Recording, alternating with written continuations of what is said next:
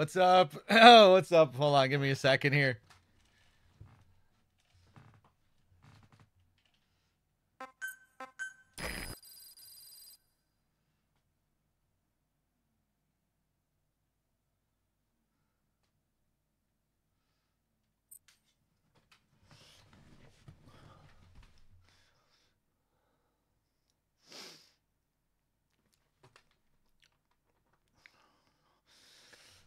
Hey, what's up? How's it going, everyone? As Manzark, Kefka, just got my chat up there. Slowpokes, how's it going, everyone? 120 something hours.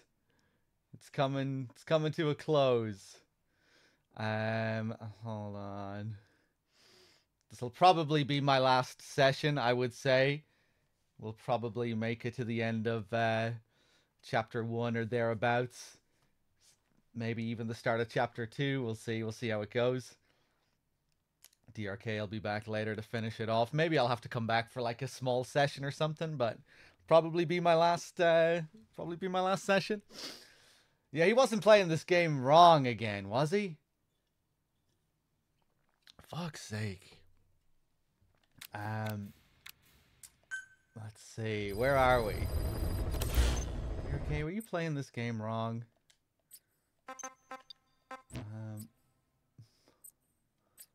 What is this?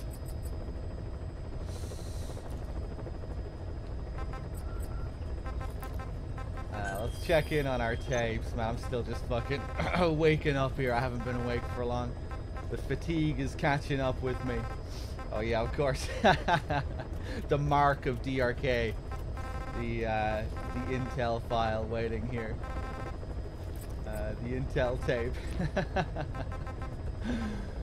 Okay, let's do the next mission, shall we? What do we have here? Red Brass Occupation Forces. Oh no, he did Malak. I don't get to do Malak. Damn.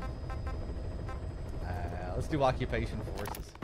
Dismasi Laman was full of Mujahideen, the Hamid fighters. Then suddenly they disappeared overnight, and the Soviets moved right in. I guess the old fort is still in good enough shape that the Soviets want to use it as is. This means that the battalion commander stationed in Sakai village, a lieutenant colonel, is moving his operations room to the fort. Word is, he's an excellent leader. With him stationed at Smasi Fort, the Soviet forces in the area will operate all the better. And according to the client's information, he'll be bringing a tank unit to the fort as well. We don't know the redeployment date or the route they'll take, but there must be some planning documentation where the colonel is. You have 2 objectives. Eliminate the colonel and stop the tank deployment. Counting on you, boss. Alright, let's do it.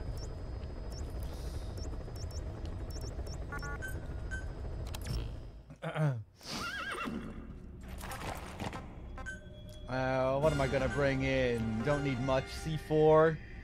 That's about it. That's all I need. Yeah, about 11. Da da da da.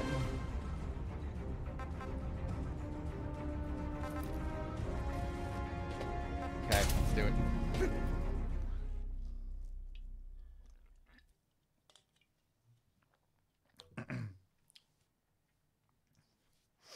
Hey dog, I wanted to ask, which of the Final Fantasy 1 to 6 are worth playing?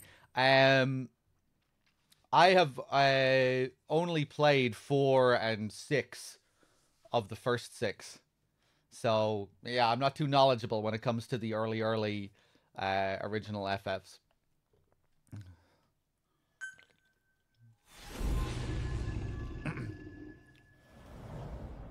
But I've been meaning to go back and play them. The OGs, too, not those pixel remasters. This mission has 2 objectives. Eliminate the colonel scheduled to take up a post at Smasi Fort. Or whatever the fuck they're called. Hey, what's up, Lexi? How's it going, Cannon Spikes? Head to Sakai village and search for the colonel and his deployment plans.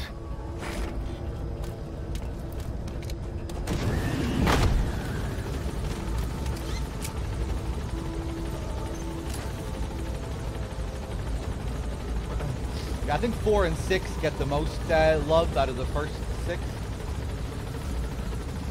They're kind of known as classics.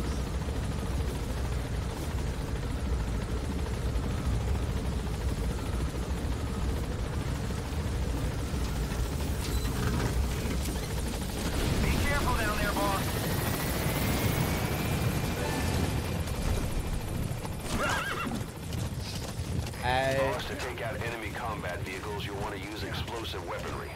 Missiles, grenades, placed explosives. If you haven't developed these yet, use your iDroid to give the order. Choose your weapon according to the situation.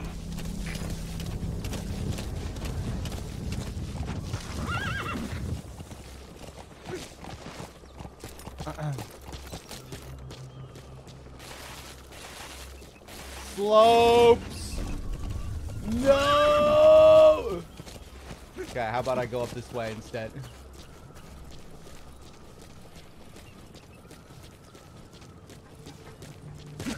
I really want to revisit FF12 one of these days. I didn't care for it back in the day when I played it. But I don't really trust any of the opinions that I used to have when I was a kid, you know? So I want to give it another try.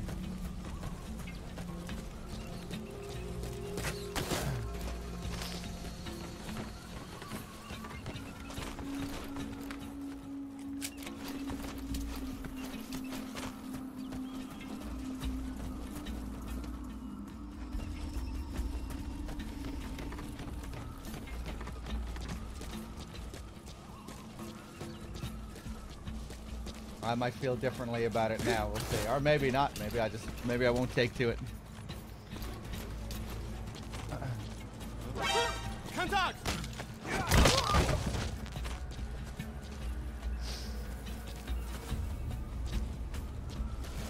I really didn't enjoy GTA 4 when I played that back in the day, back in 2008. Whenever it was, I think 2008. Replayed it recently on stream and I had a lot of fun with it. I enjoyed it quite a bit. 13 is also another game I would like to replay. Just to see if I still feel the same way about it. I don't think I will enjoy 13. I don't think that's a game I'm likely to change my opinion on. 12 though, I feel like 12 might be a game that I could enjoy more.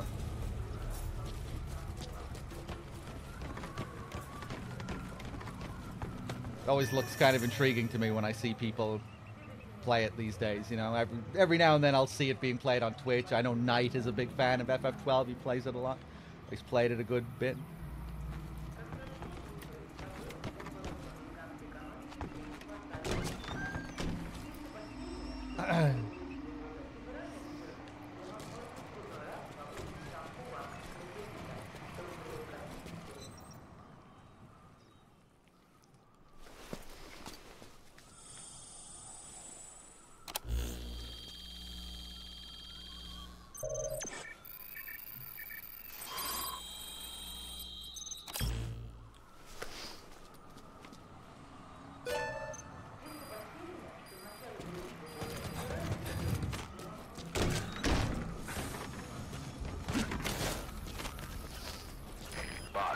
Document you just got is the deployment plans for the Smassi Fort reinforcements. According to the plans, the Colonel is supposed to join up with a tank unit of Waksin Barracks and then proceed to Smassi Fort. Those tanks being on the move doesn't make things easy. Hurry, boss. I've sent the tank unit's route to your iDroid.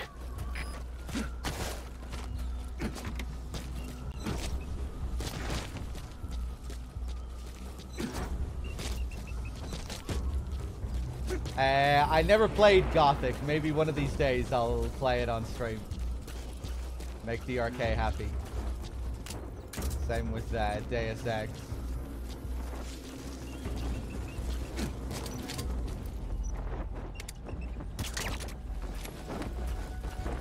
Deus Ex will definitely happen. I want to play that anyway.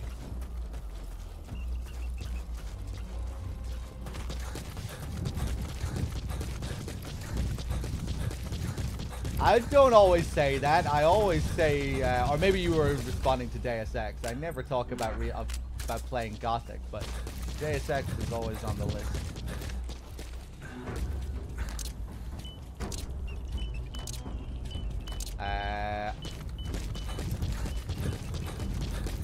I'm just gonna hope I get the spacing right here for these two tanks.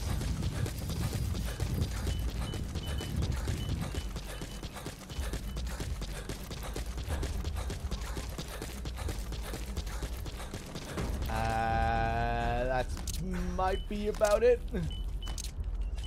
Okay, I'm probably gonna make a balls out of this. Let's just see.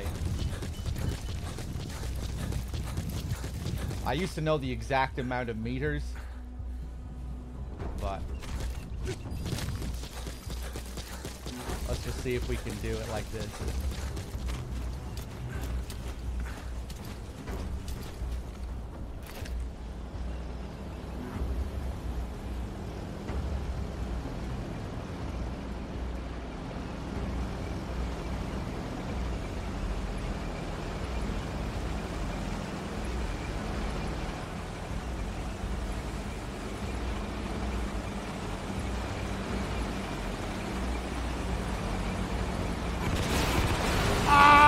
I should have done it a little bit earlier. Good work. Caught his tail. A few more grenades should finish him off, maybe. That's the target. Looks like we found him.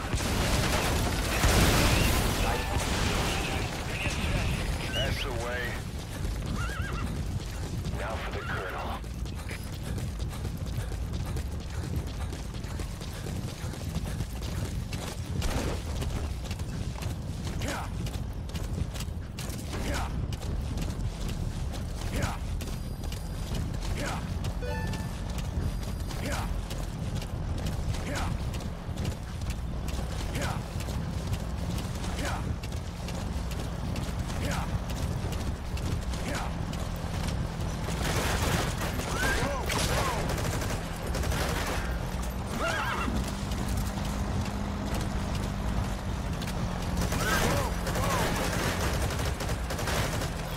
No.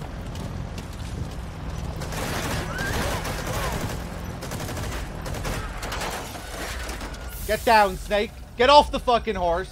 Stop reloading.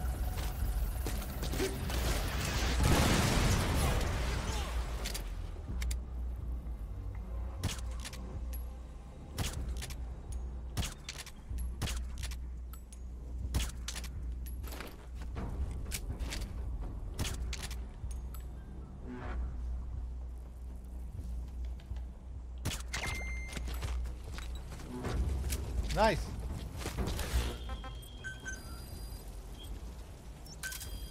Roger.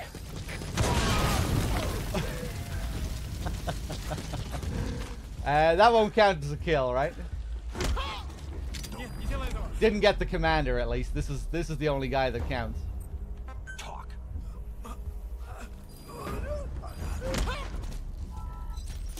That's your target for elimination, the Colonel. All reports say he's a formidable soldier. Be careful.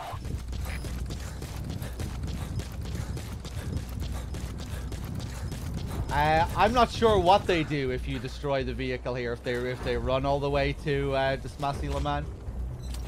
I'm not sure.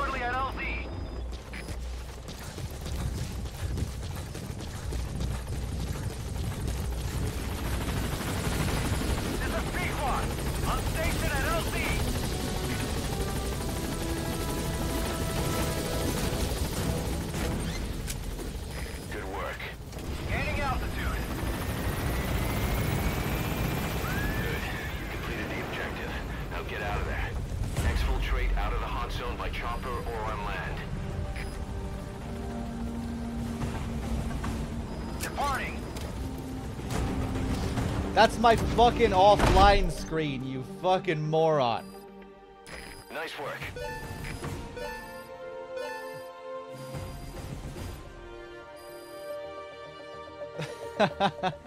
Mission complete, and how? They're gonna tell stories about this one. No, nobody tell him. Nobody tell him to refresh. Are you paused on this?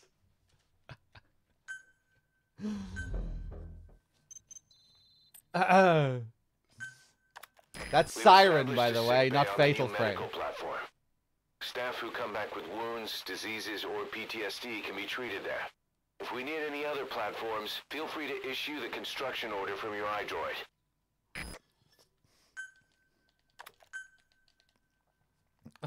Boss, if you got time on your hands, come spend it back at the base. The men will miss you if you're gone too long. Just kidding, Ford. You're not a fucking moron. Wait, someone call him a moron?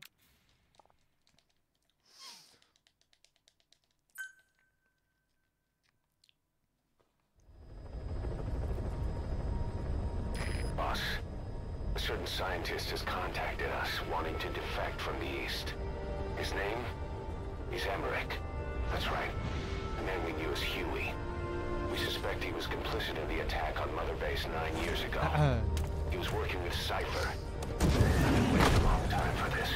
So I say, let's help Emmerich defect. Once he's here, we can sit down and catch up on old times.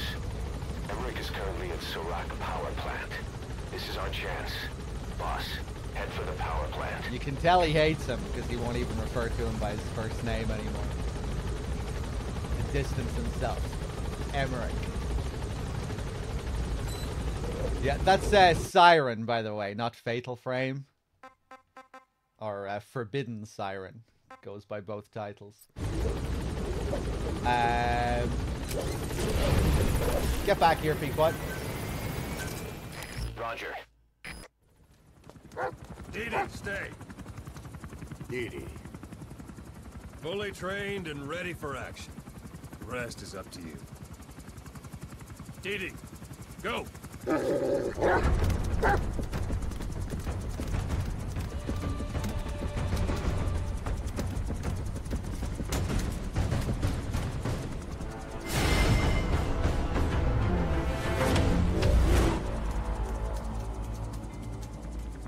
He's going with you.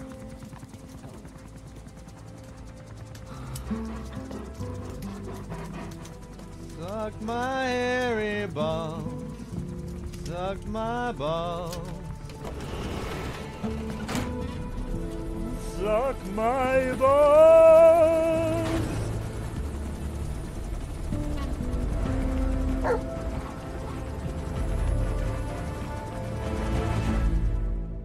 Rap-a-ba-ba-ba-bum.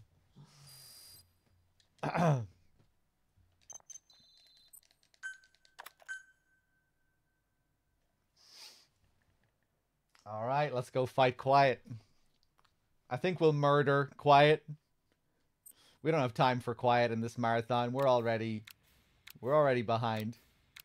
We're usually much further than this at this point in the marathon, so I don't think we have time for Quiet today. Sorry, chat. Sorry. Let me explain what D-Dog can do as your buddy. With that nose of his, he can sniff out and mark nearby enemies and prisoners. Should come in handy for infiltrating outposts. I trained him to detect mines and medicinal plants, too. When he locates something, check your map.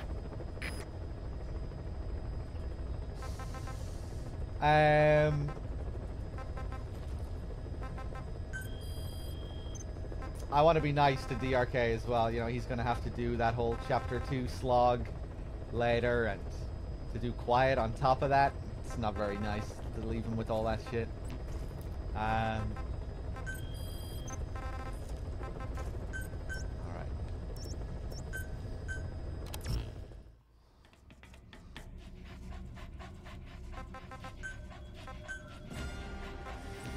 DRK loves that stuff, though. I don't think he loves Chapter 2 all that much. He's a huge fan of Chapter 1, but I don't think he'd be too happy having to do all that Quiet grind and all that stuff.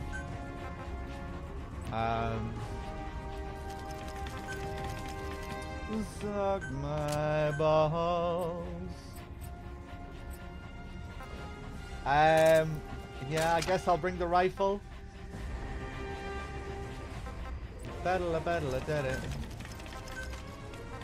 Sorry, D-Dog.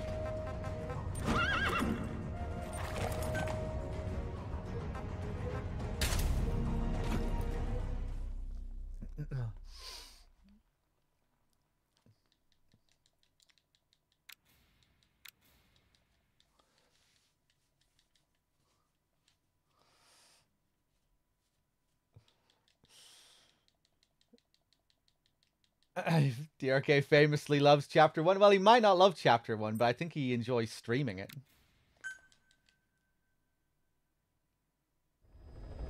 Chapter 2, not so much, I don't think. Boss, this is important. We have reports of a crack sniper at large in the Afghan wilderness. The Soviets call this sniper Tichy. Quiet. There are never any sightings, and only corpses are left behind. The Soviets have already lost a number of officers. You'd, best watch your step.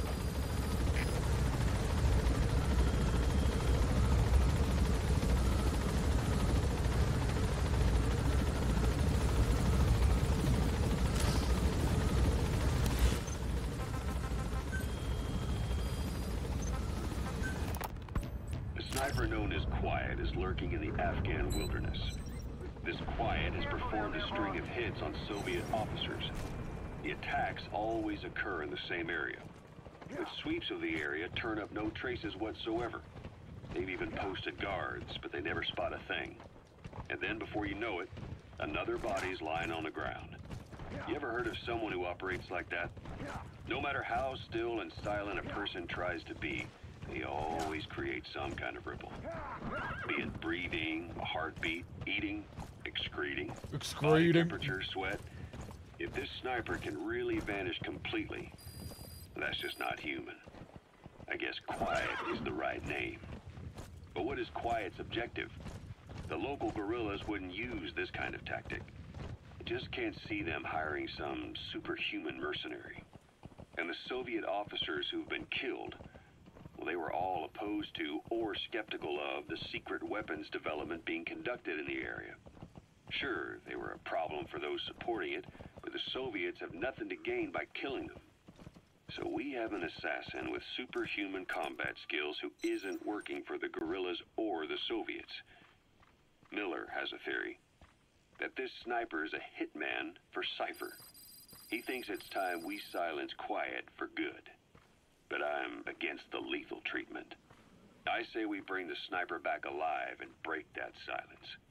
Because even if this Quiet doesn't say a word, there's still plenty we can learn.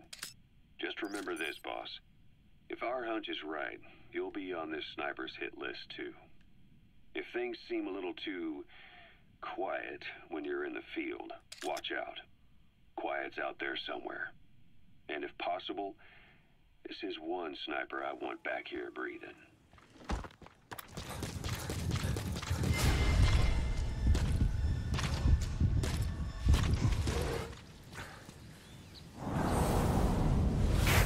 Sniper, where?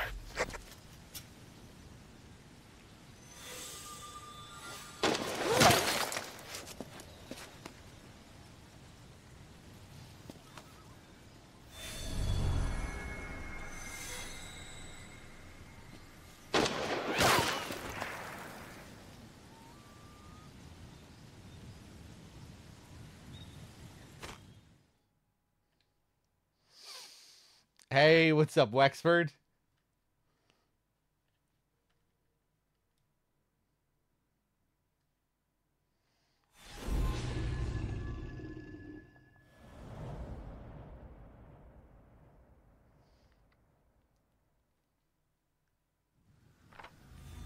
Boss, you okay?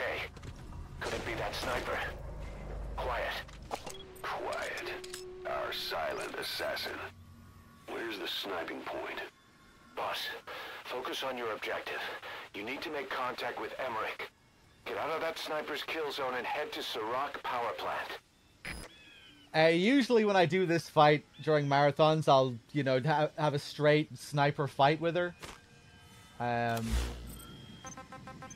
But maybe we'll do something a bit different.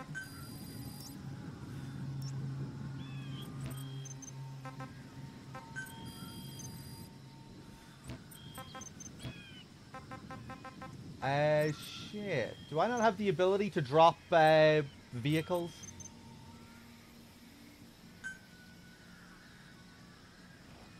Guess I'll just go for items. Oh, she's already moving.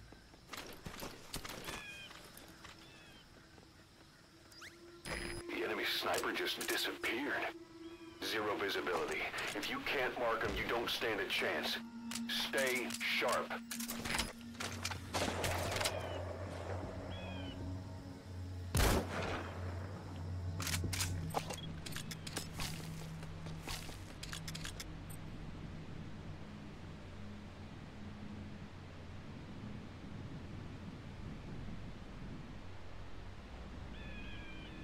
Zero visibility. Certainly not, especially if you have the HUD turned on.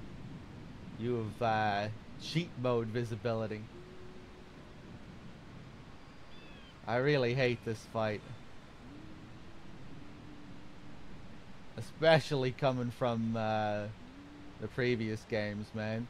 When you have the HUD turned on, it just feels like such a generic, like, third-person fight. With the direction display and everything. Go around outside the enemy's line of sight. Get into position undetected and attack from behind or the side. Whoop.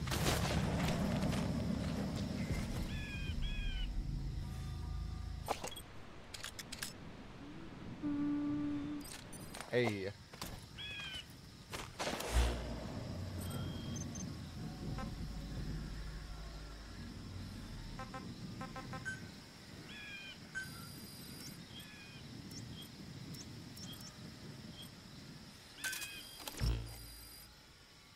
I bet she's gonna move before it lands.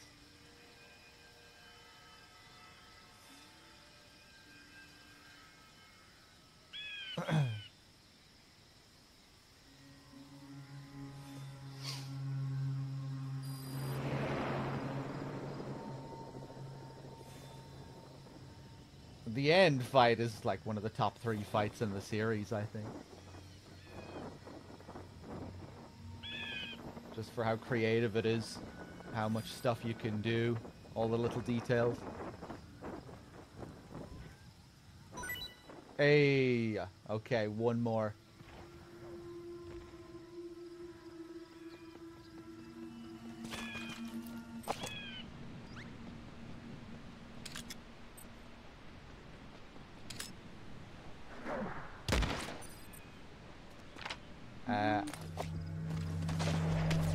I think she has a roof over her head protecting her there.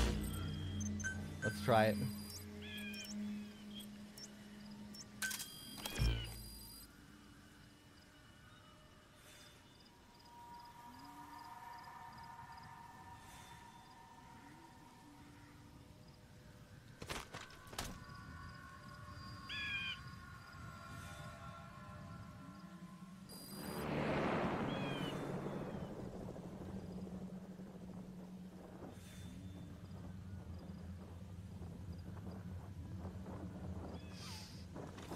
I'm surprised you say the end fight is short, Kefka. Maybe when you know the game well, but I think for a lot of people it's the exact opposite of that on a first playthrough. Fuck!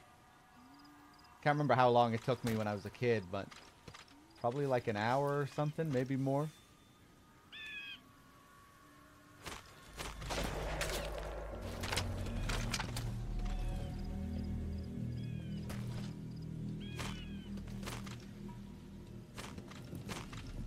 Come on.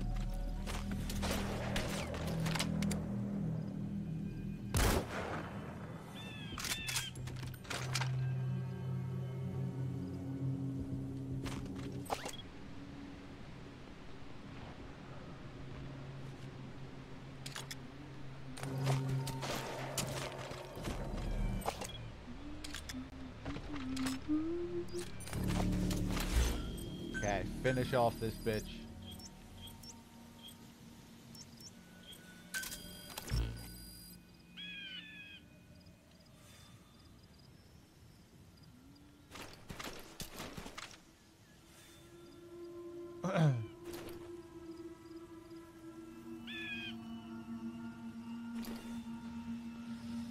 There's no way to sneak up on her. You can sneak up on her, but you can't do anything interesting when you sneak up on her. You can't even get her into a hold or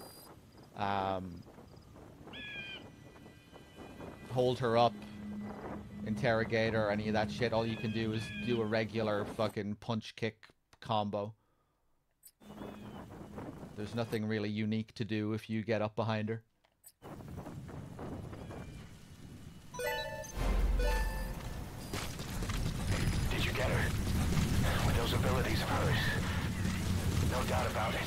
Yeah, there's basically nothing interesting about this fight, I think. Like, she just runs around, goes from spot to spot to spot to spot.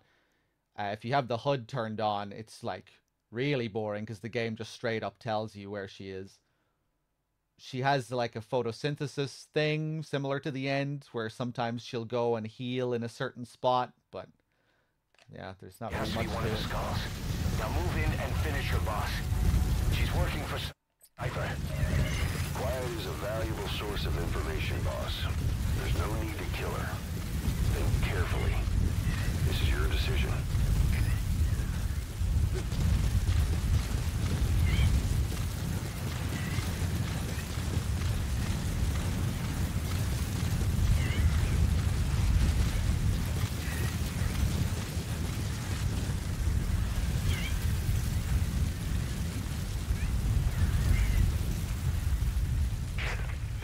Sniper. Quiet. Cypher's assassin.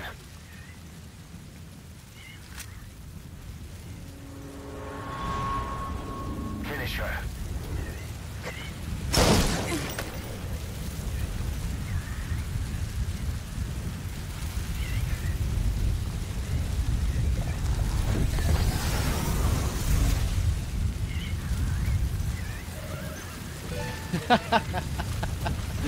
Jesus, Raguchi says. Good. Yeah, that was pretty cold, wasn't it? That was your call. I just hope you won't regret it. I won't, don't worry.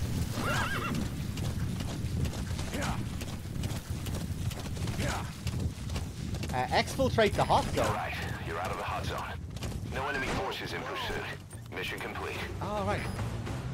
I forgot that this is what happened if you exited after. I thought you just went straight to the... to Huey, but of course, yeah, this becomes its own little mission. I do wish there was more stuff like this in the game. That was one thing I did enjoy about this on my first playthrough was, you know, how you start off with this quote-unquote important side op, and then it becomes this other mission. I thought that was kind of interesting, and then you get back on track afterwards to what you were doing before. You know, triggering a mission within the world rather than from the ACC, which is what you usually do. You know, you think you're doing one thing, then it becomes another mission, and then you're back to the main mission that you were on beforehand. Kind of felt like something maybe they wanted to do with the game more, but they just couldn't, because even here it's kind of like, I don't know.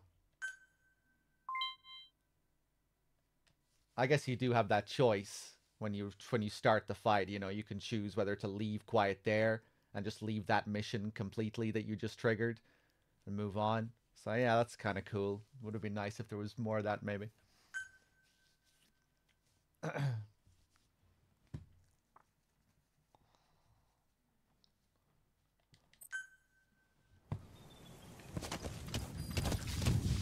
I know you're an expert when it comes to solo infiltrations, but now you have buddies who will fight alongside you.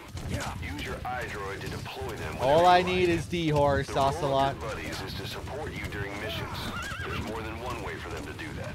To get the most out of a buddy's abilities, you need to give the right order for the situation.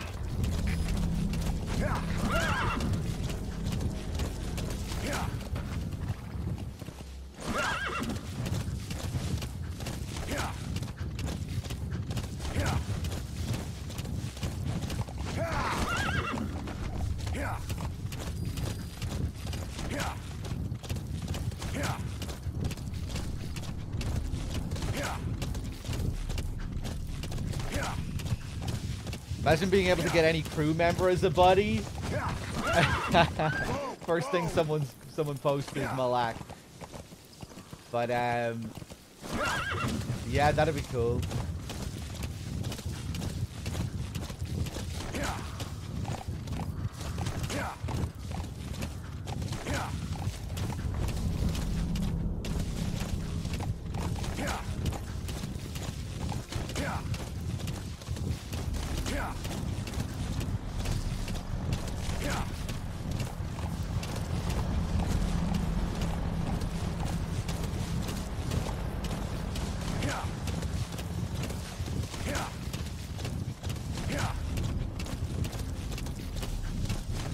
Silent Basilisk? What's so cool about him?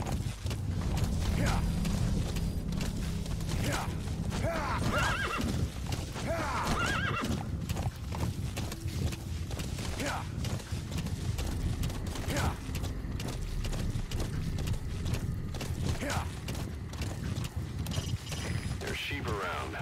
With the local residents gone, they've gone back to the wild.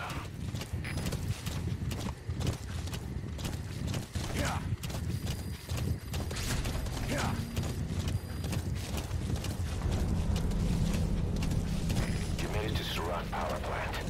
Emmerich should be beyond the gate at the northern edge of the facility. We have no idea what he's doing back there. Let's go find out.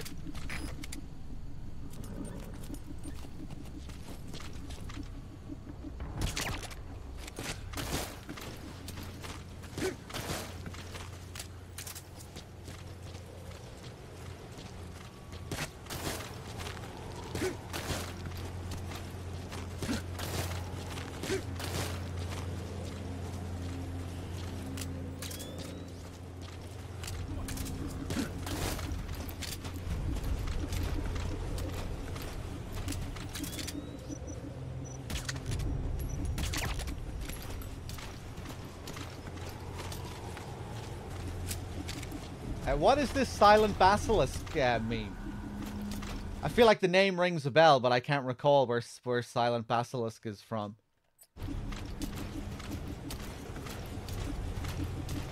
Some guy you rescue in one of the later missions? Honeybee mission? Oh, that dude, right. The Mujahideen guy. The Pashto guy.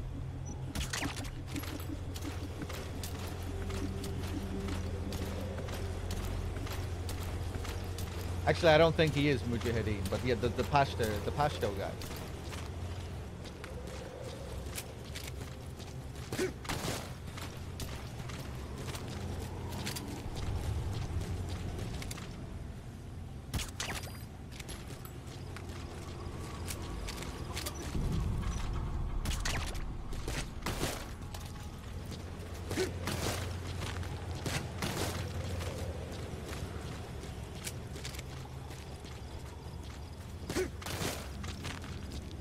Can you not actually play as him?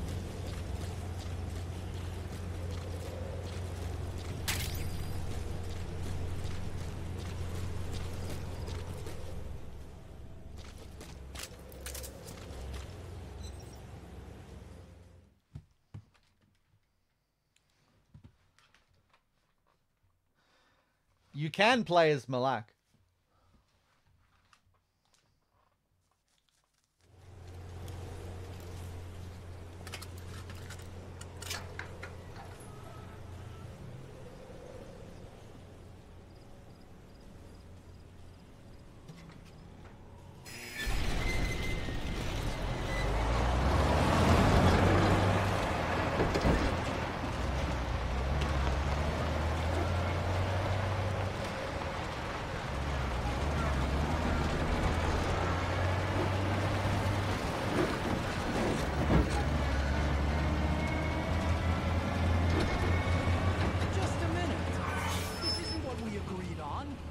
Changes have already been finalized.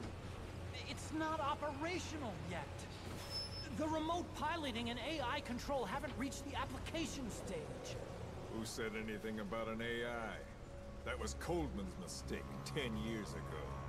Be that as it may, we'll need to modify postural control to accommodate a human pilot. I share your urgency, but we need more time to finish it. Been in contact with the boss. Right.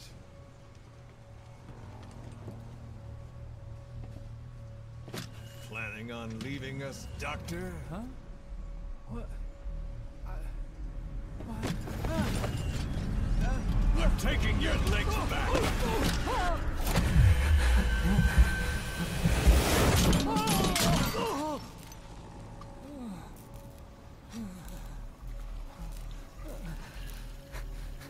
So you're just gonna kill me? Sahelanthropus is mine now.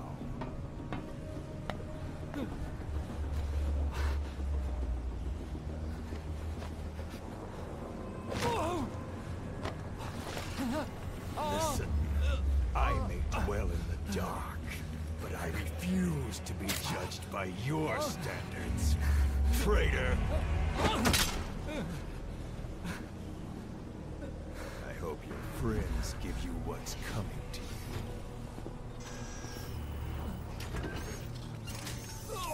Take him to the base. Yes, sir. Transporting Emmerich to the base camp and returning to base. We're shutting down. All units, strike camp and clear out. We still have use for him.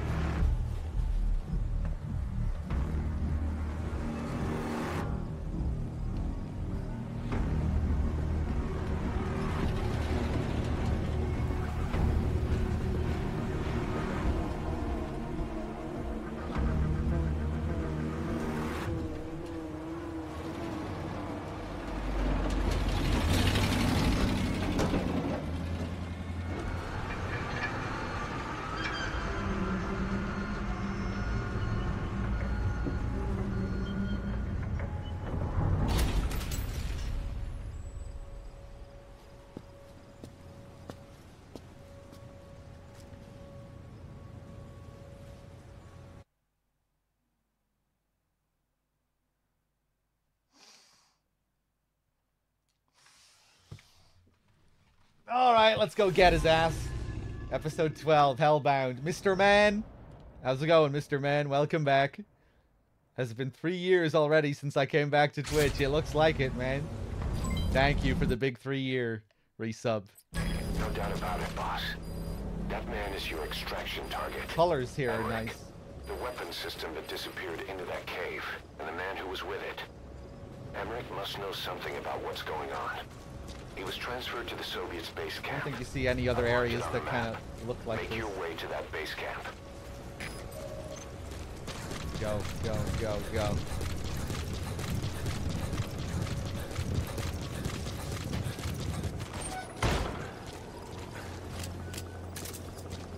That's an enemy gunship. The single burst from his machine gun could cut a man in half.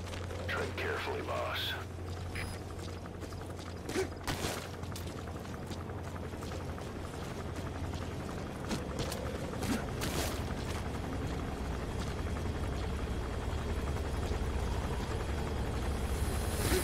Boss, get down.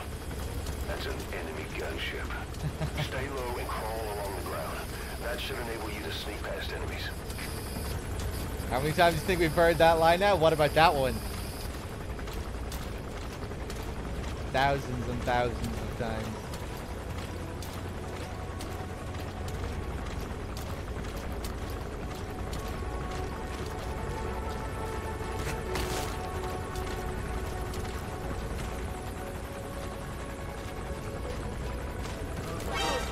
Oh! Go.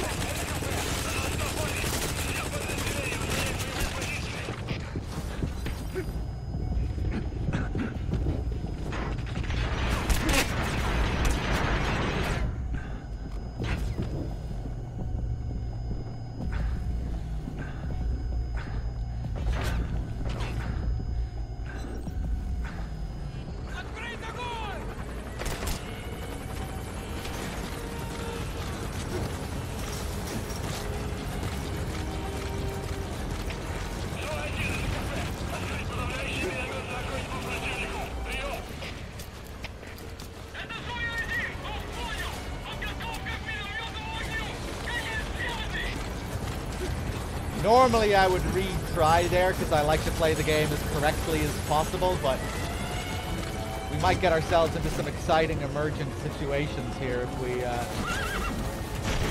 keep playing through the alert. The scientist who wants to defect. Head for the base camp. Can you see that, boss? That giant weapon system. Ah!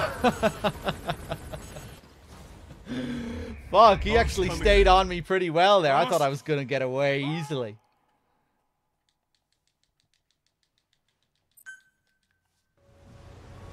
Fuck. Alright, watch this. That man is your extraction target. Emmerich, the weapon system that disappeared into that cave, and the man who was with it. Emmerich must know something about what's going on. He was transferred to the Soviets' base camp. I've marked it on the map. Make your way to that base camp.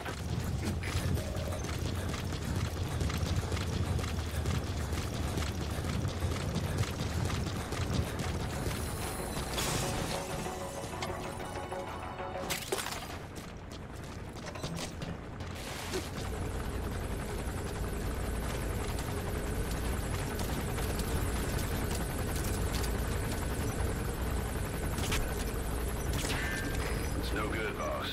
Attacking like that won't cut it. Aim somewhere else. Or change to a different weapon. Fucking moron. Bullets bouncing off his helmet, and he's like, ooh, is that a stain on my shirt?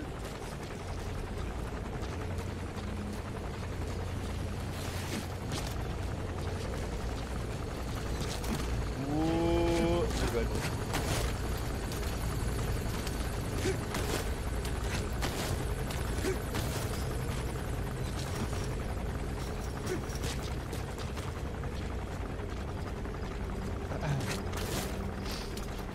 They really should have made Tranks less powerful at some point in this series. You know, enemies getting blasted in the body with Tranks, they're just kind of standing there. What if they immediately ran for cover and called in a caution phase or something? If you got them with a body shot. Or hit their helmet, you know, they panic. Run for cover. Back up.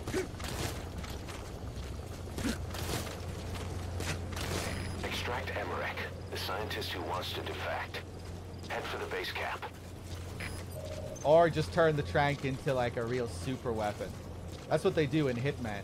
Hitman, you get like 2 Trank rounds per mission. And you have to work to unlock the Trank. Work hard to unlock it. And then when you do get it, it's like you're only allowed a couple of shots.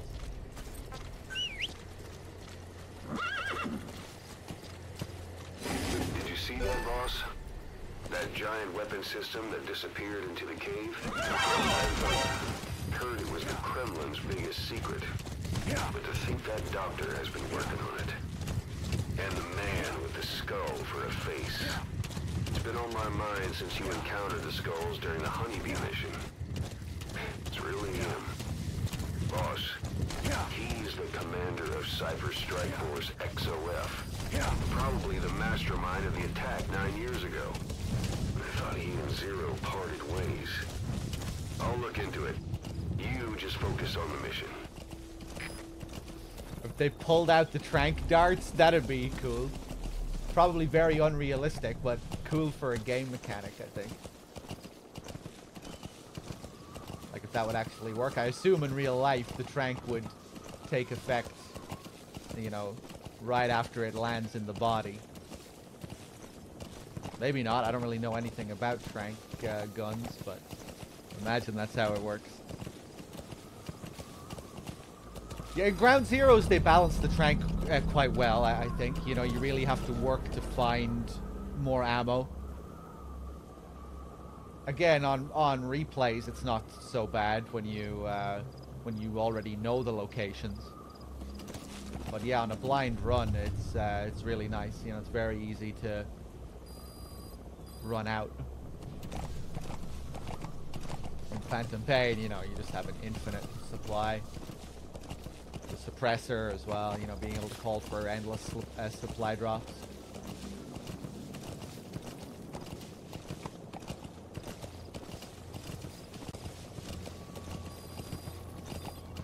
But I guess you can add your own stipulations as well. Your own self-imposed challenges.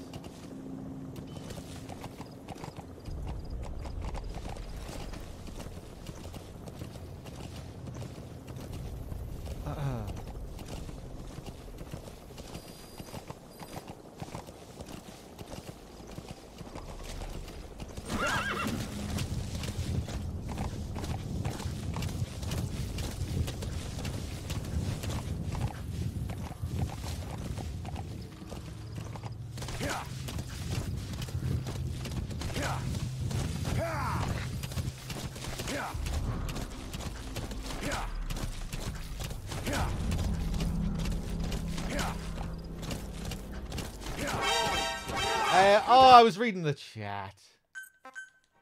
How far is this checkpoint gonna put me back?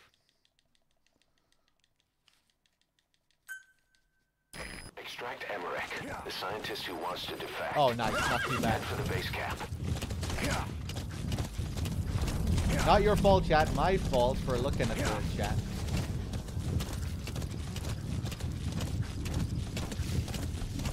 Next level D-Horse strats. None of the other buddies come close.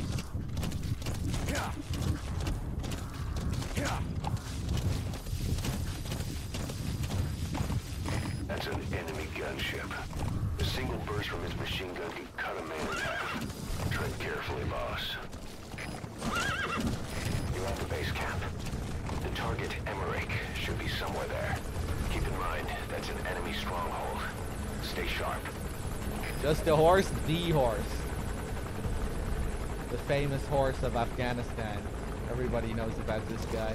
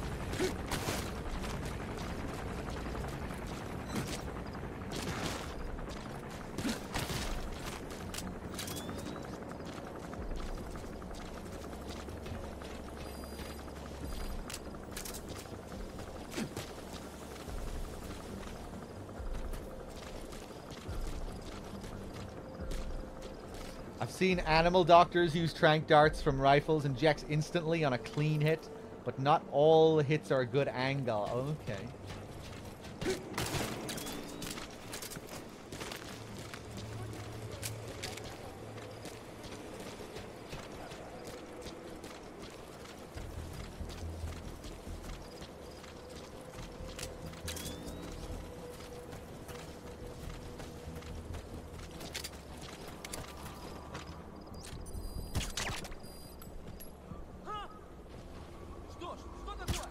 Nice.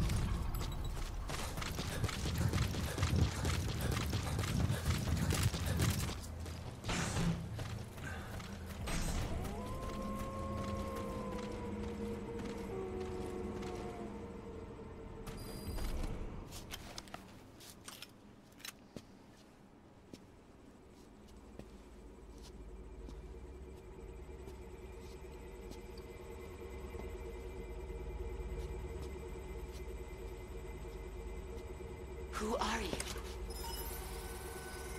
Snake?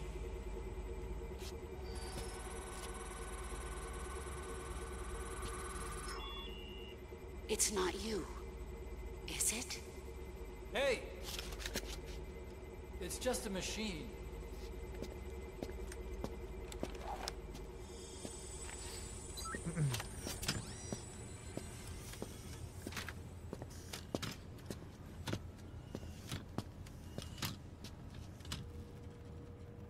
Are you? Dr. Emmerich. Snake? Hey, what gives? Ah! Let me go! No! Give me back my legs! Right on schedule. Now bring him back to Mother Base.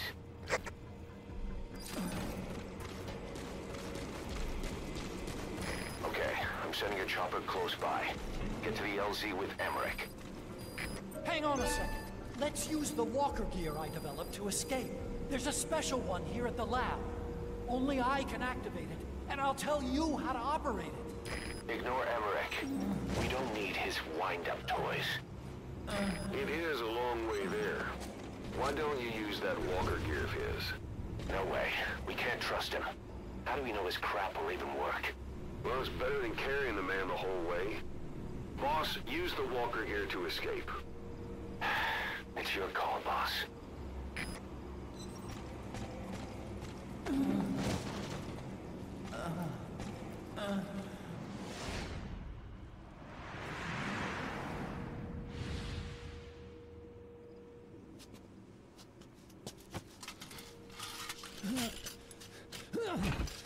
I'll start it up. Get this off me!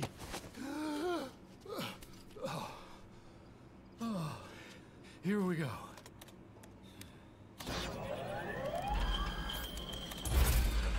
They're single-pilot machines. I'll... I do like how rough he is with Huey here. Sit down, you little bitch.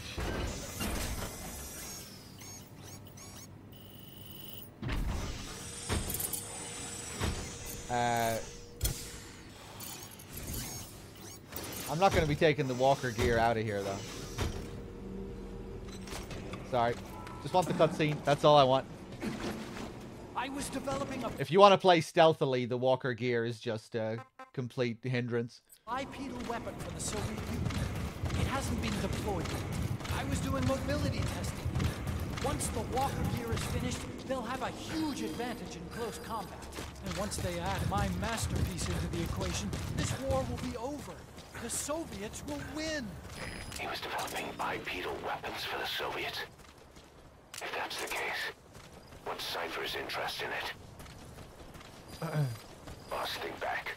9 years ago, we invited that nuclear inspection team to Mother Base. It was a ruse. They turned out to be Cypher's strike force. It was Emmerich who brought them there. He's been underground ever since, working with Cypher. I had no idea. I thought the inspection was real. I swear it. If anyone's to blame, it's you, Snake. We should never have had that nuke. That's the reason Mother Base was destroyed.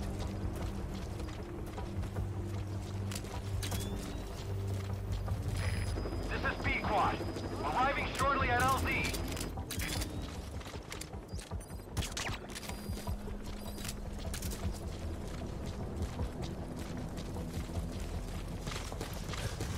Cypher threatened to kill me. Made me do research for them here. That's right. Creating bipedal weapons. 9 long years. Forced to do whatever they said.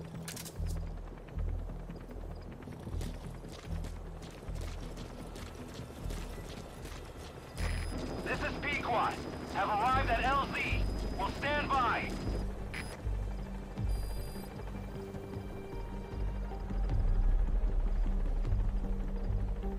Just want to wait here for a sec.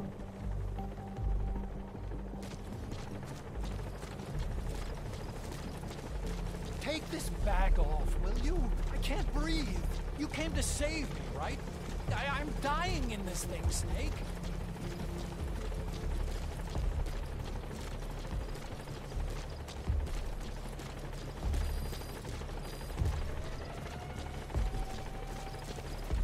After 9 years, you finally came. Snake, I thought we were on the same team. All for one and one for all. Nothing's changed, right?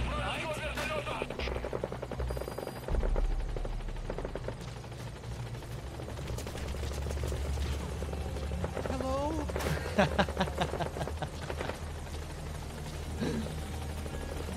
Hello? Sorry, there's no one here, Huey.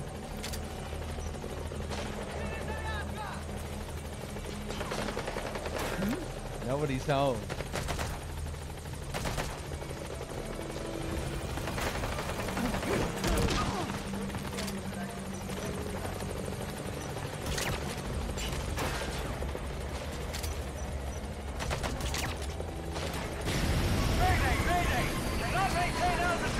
It's okay, we can't take Pequod out of here anyway, so. Already a backup chopper. Call it from your iDroid. What do we actually have to call another one here, or will Sahelanthropus drop Boss, down. don't forget Emmerich. You need to bring him back with you.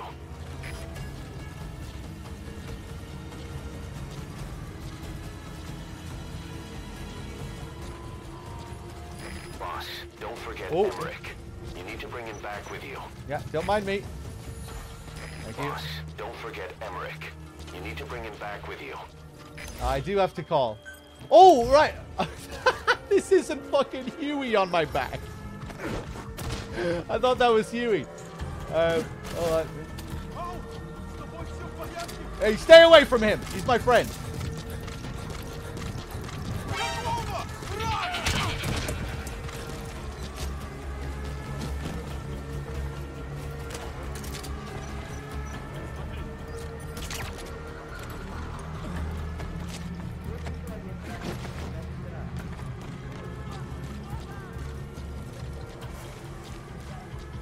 Aww.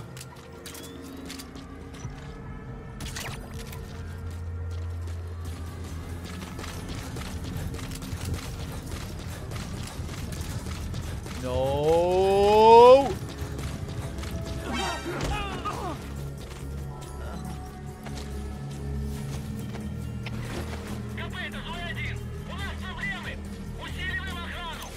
I guess I do have to call another chopper. Okay.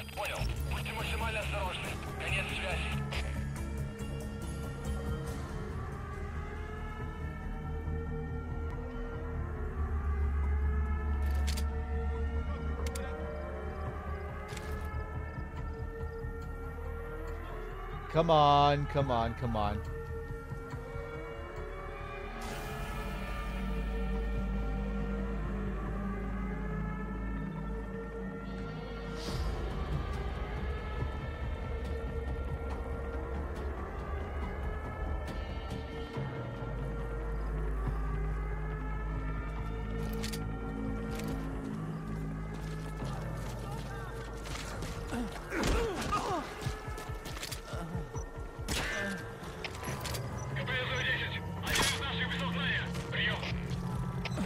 Pequod! Okay, he's here.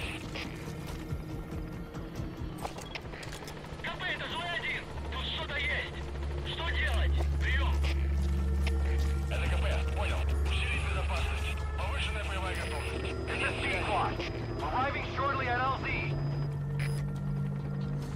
Pequod, what the? Why are you being so slow?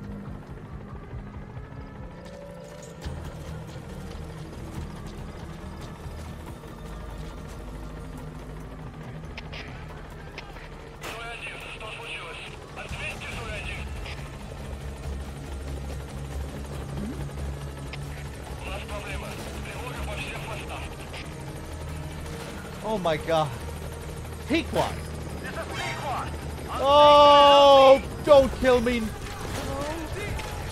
Ah! Okay.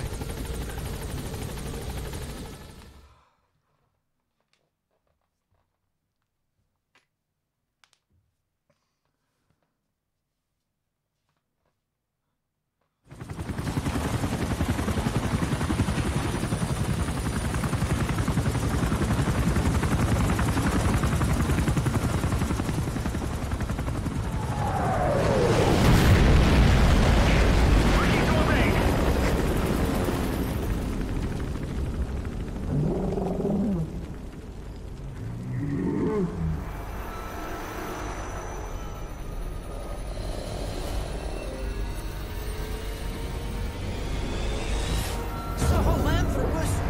How? So that's the Metal Gear he built for the Soviets. Impossible! It can't be active! Doctor, you're as useless as I thought. This is the real Sahelanthropus. You and your friend will die here. Behold! Today is the day weapons learn to walk upright!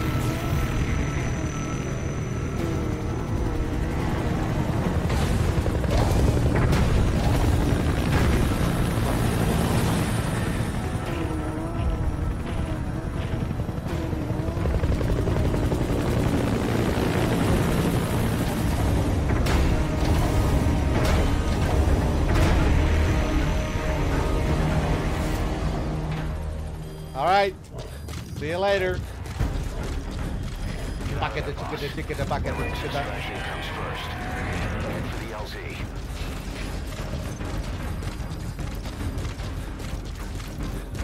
LZ. You can electrocute Sahelanthropus here with these wires, but I'm not sure how to do it.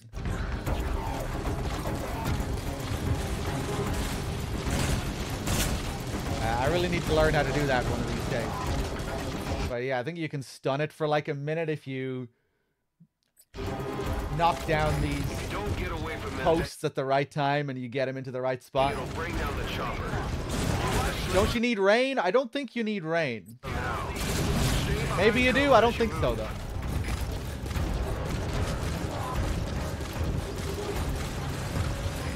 This is Pequot. Have arrived at LZ. Will stand by. Well, maybe I can do it right here. I think it has to be very precise, though.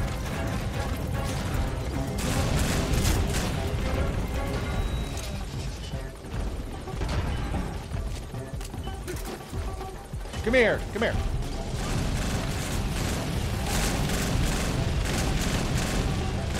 I guess he could knock them over himself as well, maybe? Come on, come on, come on. Oh, do I have to put him down?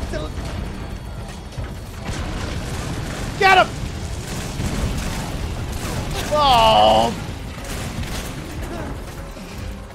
Okay, well that didn't do it.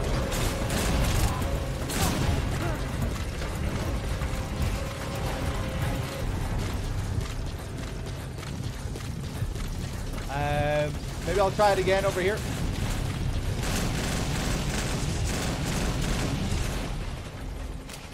Boom, ba-da-la, bam, ba-da-la, boom, ba-da-la, ba-da-la, ba-da-la, ba-da-la.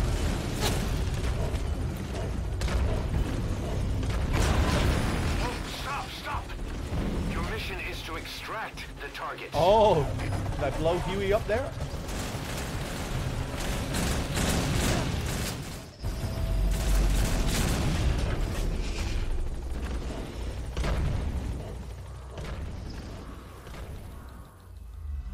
Boss, the target's dead. Mission failed. Hey, cool man. Good to see you. Bum, ba-da-la-dum, ba-da-la-dum. Okay, I'm gonna give up with that. There, boss. Emirex extraction comes first. Head for the LZ.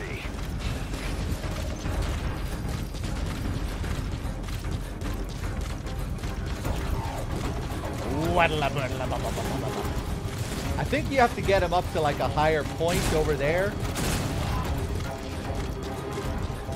If you don't get away from that thing, it'll bring down the chopper. Hold on, maybe I'll try it one more time. Stay behind cover as you move.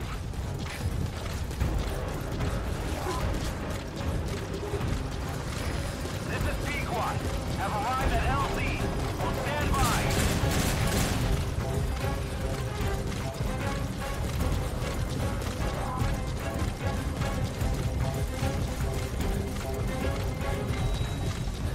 This reminds me of Legacy of Kain combat music. Soul Reaver combat music.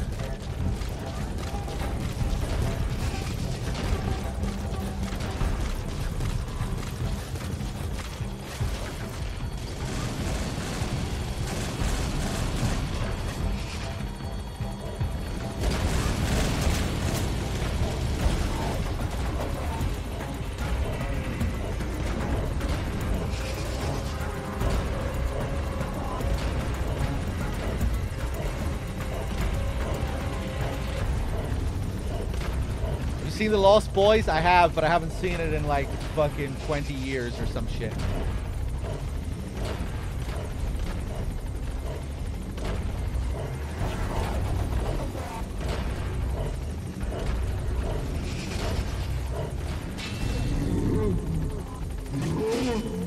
Stay alert.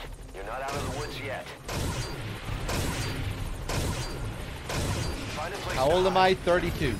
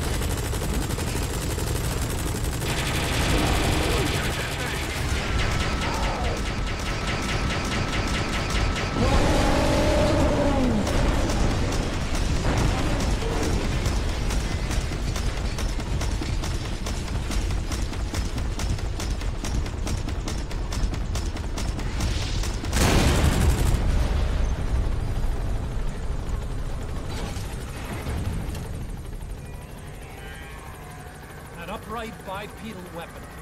In terms of hominids, it's a Sahelanthropus. How did they complete it without me? We'll hear the rest back at base.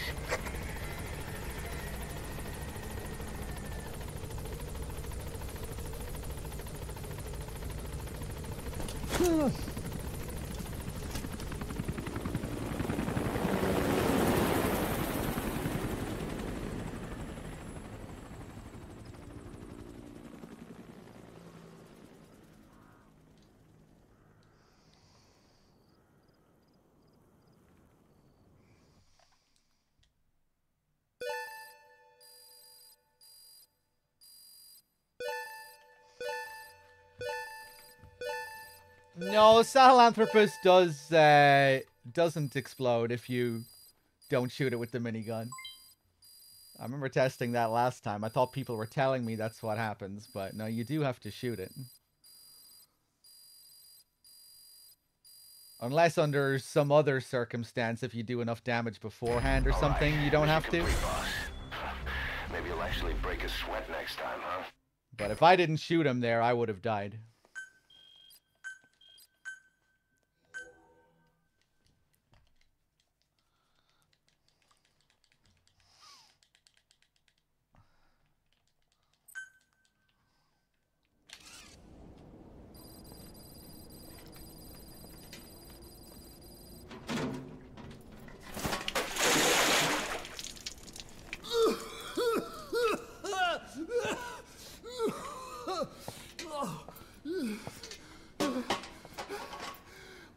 Why do you suspect me? What did I do? I'm on your side. What about him?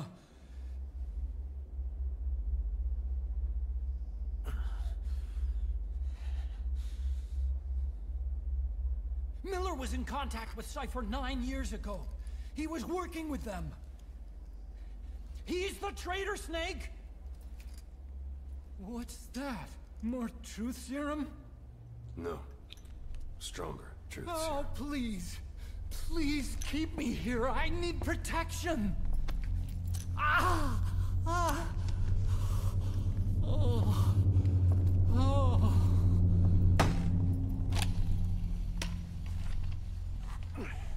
Oh. Why? You're the odd one out.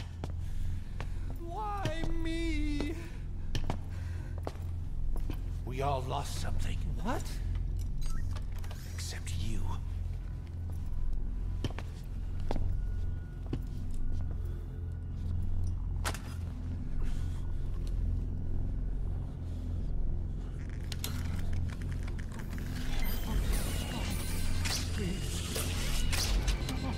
Don't.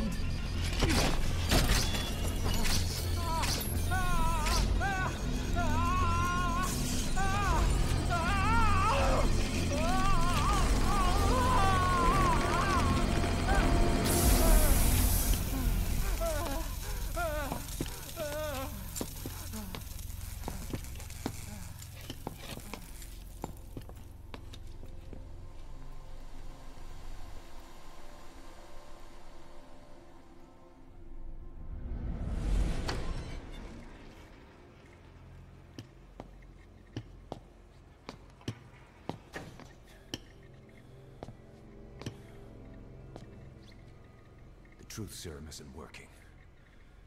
Either some procedure he had done boosted his metabolic enzymes, or he's undergone special gene therapy. What's he saying? Same as 6 hours ago. I had no idea the nuclear inspection 9 years ago was a ruse. Cypher forced me to do that research after the attack. Do you think he had a hand in it? I do. But there's no proof yet. Take a listen to this later. The truth isn't an option for Kaz. We need proof before we can pass judgment. Keep an eye on him. And don't tell anyone he's here. We'll have him continue his research in there. It's for his own good. The older guys will want his head. We can't guarantee his safety if we let him out. Boss.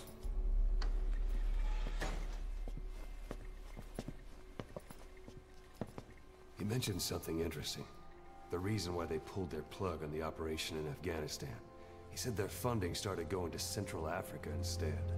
Cypher is pursuing new research in Africa. Africa? What research?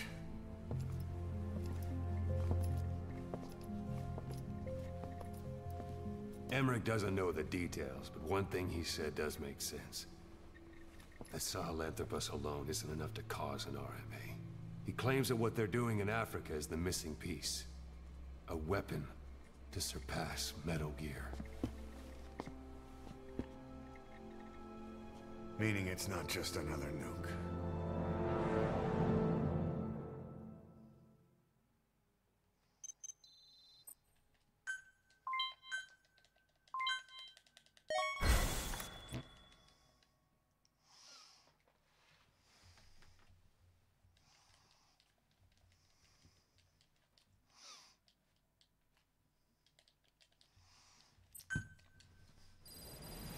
Alright, Pequod. Get your ass over here. There's no doubt about it. Cypher's working on something in Central Africa. There's evidence they've been in contact with private forces operating in the region. We follow that evidence. We should learn what Cypher is after. Diamond Dogs has gotten a lot bigger. Now's the time to take the offensive. Head back to the ACC for your next mission. Pequod! On station at LZ! Bro, it's a 69. Thank you very much. 69 in a row as well. Cheers, man. To the village of Africa. Now, they do actually mention specifically where we're going in Africa, unlike MGS4.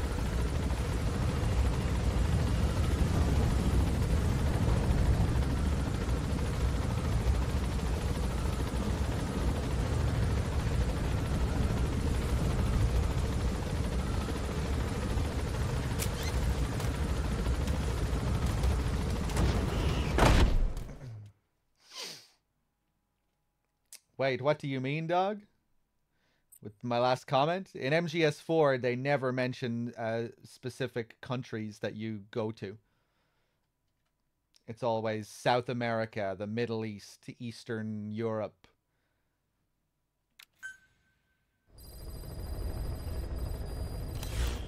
Boss, I've been meaning to tell you something. Our old friend Zero hasn't been seen in public since you left the States. That was over 10 years ago now. You suspected he was responsible for the accident at your base in the Caribbean. But at that point, Zero was already bedridden. So it never felt right to me that Zero gave the order. Now that I've seen the man Emmerich was working for, I'm sure he didn't. I know that man. He was our old friend's XO. A man without a face. Not one you want to look at anyway.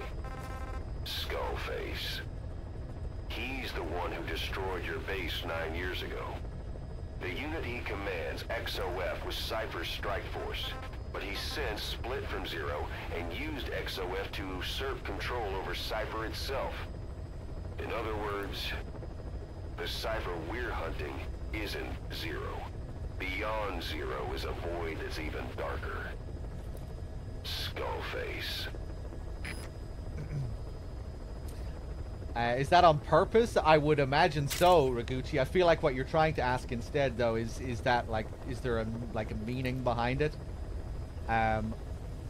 We don't really know. I don't think they ever spoke about it in interviews. I have a feeling it's probably not like a creative reason behind it. I think it might be more to do with... It makes me think of MGS2 and how there were like a lot of talks before MGS2 released if they were even going to be able to release the game. You know, they were very concerned at Konami that they might not even be able to release the game after 9/11, just considering the content of the story in MGS2. You know, and that was something that was taken very seriously at the time, and the script had to be revised a load of times, stuff had to be removed, the whole Arsenal crash sequence, stuff like that. I have a feeling maybe that's part of the reason why they didn't include specific names for MGS4, just in case like certain events and things in the game started to mirror reality a bit too much, and they got into situations like that again, like they did with MGS2.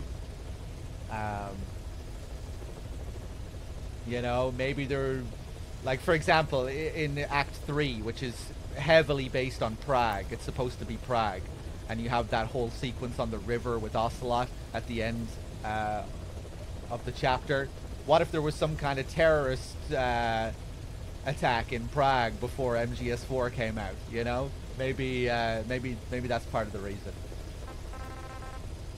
Or maybe it was some kind of creative decision, but I doubt it.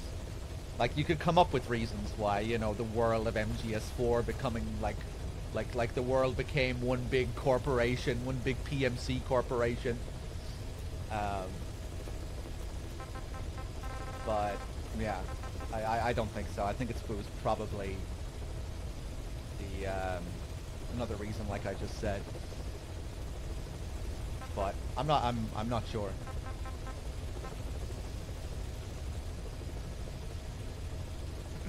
Gives them creative freedom not to specify too much. Yeah, I think that was probably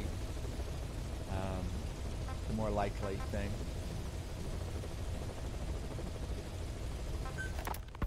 It wasn't just Cypher. Back in the Caribbean, every eye in the world was turned on us. A private army, just a bunch of guys with guns, in possession of a nuke? Why wouldn't they be uncomfortable?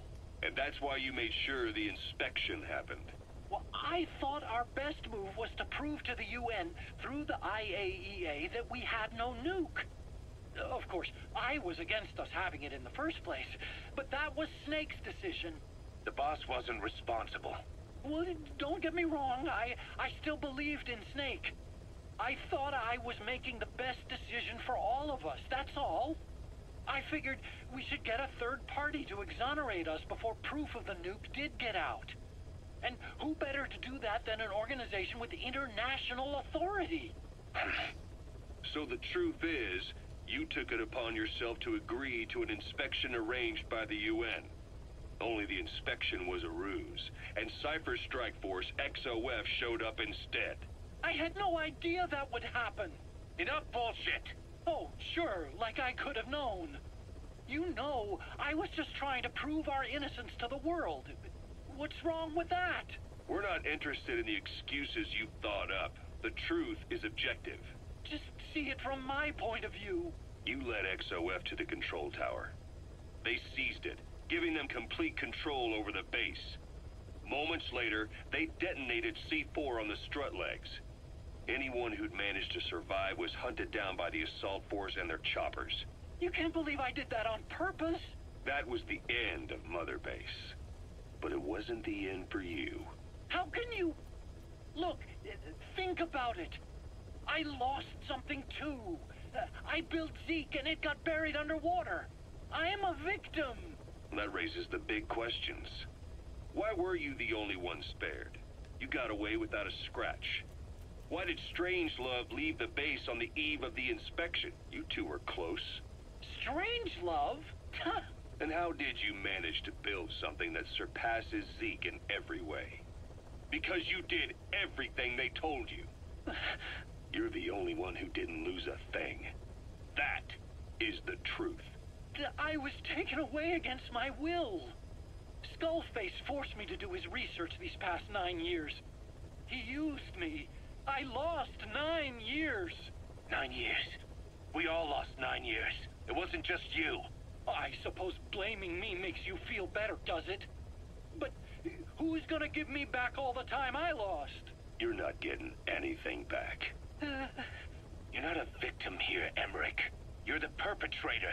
I didn't know anything. Nobody can back that up. Yeah, all the evidence is at the bottom of the ocean. You know the hardest man to break. The type who's fooling himself. That takes time. It's easier to live a convenient lie than a painful truth. Is that the piece you've chosen, Doc? I'm not lying. Of course. Just let me check one or two things. On that day, you were in the control tower with them. Lucky you. That's how you got out unscathed. and you escaped on one of their choppers. Only you, right before the base went under. They had me blindfolded the whole time. I've never been so scared. The whole flight, I thought they'd kill me. But thinking of you kept me going. My comrades, all the way. And? There was a plane journey, and then we traveled by road. When they finally took off the blindfold, I was in kind of a warehouse, on the floor. Afghanistan, it was that research lab. I couldn't believe they'd taken me halfway around the world. And soon enough, he came. Skullface. He's the one who's really behind that Mother Base attack. He forced me into that research. What kind of research? He told me to build a bipedal walking tank for the Soviet Union. Like Peace Walker. A system that could fire an ICBM-class nuclear weapon. That's how the Sahelanthropus project got started. Sahelanthropus. Those AI weapons I'd made in Costa Rica were like toys by comparison. A whole world apart from reptilian four-legged crawling and that ridiculous hunched-over bipedal waddling. My design evolved to the dawn of mankind. Sahelanthropus, the first steps towards humanity. An upright bipedal weapon system. Originally, Sahelanthropus was going to be a manned weapons platform. I designed a cockpit in its head, and I planned to fill it with water as a buffering agent. Like how Paz modified Zeke for human control. Don't compare me to some amateur. I designed it for human control from the beginning. The problem was miniaturizing the posture control AI. You remember the reptile pod? The AI that controlled your unmanned weapons. Attaching it externally makes it vulnerable, so this time I wanted it beneath the armor. Meaning I had to make the AI smaller. I got it down to less than 1/10 the size without any loss in computation speed. But it was still too big for the cockpit. There wasn't enough room for the pilot. If I made the head bigger, its body would have to be bigger to support it. Too big to be practical. In the end, human piloting was taken off the table. I tested a remote control system too, but there was the time lag and I wasn't satisfied with its precision either. Plus, it would be useless if the enemy jammed it. So next, I went back to trying an AI-only system. To do that, I had the AI pods recovered from Nicaragua. This was a hybrid AI, a combination of Peace Walker's reptile and mammal pods. The only AIs that had ever successfully operated an unmanned nuclear weapon system. Really? You'd need some help to get that working. Expert help. Did you work with someone? I worked alone. You did that yourself? That's the thing. The AI didn't pan out in the end either. But I did finally get Sahelanthropus walking by folding over its upper body to lower its center of gravity.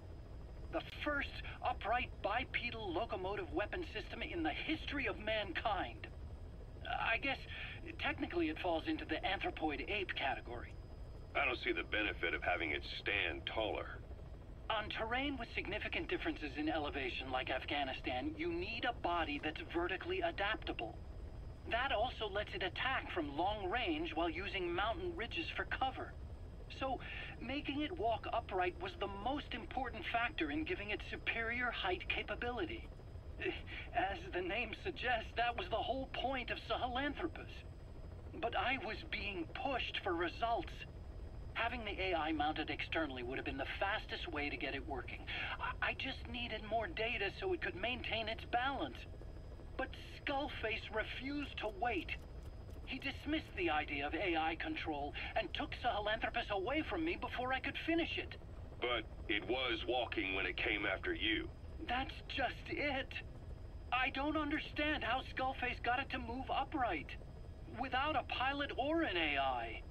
And walking at that speed, too. It's beyond anything I could have imagined. This is like the Wright brothers making it to the moon. I'm just as clueless as you are. So this Sahelanthropus, where is it now? I have no idea.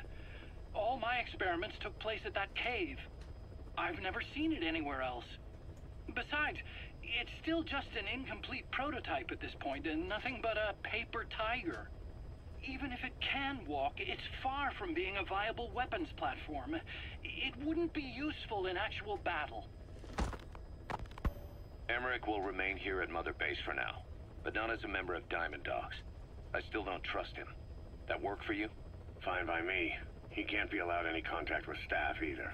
Yeah. A lot of the guys would love some payback for 9 years ago. We still need him alive. But we have to restrict his movements. He can only go where we tell him. And of course, the interrogations will continue. He worked for that skull bastard for nearly a decade. He still has more to tell us. How long are we gonna press him? If our investigation shows he really had nothing to do with the attack, we'll reconsider his place here. But I don't expect that to happen. Remember that water tank-shaped object in Emmerich's lab in the Soviet base camp? The thing that started talking to you like a possessed answering machine. That was a pod built for housing the AI used to control unmanned weapons. You remember, back in '74 in Costa Rica. It was in those machines you fought there. They were designated Pupa, Chrysalis, Cocoon, and Basilisk, and each of them was fitted with an AI unit called a reptile pod. Emmerich created it. It mainly handled the machine's posture control and autonomous behavior. But the Basilisk, aka Peace Walker, also featured a second AI pod. That one was called the Mammal Pod, and it was created by Dr. Strangelove. She tried to recreate the boss's personality through the Mammal Pod, but you pulled out its memory boards.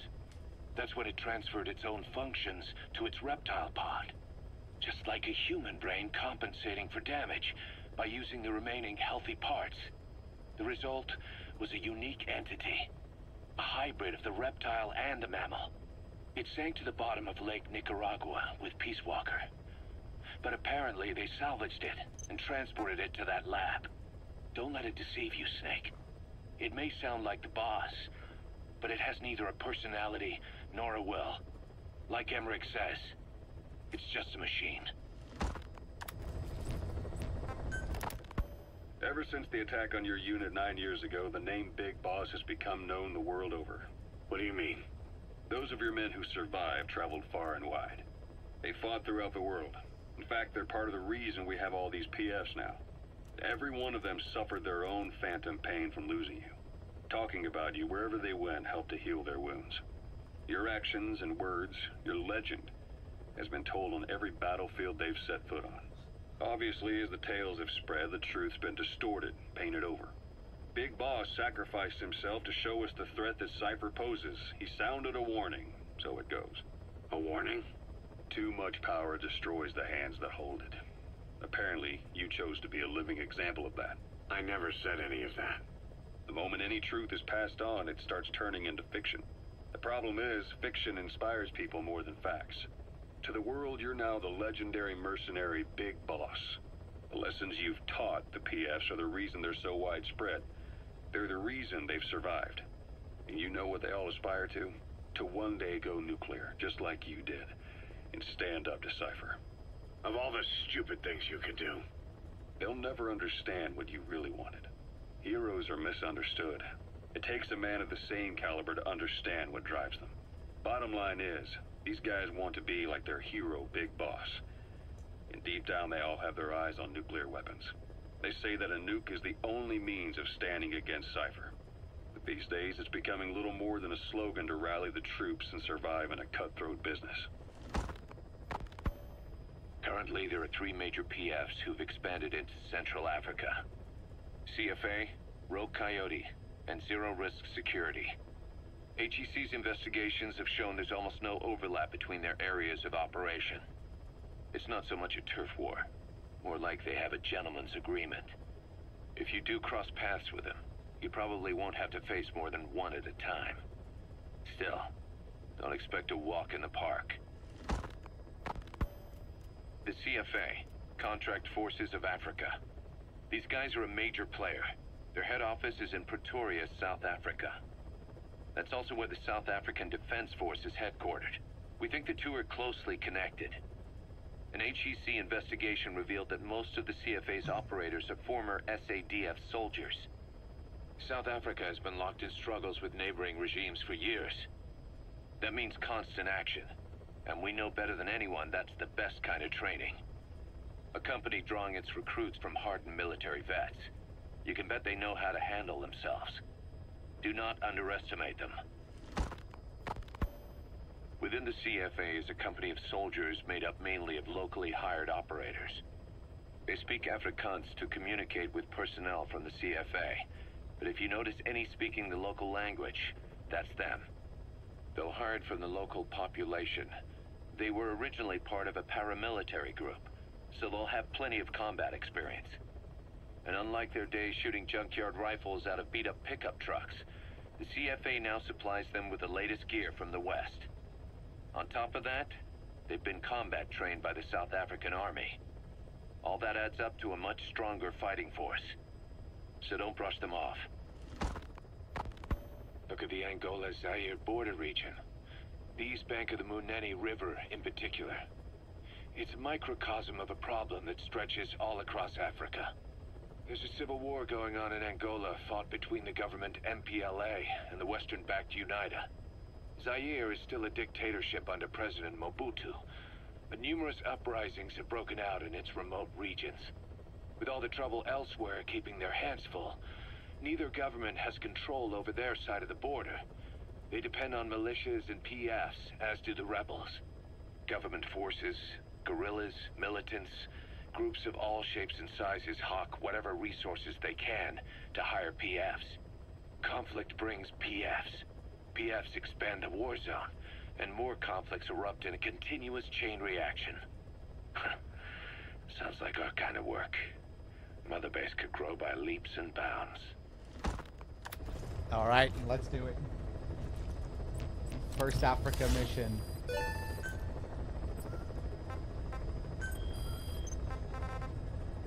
Oh wait, there's red brass. I'll do that later. Boss, this contract comes out of Angola. That's right, Central Africa, where Emmerich claimed they were working on a weapon to surpass Metal Gear. There's been a massive oil spill from Mafinda oil field. It's flowing into the river and contaminating the water supply. An environmental NGO has asked us to stop the spill by destroying the facility. Environmental activism isn't exactly our line of work, but it's not that simple either. The group operating the oil facility and causing the spill is the rebel group UNITA. And word has it that UNITA is getting supplied with US military weapons. That sounds to me like Cypher's pulling their strings. Boss, it's time to give Cypher a little surprise.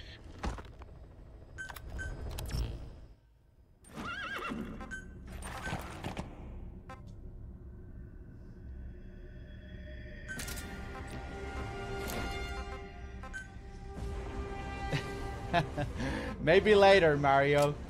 That's usually when we're getting rid of all those Kakongo boys. We'll see. Let's see. I think this is the only mission in the game like this where we're forced to start ASAP. You know, usually you have the choice ASAP, 6 a.m., 6 p.m. Here it's just, you have to go ASAP. I think it's because they wanted to control how this area was. You know, they wanted everyone to have the same visual experience here. They wanted it to have a certain kind of mood.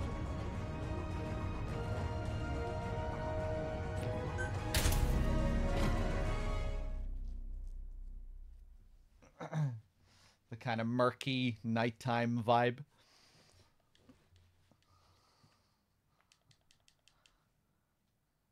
And I guess the mission is called Pitch Dark, right? So it ties in with that.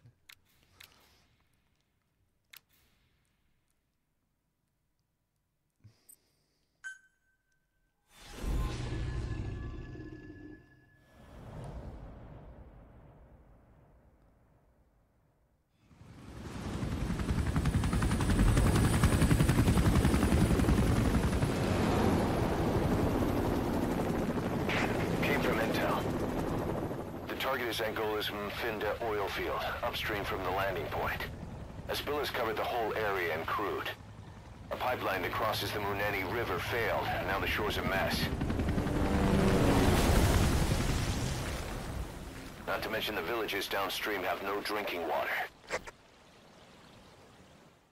Hey, KC as well. Thank you very much for gifting a sub to Master.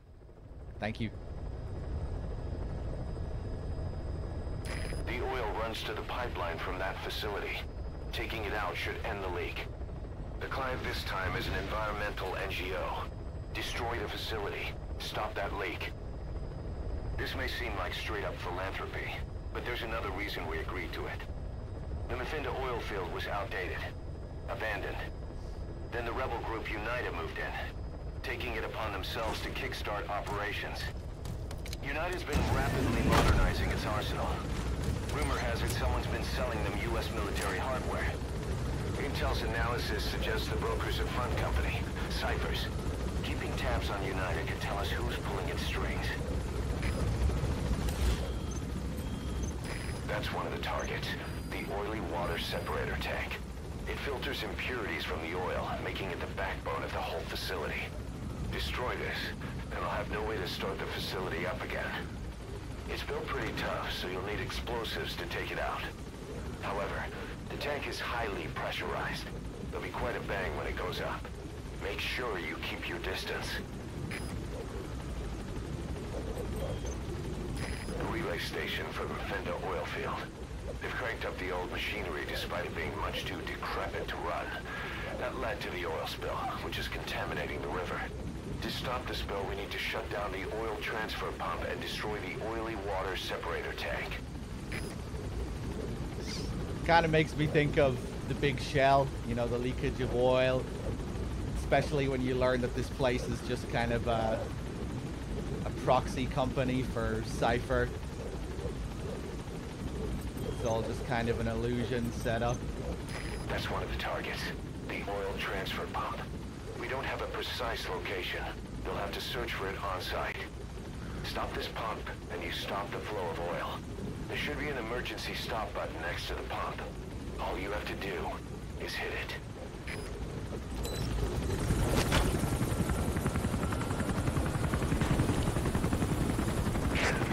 That's step one to tracking down Skullface. And Cypher with him. Good luck, boss. First, make your way to the oil facility. It's to the north, past Wala Yamasa. The village is currently occupied by the war Shut up, industry Miller. we started has taken a pretty crooked course these past 9 years. With no other options, soldiers have become dogs of war, sent to conflict zones as private forces, or PFs. Guys we fought alongside are dying all around the globe for no reason. No banner. But it's how they survive. The demand for PFs here in Africa is especially high. Cold War standoffs, resource exploitation, tribal clashes. What's big business for developed countries has only brought conflict here. That mess you're standing in is just the latest example.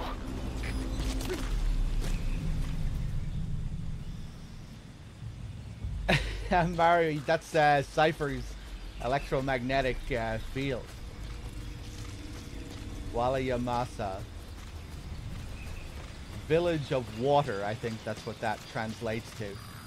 Which I think is supposed to tie in with the fact that it's Liquid's village. You know, he controls the place later on.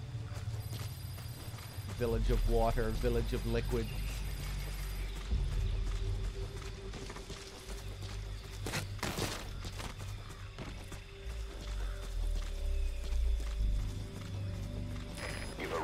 Masa Village. It's been turned into a supply hub for UNITA, meaning it'll be stocked with weapons and resources. Should be a thing or two that'll come in handy. Don't be shy. They deserve to be in better hands.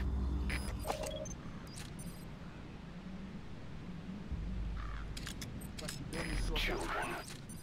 Child soldiers. Children there are abducted and trained to be soldiers. They're only taught to fight. And one day they grow up and teach the next generation the same way. With a gun in his hands, a kid is as dangerous as any adult. Only they don't know a thing about right and wrong. Boss, do not hurt any child soldiers. If you do, the mission is over. members of UNITA. Those locals have been hired by CFA, the South African PF, and they're communicating through Afrikaans, an official language of the country. We'll need someone with the Afrikaans interpreter skill to understand what they're saying. Nanima mekangemosi. Bika munduki kaka ya kunangula. Talaki sika ntima ya mbeni kele. Pidin. Ntangu ya enge mekuma kibeni soda. You'd think Ocelot wouldn't be so surprised by child soldiers. He seems, you know, outraged almost. He can't believe it. Child soldiers. My God. You'd think Ocelot would be like hardened to the idea of child soldiers by this point in his life. Oh my word.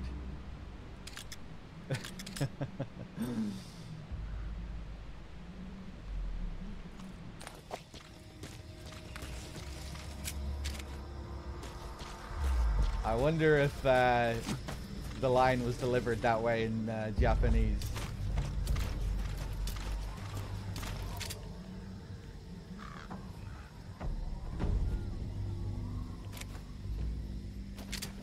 It is disturbing stuff, but you know, from someone like Ocelot,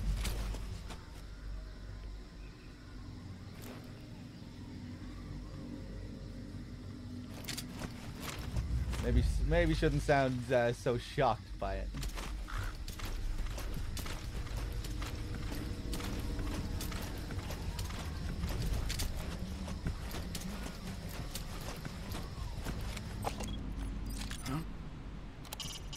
Those are United troops, but their gear is from a PF known as the CFA, the Contract Forces of Africa. So the militants hired a PF to strengthen themselves, but the PF got so big it absorbed them. How's that for irony?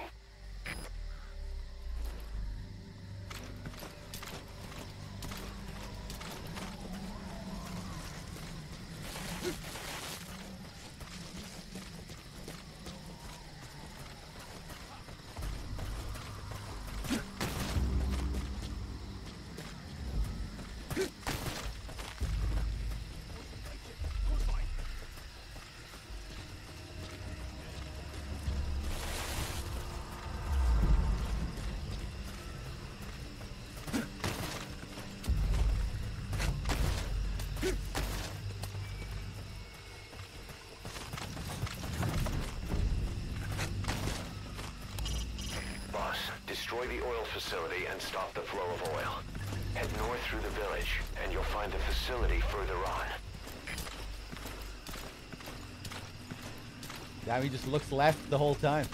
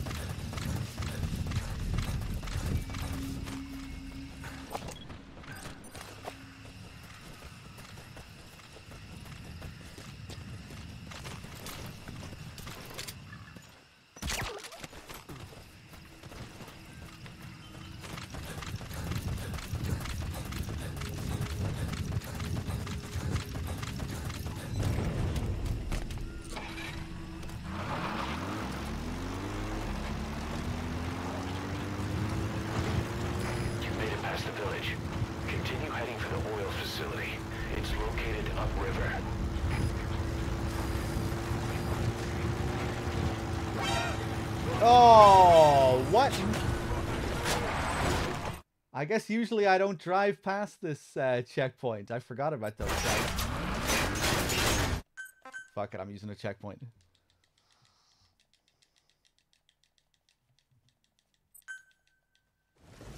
Boss, destroy the oil facility and stop the flow of oil. You've got a straight path to the objective. You should find it no problem.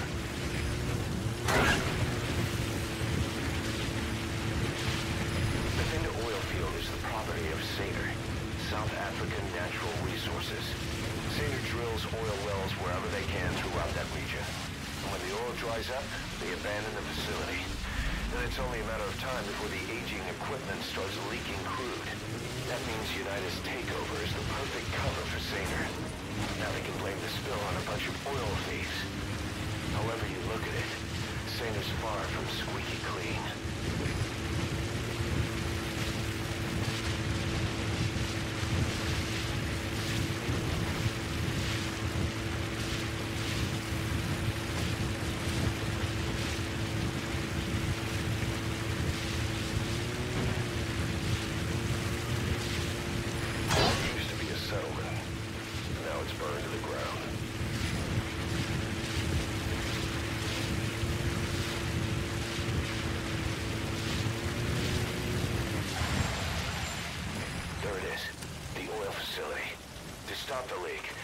Shut down the oil transfer pump and destroy the oily water separator tank. The details are on your iDroid.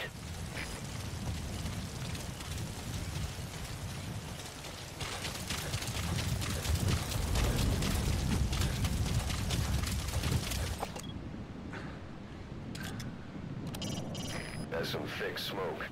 They must be burning the impurities. That smoke is loaded with sulfides.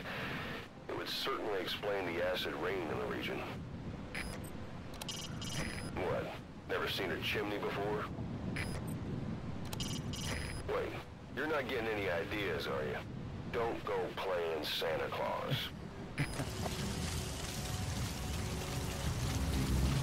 Good job, it's not the real Big Boss.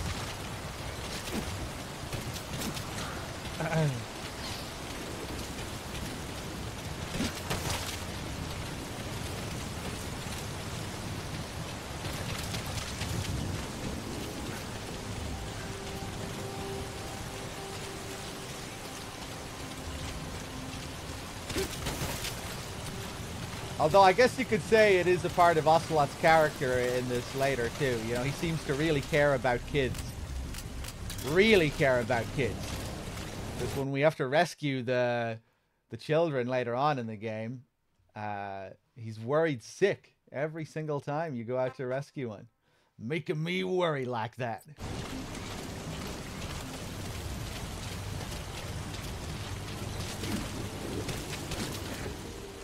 It's all just a part of his good guy persona in this.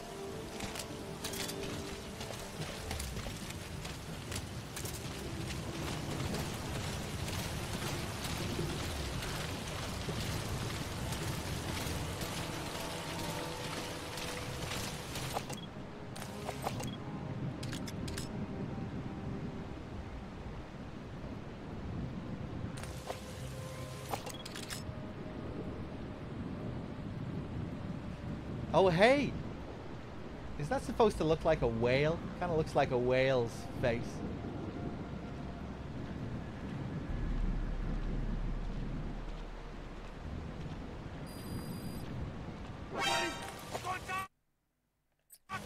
Fuck, my bad.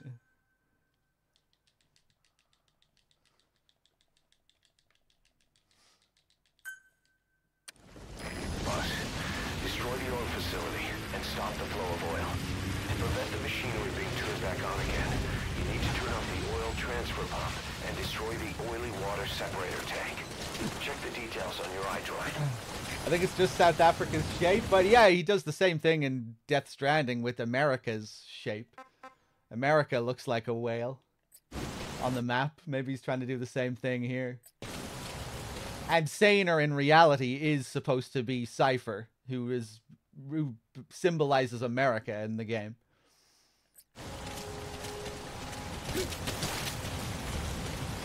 And, you know, kind of might tie in with the whole Moby Dick theme, the whole revenge theme.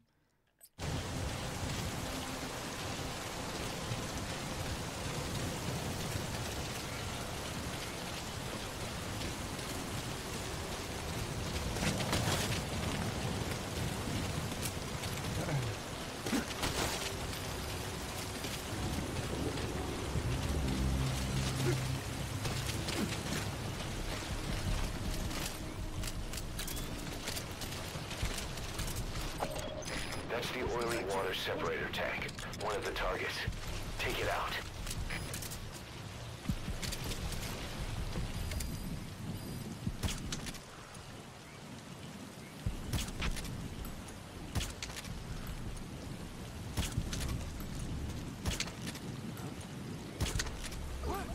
If I was wearing the correct camo for this area, there'd be no way they would ever see me from that distance.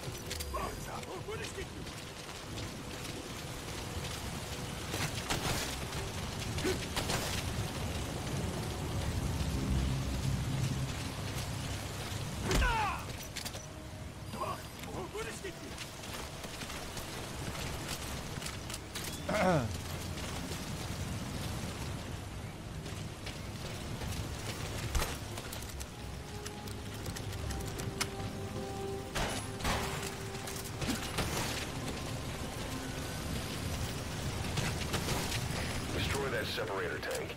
You'll need to use explosives. Got any C4? Alright, you planted the C4.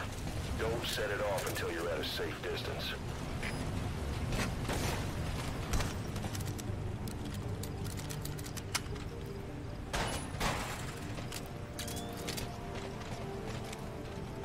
This part can be kind of tricky. This guy down below is a bit of a nuisance. Or maybe he ran up, I don't know.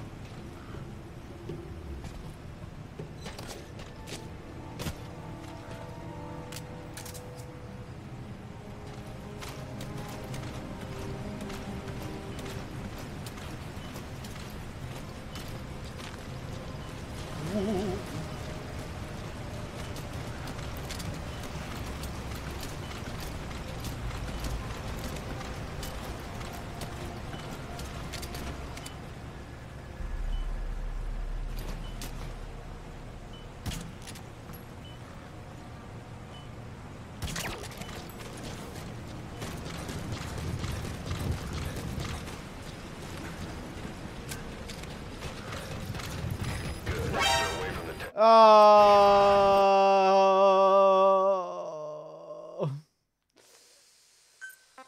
I'm being so careless. I knew there was a guy up there. Okay, if I get caught again, I'm just going to play in alert phase. Destroy the oil facility and stop the flow of oil. To prevent the machinery being turned back on again, you need to turn off the oil transfer pump and destroy the oily water separator tank. Check the details on your iDroid.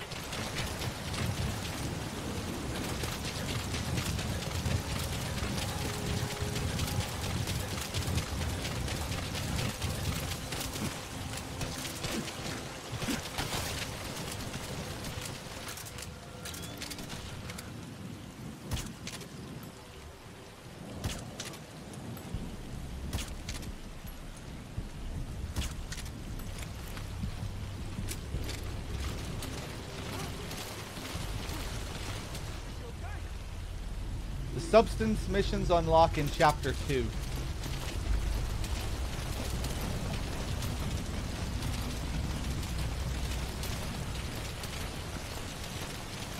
Chapter 2, you get a mixture of new missions and repeated Chapter 1 missions with extra stipulations, difficulties.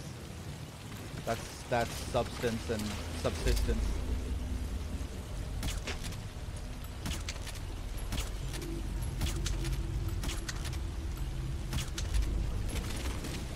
So lazy here.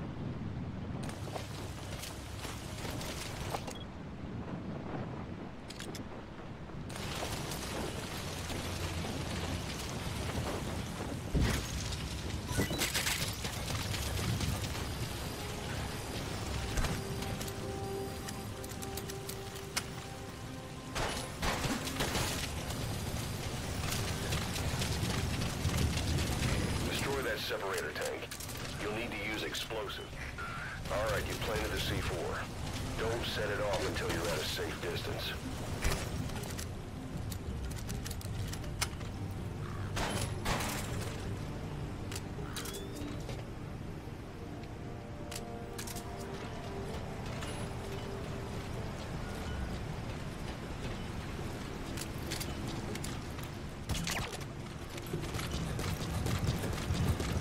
Okay, let's be careful this time.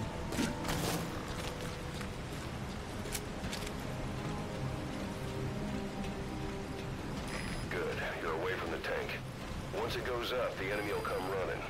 Secure the area before you detonate the C4.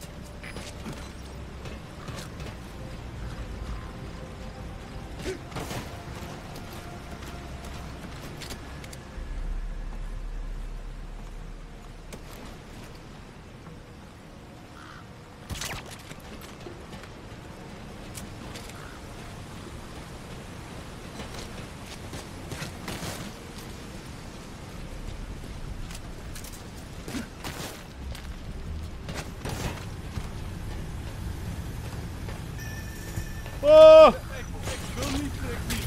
I held him up by mistake. Yeah, we'll just let him bleed out. Won't count as a kill.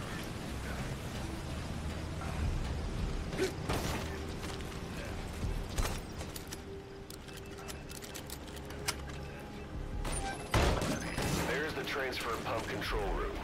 The emergency...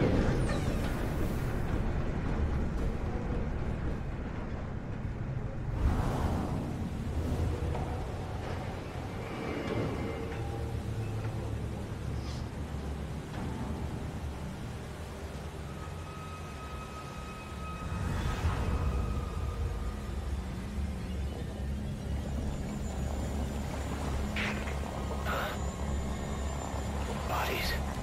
Why?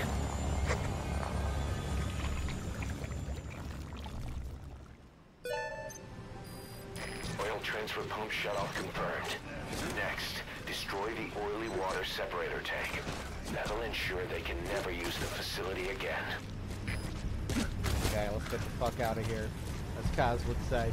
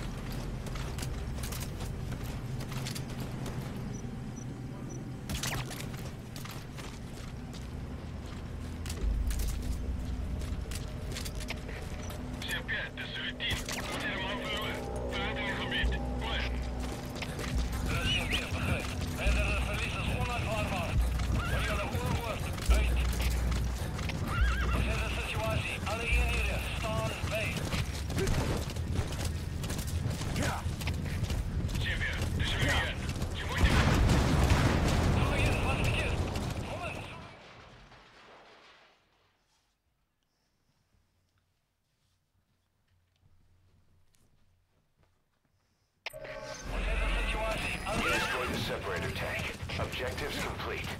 Though security will be tighter after that explosion. Get out of there ASAP.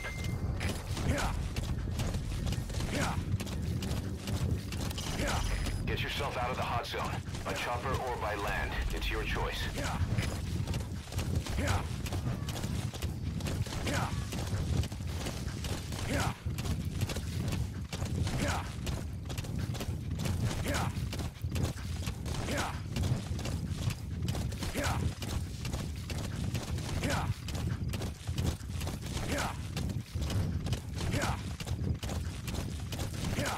Any second now.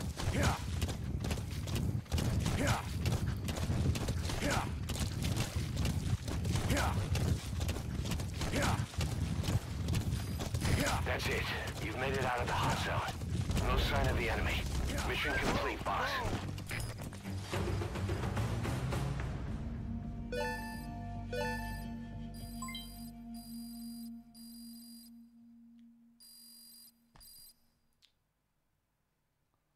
Amazing. Mission complete.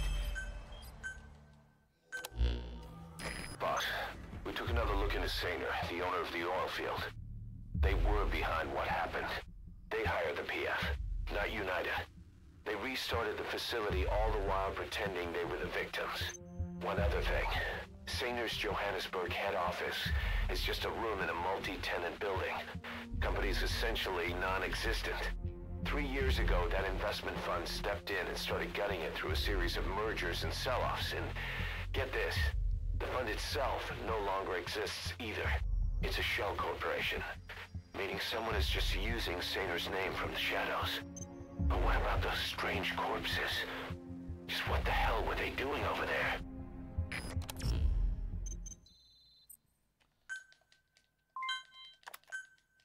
Hey! Snake! I've customized a walker gear just for you. It features a silent running system, great for infiltration missions, and you can also summon it to your location. I've taken the liberty of calling it the D-Walker. It's armed with a suppressed tranquilizer gun. If you want to add other weaponry or upgrade the chassis, give the order from your iDroid.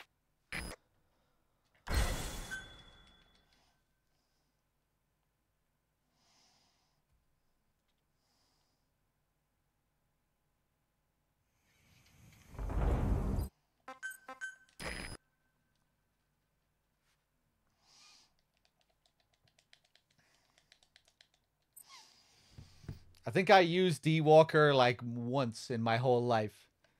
Apart from the mission where you rescue Huey. But actually bringing out my own D-Walker, I've barely used it. It's just D-Horse all the way for me.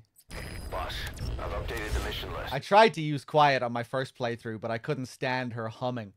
So I never used her. That constant, like, the looping of her hum drove me crazy. When it would loop before it finished with the static interrupt. How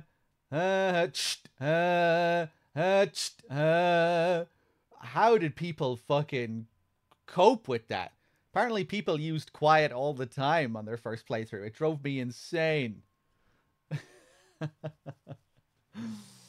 Maybe there's an easy way to get around her looping a hum. You can probably just send her to another location or whatever. But what if you don't want to send her to another location? That happens when she like auto, like when she changes her targeting, doesn't it? And sometimes she gets into a situation where she's just like constantly changing her lock on.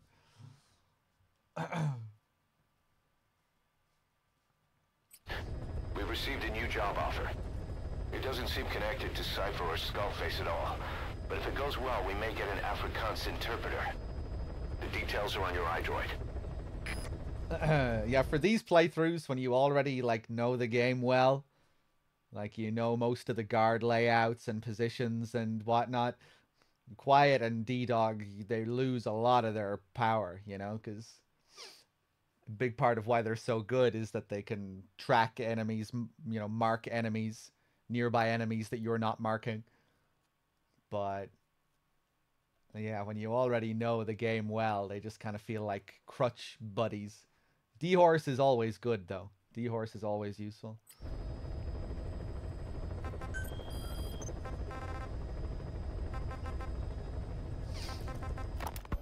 There's a violent power struggle going on within the Contract Forces of Africa, the PF that ran security for the Muffinda oil field.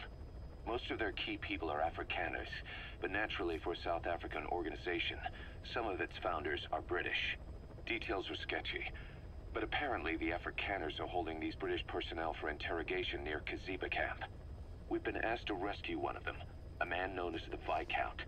We don't have the Viscount's exact location, but he doesn't speak the Afrikaners' language, Afrikaans. They'll need an interpreter who speaks English in order to interrogate him. Meaning if we tail the interpreter, he'll lead us right to the target. By the way, the contract specifies that it's all right to ignore the other British prisoners. But the final decision is yours, boss. You can tell her to shut up? How do you tell her to shut up? That isn't one of the commands, is it? I don't think I noticed a be quiet option. Be quiet, quiet.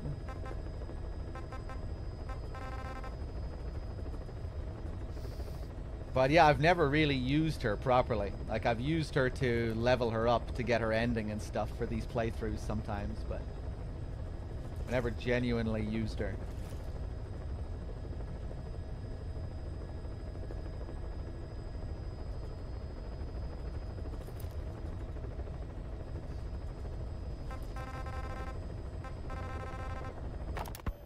There's a violent power.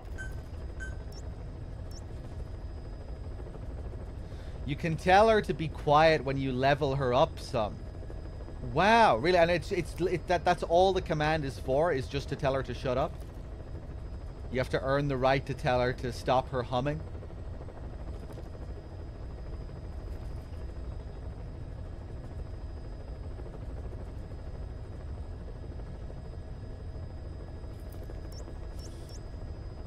I really need to do a 100% run one of these days and actually use all this stuff that I ignored.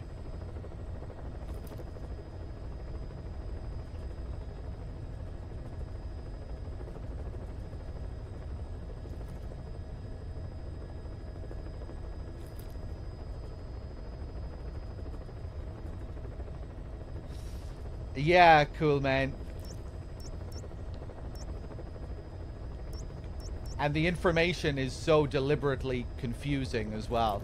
It's just like an endless series of proxies and shell corporations and middlemen and translators and all of these things that are in between what's actually happening. And you drown in acronyms once you get to Africa, with all of the different factions and private forces, with the MPLA and UNITA and CFA and SANER, and then all of the conspiracies that are going on within all of these organizations and how they all relate to each other. You just drown in all the information. That aspect of the story has kind of grown on me, I have to say, in some ways. Just this, you know, because it's supposed to be like this, you know, because it's supposed to be that way. Where you just, yeah, where you just kind of get lost in all of this information.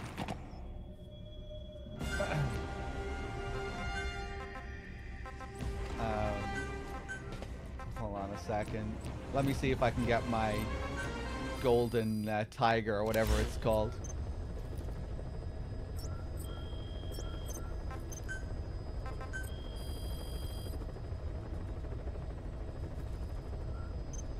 One of these days I'll do a playthrough and really try and dig through everything that's going on in these missions, because I still get fucking lost in all of the stuff that Miller goes on about, and all of these briefings and individual mission stories and whatnot.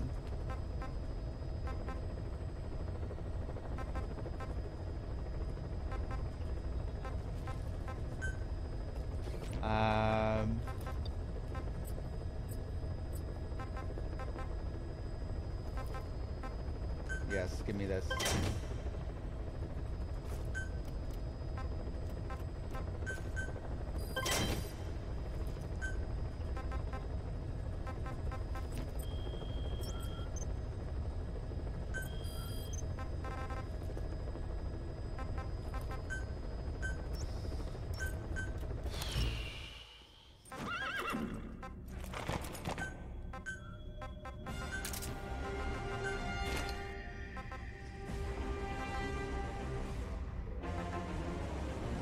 Ba-da-da-da-da-da-da.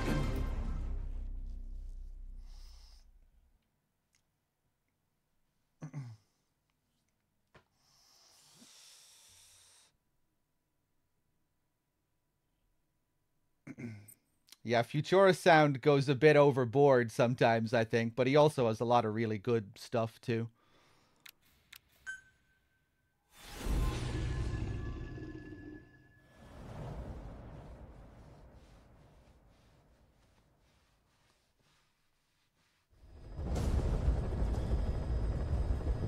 Several high-level British CFA officials are being held by their Afrikaner colleagues. One of these prisoners is the rescue target, a guy known as the Viscount. The target's location is unknown. They're bound to have an interpreter present when they interrogate him. We've used info from the intel unit to predict the interpreter's location. It's on your iDroid. Follow the interpreter and extract the target when you find him.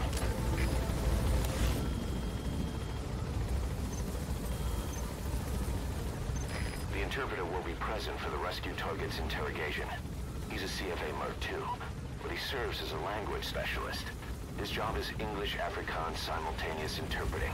Tail him to find out where they're keeping the target. That's the rescue target known as the Viscount. But don't let that fool you. He's no aristocrat. He started out in the British Army's Scots Guards, moved on to the SAS, then became a mercenary and helped create the CFA. How he earned the moniker is unclear.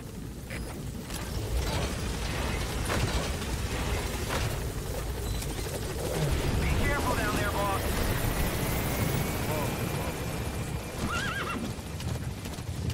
So much focus on monikers and names and nicknames in this game as well. Yeah. Yeah. Yeah. Yeah.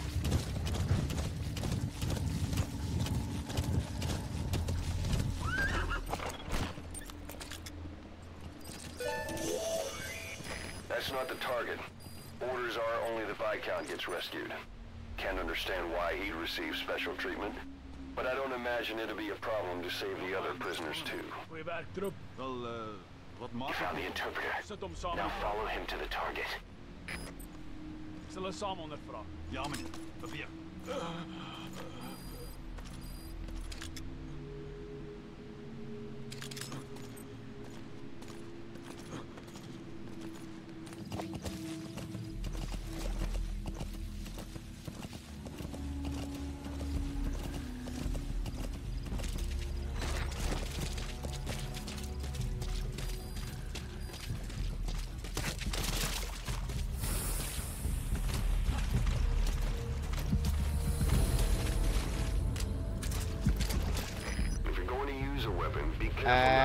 The enemy's attention.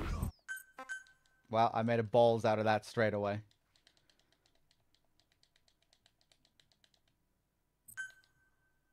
Several high-level British CFA officials are being held by their Afrikaner colleagues. One of these prisoners is the rescue target, a guy known as the Viscount. The target's location is unknown. They're bound to have an interpreter present when they interrogate him. We've used info from the intel unit to predict the interpreter's location. It's on your iDroid. Follow the interpreter and extract the target when you find him.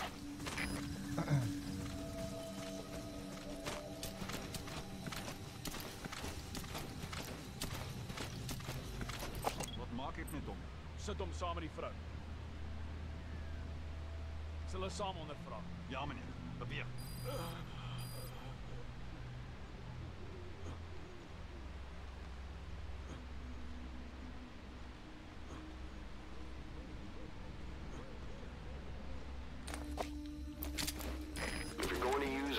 Be careful not to draw the enemy's attention. The discount.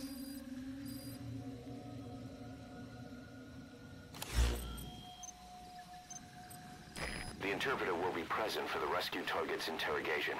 He's a CFA Merc 2, but he serves as a language specialist. His job is English Afrikaans simultaneous interpreting. The CFA are all business. Hard to believe they're interrogating their own. Situation must be worse than we thought. Make a wrong move, and they could kill the target without warning. Hey, what's up, Q-Dog? How's it going?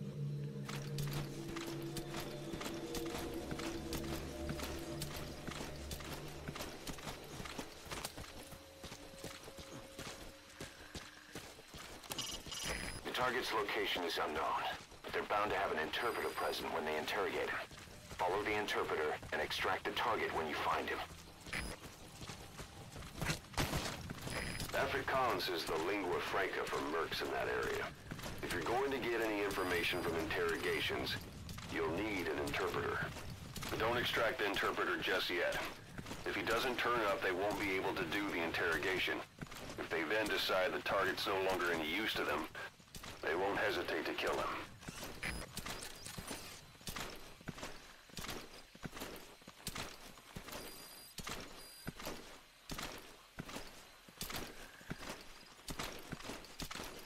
I'll try and get all the interrogations here. If I fuck it up, though, we might just say screw it, grab the Viscount, get out of here.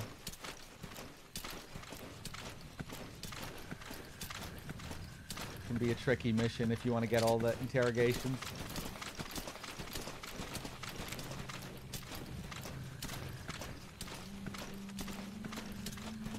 Why you being weird, reckon?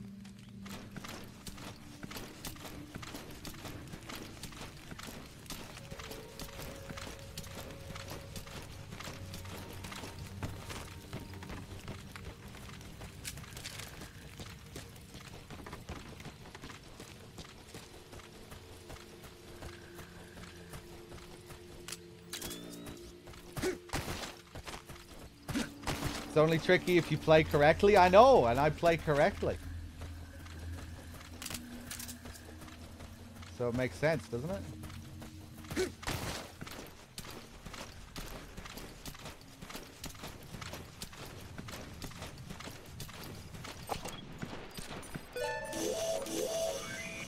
That's not the target.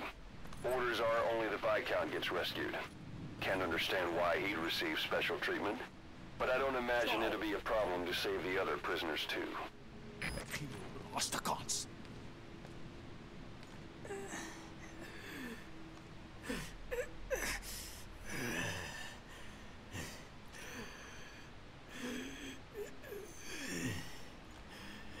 This is your last chance.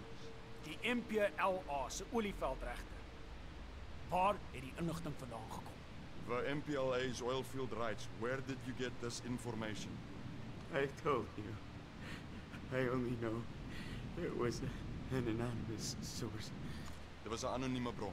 Moenie my vir 'n voetbal vat nie. You're not fooling anybody. Ask any of the others. Nobody knows anything. Hy sê jy moet die ander probeer vra. O, so hulle het saam 'n storie opgemaak. Dit is hoekom jy nie die Britte kan vertrou nie. Weet jy hoeveel Afrikaners sit onder 'n hele gelei tydens die Boereoorlog? You made up a story with the others. You British are all liars. You know how much the Afrikaners suffered because of you in the Boer War. That wasn't me. Hy sê dit was nie hy nie. Maar dit was julle wat ons verraai het. But it was you that betrayed us. It wasn't me. It was the Viscount. Genoeg! As jy niks weet nie, is ons seker klaar hier.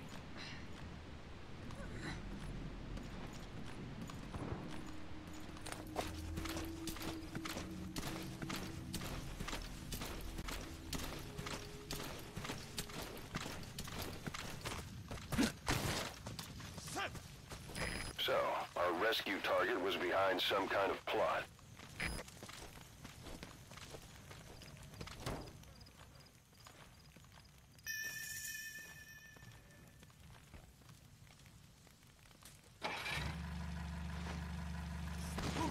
Boss, I did some digging, and it seems the target himself gave us this mission through a representative. Obviously, he couldn't contact us directly due to this predicament. But still, something about this Viscount doesn't add up.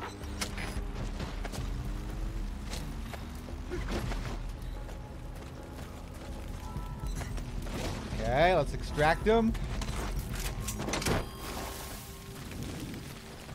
I think we get some extra info when we extract them. Give you hints about where the others are located and stuff like that. The prisoner you extracted wasn't the target, but we did get some information. Seems the prisoners aren't held together, and the cells and interrogation rooms are separate places.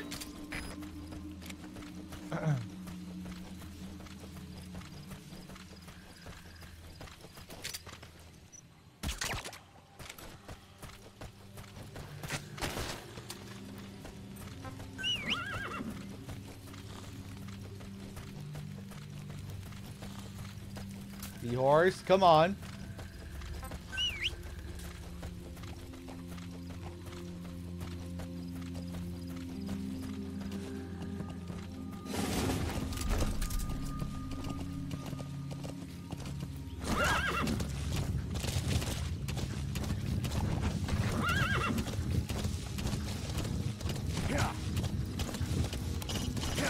interrogator mentioned oil field rights belonging to the MPLA. The CFA were supposed to be working with the MPLA's opposition, UNITA. Did the British group try to offer their support to the MPLA in exchange for oil field rights? I have absolutely no fucking idea, Ocelot.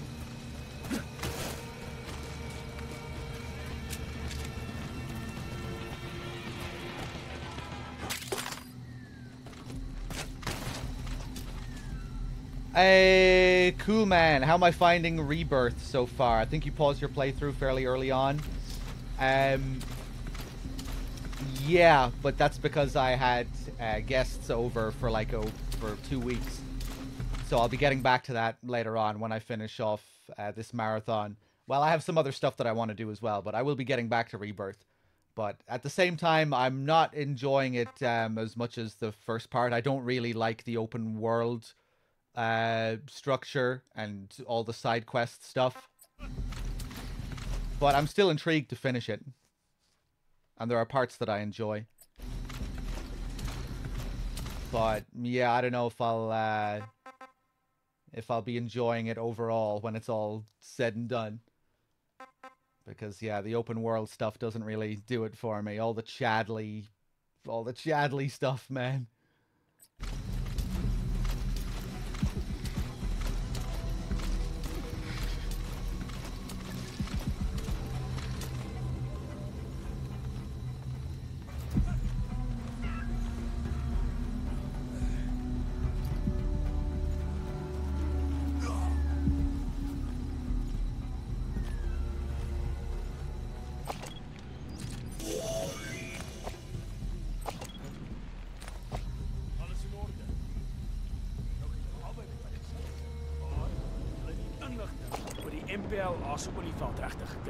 Now you will both talk. Where did you get the information on the MPLA's oil field rights? We don't know anything. I swear. Hy sê hy sweer hulle weet van niks. Believe us. So jy verwag van my om te glo. Jy het die MPLA gekontak op inligting van 'n anonieme bron. You mean you attempted to contact the MPLA based on information from an unknown source? We thought it was suspicious, sure. But we stood to make a lot of money out of it. Dit was verdag, maar hulle wou 'n wins maak. We're businessmen. Ons is sakemanne. Sakemanne? Jy grap seker. Gefaalde huursoldate wat die land probeer kaalstroom. You're a joke, not businessmen. Failed mercenaries trying to skin this country. We didn't try to hide anything. The Viscount said to keep quiet for now. That's all. Sy sê hulle het nie bedoel om iets weg te steek nie, maar die burggraaf het hulle stilgehou. Ha! Dis als die burggraaf se skuld. Goed. Die burggraaf kan ons die res vertel. En dan Rain. can tell us. Sound of rainfall should help to mask your footsteps. Nothing to do with this. Kom met visie. Ja, is groot genoeg vir julle albei.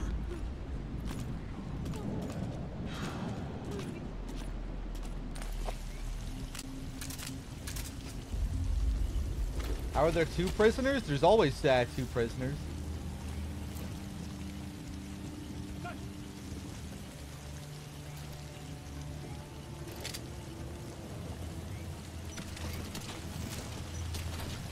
Okay, I'm gonna wait for them to go.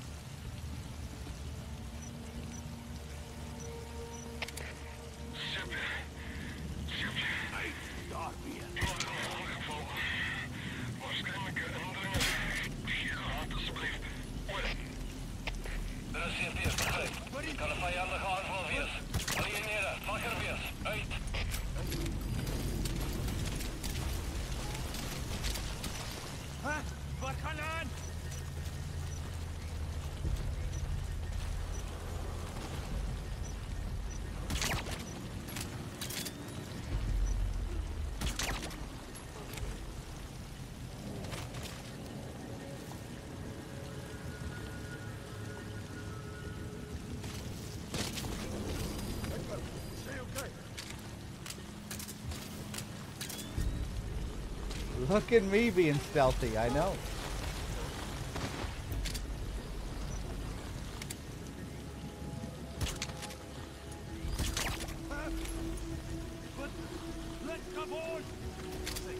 So many of them that hang around here. Christ.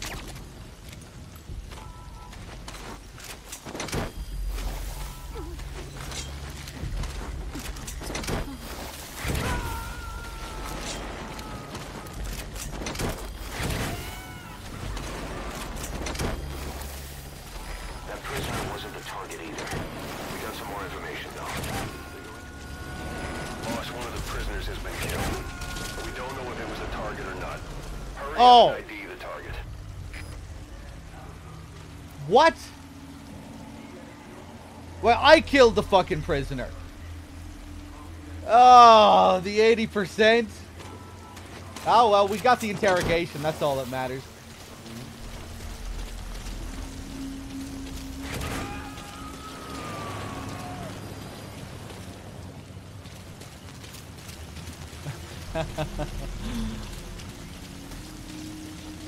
So if you want to be really safe, wait for the fucking weather to clear. Doesn't really look like that's happening anytime soon, though. Put them on a chopper too would be another option. If you really care about them.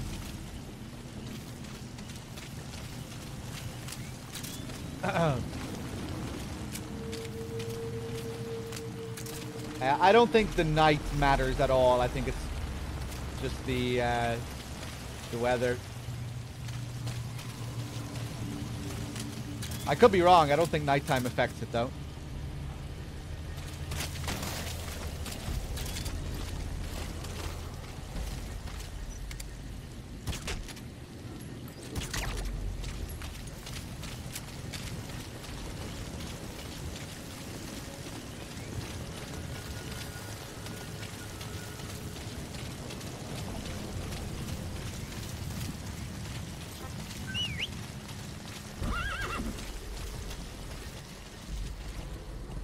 Hold on 1 second, guys.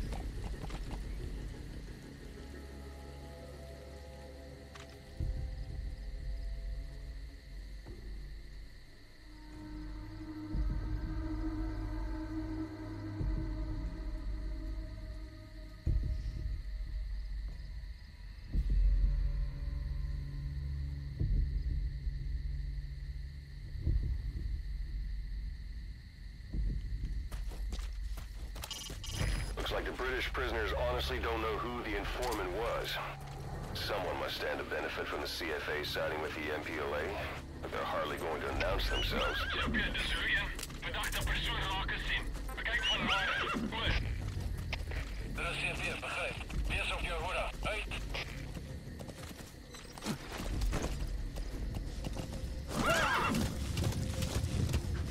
If you run into trouble, give us a call.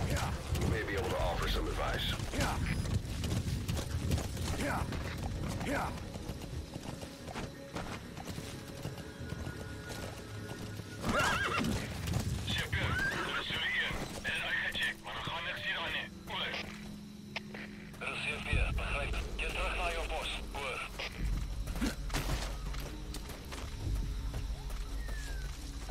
If Delta is a success, yeah, I mean, if it sells well and everything, I wouldn't be surprised if they remade MGS1 and then just keep going with remakes.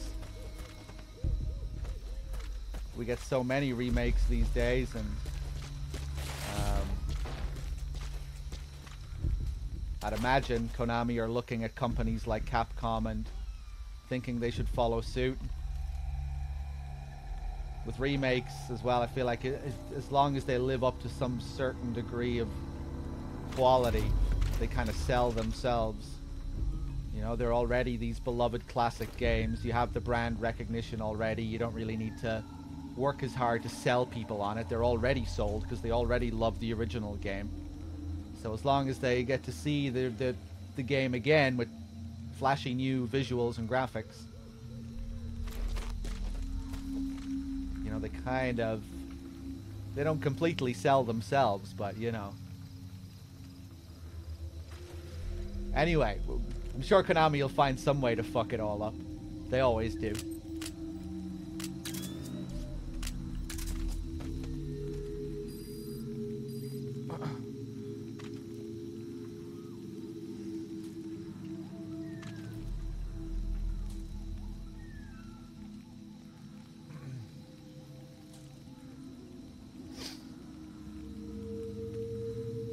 But yeah, it's hard for me to really have any faith based off what we've seen recently with Konami. Their whole handling of Silent Hill, the Master Collection, their complete lack of communication, their struggle to put out patches for the Master Collection seemed to be an impossible task.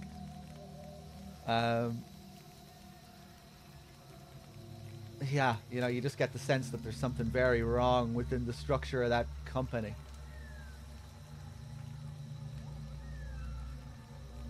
So yeah, we'll see what happens.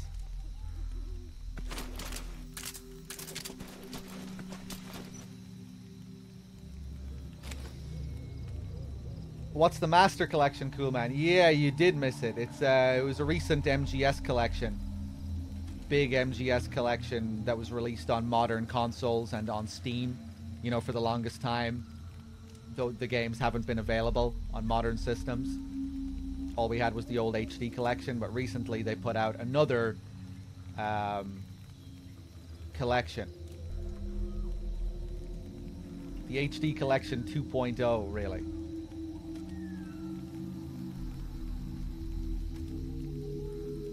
MGS 1, 2, and 3. The MSX games. And yeah, it released with a lot of problems.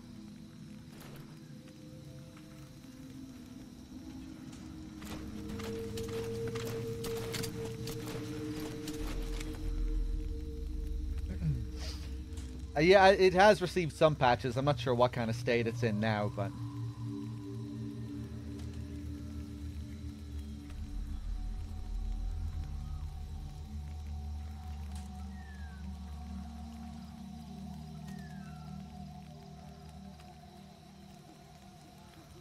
Oh, MGS1 finally got its analog controls back. Nice.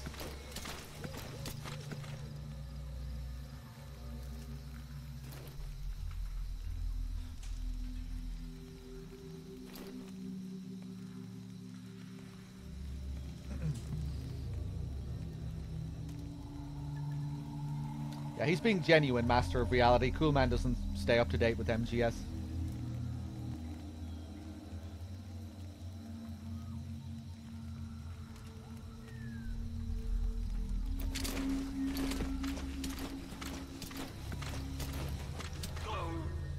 Oh, fuck. Damn, he really saw me from there? Oh, he's coming up.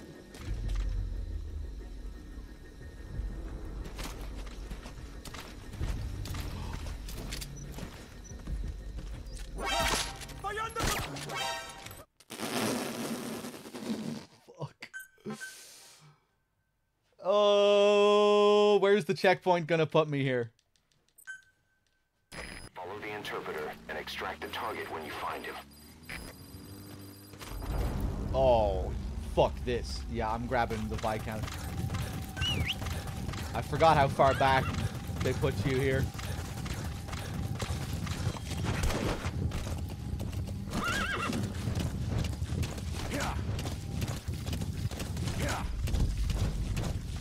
I was right at the end there as well. The Viscount was being escorted into the room.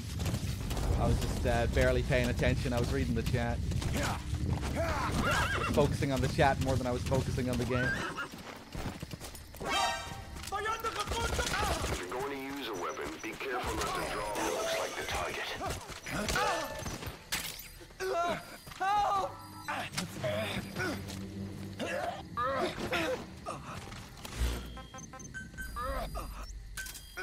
Roger.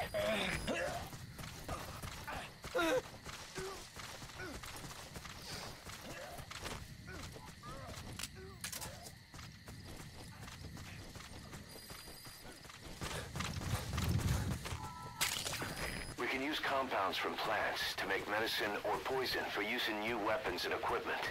Take a look at the plants list on your iDroid to see which ones we need. Then go find them if you get the chance. It'll keep the staff happy too.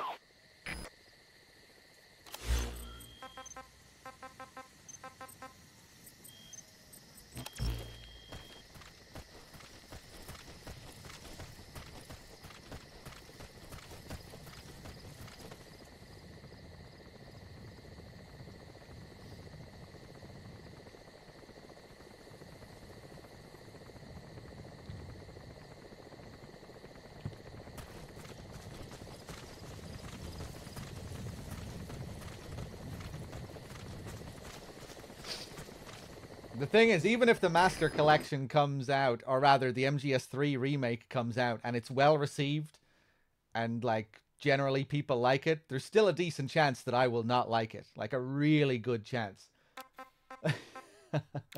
There's no part of me that really desires like an MGS3 remake. Like, I guess I'm kind of intrigued to see what they do with it, given that the gameplay will be different and everything. But, like, I'm pretty picky when it comes to remakes, I feel. Like, there are lots of remakes that come out that are well received that I don't really like all that much. There are probably only a few that I really do like. So, yeah. Personally, I'm not getting my hopes up, because even if they do a really good job with it, I probably won't like it. This is Pequod, arriving shortly at LZ.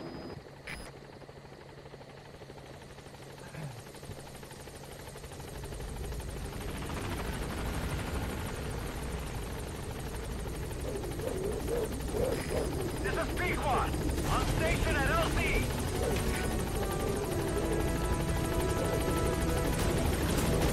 Target extraction confirmed. Get yourself out of the hot zone. By chopper or by land. It's your choice. Sure use that interpreter too. Think you can extract him?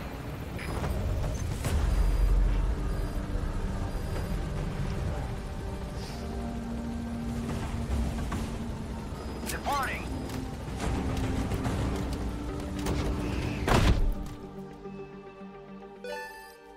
Good work.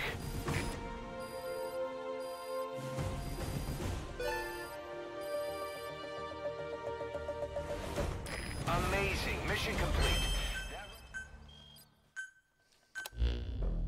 Boss, now that the Viscount is no longer with the CFA, he says he wants to work for us. Something about him bugs me. But he did pay us for the contract, and he'll probably come in useful for something. See if you can find a place for him. According to the Viscount, the CFA planned to switch sides from the United Rebels to support the MPLA government forces in exchange for oil field rights. By the way, boss, we got some interesting news out of our friend the Viscount. He mentioned that more than a few PFs in the region have purchased walker gears. The CFA's the same. That's Soviet Army technology, and it's still a prototype. Only Cypher could be leaking it to the PFs. But the question is, why?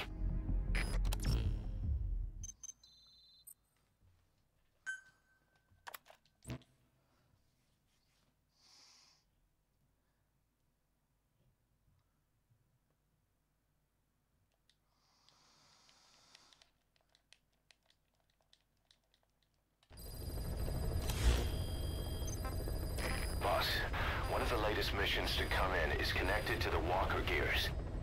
This could be our chance to close in on Cypher. Take a look at your mission list. Yeah, they should really remake the RE3 remake. That's the next remake that I want to see, a remake of the RE3 remake. That should be Capcom's next project.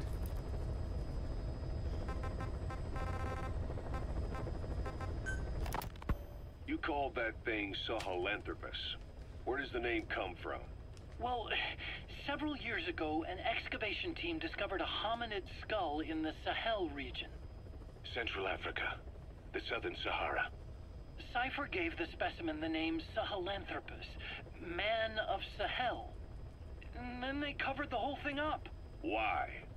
They probably wanted to monopolize information about human evolution to have a head start in their genetic research.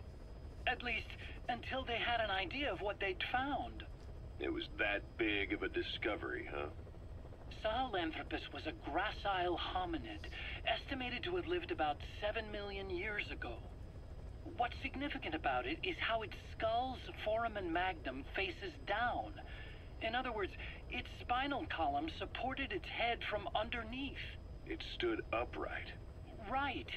Which would mean Sahelanthropus walked upright 3 million years before Australopithecus, making it the world's oldest human species. Walking upright. I get it. Hence the name Sahelanthropus for your machine. Walking upright was the decisive difference between our ancestors and other anthropoids. Our brains could get heavier once they were supported by the spinal column.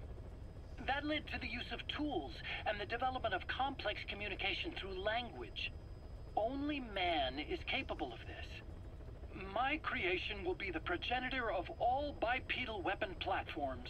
And you did this for Cypher? No, not at all. Sahelanthropus is the best proof that I never betrayed you guys. What do you mean? The reconstructed Sahelanthropus skull looked exactly like the skull we used as our logo 9 years ago in the Caribbean. An army without a nation. Outside the world order. The design was based on Pangaea, the supercontinent that existed 250 million years ago, right? Yeah. When the world was a single landmass. That concept's at the source of our strength.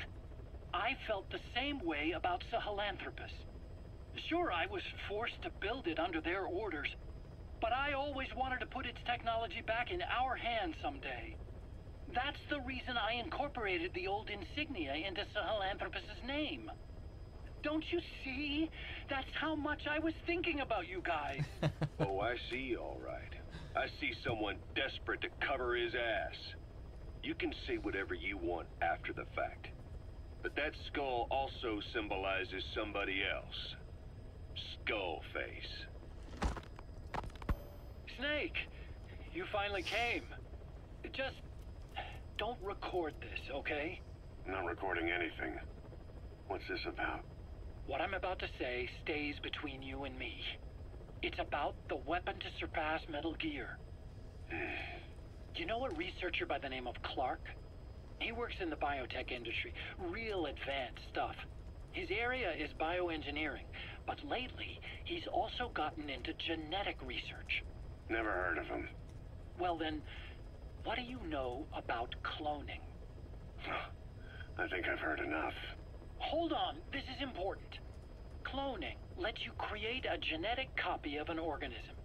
You take the nucleus of one of its cells, and you swap it with the nucleus of an unfertilized egg from another member of the same species. They started out working with plants, but since then they've had success with other organisms, including mammals. It's a hot area for a lot of places right now. Corporations, universities, research groups. There's no shortage of scientists out to get famous and patent their work, with morality taking a back seat. Isn't that a little outside your field? It's got nothing to do with my research. But I thought it might be of interest to you. Cloning, and Dr. Clark, I mean. Go on. Now, this is really highly classified stuff. But I've heard that an American biotech company has successfully cloned a human being. What's more, it happened over 10 years ago. And the researcher behind it was Dr. Clark. You've really never heard of him? I don't meet many doctors. This Dr. Clark is a complete ghost, even to others in his field. His age, where he comes from, that might not be his real name. And I can't even say for sure he's a he. Clark's employer, ATGC, its company motto is embracing your hopes, preserving talent. What does this have to do with me? Cypher. Dr. Clark works for ATGC, and they have connections to DARPA. Cypher couldn't function without the communications network DARPA's built. Meaning, Cypher has to be a part of the Pentagon. Or at least, the two are joined at the hip. DARPA is a driving force behind human cloning. It's a pretty high priority project for them. And this Dr. Clark, some say he's a pivotal player in Cypher. But that's not all. Every cell nucleus in an organism contains the genetic information for that organism. Think of it as a blueprint for life. Clark appears to be working on how to decode this information and rearrange it at will. If you could do that, it would mean being able to custom design human beings for specific purposes. Can you believe that? Suppose for a moment that this is all fact. A man of your talents, if your genetic information died with you, that would be a terrible loss for mankind. But what if mankind could preserve you for future generations? by cloning you. All right, enough. I get the idea. Look, I know it's inductive reasoning, but this weapon to surpass Metal Gear they're developing in Africa, I believe it's something that uses this new technology. Speaking as a fellow scientist, it chills me to the bone. That's rich coming from you. If genes serve as our blueprint, then I wonder if they include an impulse that drives us to tweak the design. Can you imagine that? Genes encoded with information that wants its children to decode it. Is life itself putting the direction of our next evolution in the hands of scientists? I guess it would take some real arrogance to believe that. And yet, it could be what Cypher's after.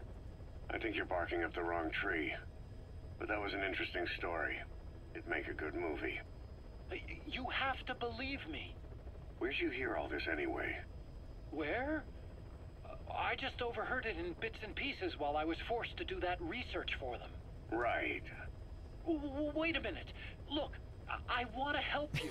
I want to be of service here. I'm risking my life with this. Is that so? Maybe it's time we brought someone else into the conversation. No, not him. Not Ocelot. You can't do this. Never really thought about it before, but when they're talking about, you know, when Huey's giving his reasoning for why Sahelanthropus has the skull face, he says, "Oh, you know, it's to show my loyalty to MSF because our old insignia used to be modeled on that skull. You know, used to have that skull emblem modeled on Pangea." But he probably just gave it the skull because, like he was saying before, it's supposed to be based off the Sahelanthropus primate, right? And he's modeling his whole Metal Gear on that primate. So that would be a reason enough. It doesn't have to be. There doesn't have to be any other reason for why it would have a skull, right?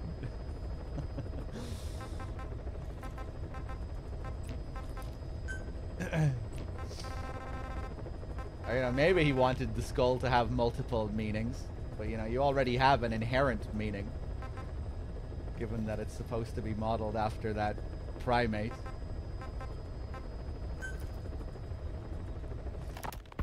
Hard to believe how many of those bipedal weapons have popped up around Africa. When did that start? No more than 6 months ago. Didn't really hit me until I came here. They're not supposed to be in use yet. Emmerich says they were still doing the last round of fine-tuning. The doctor has no idea. His research has already hit the black market. Both sides of the Iron Curtain will have it by now. Even so, they're spreading much too fast. Sure, the Walker Gears can operate in any terrain. Their mobility's just as good in the jungle as it is in the desert. That would come in handy in a place like Africa. They are modules that can one day be used as nuclear weapon systems. And with that in mind, the numbers are way too large. There must be another reason they're so widespread. Like what? It's all about needs. To small-time outfits like most of these private forces, this product is a dream come true. Hell, it goes beyond PFs. This is the ultimate weapon, the forbidden fruit, for anyone with an enemy to fight and people to defend. The nuclear deterrent. Exactly. Sounds familiar, huh? PFs are all operating off your playbook. You created these times. But could this be the new weapon in Africa that Emmerich talked about? If it is, why is Cypher letting everyone and his brother get their hands on one? What comes next? Selling nuclear weapons in the open? Making them public property? Why don't they give that a try? Then the next war really will be fought with sticks. Right. The man we're dealing with isn't foolish enough to make a suicide pact with the world. So, what is Cypher really up to?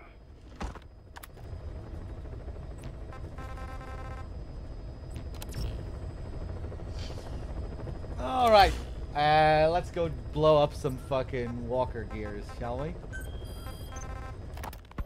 Boss, this contract comes from the MPLA, the People's Movement for the Liberation of Angola. Apparently, new Western bipedal weapons have been deployed to Ditadi Abandoned Village and are a threat to their troops. Our job is to eliminate them. The bipedal weapons they're talking about are, of course, Walker Gears. As I previously reported, they're already in active service with PFs in Africa. But don't you find it strange? A PF employed by the West obtains a prototype developed by the Soviets, yet the Russia-backed MPLA don't know the details. Eastern weapons technology developed in Afghanistan is being supplied to the West in Africa. Only Cypher would be capable of making something like that happen. So, boss, eliminate the walker gears at Ditati Abandoned Village, just like the MPLA have asked. Once you do, the PF will need to contact its supplier, giving us a chance to close in on that supplier. Cypher. Just reinstalled Phantom Pain. Gonna check the minigun, Sahel, the minigun thing that you claimed earlier. Yeah, I think you'll be getting killed if you just sit there. I remember we fucked around quite a bit during that section a couple of marathons ago, and I thought people were trying to tell me the same thing you were trying to tell me, and I tried it, and yeah, he just killed me. And I think it was because I was just misinterpreting what chat was trying to tell me. It was actually something else, and I thought they were trying to tell me that I could just sit there. But yeah, no, I don't think you can. I think you'll get killed.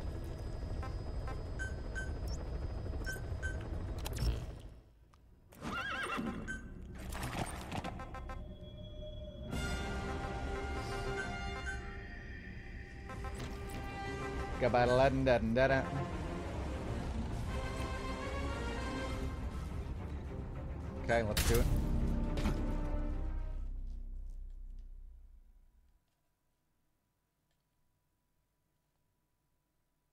DRK does it every time he plays that part? Oh, then maybe you can. What happens? I don't think the same thing happens. Or do you have to do some kind of setup? I feel like there must be some kind of setup that you have to do beforehand. Right, you do. You have to damage him enough, right? That's what people were trying to tell me.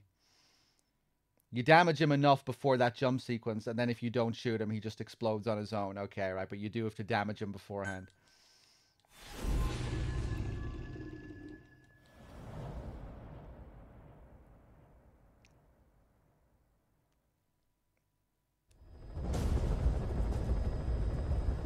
And I think I tried damaging him, but I guess I just didn't damage him enough. This contract comes from the People's Movement for the Liberation of Angola, also known as the MPLA. The PF at Ditati Abandoned Village has been supplied with walker gears. Your job is to eliminate them all. Destroy them, extract them, whatever you see fit. This just might get us closer to the walker gear supplier, Cypher. Good luck, boss.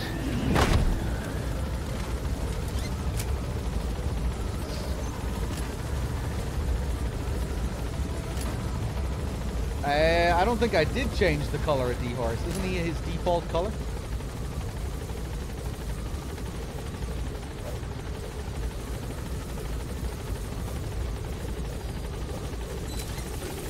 Be careful down there, boss.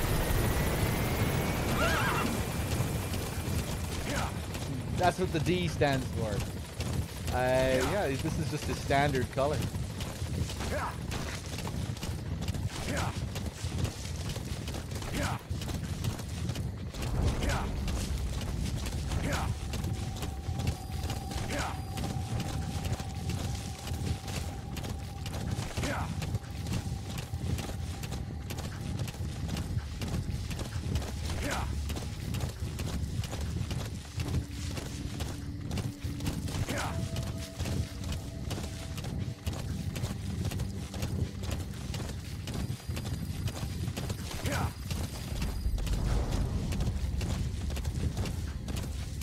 Targets have been deployed to that outpost.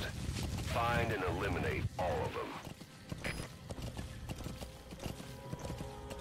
Okay, what are the odds I'm gonna get caught straight away?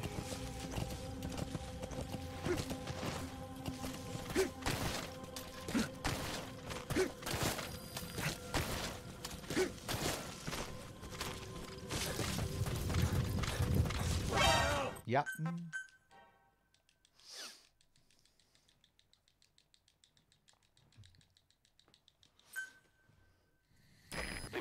Ditati Abandoned Village has been supplied with walker gears. Your job is to eliminate them all.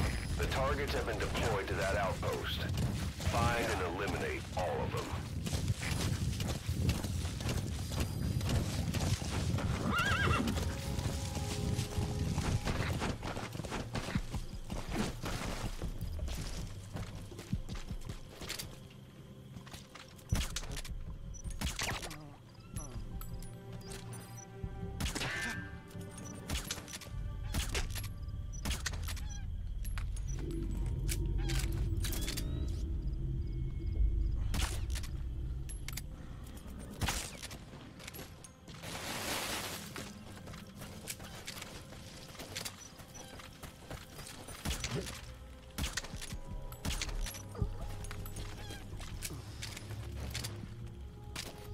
I know, Mr. Man. I feel like the last decade has flown by for me.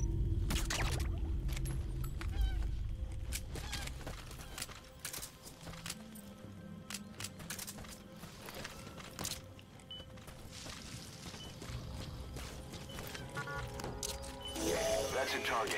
Eliminate it any way you'd like.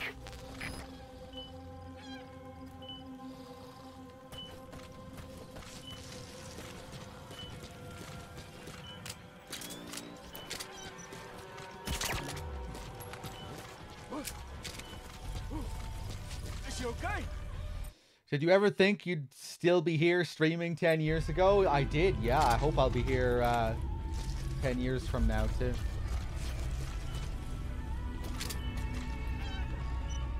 I have no other prospects.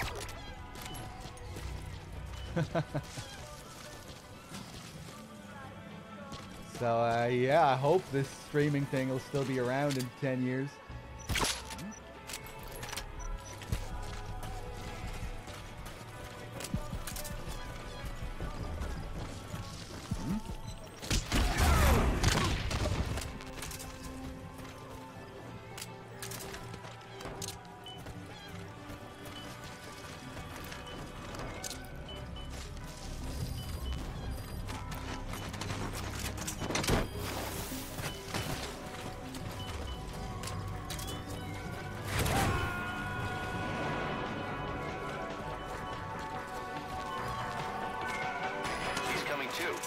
Roger that.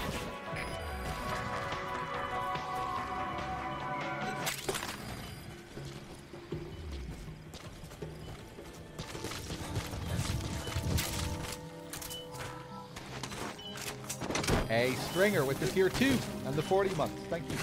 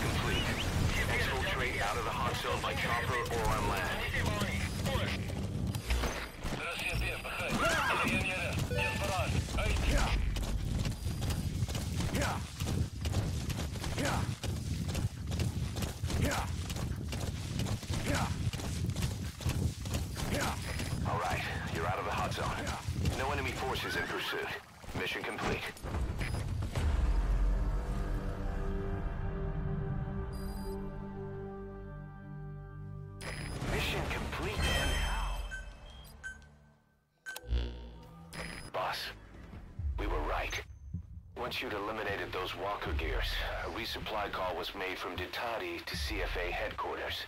The CFA then contacted none other than Saner. That's right, the shell company that owned Mvinda Oilfield. So Saner was just a front for Cypher. The resupply won't be happening just yet. But we did learn that the walker gears are transported out of Nova Braga Airport. Apparently there's a distribution network on the Savannah that links all the PF outposts. I'll have the intel team investigate this network. If Cypher is supplying PFs with walker gears, the PFs have to be offering them something in return. We follow the money trail. We might just find ourselves on Cypher's doorstep.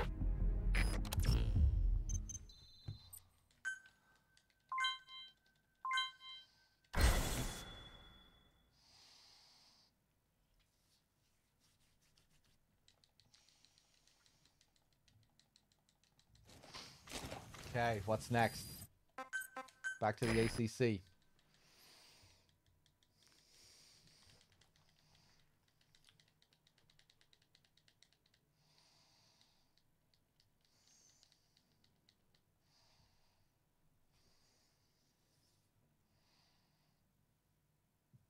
Please load, game. We really need to start playing this on PC, man. What is this? Oh, I think we're gonna have to reload the game.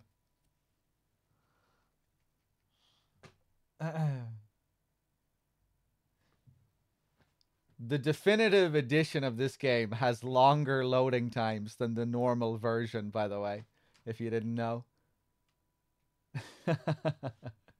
But this is just frozen. Christ, okay.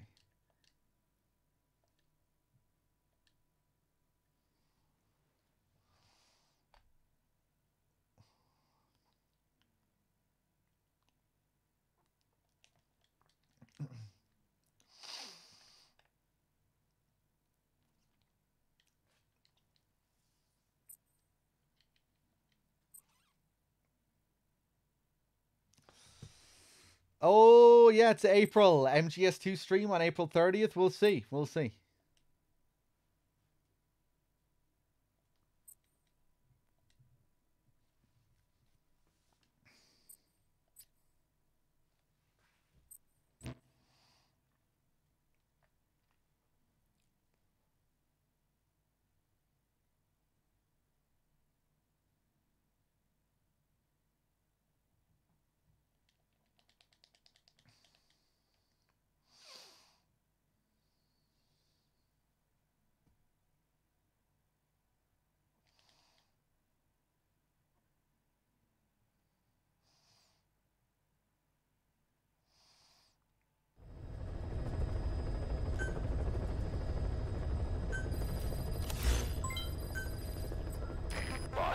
The Intel team has come back with its report following its investigation into PF logistics. Cypher has to be involved with this distribution network somehow. One thing in particular caught my eye. A convoy that regularly crosses the Savannah. On paper, it's just mined resources going to the government, but the security's much too heavy. At the very least, it's worth checking out. Take a look at the mission. Boss, about those walker gears deployed by the CFA. It appears that it's not just the CFA. PFs all along the Angola-Zaire border are also getting equipped with them. The bipedal technology was developed by the Soviets, but Cypher's the one supplying it to the PFs. The question is why? What's in it for them? The answer may lie in the compensation being traded to Cypher by the PFs. Many outfits operating in Africa get locally mined resources as spoils of war. Diamonds, nuggets of gold, and rare metals. According to the intel team, there's a PF convoy that regularly transports the goods, escorted by armored vehicles, no less. Pretty heavy security for crossing the remote Angolan savannah. I can't imagine Cypher would be so interested in minerals alone. Those convoys have to be transporting something else. Something that holds the key to Cypher's plans. Boss, I want you to extract the truck, cargo and all, from the PF convoy. Let's find out what Cypher's real goals are.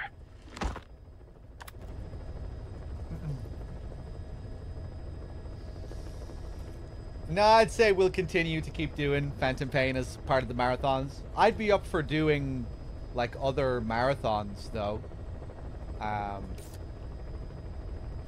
Like, even, like, multi-game marathons where we do Metal Gear mixed with other games that we might want to play. I think DRK might be less enthusiastic about that idea, though. We'll also have to, you know, we'd have to figure out how to manage the time as well.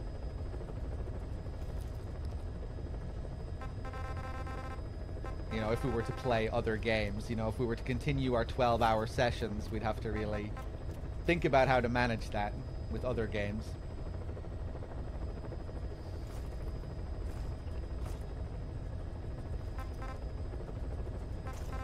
But yeah, I'll have to see if DRK is up for it. Just occasionally, you know, like do like I could play some Silent Hill or some other stuff. DRK could do Deus Ex, The Witcher. Other stuff that he's known for.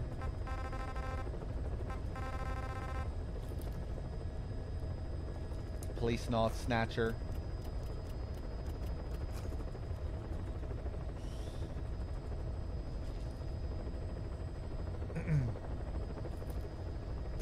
DRK has never played Snatcher or Policenauts, to my knowledge.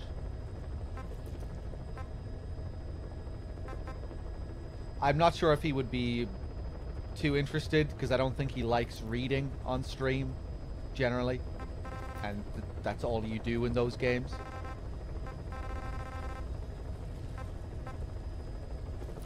So yeah, he might not want to stream that.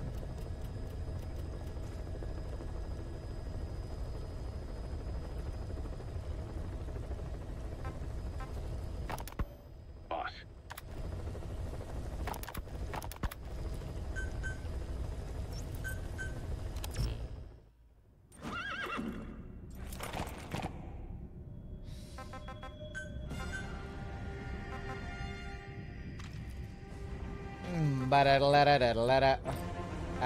Hold on, let me just go and check my development.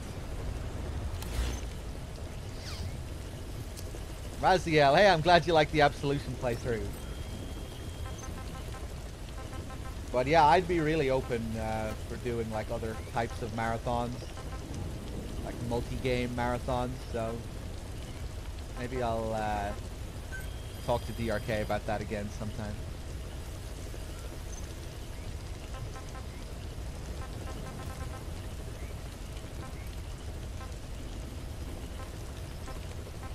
Last time I spoke to him about it, he wasn't so enthusiastic, but maybe he'll be more open to it now. Especially because recently, you know, he's had lots of other stuff on his own channel. Guest streamers and, you know, all kinds of stuff.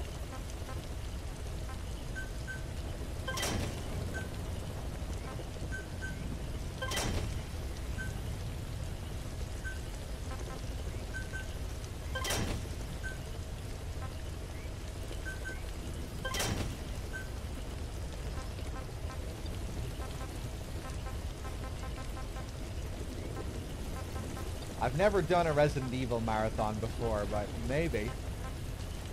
I was also thinking of ideas for solo marathons in the future. Like a week or so back, I was thinking about doing a PS1 Classics marathon of Silent Hill 1, Resident Evil 1, and MGS 1. That'd be a pretty cool solo marathon, I think. I might do that sometime by myself on this channel. It's been a long time since I've done a solo Silent Hill marathon too as well, so I think I might do one of those sometime soon too. Silent Hill 1 to 3 or some shit.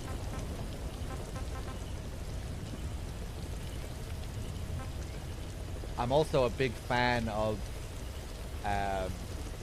those Team Eco games, or Fumito Ueda games, or whatever you want to call them. You know, Eco, Shadow of the Colossus, The Last Guardian. So I might, maybe a little marathon of those games too might be fun. Souls marathon? I don't know about a Souls marathon. I really like playing the Souls games, but well, yeah, we'll see.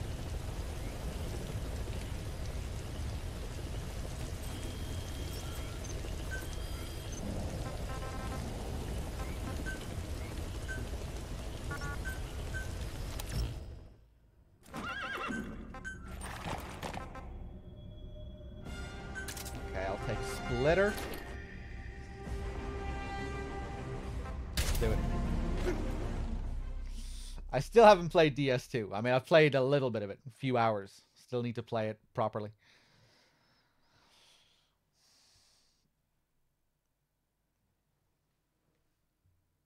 Thank you, Nitch. Yeah, it's just a thing for like those big in-depth lore playthroughs, especially. I need energy. I'm not sure if I'd like to do a 24-hour playthrough like that.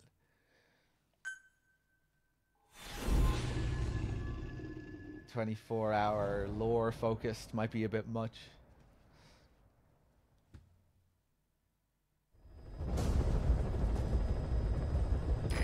boss. Your objective is to steal an entire truck from a PF convoy. We don't have a fix on the truck we want, but the intel team has spotted the unit that's been tasked with escorting it. They're stationed at the guard post to the north of Nova Braga Airport on the Savannah. The rendezvous with our target will be any time now. Start by heading to that guard post. Then follow the escort unit. It should lead you right to the target truck. Boss, extract them from the mission area. You can check the target details on your iDroid. That's the truck being used in the convoy. Extract that truck with the cargo still in it. You can also drive it out of the hot zone yourself if you prefer. But our objective is to study that cargo. Make sure you bring it back in one piece. That's the armored vehicle escort. It has some serious firepower. Make sure your gear is up to scratch before you duel with that thing. Alright, you ready for some cake? Careful down there, boss. Time to get some cake. Big truckload of cake.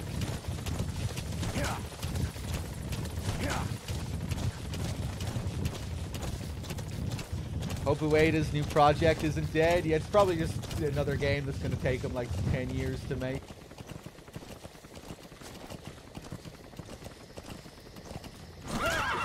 This time they're probably making a wise decision by not releasing early trailers. You've reached the guard Getting people excited for 10 years. post. Where's the escort unit? We don't need this.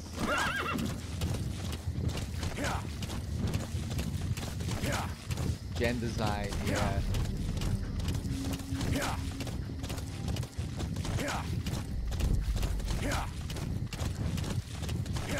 Cut their ties with Sony now as well, right? They used to be Sony exclusive all the way since Eco.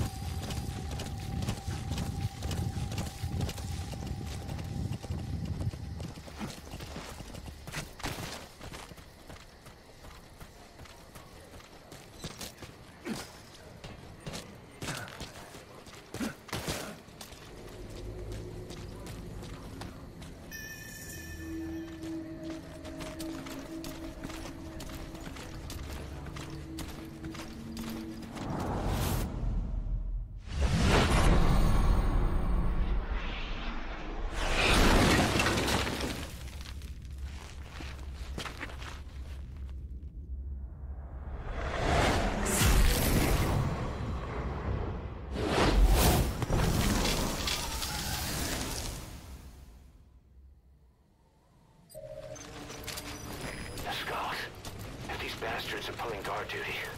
That proves the cargo is headed to Cypher.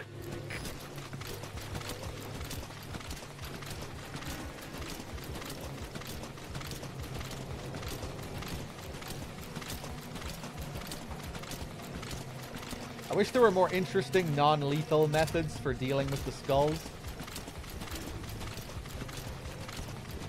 But you can't really do much. Just kind of lure them away, bait them over to you.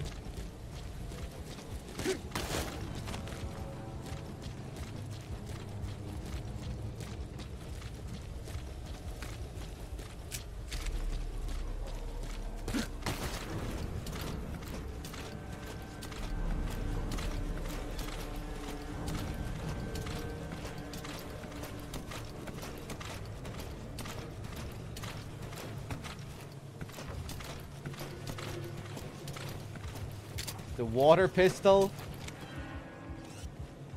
How good is the water pistol? Does it just destroy their fucking stamina bar, their trank bar? But yeah, when you're low level like we are, I guess, you don't have... You have even less at your disposal. You have even fewer tools.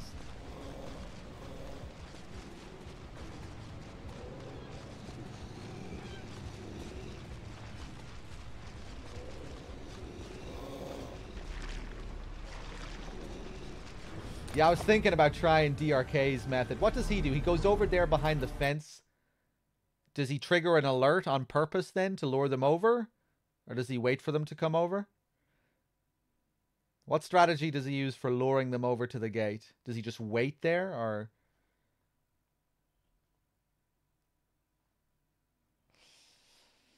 Yeah, I know, the skulls always know where you are. That's why I'm down here, because I'm luring them down towards me.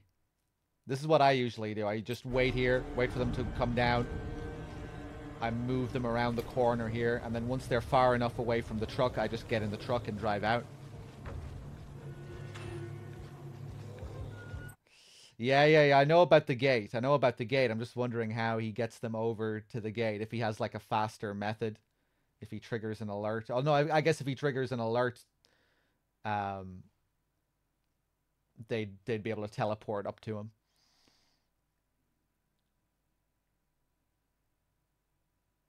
Yeah, I guess they do spawn pretty close to the gate. That would be faster than this method, right? It might still be faster going over and doing the gate method.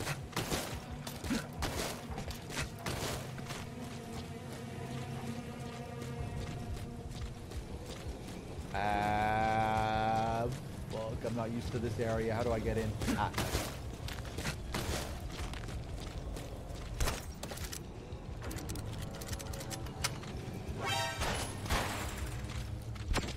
Oh, I didn't see you. Okay, let's try it again.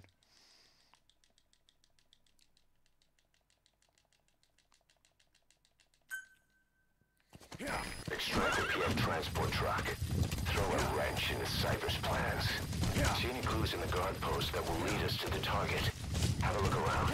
I'm gonna throw a wrench at your face, guys.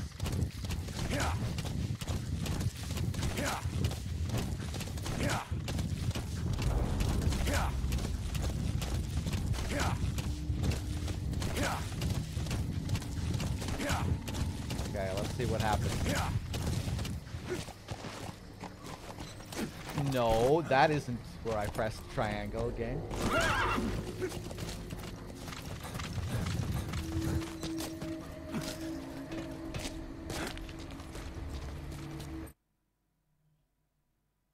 Can they only if the gate is unlocked, can they go through?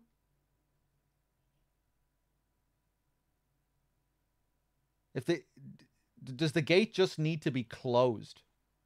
Or does the gate need to be locked? Can it be closed? Can it just be closed?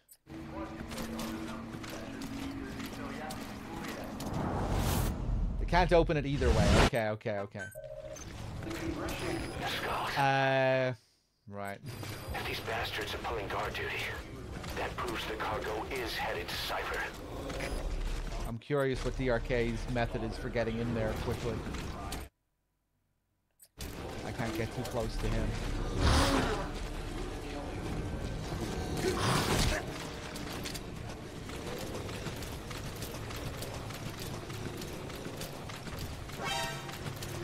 Ah!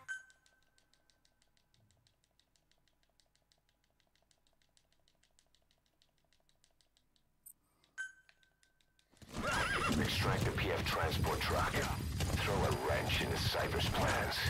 See any clues in the guard post that will lead us to the target. Have a look around.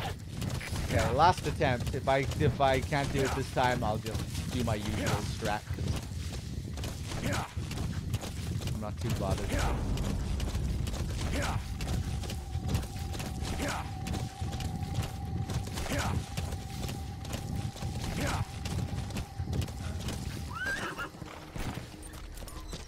Reckon, I'm really getting the impression that you're trying to be some kind of troll. You're not trolling, are you?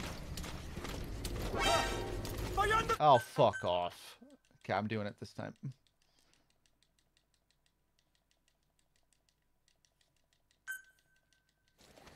Extract the PF transport truck. Throw a wrench into Cypher's plans.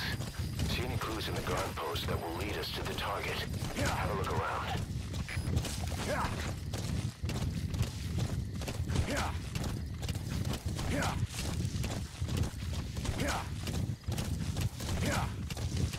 I don't think he's confusing me for DRK.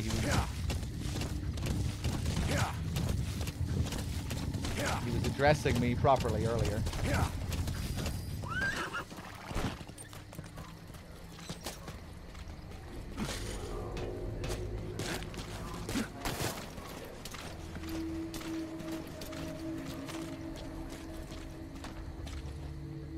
Okay, we good?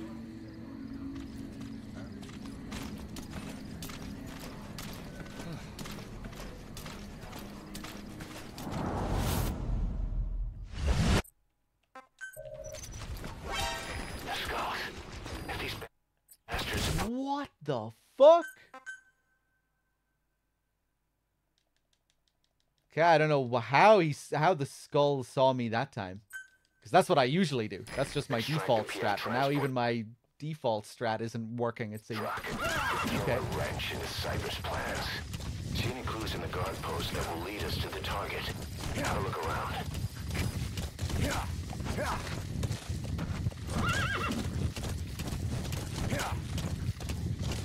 Okay, this is gonna be it this time.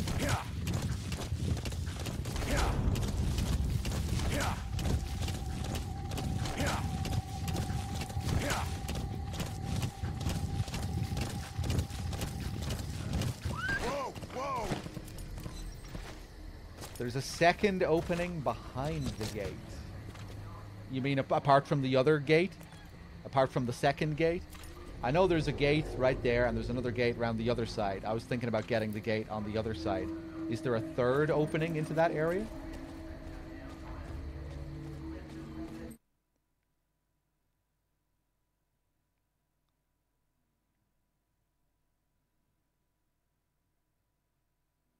Anyway, I'm just gonna do my plan.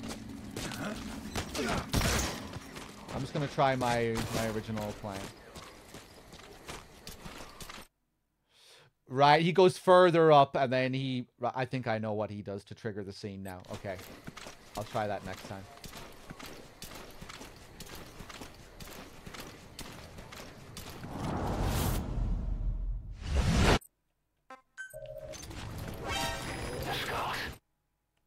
Weird, I can't seem to just roll safely away from them anymore. Okay, right, I'll try going further up this time.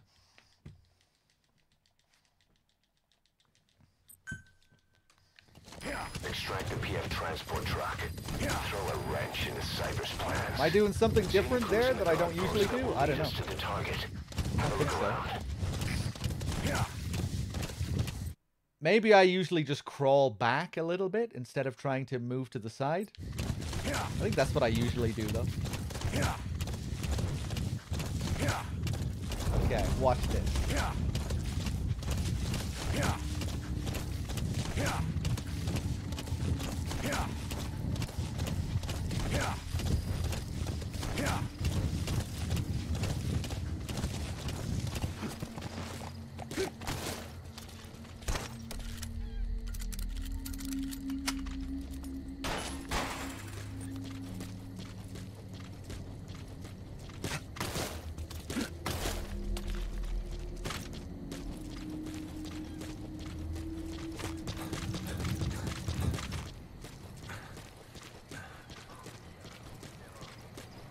Okay, how am I going to trigger the scene? Open the gate? Oh, it just triggers behind the gate. Wow, they really make it easy for you. Okay, okay.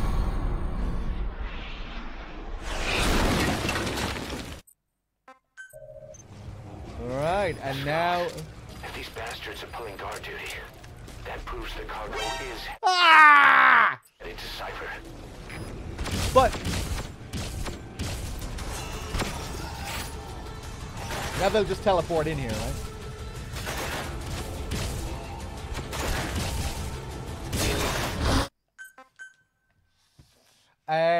Okay, I'll be a little bit more careful with how I plant those C4. Extract the PF transport truck. Throw a wrench into Cypher's plans. We're getting there. In the guard post that will lead us to the target. Have a look around.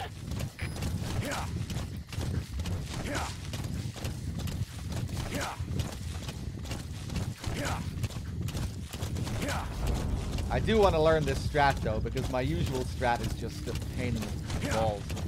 You have to wait around for so long.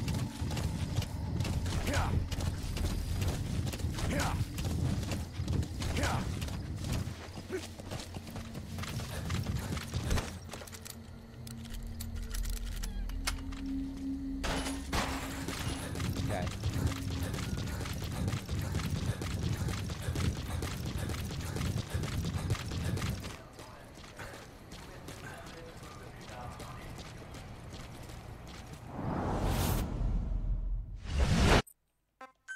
So I guess we'll just be... Scott, if these bastards are pulling guard duty, that proves the cargo... Does DRK put the C4 like right at the gate? I feel like it would be safer to put it here at the wall. But I'm not sure if that works. Is headed to Cypher. Or maybe I can...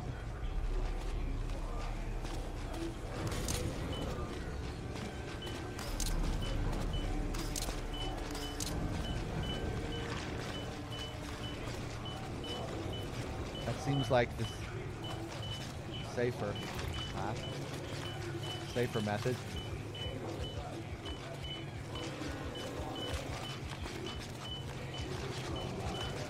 On the floor at the corner of the gate. Can we see if it works here as well? Oh, don't look at me!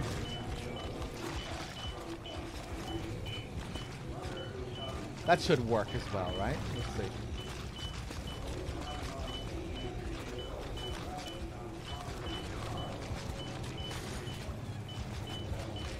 Yeah, maybe we'll need some more C4.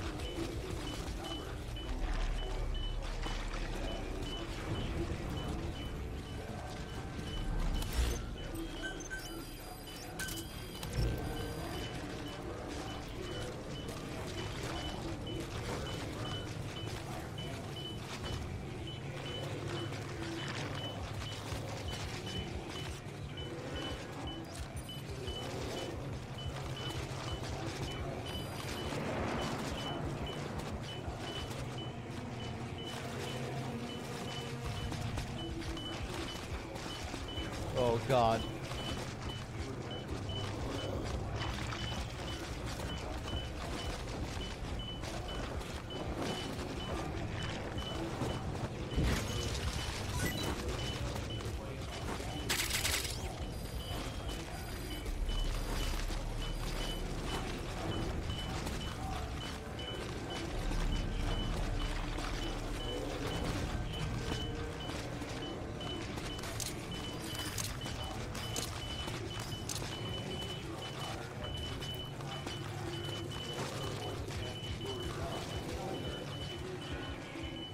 Eight C4, that should be enough, hopefully.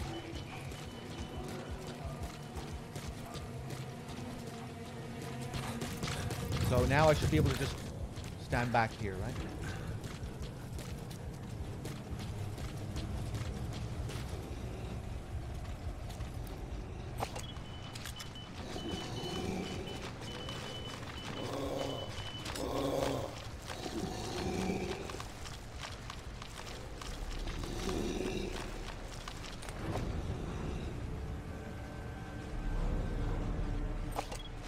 Where are the other boys?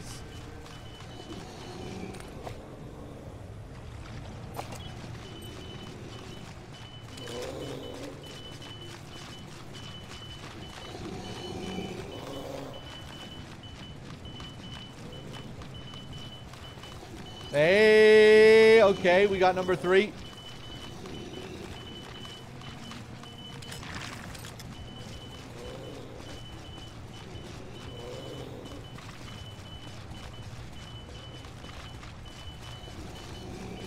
Is it possible to get all of them running? I'm scared to get too close.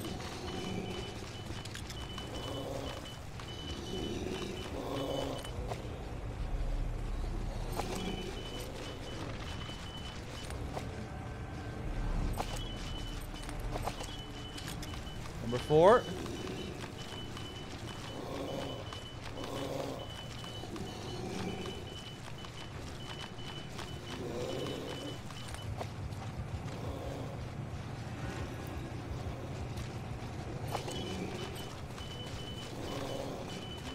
So far, this is taking about as long as my usual strat, but there's probably a way to bait them over to the gate faster than this. Oh, the decoys! I wonder if DRK uses decoys to bait them over.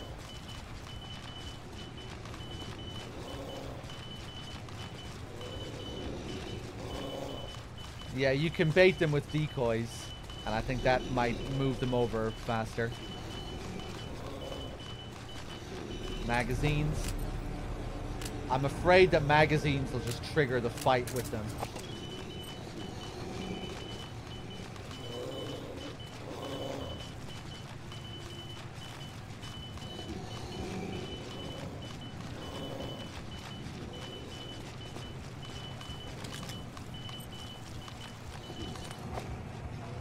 Where is number 4?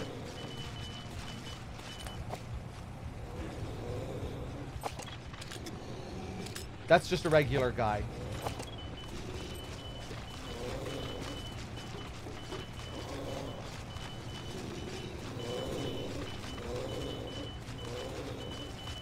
Okay, maybe we'll just blow these 3 up and then fight number 4 normally.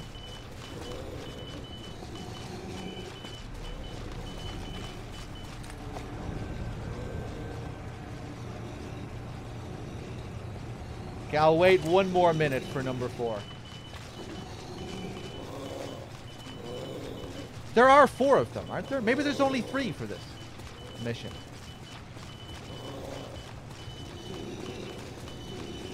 No, there are 4.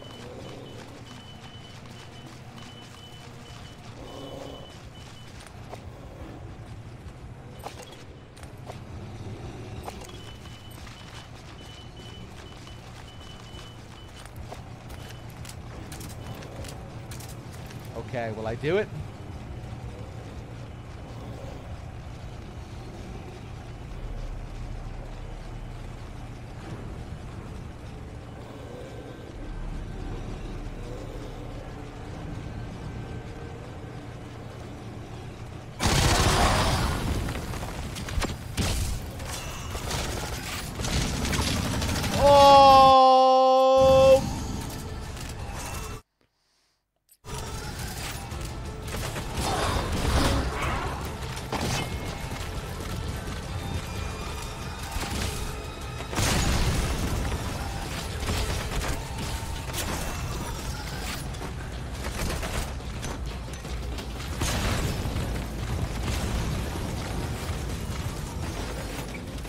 Maybe with just 2 of them I can just drive out. Target truck, but the skulls are still nearby. You think you can get away from them?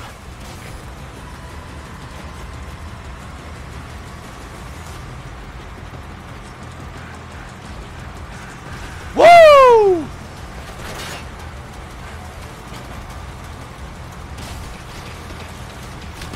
Oh no.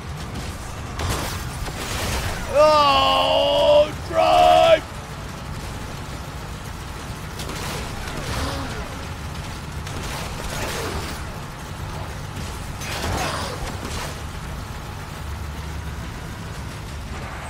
Nice.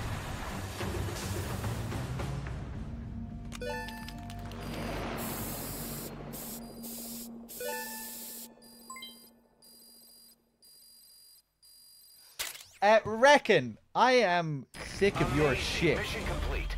That right there is why you're the best, boss. The one and only.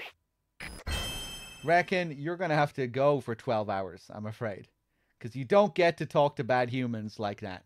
Sorry.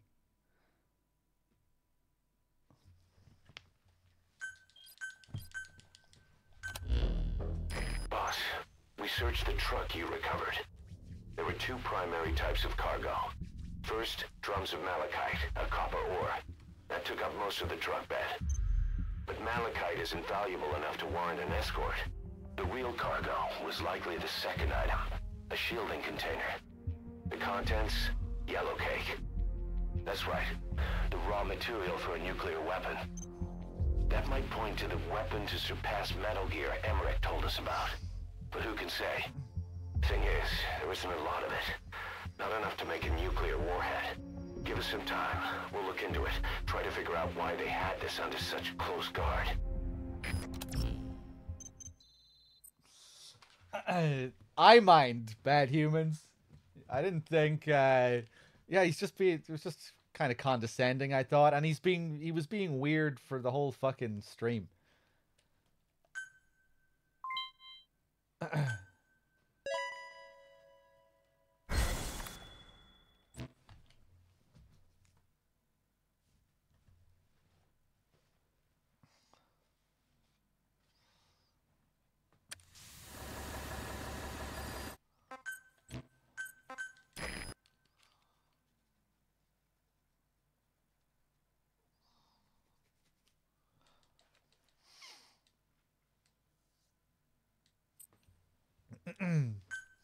Alright, we take it to the pay and spray. Back to the ACC. Boss, this is an emergency. We had 2 intel team agents undercover at the PF, Contract Forces of Africa. The CFA have captured them both. They don't have long to live. You've got to get them out of there ASAP. This means Cypher might be getting wind of our existence. We may need to move more cautiously from now on. I just hope this incident has nothing to do with them. I've added the details to your mission list.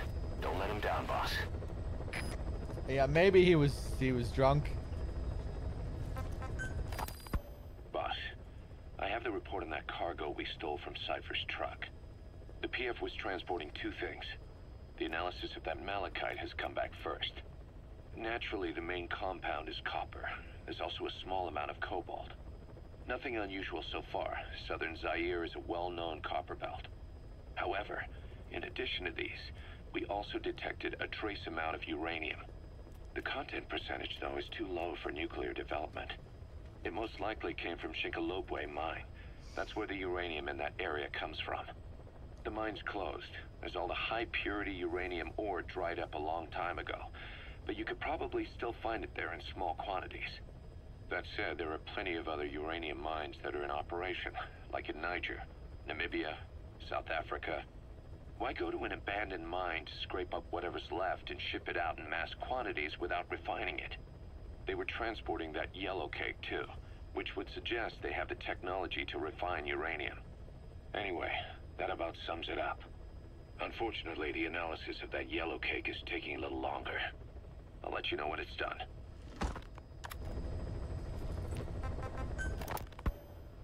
Zero Risk Security aren't as hardcore a military outfit compared to the other 2 PFs in this region. The company sends operators to conflict regions around the world, not just Africa. They have decades of combined experience. They're also based out of South Africa. Their headquarters is in Johannesburg. A lot of their work involves corporate security for South African companies, but a good number of their operators are retired South African military. So don't mistake them for a bunch of security guards. Okay, what's next on the list? Boss, this is an emergency. We had 2 intel team agents undercover at the PF Contract Forces of Africa. The CFA have captured them both. They don't have long to live. You've got to get them out of there ASAP. Since our mission at the oil field, we're no longer just business rivals to the CFA. We're enemies, and they want revenge. Our men will be killed the moment the interrogation's complete. And then it won't just be a matter of 2 dead soldiers. Their execution will be a catalyst, sparking resentment within Diamond Dogs against the CFA. Our men will push us to retaliate. Then things will cease to be about business. We'll be starting a personal war. That's not what we set out to do. The 2 men are being held in Kaziba camp. Hurry, boss. They're counting on you. Don't let them down. Let's do it. Firelord with the 80. Thank you very much.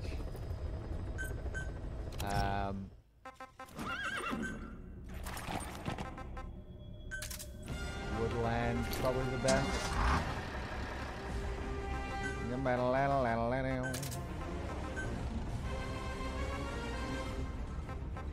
Like a doodle, like a doodle, like a doodle, like a doodle, like a.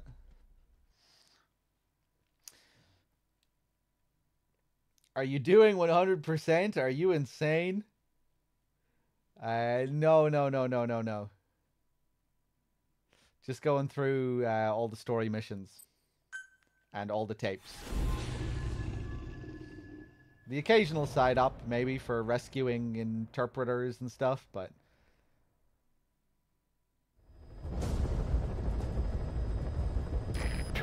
Just main story missions and tapes. The CFA. Your job is to rescue them. They don't have long to live. It appears that one of our 2 men has broken out of the encampment and is... Of course, yeah, we'll do mine clearing. On the run. They contacted us to say... Did you know that the mine clearing in this game actually does have lore? Remember we saw that when I was doing my last playthrough, when I did all the Red Brass stuff? When we listened to the whole Red Brass conversation? Surrounded. That's the last we heard from him. Your map is marked with a predicted field of movement based on where his transmissions cut off. The other man is still captive inside the encampment. Boss, rescue our men. Extract them both and get them back to Mother Base.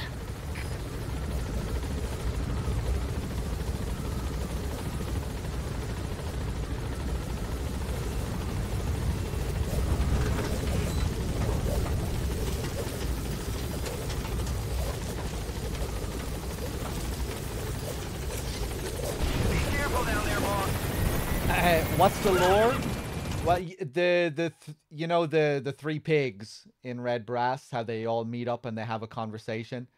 A lot of their conversation is talking about Snake, but they're wondering who this guy is. You know, they've seen people fly up into the air with balloons attached to them, and they're planning their next defense against all this. And they talk about how they need to start planting minefields around key locations, around key bases.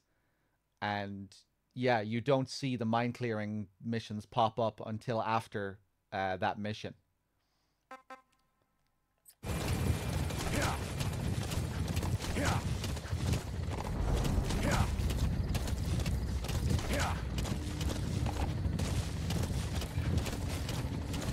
They talk about setting up minefields.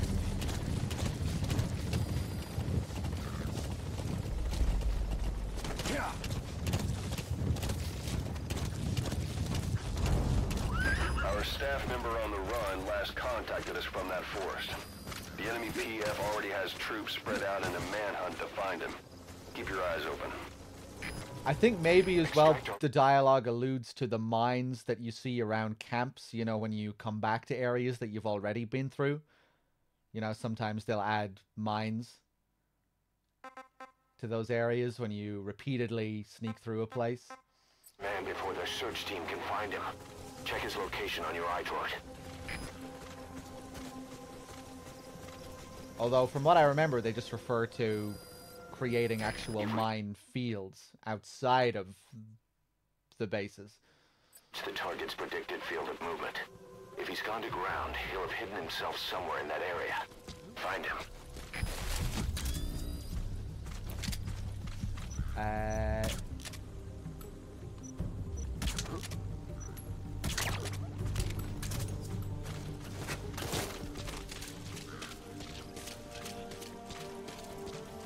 Hello there.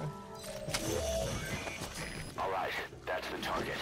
Quickly, extract him while you can. Boss, my other man is here.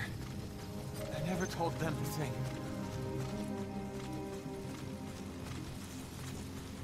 I have intel.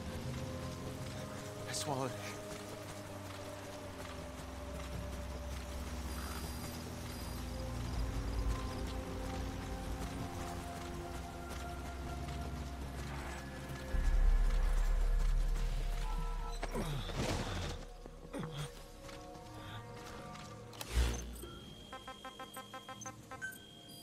Okay, for DRK here.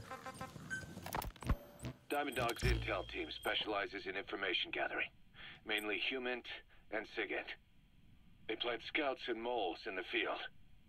These operatives will blend into the local populace and work under the guise of a resident, or disguise themselves as travelers and ask around for information.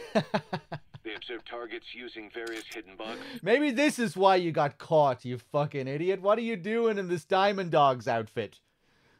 Cameras and transmitters, and by tapping their satellite and phone communications.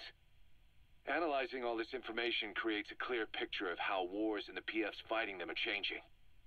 This data can also be used for threat assessment when deciding whether to accept contracts from certain clients. And during missions, the intel team keeps track of target locations and produces FOM predictions, reporting mission-critical information based on real-time remote observation of changes in the AO.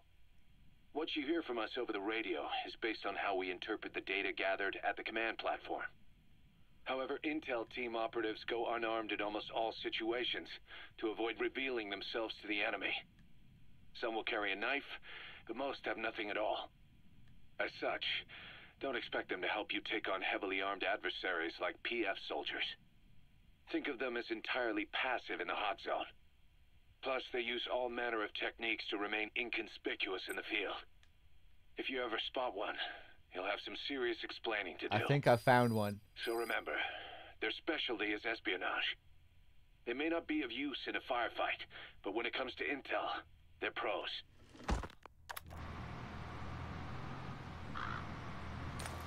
Okay, let's get you home.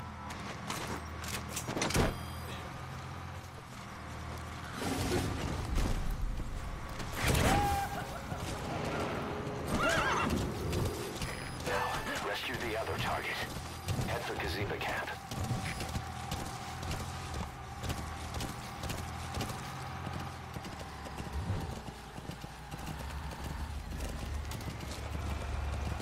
Boss, our man you extracted gave us all the intel he could. He got a lead on what's happening with the CFA. Check it on your iDroid.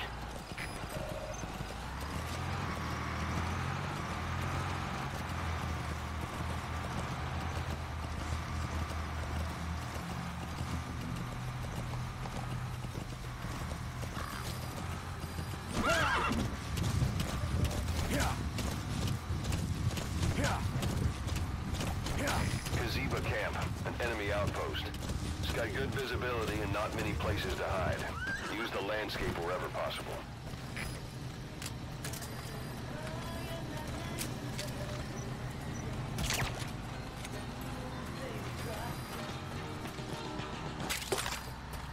Hey, girl.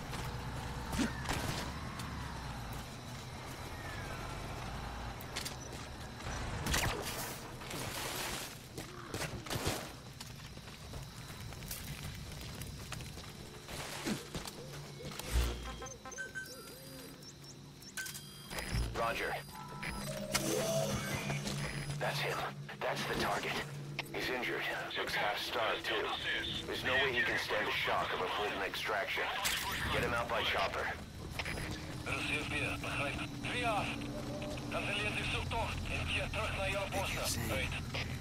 The disease was her fault. Just shouting it at me. Over and over. Kept saying, "You think we're angry? The poor bastards from Massa Village will bleed you all dry for this."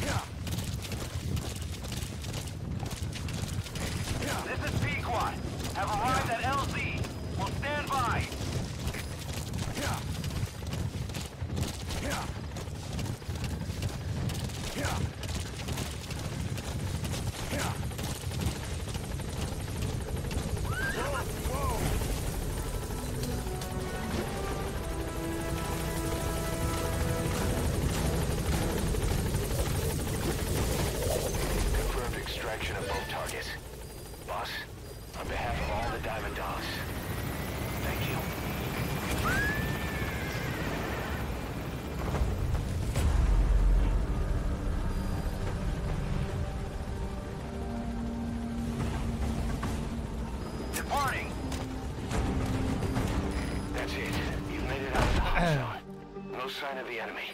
Mission complete, boss. Yeah, Kefka, I think that's why we should start playing on PC too. We'll be able to add our own music. Mission complete.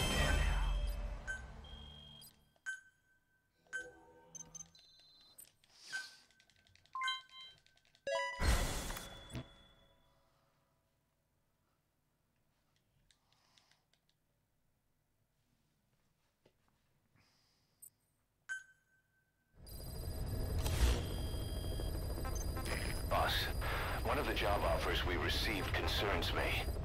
There's a PF commander who's been talking big about getting into the nuclear arms trade. This could be connected to that yellow cake. And there's another contract I'd like you to handle. It's a wet job, but we need to divert Cypher's attention. Check the mission list for the details. Boss, sorry to keep you waiting. We finally finished analyzing that yellow cake Cypher was moving. There was nothing unusual about the composition of the yellow cake itself. Most of it was oxidized uranium, with the rest being impurities, various metals as well as traces of organic matter. What's interesting is the composition of these impurities. When we checked them against the impurities found in the copper ore, it was clear the yellow cake didn't come from Shinkolobwe, meaning they went to the trouble of mining two sources of uranium, then transported them together in different states. Another thing, we detected a very thin layer of highly enriched uranium in the middle of the yellow cake. Now that is very interesting. It may not be a lot, but it points to the existence of uranium-enriching technology. After all, yellow cake can't naturally produce highly enriched uranium. If they could mass-produce this, they'd be just one step away from a gun barrel-type nuclear bomb. But uranium enrichment requires advanced technology and a large-scale facility. If that kind of place existed in Zaire, the Soviet Union wouldn't sit idly by. And there's another question. Where were they transporting the yellow cake and malachite uranium? The first place that comes to mind is South Africa. The government was supposed to have abandoned nuclear weapons development after caving to international pressure. But rumors persist that it's continued in secret. Plus, CRS were escorting the truck, and they're based out of South Africa. And then South Africa does have an abandoned test site. If Cypher's involved with nuclear development in South Africa. But how would that fit with their weapon to surpass Metal Gear? We need more information. Shinkolobwe. There's a name I haven't heard in a while. The U.S. bought a lot of uranium from Shinkolobwe mine during World War II for the Manhattan Project. They even sent a squad from the Army Corps of Engineers to reopen the mine after it was flooded. That's how good its uranium must have been. With that, the world's first nuclear test was a success. Shinkolobwe uranium might have been used in the Hiroshima and Nagasaki bombs too. Just hearing its name is like seeing all the phantoms of the war rise up to haunt us. But all the uranium's dried up, and the mine's been closed for years. So someone reopened it? Right. Zero-risk security seized control of the area and were forcing locals to work in it. And the Zairean government was getting a slice of what they took in exchange for looking the other way. Mobutu has to finance his tastes somehow. He'll gladly sell the rights to some old mine. The question is, why would zero-risk security do this kind of thing? Or rather, why were their employers, Cypher, interested in an abandoned mine? They'd be getting trace amounts of uranium, yet to the naked eye it appears to be ordinary malachite, meaning security would be lax. Not a very efficient way of obtaining it, but easier to move. But how would they enrich it at its destination? Did the yellow cake really have a layer of highly enriched uranium in it? Having trouble believing it? No. If they say it's real, then it's real. In which case, they might have some enrichment method that we don't know about. And this was to test it out? It's possible. And that would mean it's almost complete.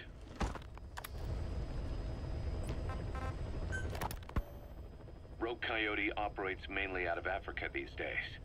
Of the three PFs, they're the smallest. However, they scooped up most of the Rhodesian SAS after the country collapsed 4 years ago. Picture their entire organization as one big special forces unit. With Rhodesia a British colony, the Rhodesian SAS had its origins in 22 SAS Sea Squadron. They started out as a group known as the Southern Rhodesia Volunteers. But in '51 they were incorporated into 22 SAS as members of the British Commonwealth and deployed to fight guerrillas in the Malayan emergency. Even now, 22 SAS keeps the C Squadron designation empty in recognition of their service. In a way, you could say the SAS almost makes up the core of Rogue Coyote. Later on, they were bolstered by other talent, including former Celis Scouts and 32 Battalion. These guys are direct descendants of the best special forces in the world. They won't go down without a fight. Don't get careless. Kungenga Mine. A civil war's been going on in that region for the last 20 years.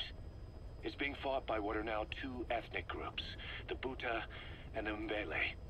Originally, you could barely tell them apart, but the reason for the current armed conflict goes back to World War I. After the war, their land was colonized by a European power, and it decided to give local control to the Buta.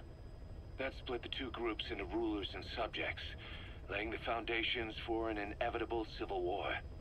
The friction between them remained even after they won independence from Europe. The Buta are holding on to power to this day, and the Mbele rebels continue to fight back.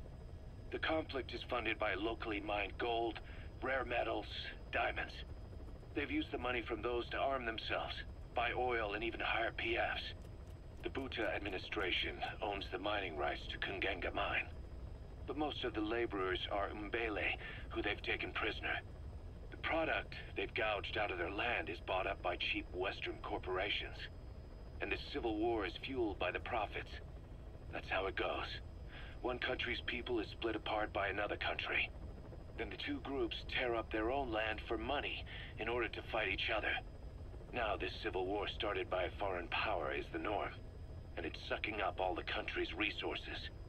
PFs are just the same. They follow the money, taking war with them wherever they go. That goes for us too. It's an endless river of bloody retaliation, and we're standing downstream. Should we make a stand and staunch the flow? Or wade in amongst the corpses and make a bigger splash than the rest? We'll follow your lead, boss.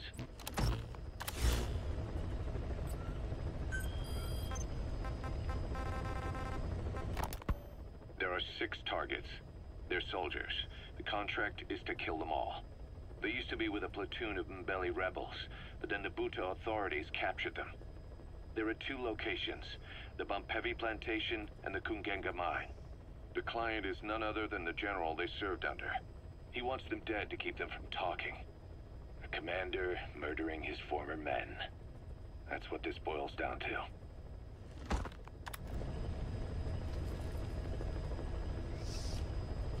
Let's do it. Actually, hold on 1 second, guys. Because this is my last session for the marathon, I think I might treat myself to a Peroni. 1 second.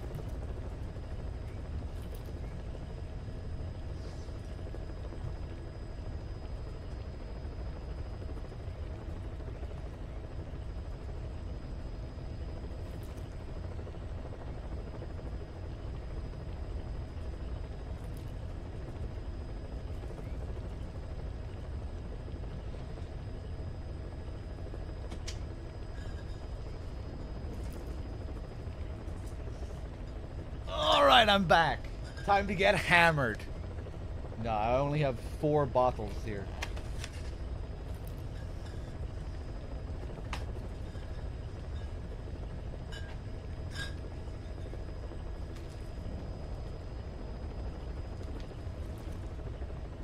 Okay, let's do it.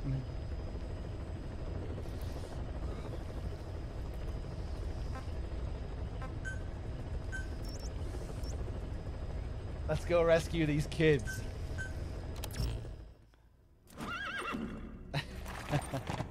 Going full Kiefer? No, no, no.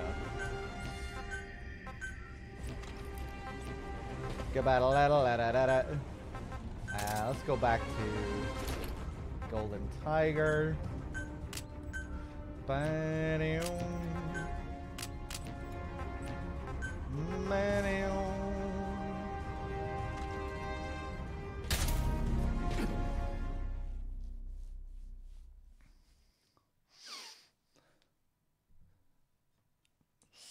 No, I never get drunk on stream. I used to occasionally, like years and years ago, but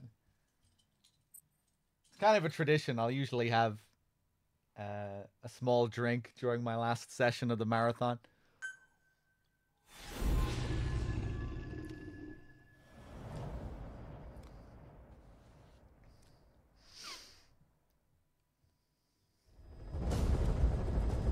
I answered the calling. Are you joining me, Billy? What day is it? I don't even know what fucking day it is. It's Wednesday. Okay. Served under. He wants them dead to keep them from talking. Check a VI on your iDroid for more information. Some Wednesday beers, Billy. I lose all sense of time when I do these marathons. It's just eat, sleep, MGS, repeat.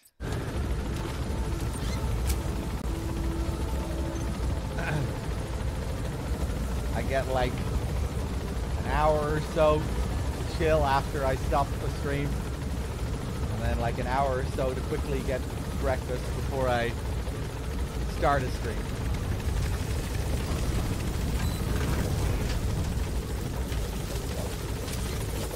Be careful down there, boss. Don't even have time to suck balls. Yeah, no, I really don't.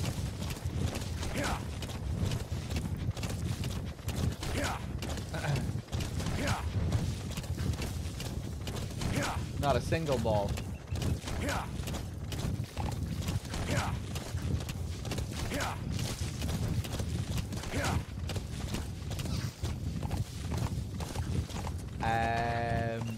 Actually, maybe I'm gonna go and get the Kakongo interpreter. Just to show some of the extra interrogations and you know, the hold-up dialogue, stuff like that.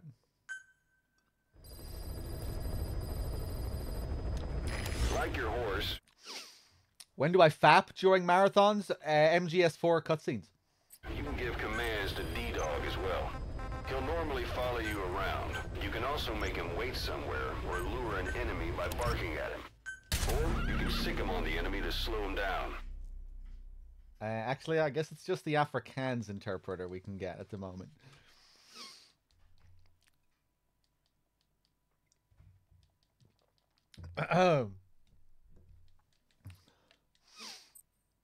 MGS4 is just a whole day of self-abuse.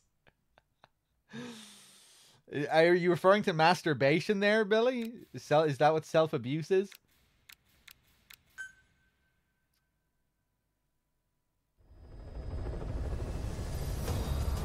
Boss, good news from the support unit. They can now deliver support strikes to our areas of operation. Use your iDroid to designate a location for a strike. Just make sure you're not in the kill zone. I'd hate to tell the men they blew up the boss. After you've called in a strike, move away from the target location immediately. Also, like supply drops, strikes cost GMP. So once you don't put us in the red, remember what our real objective is.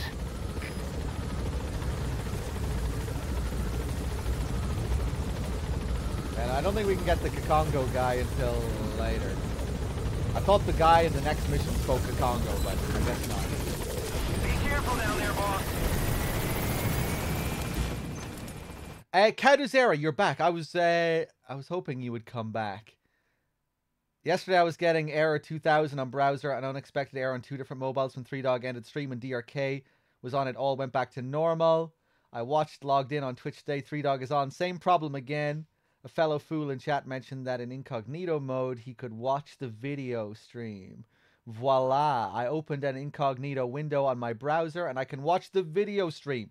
Weird as fuck. Just a heads up for everyone. So, Kaduzera, you are watching the stream right now. You're able to watch the stream again. I was going to say yesterday when you were in chat to just Google the error, because I Googled the error yesterday, and there are loads of articles on it. If you Google error 2000 Twitch, you'll see like videos and like tutorials for how to get rid of it, and yeah, there seems to be a lot of information on that error. So again, just for anyone else as well that might run into this problem.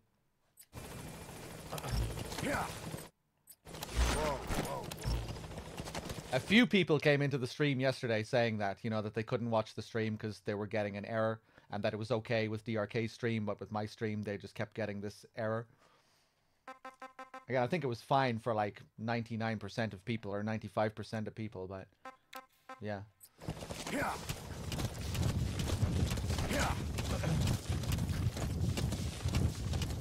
I've never had that happen before. Where people reported, where so many people reported this error. We've heard there's an Afrikaans English interpreter operating somewhere in that area. If you extract him, he could be plenty useful for us.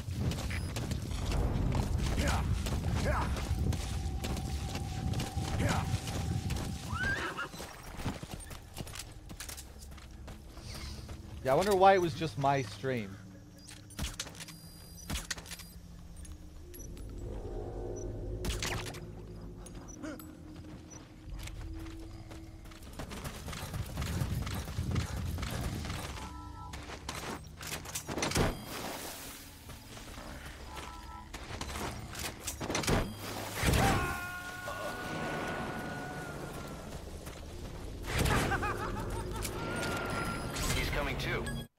Roger that.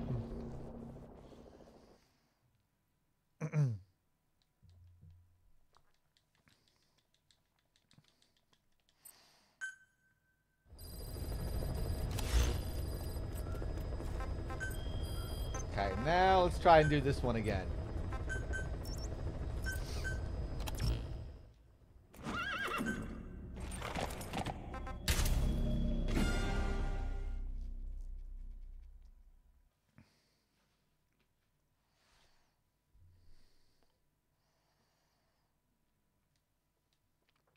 I remember last time here I had a nightmare escorting the kids.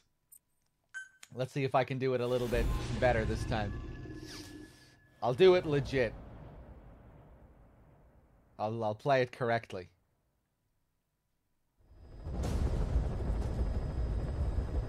There's 6 targets. Should be easier at night. Our contract is to kill them all. And the client is the general they served under. He wants them dead to keep them from talking. Check a VI on your iDroid for more information. I forgot to buy M&Ms. Fuck.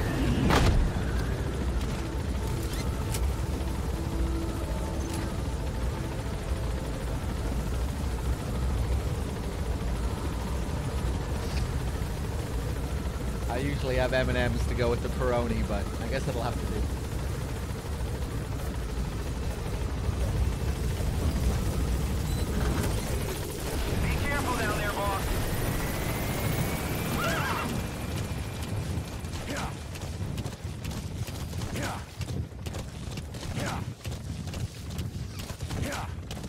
I usually get peanut.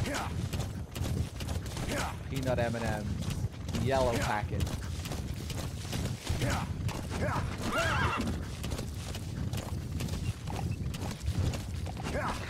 That's from Heavy Plantation. The targets are mixed in with the soldiers in that base. Use the VI to identify them. I tried the crispy ones recently. Yeah, they're pretty good. They're pretty good.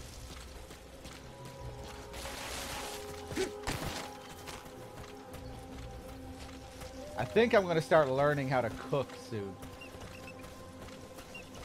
I'm getting sick of eating so much shitty food. And I think I'd enjoy cooking.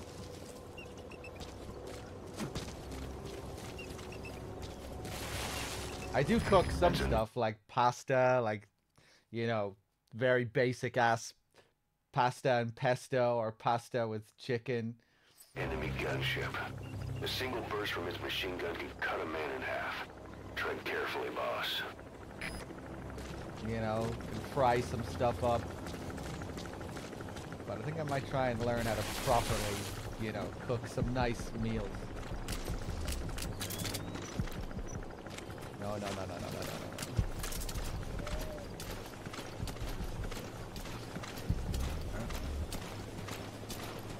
Cooking streams. I'll keep people updated on Discord. I'll post all my meal photographs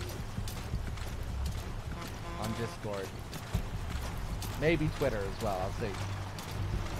I need to use my Twitter for something other than fucking just my stream. Well, I guess I don't need to, but, you know, it might be nice.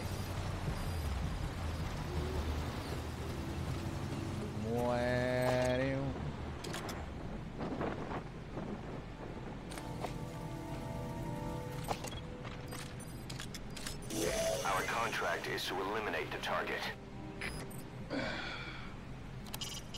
The target. Don't waste an opportunity to eliminate him.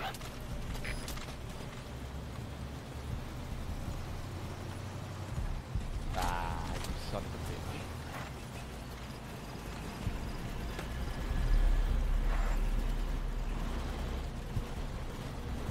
bitch. Oh, is he gonna come over and inspect?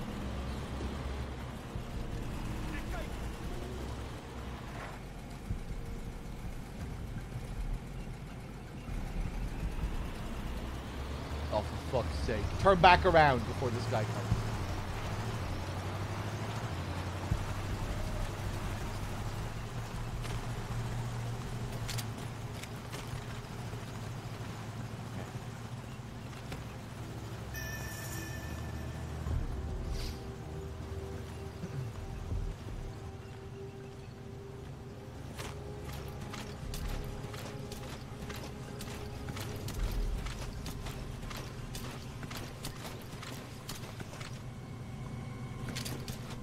I did cook some good stuff when I was in school. I did home economics with all the girls. It was like me and 3 other guys in the class and 20 girls.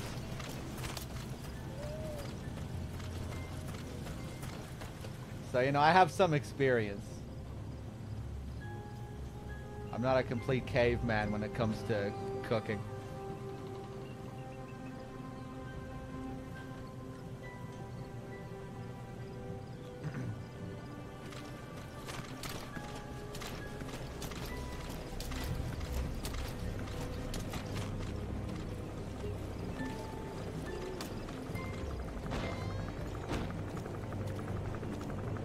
I did home ec, Mr. Man. Yeah, yeah.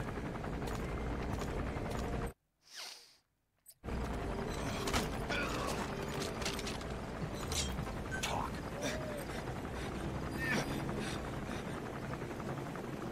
Spit it out.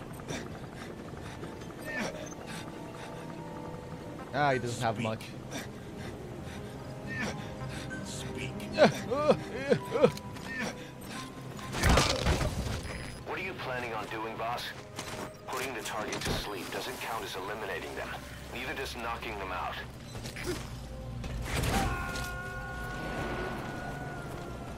Extracting the target.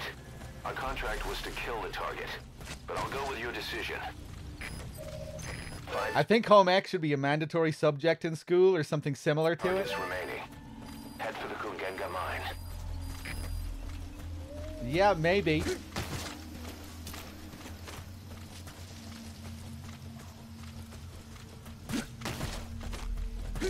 I wish I learned how to do my fucking taxes in school.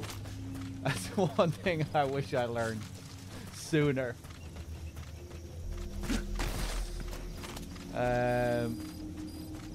Alright, D-Horse, get over here.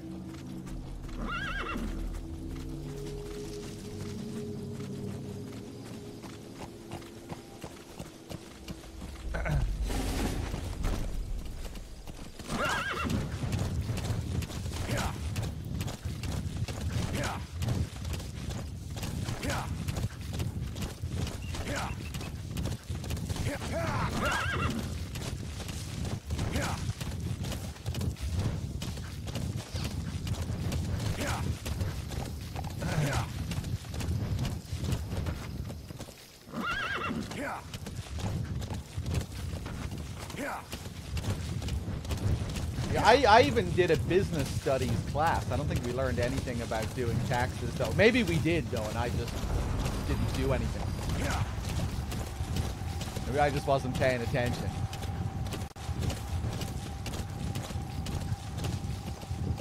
But I don't think so.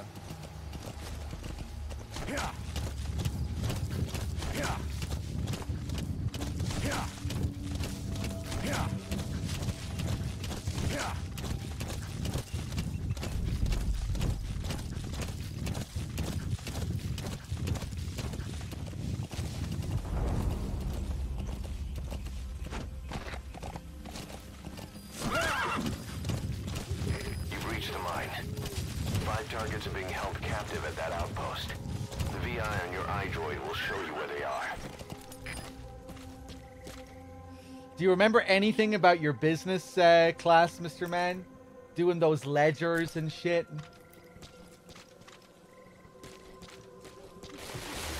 Like documenting assets and, you know, your net profit and shit like that.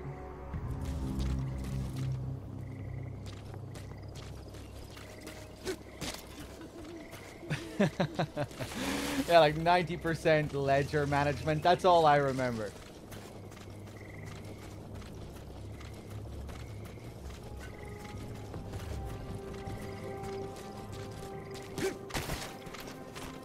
Jesus Christ.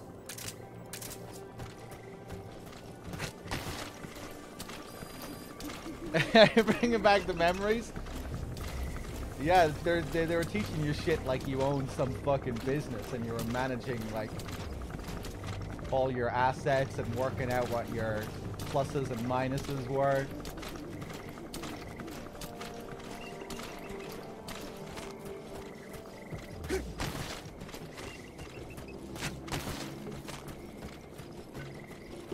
Yeah, I don't remember any of that shit really. It's all a blur.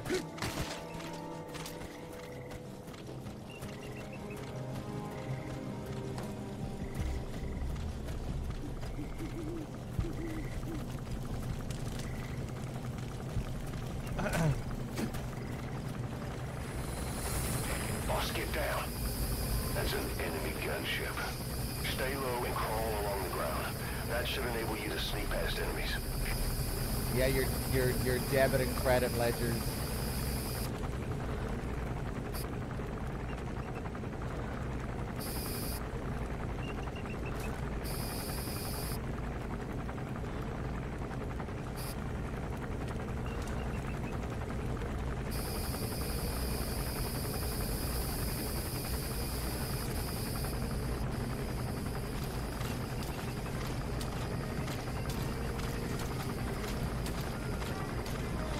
This sums up my secondary school experience in one sentence. When I started, you had the choice of woodwork, music, or Latin. I picked woodwork, and I got thrown into Latin.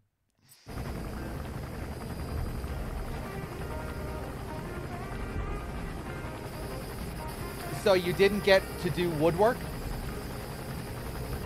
You chose woodwork, but you didn't get it, and you got thrown into Latin?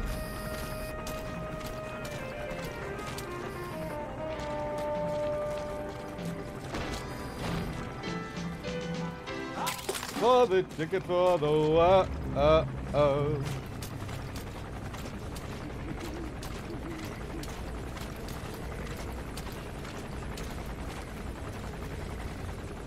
Yeah, I didn't do woodwork or metalwork. I did technical graphics, which I fucking despise. The teacher hated me as well. I think I had to be the worst student in that class. I just fucking hated it.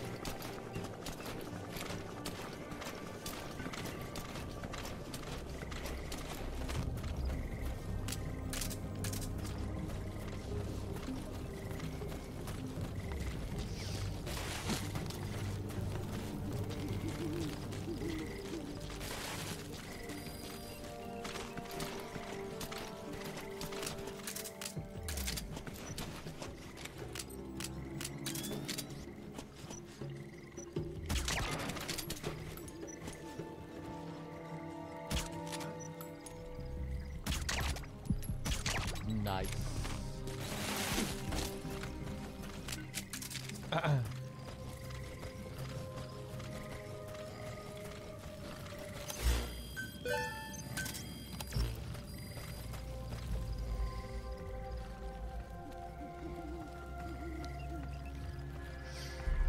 Was art mandatory for you, Kefka, in secondary school, high school, whatever it was for you, whatever it was called for you?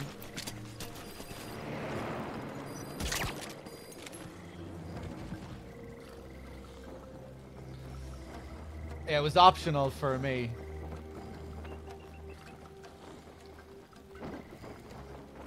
And I didn't pick it because I had no skills going in. I wasn't a big drawer as a kid.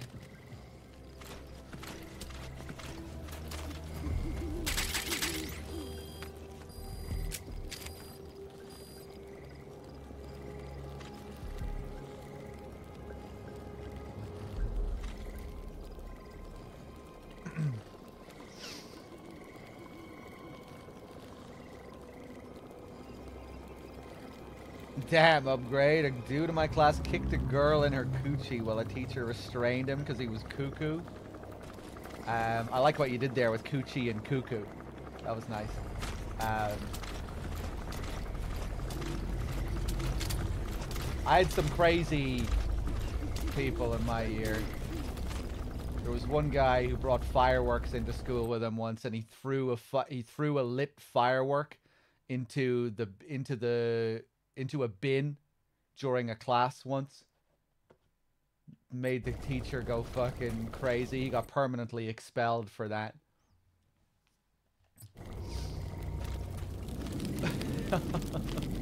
Just lit a firework, threw it into the bin in the middle of a fucking class. I think I remember being able to hear the firework as well down the hall.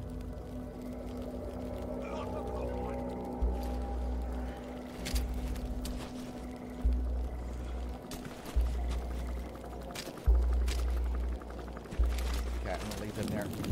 Quick.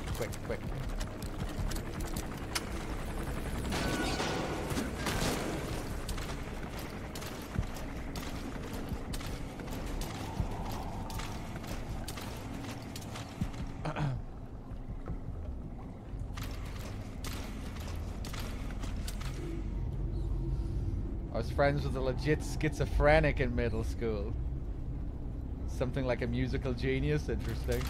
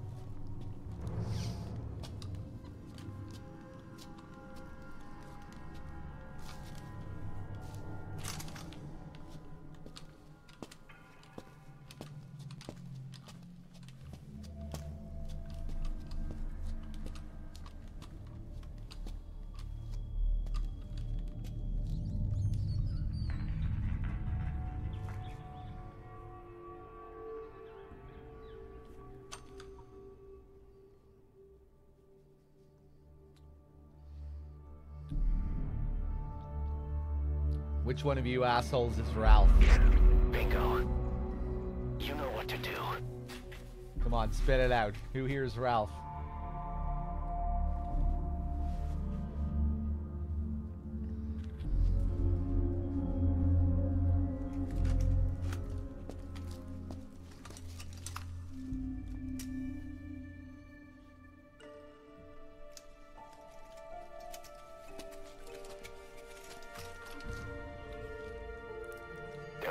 For a fistful of diamonds, huh? And what happens after that? They can't go home. They've only got two options. Heaven or hell. No, there's another. Utter heaven. Tape's rolling, boss.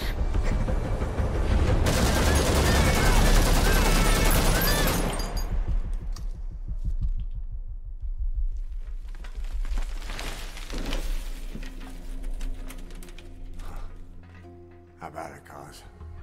Looks like our client just got outbid. We got the recording. Objective accomplished. Kaz's sigh there. Let's go.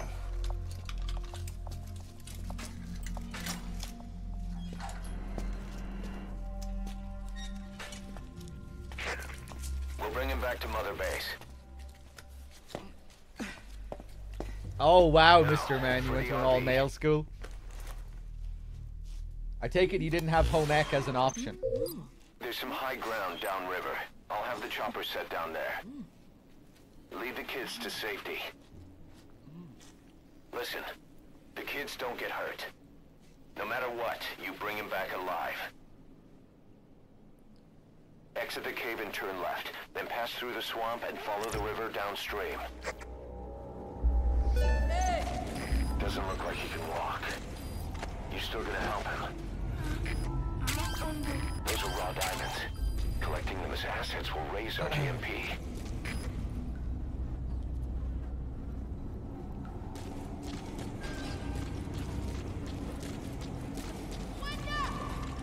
I don't know about that, Utkar. I knew a guy in school who was like completely musically handicapped. He had no sense of rhythm at all. Couldn't keep in time with like the most basic rhythm. Had no sense of melody. And I just couldn't picture him playing any instrument. Couldn't sing.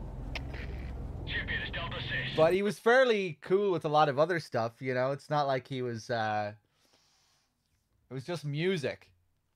Music was a big problem for him. But the sad thing was he loved music. He just couldn't play it himself.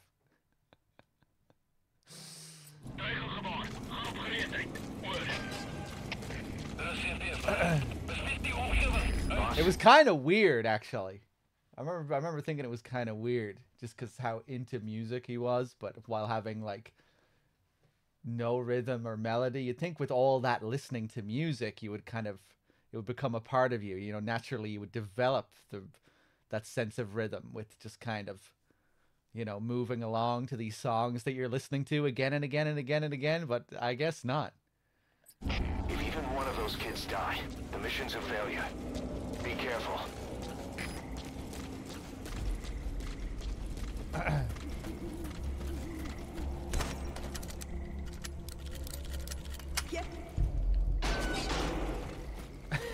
Billy. I swear to God, I'm not lying. Maybe I just misjudged him. Those kids only maybe I was wrong, and dude, like maybe it wasn't as bad as I thought, or maybe it's something that he would be able to learn. I guess I'm not saying that he wouldn't be able to learn. I'm just saying that some people start with this real disadvantage. Some people really struggle to take to things. They really need to learn. They need to put in a lot of effort. You need to give them orders. Lead them to the objective area. But they won't hear you if you're too far away from them. Keep that in mind.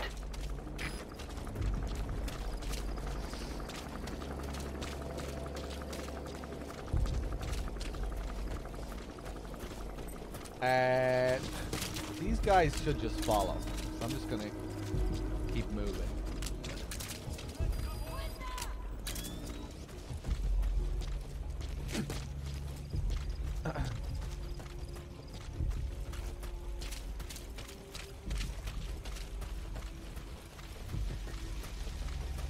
Damn, this place is easy at night.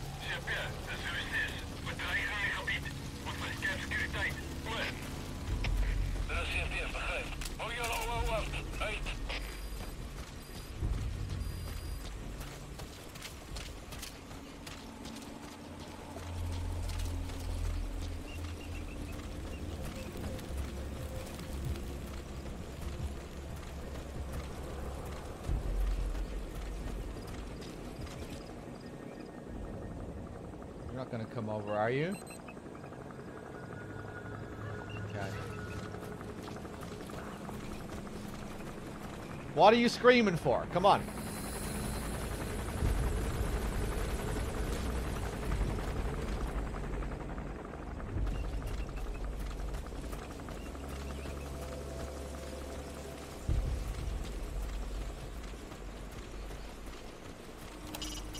Escort the targets to the RV.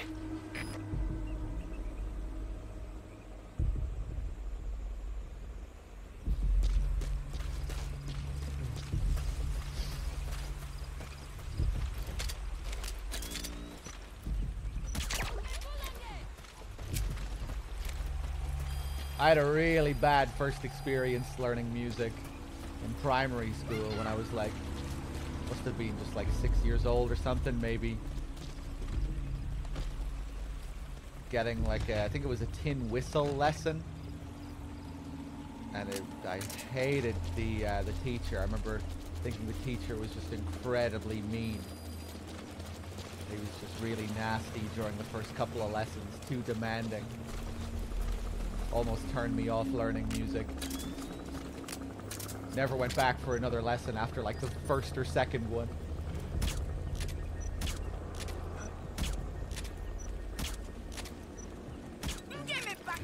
I should ask my parents what happened with that guy, because I can't really remember. They'd probably remember what the deal was. But I think they were kind of nice about it, and they saw my side of the story, and they allowed me to just stop getting lessons. Yeah, I think they just think it was like an optional thing. They encouraged me to like get into music because I might like it, and they got me this lesson. Then I just hated it from the outset.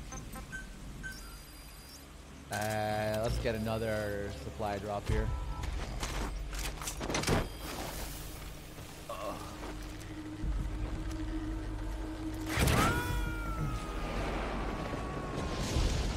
Where were you touched, dog? Jesus Christ. You gonna extract him?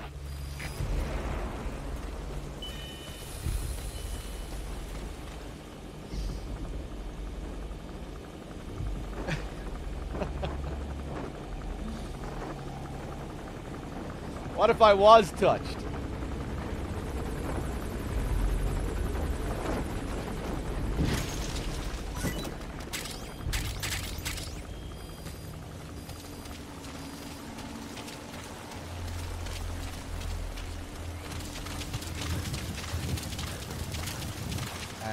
Oh damn, they're up ahead. Okay, easy does it now.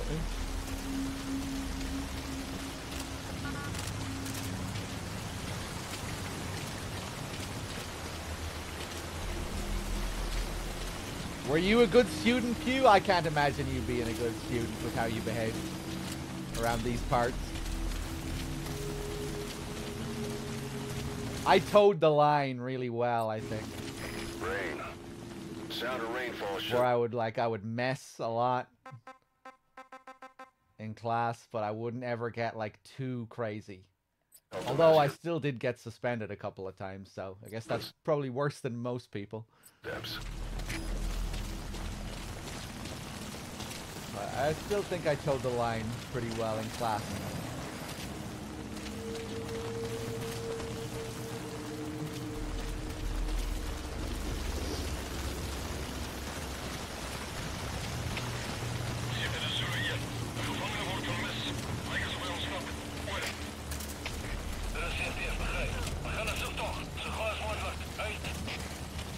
Looks like they found out the kids escaped. My God, this is so much easier at night. Jesus. Heighten security. They'll be coming out. I thought at night the rule was that there are more guards, but you're harder to spot. Watch your back. There's usually a guy here, another guy back there. What the fuck? Where? This area is missing like 5 fucking guards. Wait, no, it's not. But it is missing like 2 that are usually here. I didn't think that was just a daytime only thing, but maybe it is.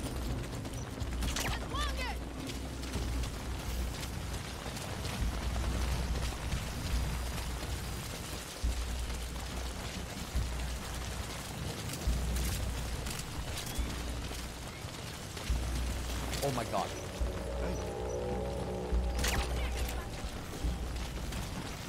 Yeah, that's a nighttime guard.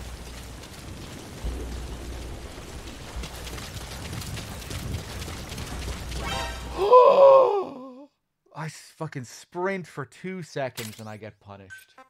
The chopper will be arriving any minute. Hurry to the RV.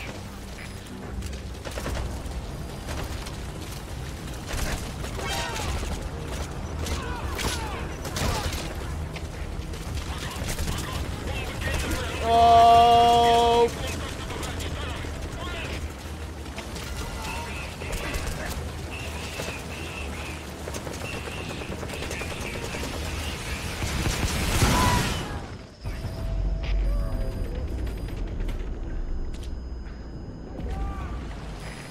Damn.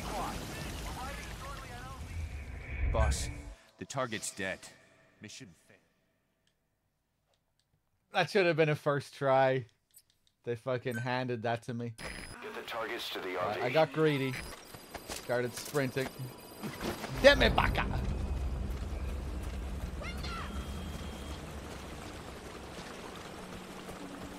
Yeah, during the day there's the two guys up here. They're not here either. Damn, man.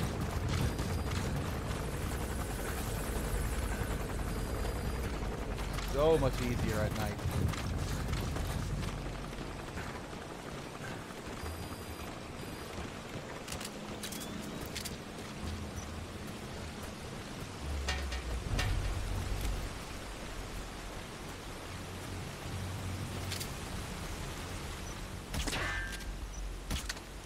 Now they can't hear the kids.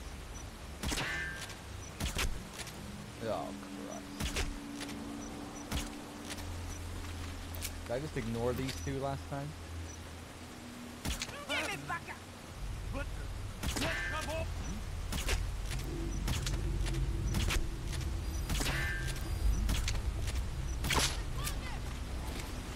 Yeah, I guess they're wearing the larger helmets.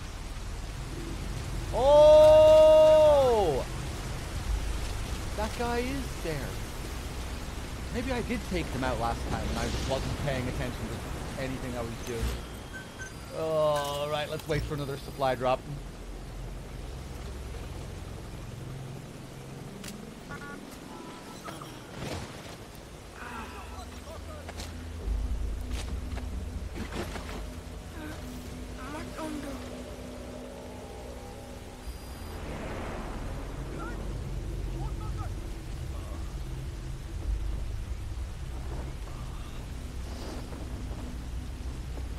Pew.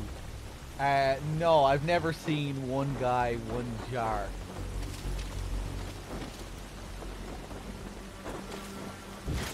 Does he stick the jar up his ass or something?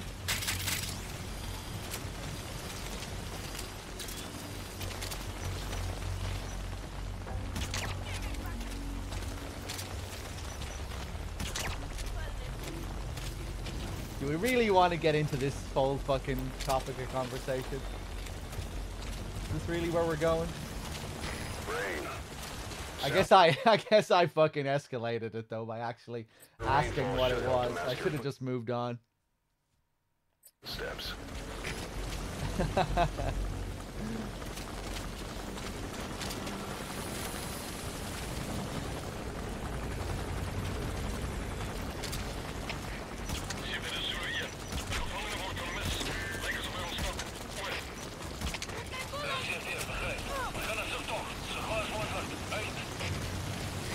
Like they found out the kids escaped.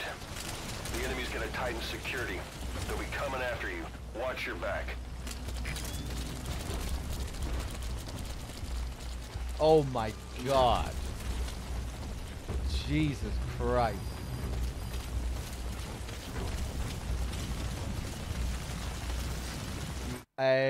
Was that part of the plan? The jar wasn't supposed to break, I assume.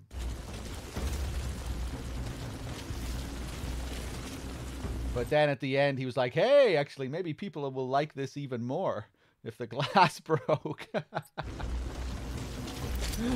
Let's get rid of him.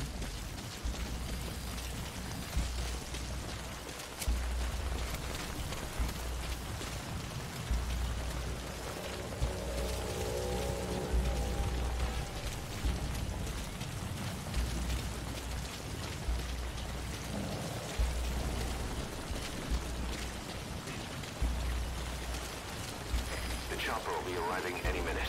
Hurry to the RV. Nice. Okay. We're doing it.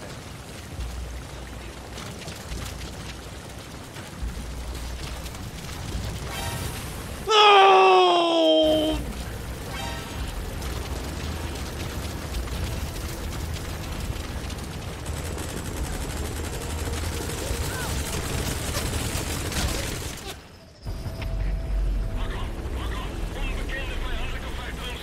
Why did I get greedy? I knew the chopper was there. I knew I should have stopped and played it safe and slow and Target's dead. got on the Mission ground, failed. but I didn't do it. Okay, this is the one. Third time. Get the targets to the RV.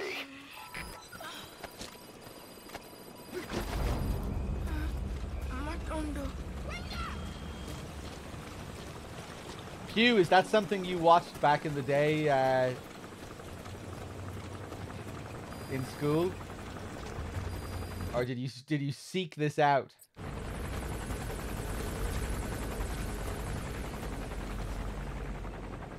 You used to put it on people's computers in IT? Oh, Jesus.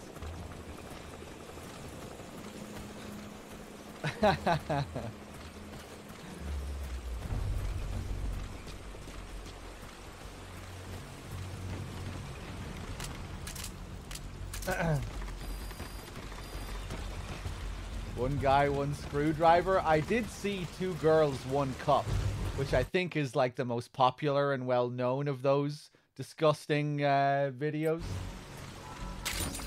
Those materials have already been processed. Two Girls, One Cup is disturbing. The fucking music, it has haunted me ever since seeing it. The music is like really like it really doesn't mesh with what you're seeing. From what I remember, it's like this really kind of corny, melodramatic, like soap opera music, something that you would, you know, see on daytime TV. I remember the music being like it's kind of like really emotional piano or something. It's like, what the fuck is this music? It may not be I remember that really disturbing me. much, but I think, anyway. You guys can back me up. Maybe there were different versions of it, and some of them, just, you know, maybe they all didn't have the same music. But I remember it having, like, emotional piano or you something. can use them straight away if you bring them back to base.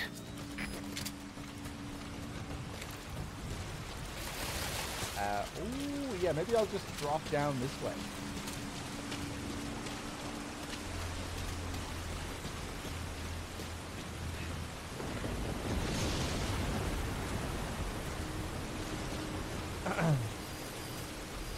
I heard it was fake. It definitely wasn't fake.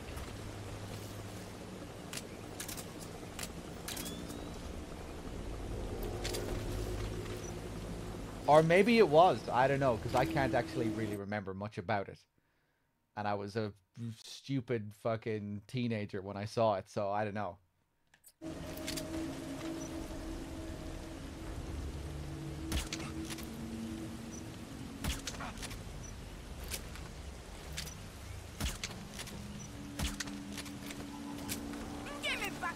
Deme vaca.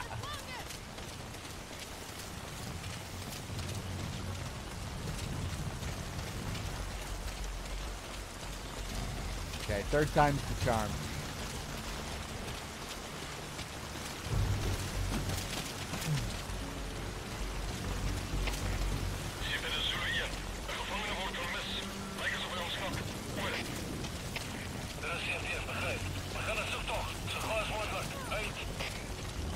Looks like they found out the kids escaped. The enemy's gonna tighten security. They'll be coming after you. Watch your back.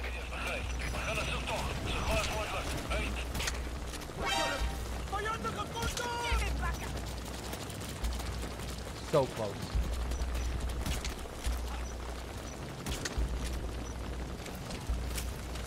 Fall asleep. Thank you.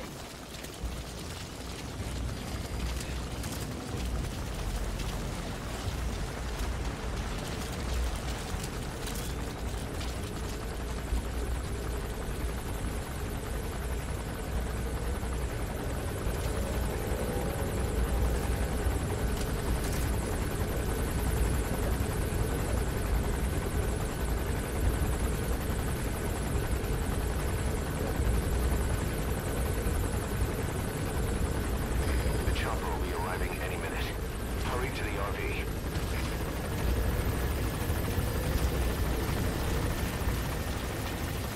The enemy spotted the target. Oh.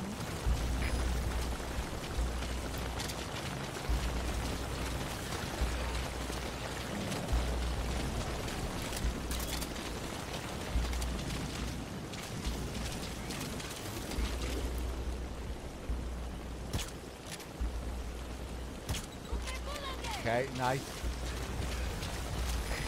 This is Pequod. Go! Arriving shortly at LZ.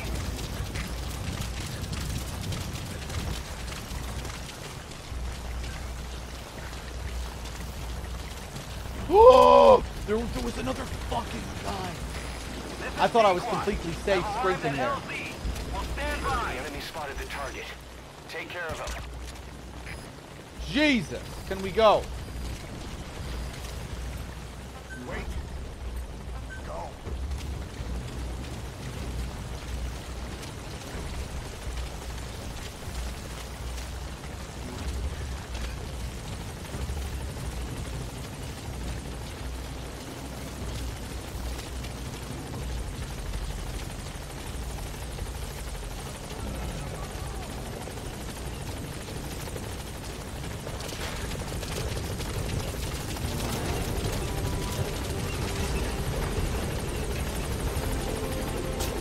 Okay. Farewell, children. Thanks for You're just leaving the target. thanks for helping me find the path. We'll treat him well, don't worry. Gaining altitude.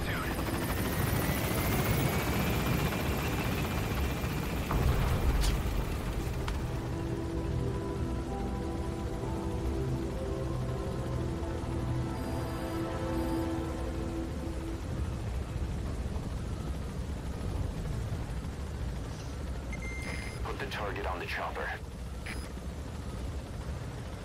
Departing.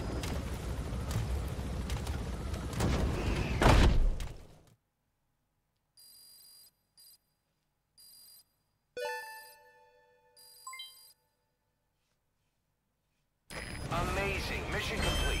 That right there is why you're the best, boss. The one and only. Thank you, Kaz.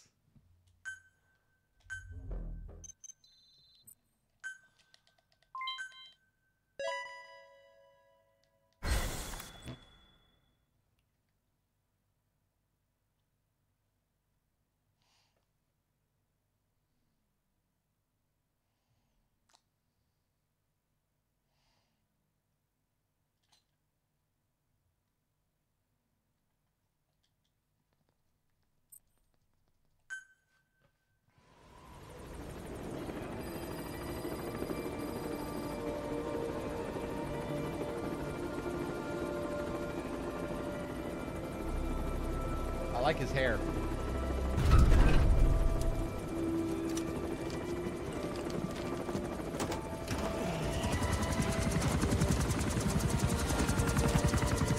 Come on.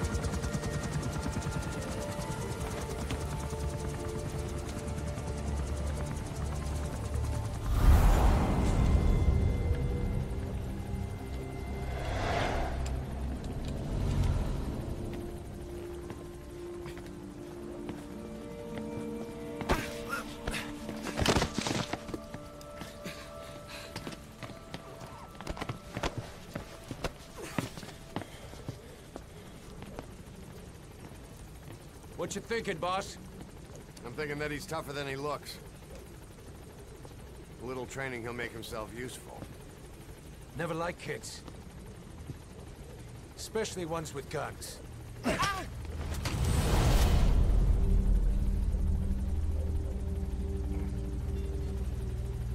See, kid's a natural. No.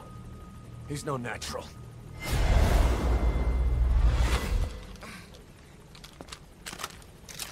Far from it.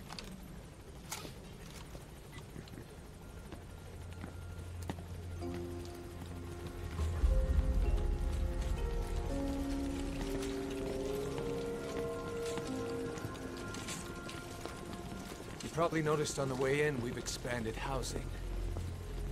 They'll have their own quarters, separate from ours. Won't be counted as staff. So what, we're running a daycare now?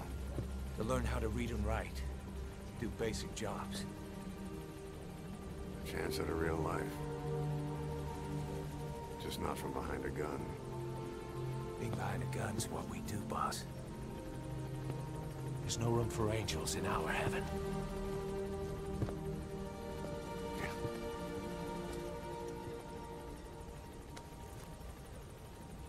Whoa, ho.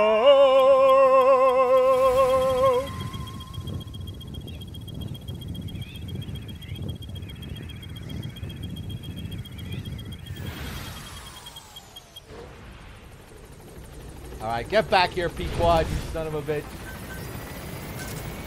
Roger. No, where do you think you're going? That's it.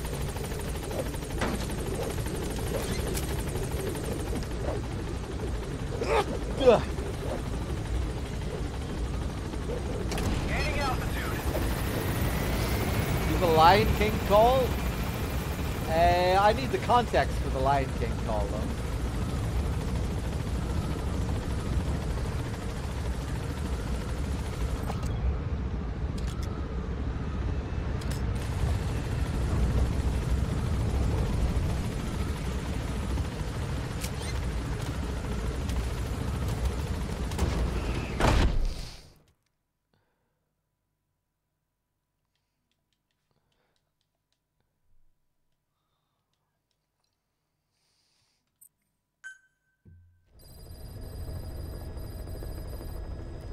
Let's see. Any tapes?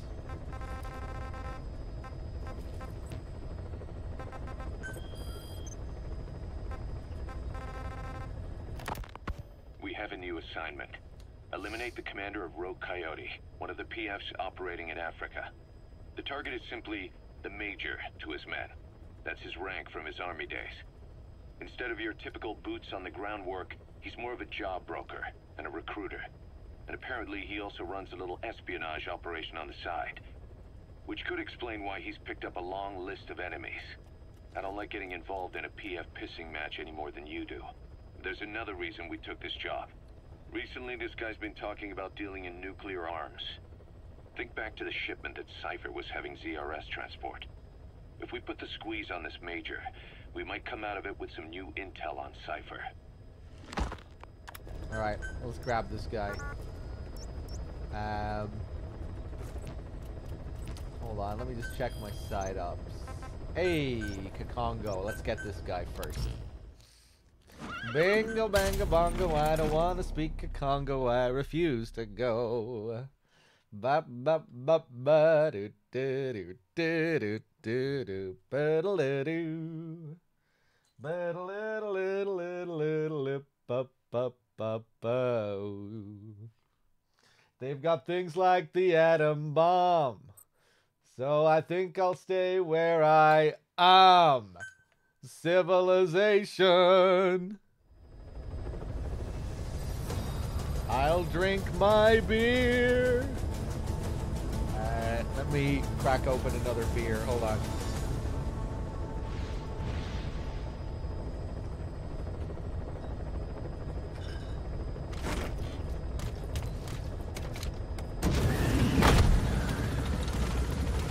I think I'll stay where I am. I still need to play Fallout 1 and 2. I've never played the classics.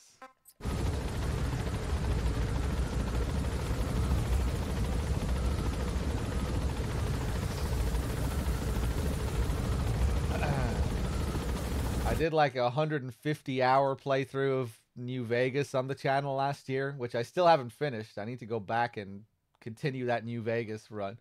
That was a lot of fun. Be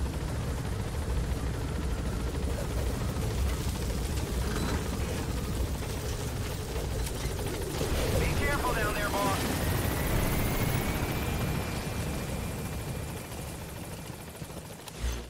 Bum, ba-dum, bum, ba-da-da-da.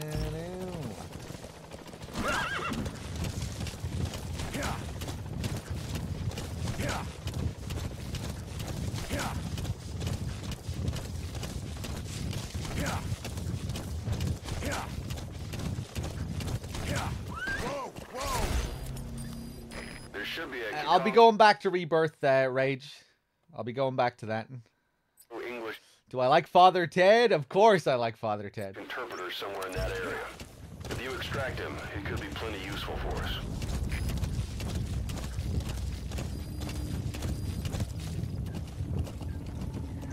Haven't seen it in a good while, actually.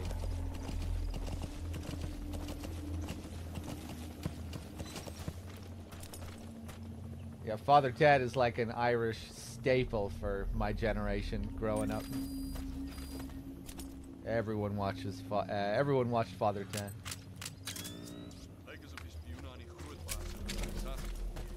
Sommige mensen meen die grootbaas self is in die omgewing.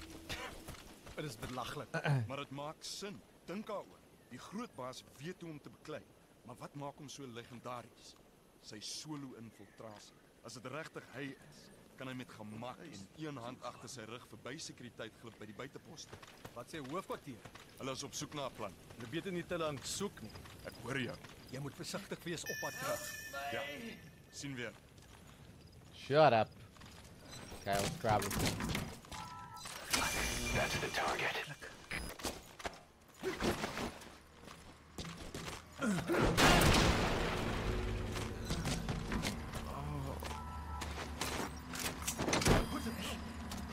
Oh.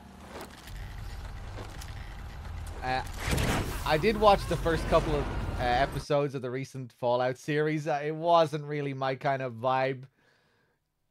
I didn't think I was gonna like it because I didn't really like how the trailer looked, but it seems to be well received overall. So I'm glad most people seem to be enjoying it. Subject is in. Thought it was just a bit too farcical for my liking.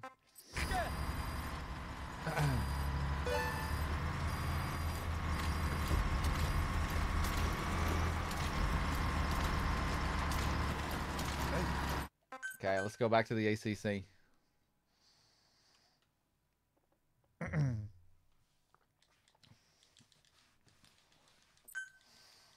They've got things like the atom bomb. Ba-ba-da-ba-da-ba-da-do-boo. Okay, on the trail. Where do I want to start this? Here, I think. Let me get woodland. Ba-da-da-da-da-da-da-da. Ga-ba-da-la-da-la-da-la-da.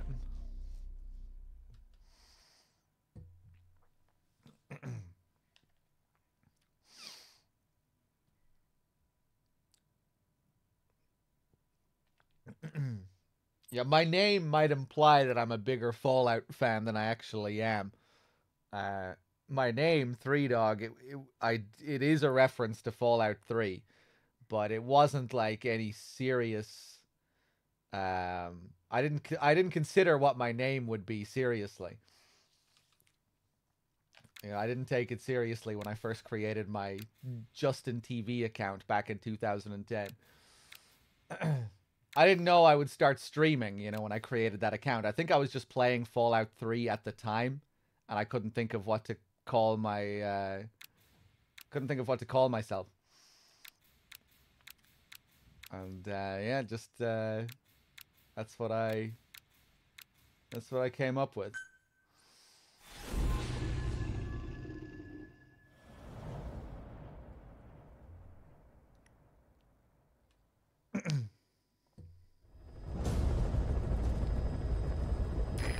Objective is to eliminate the PF commander they call the Major. One of the Major's subordinates working undercover with the CFA is due to make contact with him. Check his current location on your iDroid. Follow him, and he should lead you right to the Major.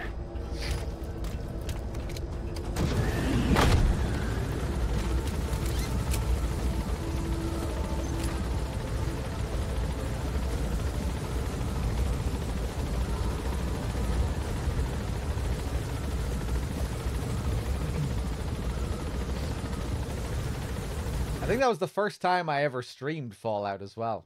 Yeah, it was. Last year, that New Vegas playthrough. I've never even played Fallout 3 on stream. Be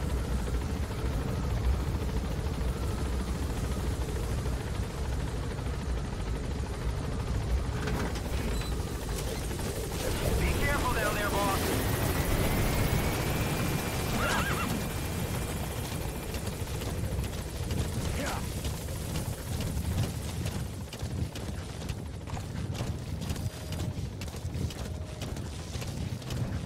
probably haven't played the game, actually, since that playthrough. Yeah, no, I haven't. Last time I played the game was during that playthrough. Which I guess was in 2010. That's when I created my JTV account.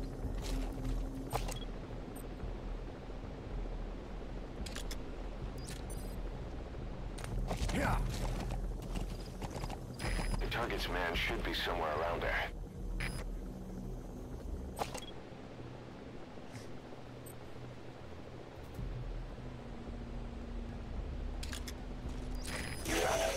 Stay on him.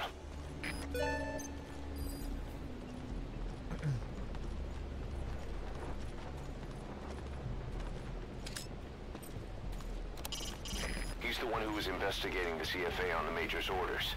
If you follow him, he should lead you to the target.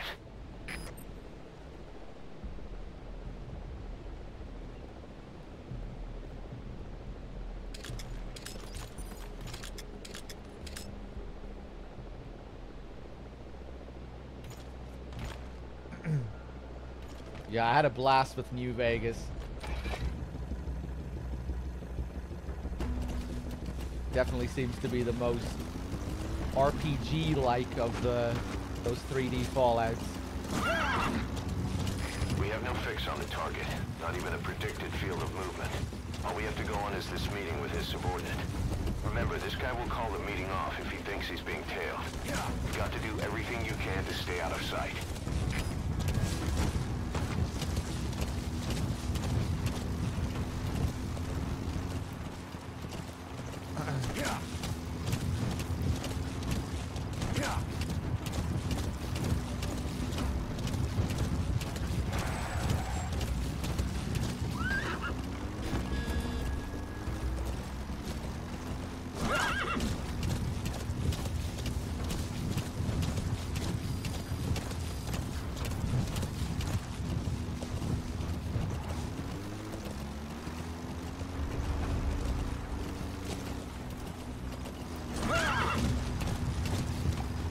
I wonder if Bethesda would ever think of outsourcing the series again like they did with New Vegas. I think I remember Todd Howard saying that they wouldn't do that again in the future.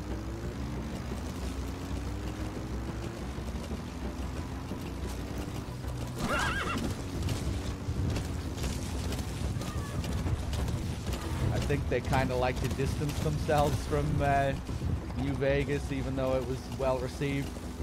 Just because it wasn't, you know, their own game, just because it wasn't in-house.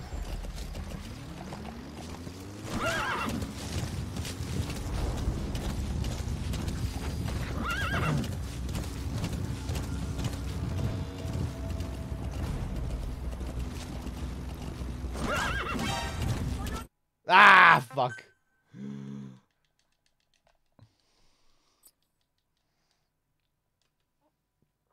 Fans asking you to outsource your IP is quite the burn, I guess, but you know, they could mix it up like they did back in the day. They released their own games and then they could outsource it at the same time.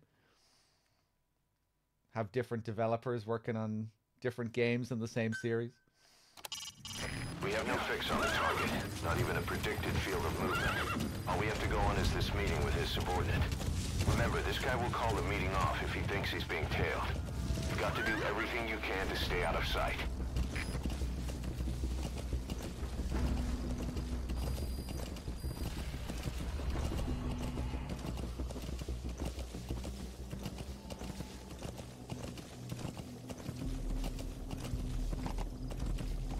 His vehicle stopped. Is that where he's meeting the target?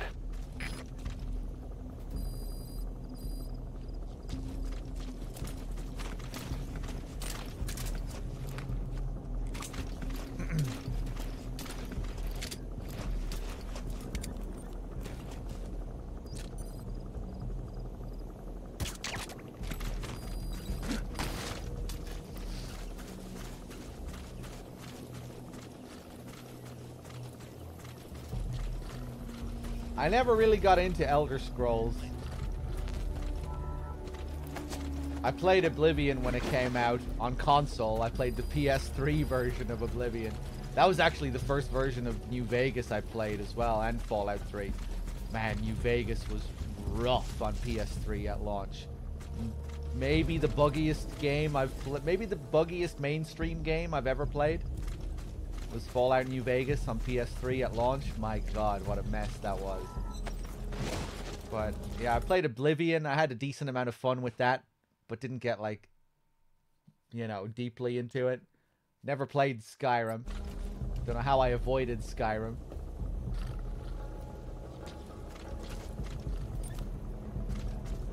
I thought everyone played Skyrim. Even if you haven't played Skyrim, you've played Skyrim. But yeah, somehow I avoided it.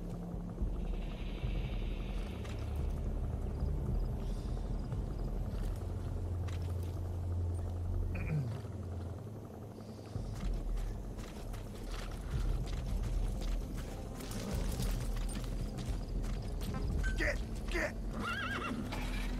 Switched vehicles, huh? What the fuck? You don't think he spotted you?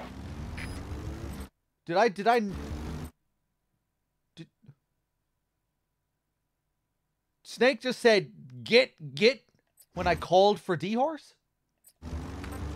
Does that have... Oh, that's the stay back? Jesus Christ, I feel like I've never heard that before. Stay back! Stay back! Get! Oh, that's an alternate stay back bit of dialogue that he has? Damn, I feel like I've never heard that.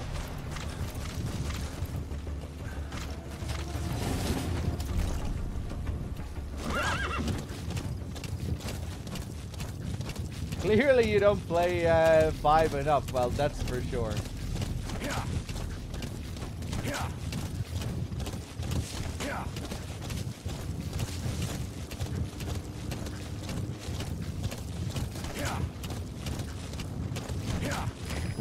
We'll do a big 100% run one of these days. Enemy gunship. A single burst from his machine gun can cut a man in half. Tread carefully, boss.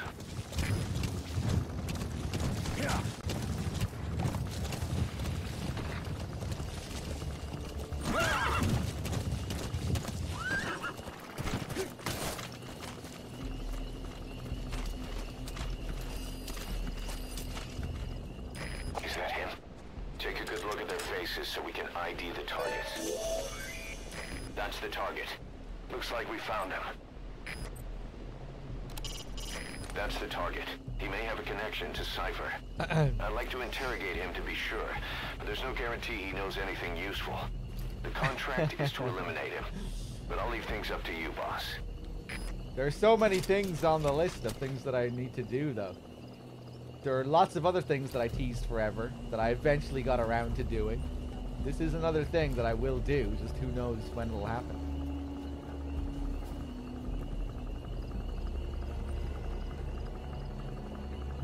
Just like Deus Ex. Deus Ex is obviously gonna happen.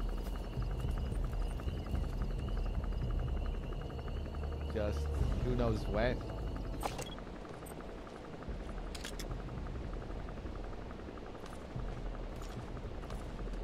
Yeah, get right up in his face. Ek is gereed om terugvoering te gee, So maar dominant. gee my net die breed trekker. Die CFA kon nog nie vasstel hoe die huursoldate in Wallawamasa gesterf het.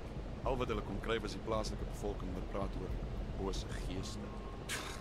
Dis net so hulle is. Maar daar is gerugte dat jy die job van die hand gewys het omdat jy geweet het van die siekte. En nou is iemand besig om 'n vergeldingssquad saam te stel. Van alle dinge. Ek maak soms my hande vuil. Maar ek's 'n engel in vergelyking met sommige van hierdie bliksems. Slawehandel. Reg onder hulle neuse en hulle wil my vervolg. Maar ek's nie 'n voortrekker nie, maar jy's heeltemal reg.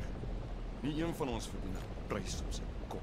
In elk geval, sê die res in 'n geskrewe verslag. Wat meer belangrik is jou volgende taak. ZRS probeer 'n ou man om die lewe bring. Dit het iets te doen met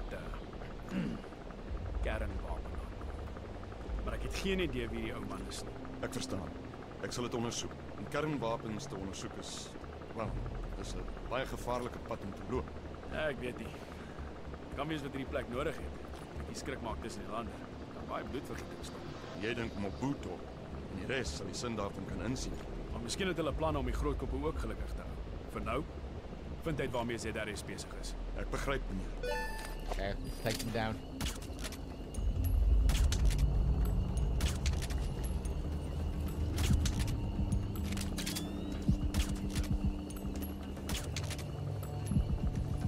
one shot each.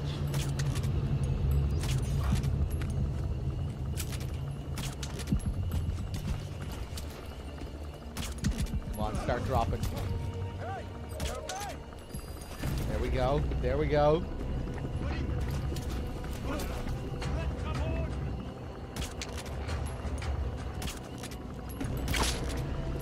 Shit.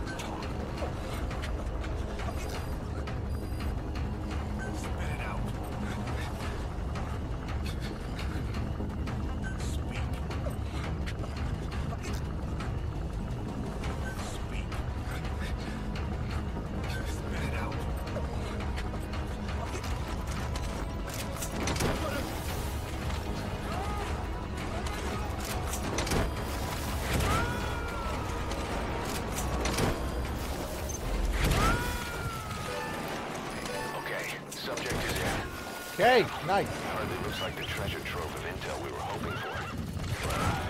Whatever. Exfiltrate the hot zone and RTB.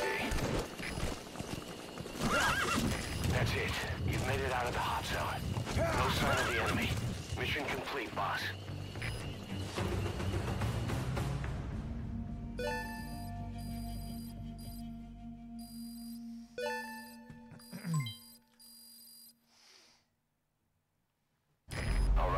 Mission complete, boss.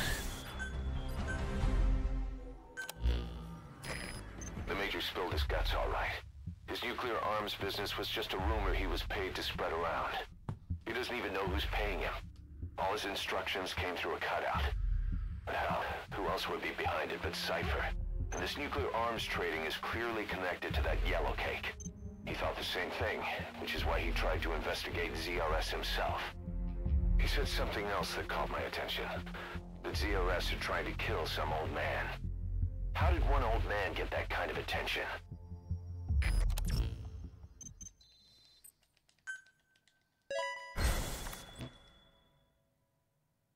Boss, about those walker gears spreading all over Africa, Huey's got an idea for a counter-weapon. Come on back to base.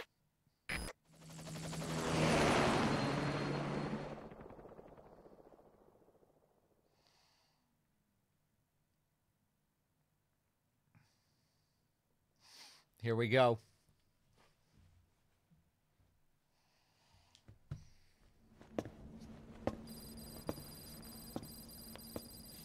This. It's a variable, multi-legged tank. A spin-off of Metal Gear technology.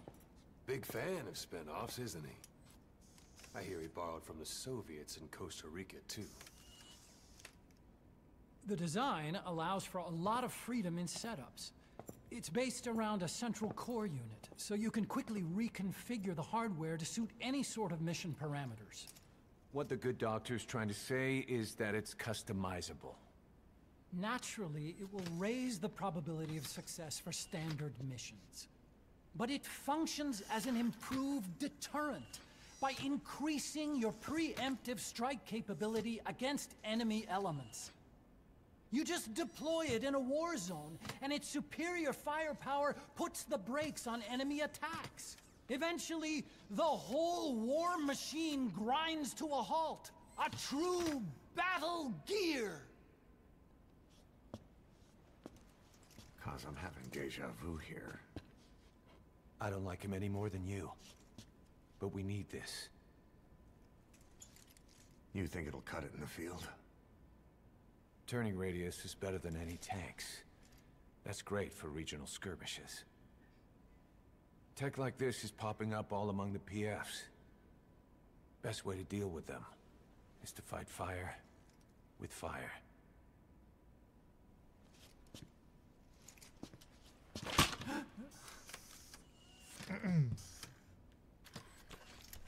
I'll await your instructions then, boss. Sure you will. So do we have your approval to commence development? Fine. Since when does Huey need anyone's approval on this fucking base? Or on the other base, for that matter.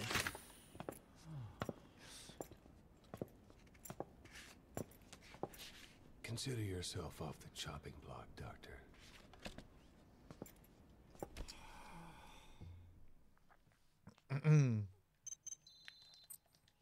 Battle gear development has begun. Right. Pequod, Got a new mission for get you, your boss. ass over here. The client is one of the kids you That's right. rescued from that mine. According to the kids, people often disappear from the mine to a place called Nzoya Badiabulu, Devil's House. On top of that, Saner's involved with the place. Check your iDroid for the mission details. This is Pequod, on station at LZ.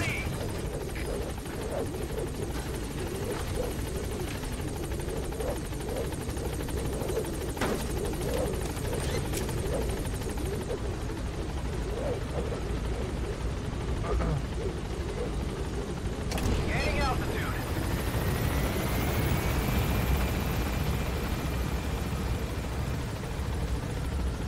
Yeah, Dr. Gray, I think some of the Ocelot interactions with Huey are interesting. Particularly the interactions that seem to highlight Ocelot's own hypocrisy. You know, when he's calling Huey out for deluding himself and all of that, which he does a couple of times. I find those interesting because, you know, Ocelot is guilty of the exact same thing he's accusing Huey of.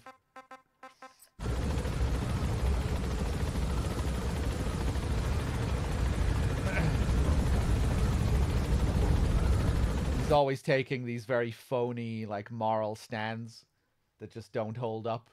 That you can just kind of, you know, you can, oh, hold on one second, guys. My phone is going off here. Okay, yeah, you can kind of turn around and apply the same thing to Ocelot.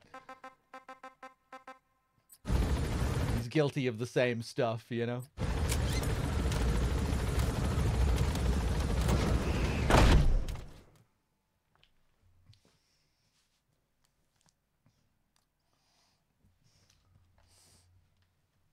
Quick, yeah, that was a text from DRK.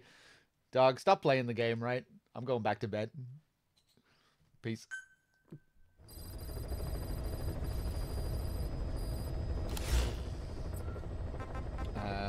What's next?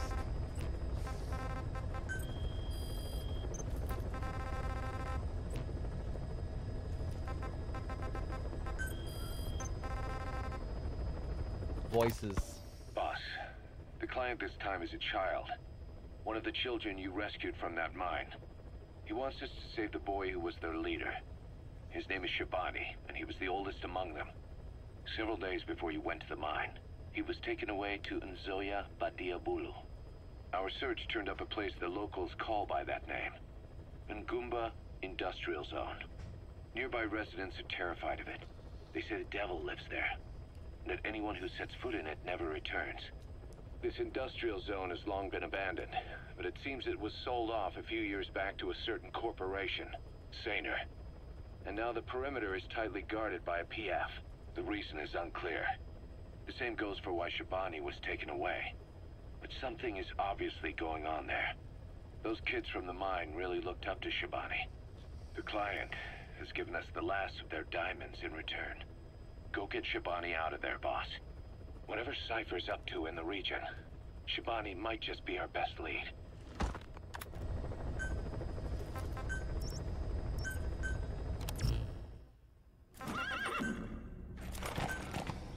Let's see. I guess I'll go with Woodland again. Trank pistol, smokes.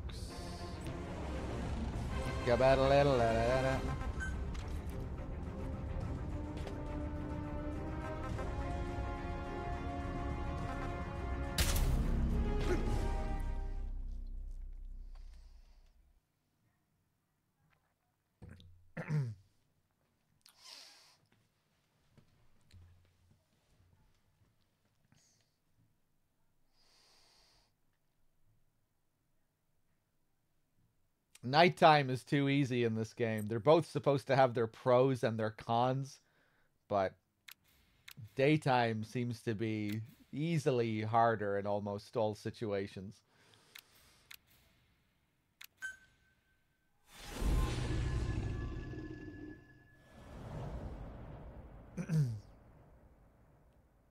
Your goggles are really buff as well at night, whereas they can be often useless during the day. He was the leader of the... What is the con with night? That there are more guards. Generally. That there are more of them, but they can't see as well. Whereas during the day, there are less guards, but they have better visibility. He's being forced to work at the mine. He was separated from the others and taken away to Ngumba Industrial Zone. The locals call this place Nzoia Vadia Bulu, the Devil's House. Boss, find Shivani and extract him safely. You can check the target's location on your iDroid.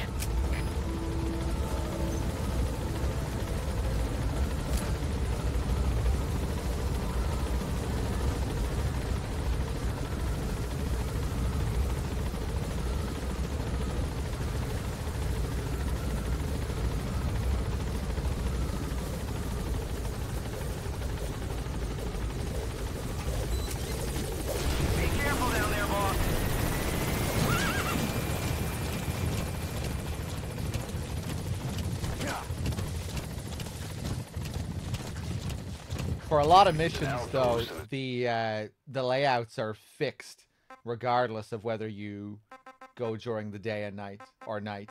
And for those ones, night is just the better option, or the easier option, anyway. Sunken Road, Minoko Yanyoka, the Snake's Mouth. Yeah, I get it. Looks like that's the only way to the objective area. Yeah. Yeah. Yeah. Yeah. Yeah.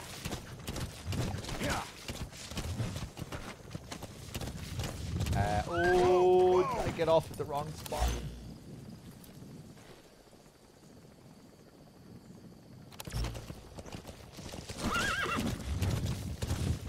Yeah. Yeah. Yeah. Yeah. Yeah.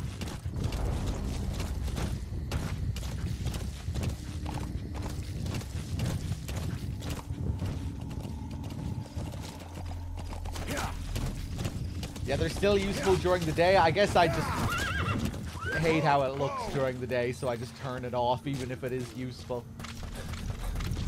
It's just kind of too blinding.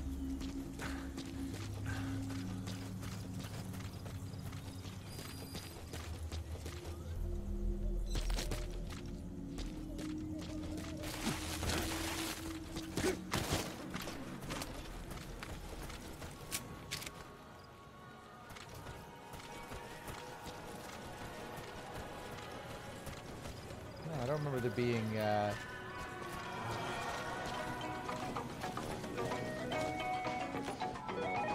Met die storie gehoord dat die Mvindo Olieveld ongeluk nie 'n ongeluk was nie. Jy bedoel die tankontploffing wat die fasiliteit in Moer toe gestuur het? Ja. Hulle sê iemand het 'n bom op die ding geplant. Hoekom? Wel, dis nie al nie. Hulle sê SANR, die eienaars van die Olieveld, bestaan nie eers nie. Wat?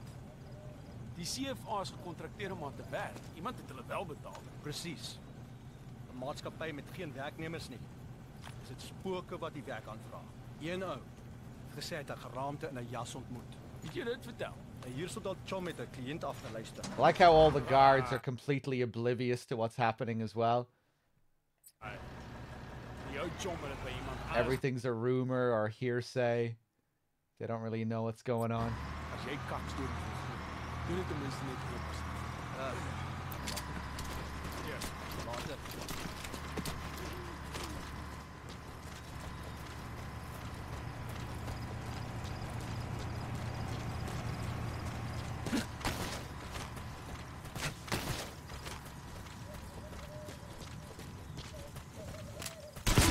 Oh, I wasn't paying attention.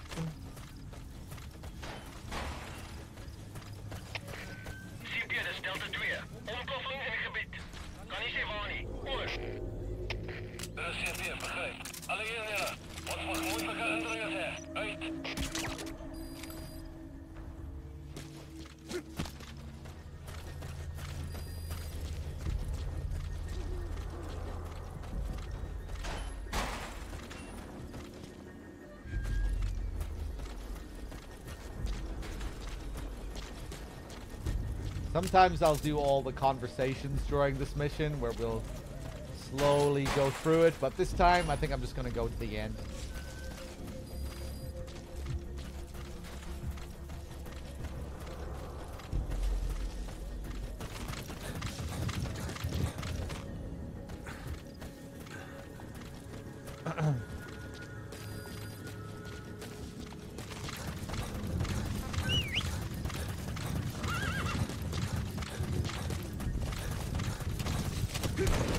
Crow was around earlier, I think. Although I don't think he shows up as much during MGS. I think he watches more when I'm streaming other games. Oh, he's there. He's lurking.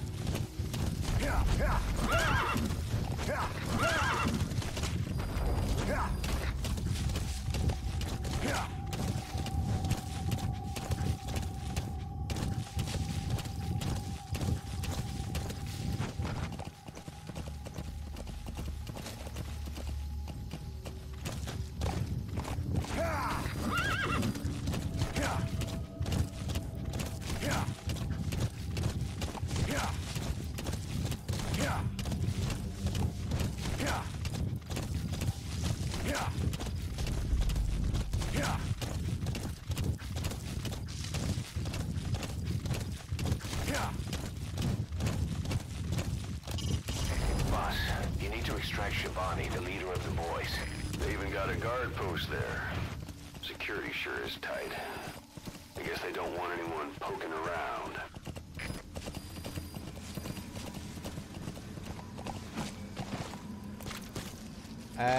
I do own a Nintendo Switch, yes. I don't play it too often. The last game I played was the recent Mario game, Mario Wonder, which I enjoyed quite a bit. I still need to go back and do all the extra stages in that. Supposedly the valley up ahead is covered in mist almost year-round.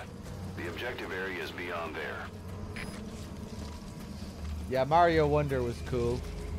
I played Breath of the Wild and Tears of the Kingdom. Didn't finish either of those games though, but played That's Digitalis. A good chunk of them. It's toxic, but it can also be used as medicine.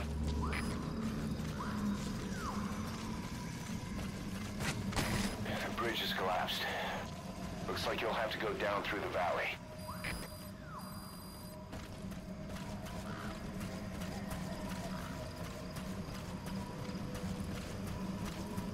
I didn't grow up with Nintendo. I missed out on lots of classic Nintendo games as a kid.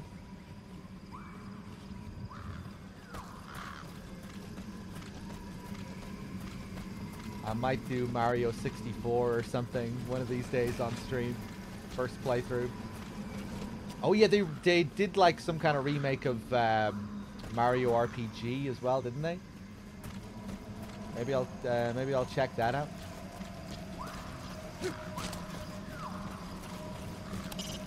The objective area is beyond that guard post. There are cliffs on either side. You'll just have to push through. We can completely bypass this section here.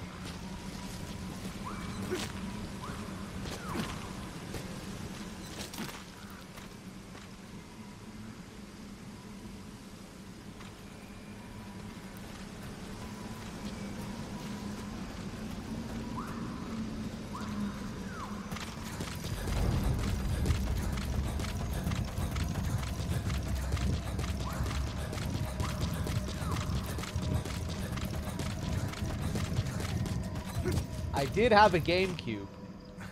I didn't have an N64 or a SNES or a NES. I had a GameCube, but it was almost impossible to find a shop that would sell GameCube games. Back in the day, where I lived anyway. In the west of Ireland. So I never really had too many games for that GameCube.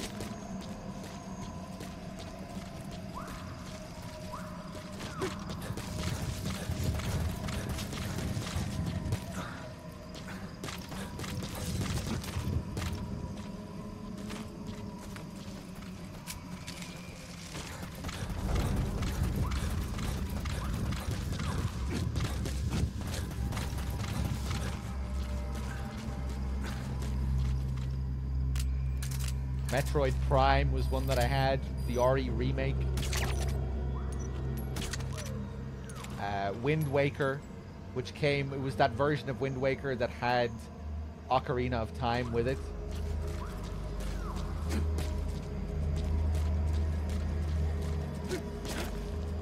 Which I tried playing, but I got stuck like really early on in Ocarina of Time. I could never figure out where I was supposed to go. So I only played a bit of it. I loved Wind Waker though.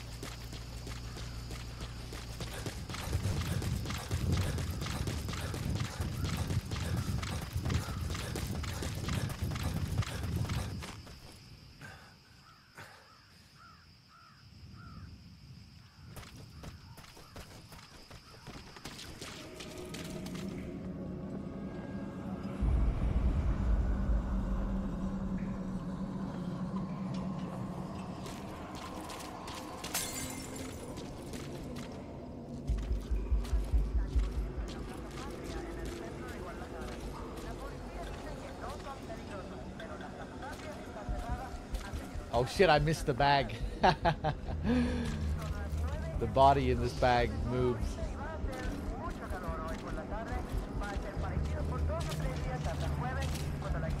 Oh my god, that's Spanish? No. No!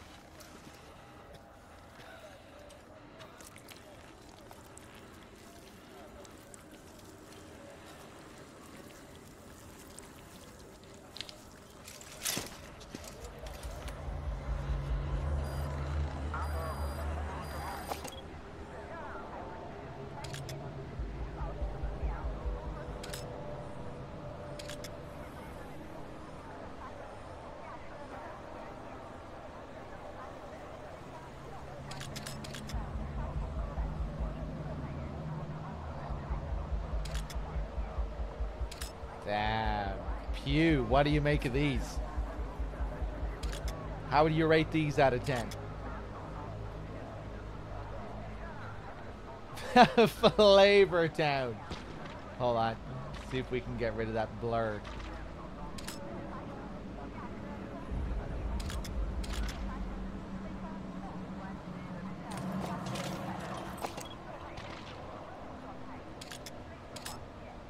Ooh, pretty tasty. Let's get a good look at the souls here. Ooh, damn.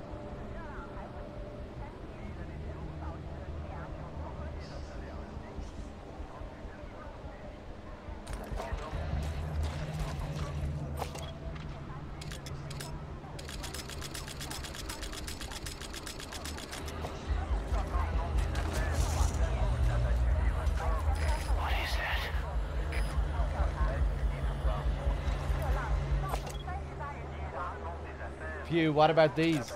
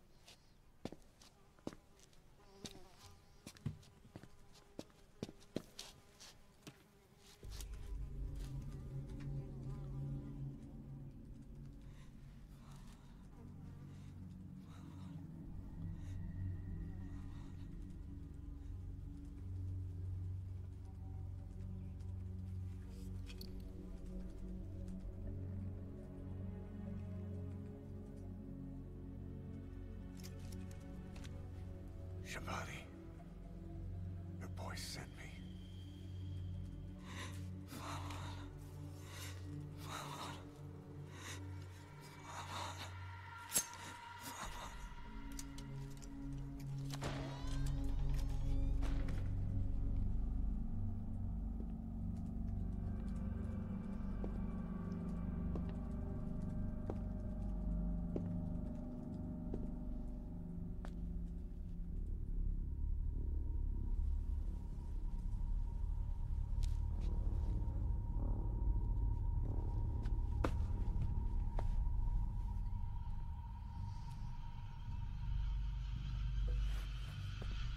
En je moet zeggen het op bijna dood. No gooi bij, Kieban.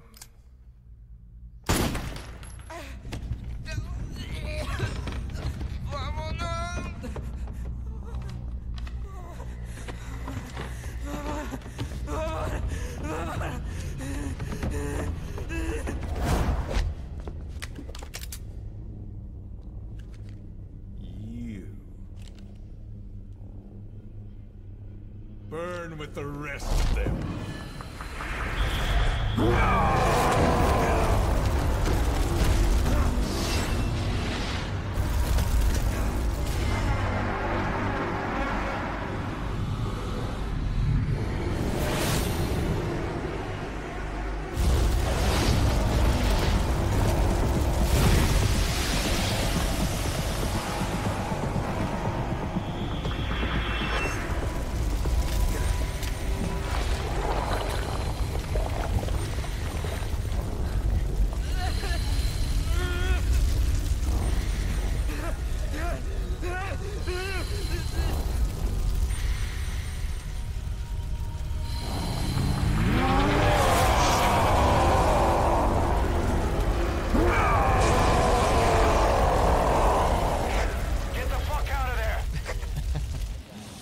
Will do.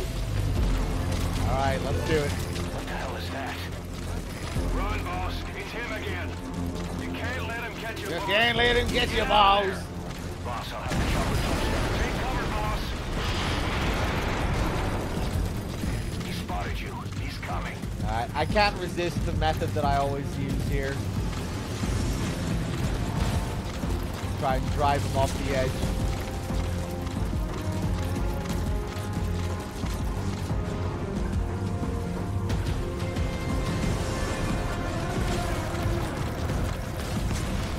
Quick, quick, quick!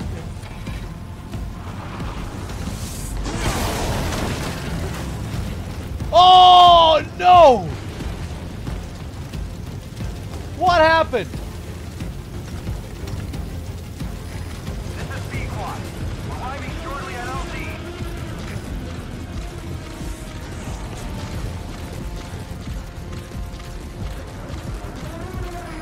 This is Pequot. Have arrived at LZ. Will stand by.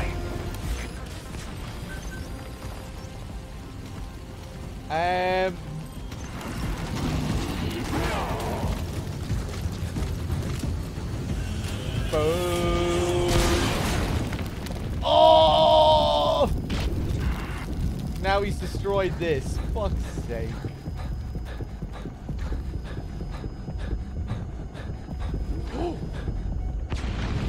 Don't destroy that vehicle.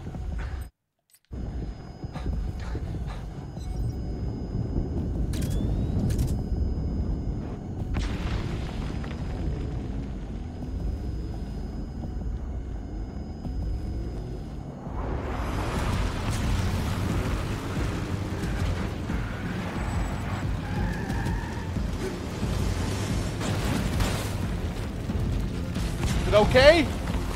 I think it's doing okay.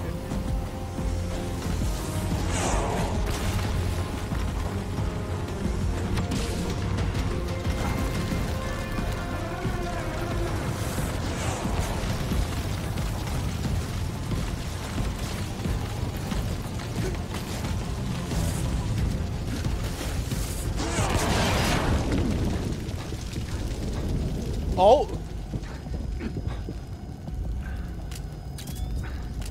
I didn't get him with the water though. Okay, I want to try and bait him back over here.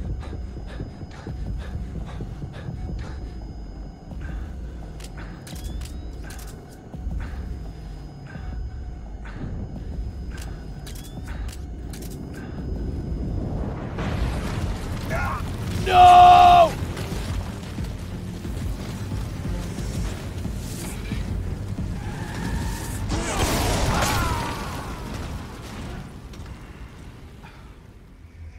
Boss, what happened? Boss! Okay, this time. What the hell is that? Run, boss. It's him again. You can't let him catch you, boss. Get out of there. Boss, I'll have the chopper touchdown past the tunnel. Take cover, boss. He spotted you. He's coming. Okay, watch this.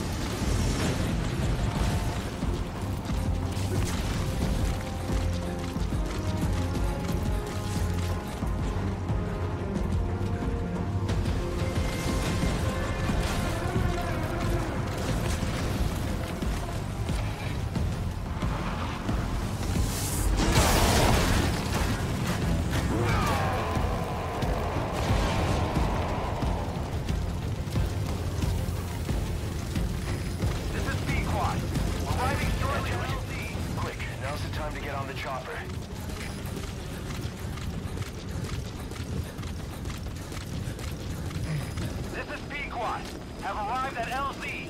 Will stand by.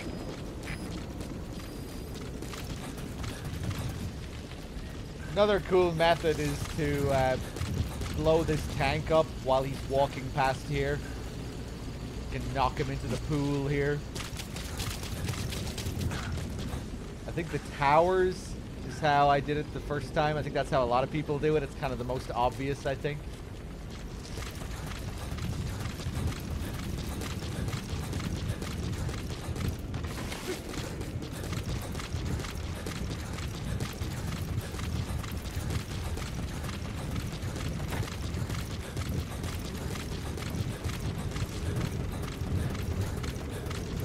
Okay, I can't just run out.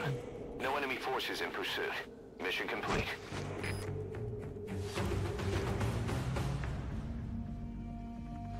All right, mission complete, boss. Maybe you'll actually break a sweat next time, huh?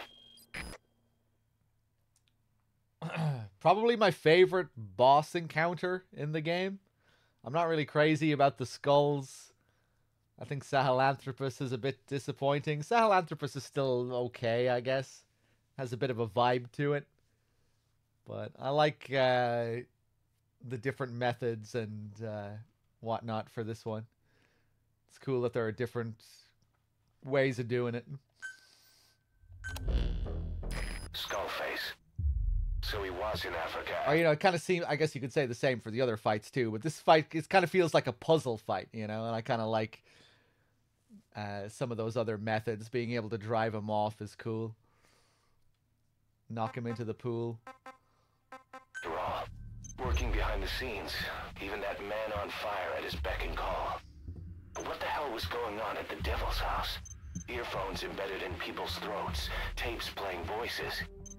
And those lumps on their chests, they looked like the ones on the bodies at the oil field. The man on fire burned everything to the ground. But we were recording audio the whole time you were there. We'll conduct a thorough analysis of it. Yeah, Dr. Gray, I think I just wish Sahelanthropus was a bit more challenging and had more moves, more things that it could do. I think the atmosphere of the fight is cool. You know, the horns that come up out of the ground and the hellish red mist is cool. The second phase is really dull in for the Sahelanthropus fight. You know, the rail gun and the mantis trick. That second phase is not the best. But it has a bit of a vibe about it, that fight. And I like how the destruction affects the next cutscene. You know, how the damage you deal, how that will affect the next cutscene. How busted up Sahelanthropus is.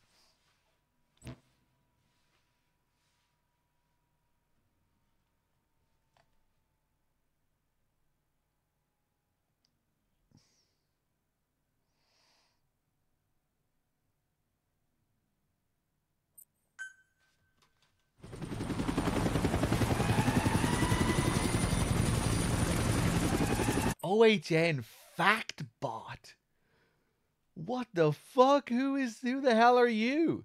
My name isn't Lionel Garna. Who the fuck is that guy? For a second, I thought, wait, did DRK set up some kind of joke bot? And then I realized, wait, no, this is my channel. This isn't Outer Heaven. I don't have an OHN chat bot, a fact bot. I guess we'll leave him there though for now. That was entertaining, so I'll let him live for now.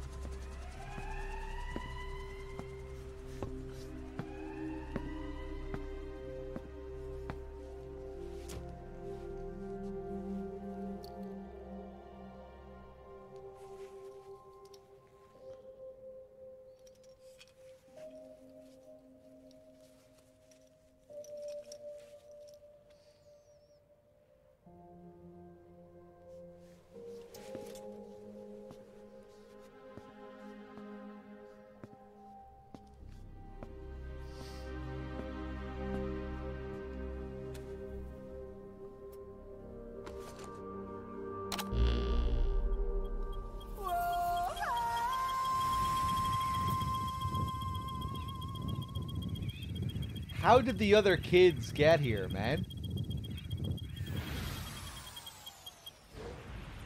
I only took one of those little bastards. Boss, word has it that a Western arms dealer is going to be inspecting a CFA outpost. It appears he's involved with nuclear weapons development in the area. My hunch is that this guy is somehow connected to Cypher. I've got no proof, but we know Skullface is working through PFs in the region. Anyway, it just so happens a job connected to this inspection has come in. Take a look at your iDroid.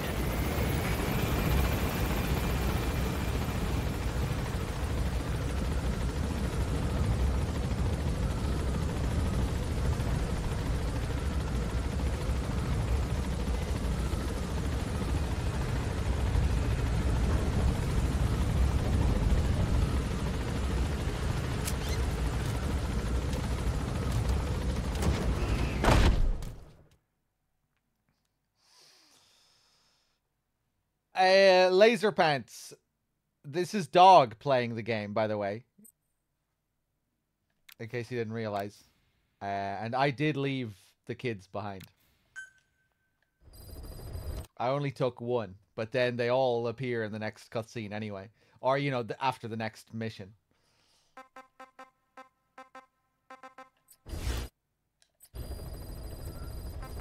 They all find their way here somehow.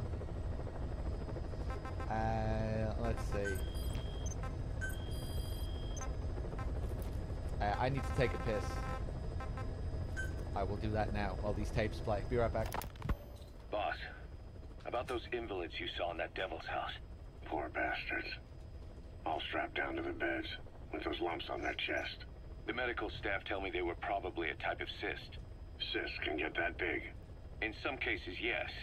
But supposing they're a kind of atheroma forming on the surface of the skin, the size is just too big, and the appearance is all wrong. In the end, the medical team were at a loss. Those lumps were like nothing they'd ever seen. The fluid you said you got on your prosthesis when you touched one was burned off in the fighting, and the factory burned down too. None of the tests we did once you were back at the base revealed a pathogen that could have caused them. Meaning we don't have a single sample to work with. Everything went up in flames. What worries the medical team most is whether it's contagious. Whether there's a chance we could end up like that. And? Mother Base's sanitation control has always been strict. After all, war is great at transporting diseases. For the time being, at least. There's no sign of contagion or any symptoms that could be related. One more thing. About the surgery that had been performed on the people in the Devil's House. Yeah? You said that their throats were cut open, with an acoustic tube pushed inside? Right. The tubes were hooked up to tape recorders, playing some kind of audio. Well, we picked up some of that audio through your radio transmissions and recorded it here. The intel team has been working on analyzing the communications log. What have they found? There's nothing tying the contents together. We've got a report on 3 deaths in a car accident on the autoroute near Marseille. Protests outside the Libyan embassy in London. A press conference with the former Prime Minister of Sweden. A 4-month-old weather forecast for Balikpapan. And then commercials for appliances, cough syrup, and TV dinners. Assuming they're not all staged, they come off as recordings of your average public broadcasts. Public broadcasts? Just radio and TV signals? Yes, and from all over the world. We're looking into whether they're genuine or not, just to be sure. What else? A speech that sounds like it was recorded out on the street, and people chatting about how this year's tomato crop did. And there's nothing they have in common? We're partway through the cryptanalysis. That includes checking all audio ranges and running it backward and at different speeds. Then there's vocabulary breakdown for political suggestions, ideological comment points. But I don't think it's going to get us anywhere. Where were the recordings made? There's nothing linking them from that angle either. Just like you reported, we've detected virtually every major language there is. French, German, Italian, Spanish, including South American accents. Then there's Russian, Hindi, Arabic, Portuguese, Mandarin, Cantonese, Japanese. They're nothing if not thorough. Well, I don't know if we've got them all covered. Ignoring the ones that have gone extinct, supposedly over 5,000 languages exist today. Besides, English isn't one of the ones we picked up. Really? English? I know. Only 5% of the world's population is a native English speaker. But when you factor in those who've acquired it as a second language, nearly 1/3 of the people speak it. The world's dominant lingua franca. You gotta figure they had it somewhere among all the languages in that place. No English.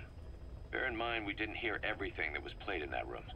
We couldn't isolate the more distant sounds due to static, and the program could have been set to change every day.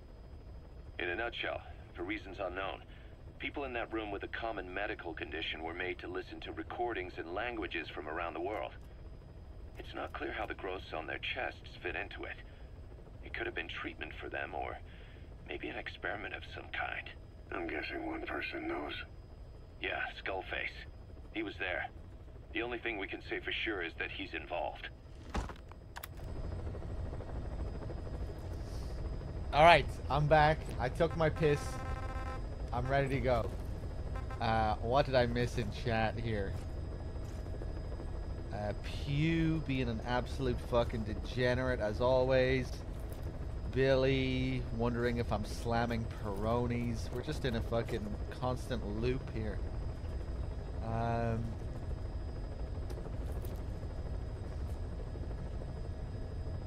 on.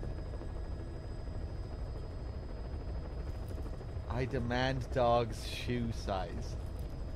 God damn it, Pew. My shoe size is 10. 10 and a half.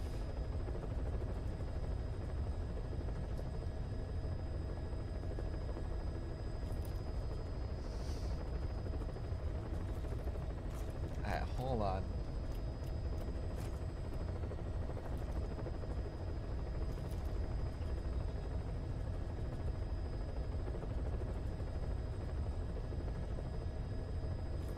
Okay, right, let's continue. What's next? War economy. The contract is to eliminate a high-ranking CFA officer. CFA doesn't just hire UNITA soldiers as mercenaries. They're also supplying UNITA with weapons. It just smacks of Western nations manipulating them against the socialist MPLA. Naturally, the MPLA is not happy with the situation and wants us to put a stop to it. Your standard issue East-West proxy war. Except it appears our target is the man in charge of how many weapons get supplied to UNITA. Apparently his MO is to keep the civil war going as long as possible, so CFA can keep making a profit. Bad for business if UNITA wins too soon. So they sit back and suck the people dry. Parasites of war. Our intel suggests the target rarely ventures outside of Nova Braga Airport. But rumor has it that a Western arms dealer is headed there soon for an inspection. That could be your chance to eliminate the target from a distance. We also heard that he plans to leave the country following the inspection. This may be our only opportunity to take him out. Let's see. This is where we get interrupted. And we have to do our FOB tutorial shit. Grey Urban. Get my assault rifle. Doesn't matter. My balls. My big balls.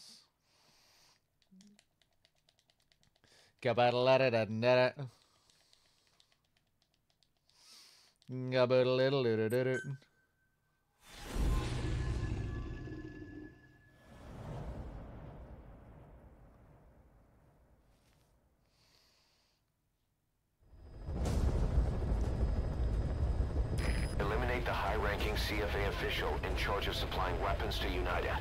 The target stays at Nova Braga Airport. Head to the airport first.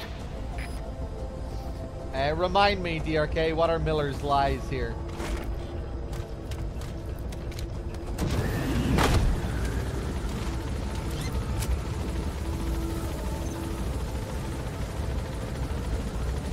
Because I can tell you I didn't listen to a single word he just said during this playthrough.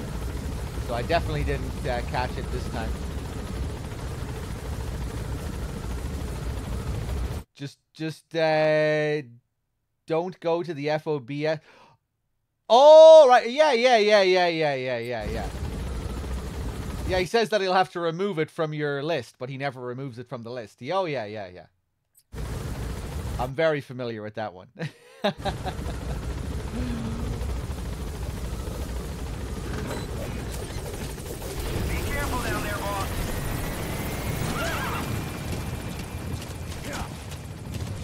Yeah, Miller acts as if this is an emergency coming up with our that we really need to go back and defend the base, but really we don't.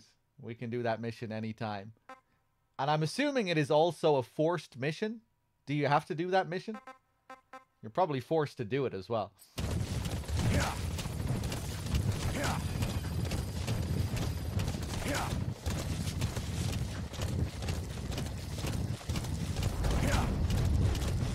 Yeah. Boss, we have an emergency.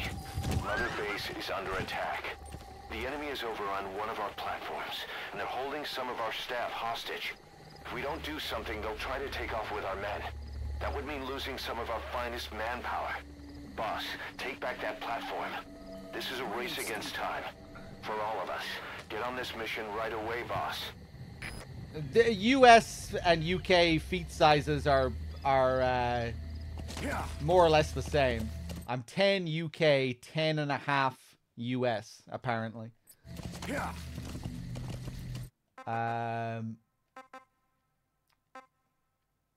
But yeah, fuck it. Let's go back and do it.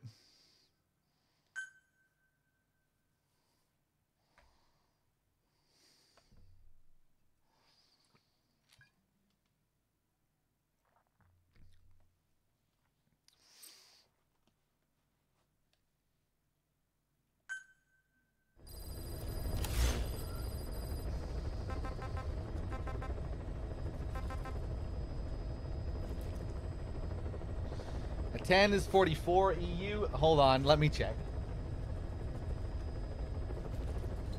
I have them all. They're all listed here. Adidas Superstars, which I'm currently wearing. Made in Indonesia.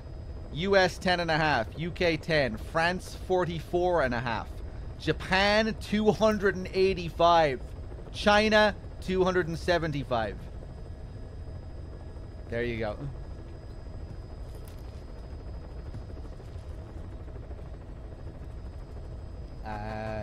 Let's see.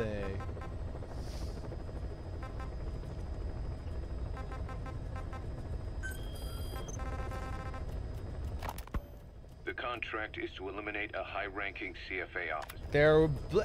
They are white superstars, Mr. Man, yeah. The contract is...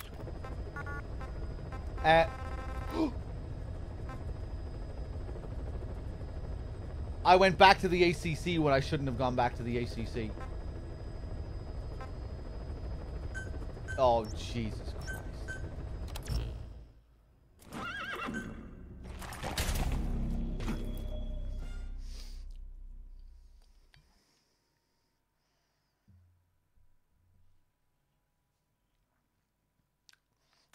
That's your fault for getting me to look at my fucking shoe size during that shit. Because I wasn't paying any attention to the game.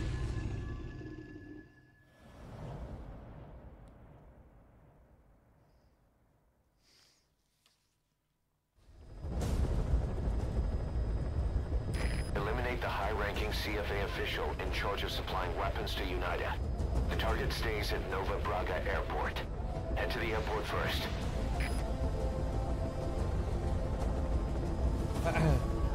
I'm also 7'2", by the way.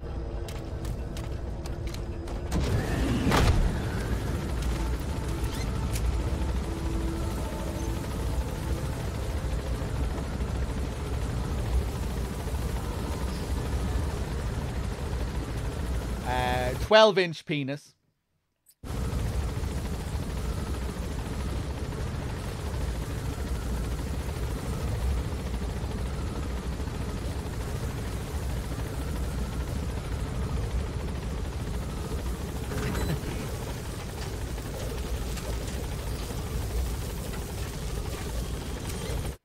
Flaccid. 12 flaccid. Be careful down there, boss.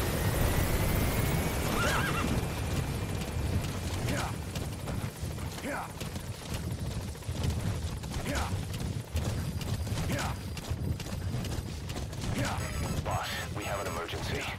Mother Base is under attack. The enemy is over on one of our platforms, and they're holding some of our staff hostage. If If we don't do something, they'll try to take off with our men. That would mean losing some of our finest manpower. Boss, take back that platform. This is a race against time. For all of us. Get on this mission right away, boss. No, I'm just kidding. I'm not 7'2". Yeah, let's take this emergency mission. I've sent the information to your map screen. That's the target's predicted location.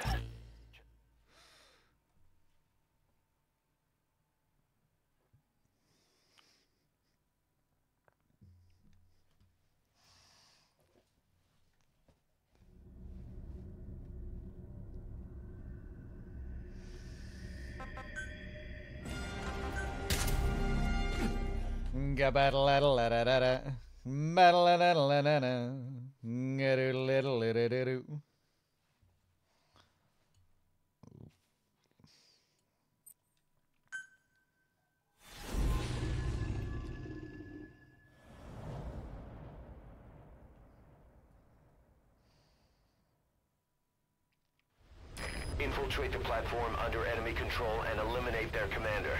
The moment they lose their chain of command, we'll move in and suppress the rest. The enemy have taken some of our staff hostage and are threatening to kill them if they're attacked. You can't rely on support from us this time. Anything we do might be seen as an attack. Boss, forgive me. Can't believe I let an enemy force in right under my nose. But one thing's for sure.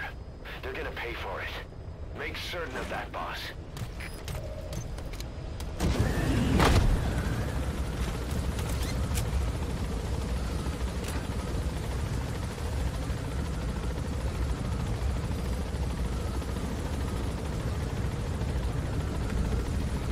Okay. If you want to show all the stuff in this mission, it can be a bit of a pain, because if you get caught, there are no checkpoints and you have to restart the whole fucking thing, but... Be careful down there, boss. hopefully we can do it first try.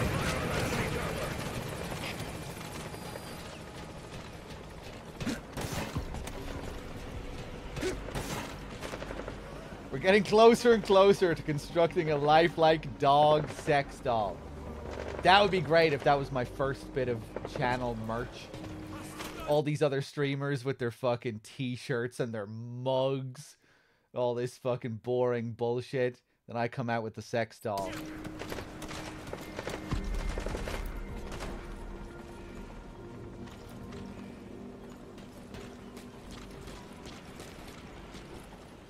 Okay, I think we're good.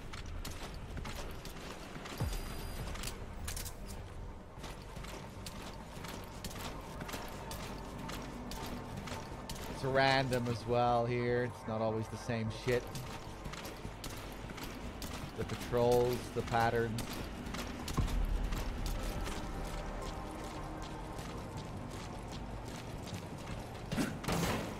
I really should play FOBs one of these days. We'll do that when I get to my mythical 100% run. I will finally investigate the FOB system. The pipes, huh? They're strong enough. Could make for a nice shortcut.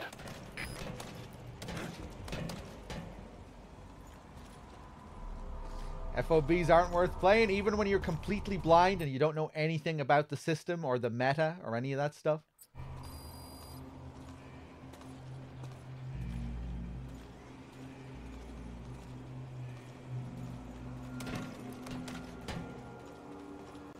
Just listening out here.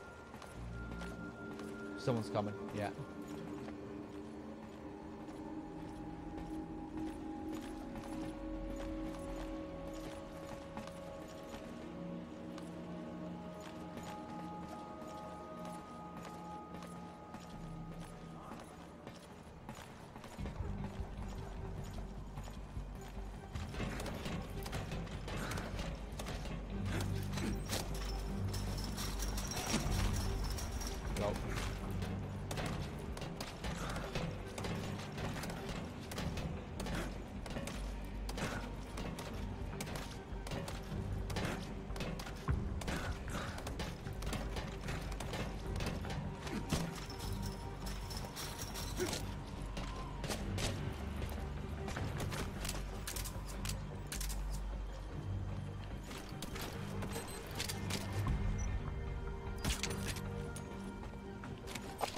the guy?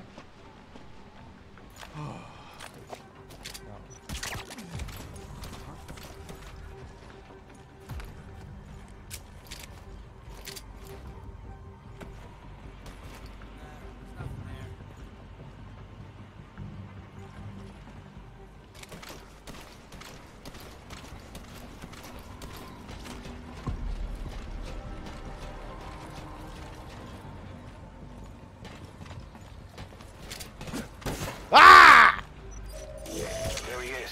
That guy's the target. Okay, thankfully he's blind.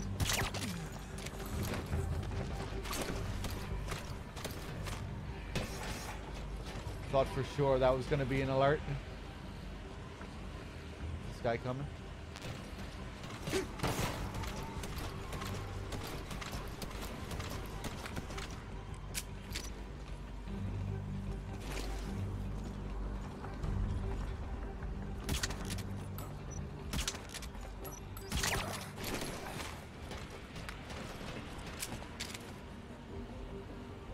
We good?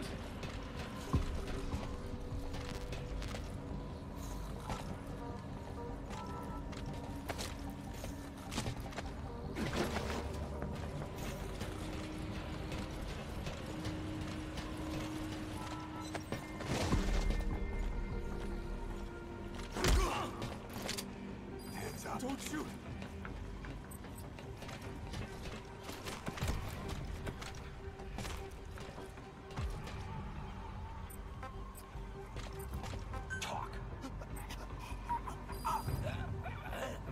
Spit it out. Speak. Speak.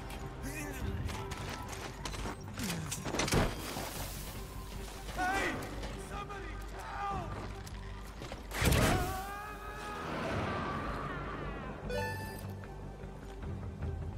Okay, nice. You're going to extract him. Good thinking. We'll make him squeal till he's paid his due. Attention hostile force. We have eliminated your commander. Escape is impossible. Lay down your weapons immediately. Surrender now. You will not be fired upon.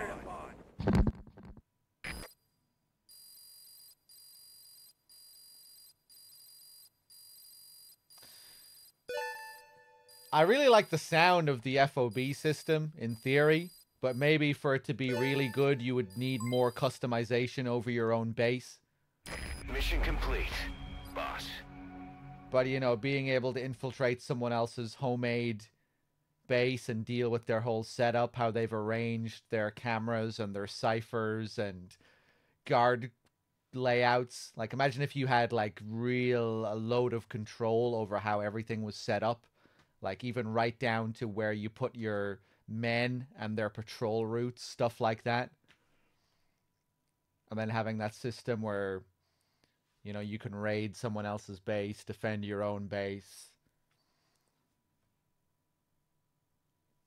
I think that's what it was supposed to be originally, where you were going to have more customization options.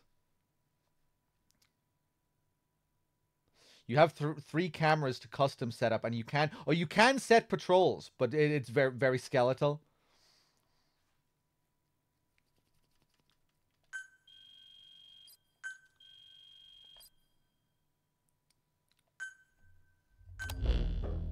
Boss, we figured out who that enemy commander was.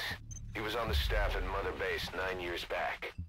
Despite surviving the attack, he broke off from us and spent his years terrified that a cleanup squad would come after him. The isolation screwed with his sense of loyalty. A rumor, source unknown, had him convinced that the attack 9 years ago was orchestrated by you yourself. The big boss sold out his comrades to hide from the world. He thought that's why you weren't at the base that day. He was so desperate to take us down, he built up his own PF, copying us in every way. His idea of the perfect revenge. But in the end, he was just a victim of disinformation. I'll leave you to decide how to deal with him. Not too far from the truth, eh? Yeah, they originally said there was going to be a lot more customization in FOBs, right? That was one of those videos they released with Sean Icestone.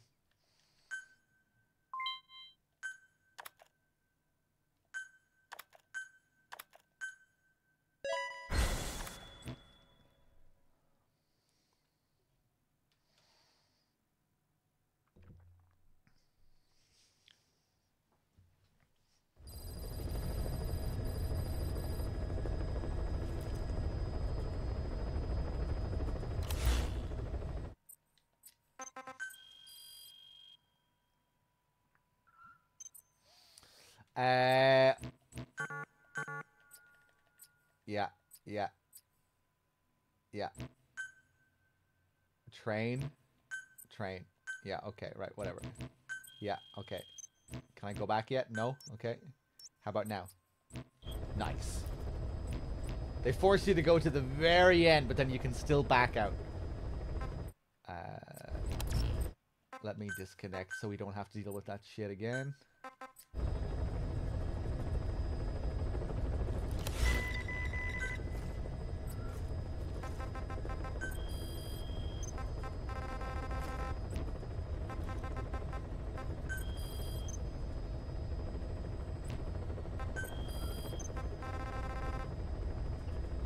Okay, back to the war economy. I'm just gonna fucking rescue this guy, I think, instead of doing all the conversations.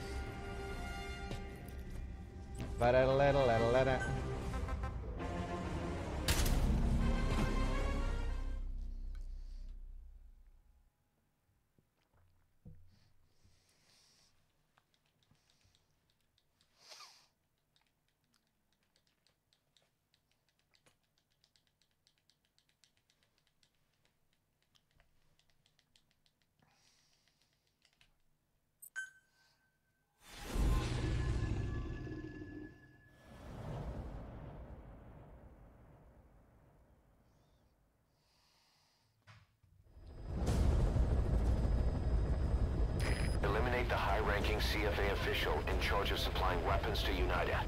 The target stays at Nova Braga Airport. Head to the airport first. Hey, Wexford, how's it going? Am I going mad yet? No, only Chapter 2 really makes me go crazy in this game, I think. I can get a decent amount of enjoyment out of Chapter 1.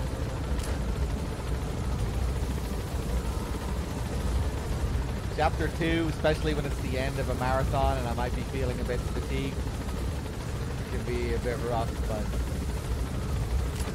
Chapter 1 I'm okay with.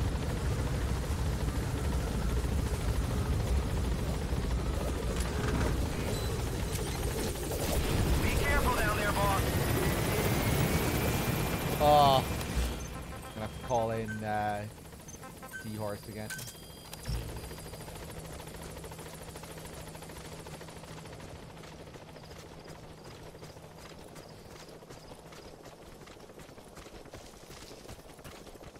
I am having a couple of beers,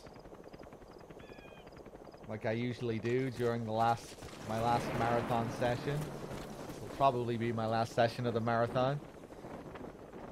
I might treat myself to another incredibly expensive Nando's in a bit too. I'm starting to get a bit hungry. Will we get a dog Code Talker rendition this time, reciting the Code Talker tapes?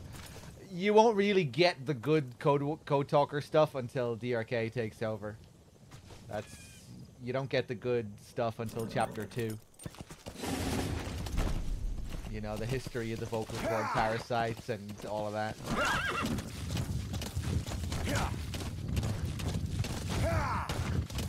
I won't get too many Code Talker tapes.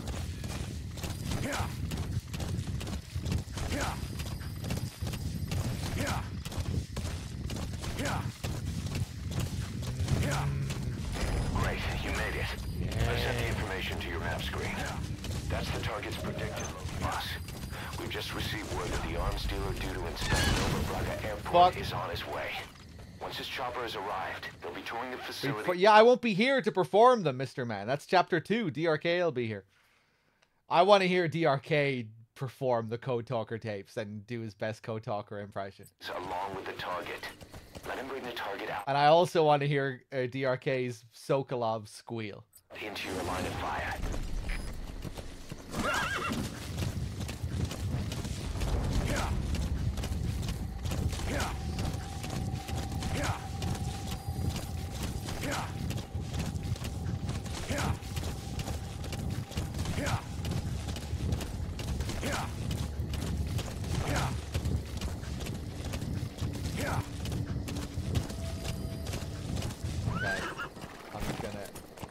Grab this guy and get the fuck out of here.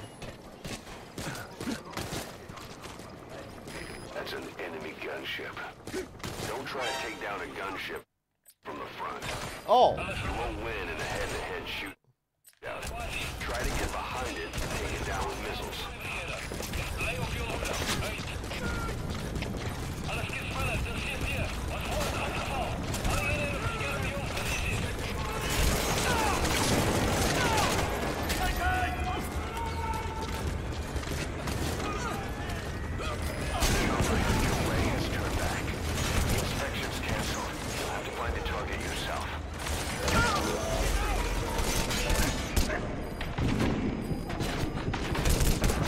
Ah, fucking should have stayed in there, taking cover.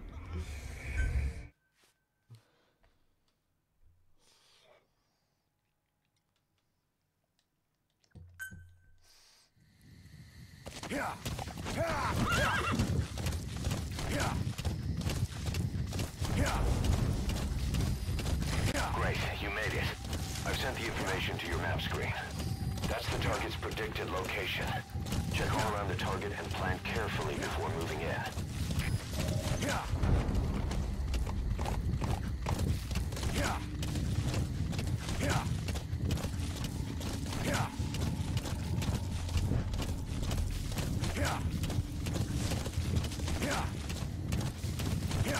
Or a Raiden impression.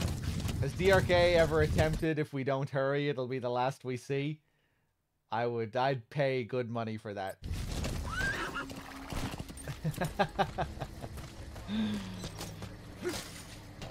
Well, I'd pay $10 maybe. Ah!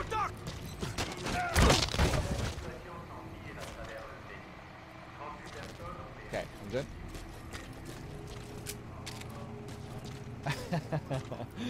Has he done that? I need the clip for that.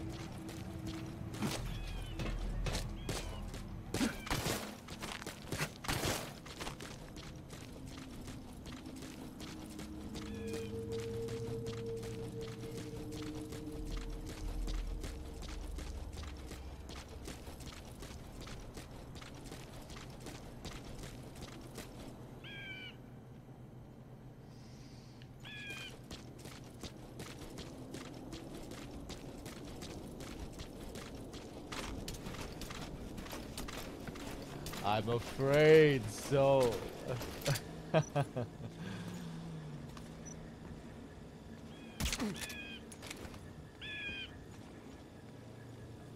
I can hear footsteps.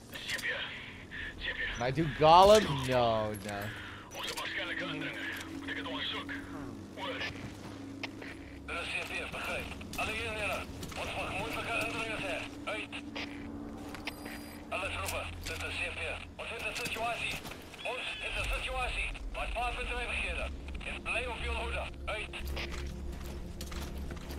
Good? No, boss, it looks like the inspection's off the table. Find another way to locate the target.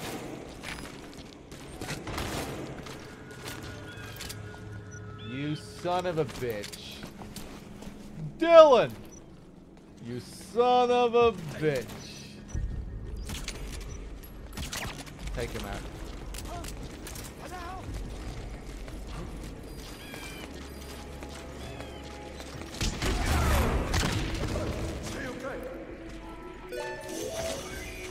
That's the target.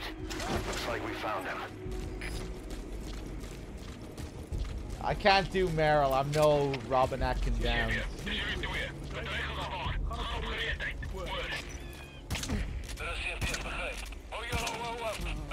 Ah, fuck. I'm gonna get spotted here.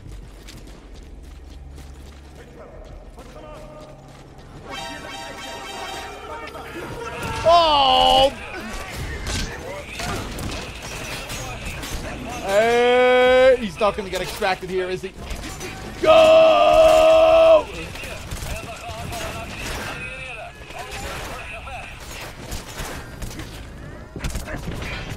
Oh, it's over. It's over.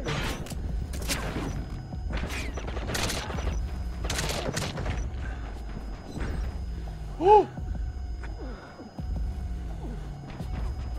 Fire in the hole.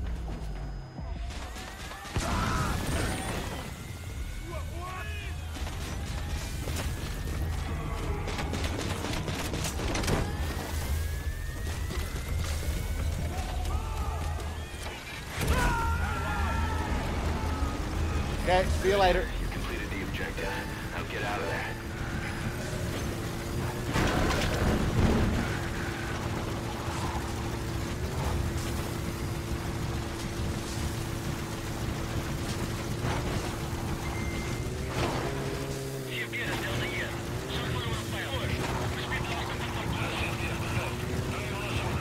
That's it. You've made it out of the hot zone. No sign of the enemy. Mission complete, boss.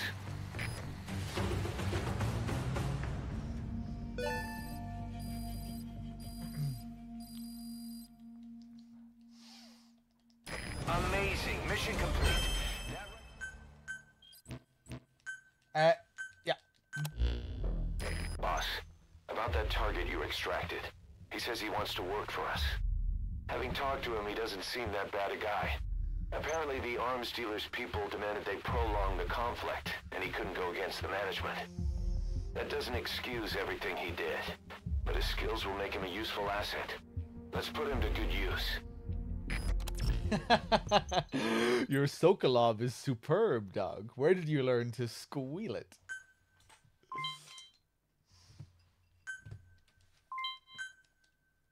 Hey, yeah, you seem to like that one, Mr. Man.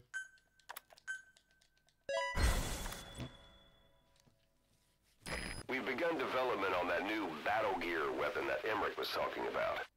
If you want to see how development's going, come take a look for yourself.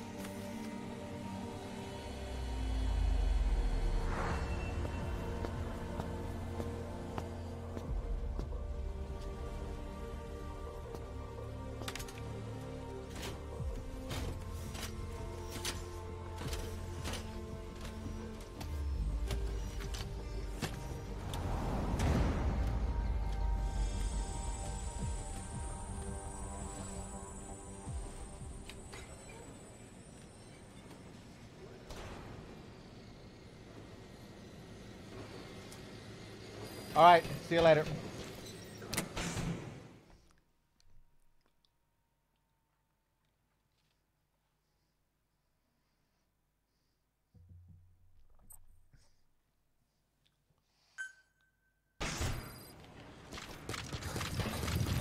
Boss, I know you're just coming off this mission, but there are reports of child soldiers taking over Masa Village after the CFA got wiped out there. They've been raiding the surrounding villages, so the people have requested we eliminate them. Hello, Check your mission Implosion. list for the details. Thank you. Let's Roger. see.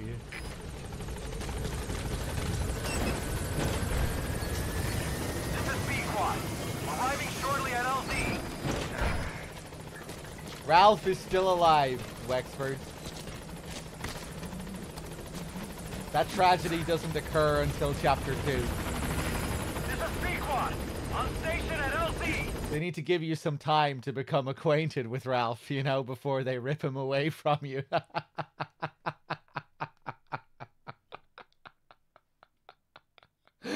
You know, you need time to fall in love with him before they tear your heart out. Oh boy. Alright, Pequod, let's go. Wait a second, who the fuck is Ralph again?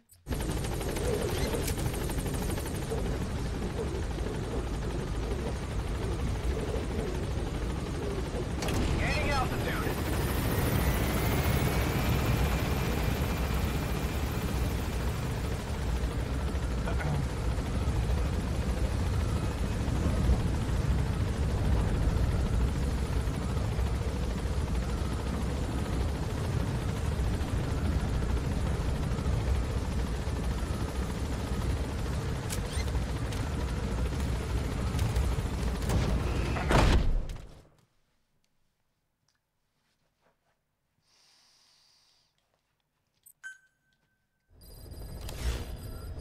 Alright, what's next? I know you're just coming off this mission, but there are reports of child soldiers Nyoka taking Yatum over Pembe. Masa village after the CFA got wiped out there.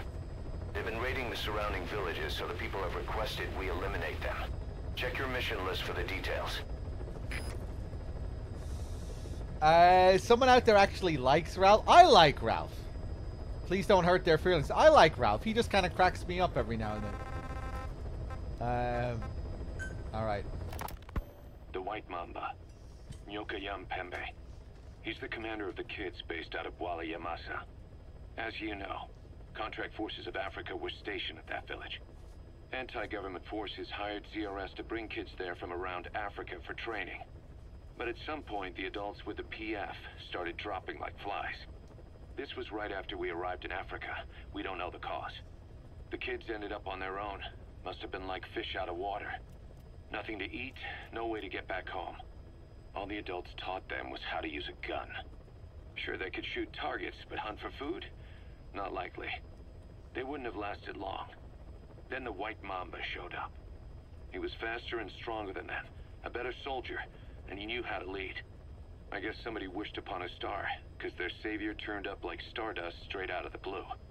The moment he arrived, the kids had their new commander. That was when they started attacking other villages. Word of the infamous White Mamba spread fast. But it isn't just his combat skills that got people talking. As you can tell from the name, he's the only light-skinned kid in the unit. Not to mention the blonde hair and the blue eyes. Not common in those parts. We have no idea where he came from or what he's experienced. The kid's a huge blank. But I'm sure you'll know him when you see him. One other thing. He's still a kid, so don't kill him. Be careful not to hit him with anything lethal. Not even a flesh wound.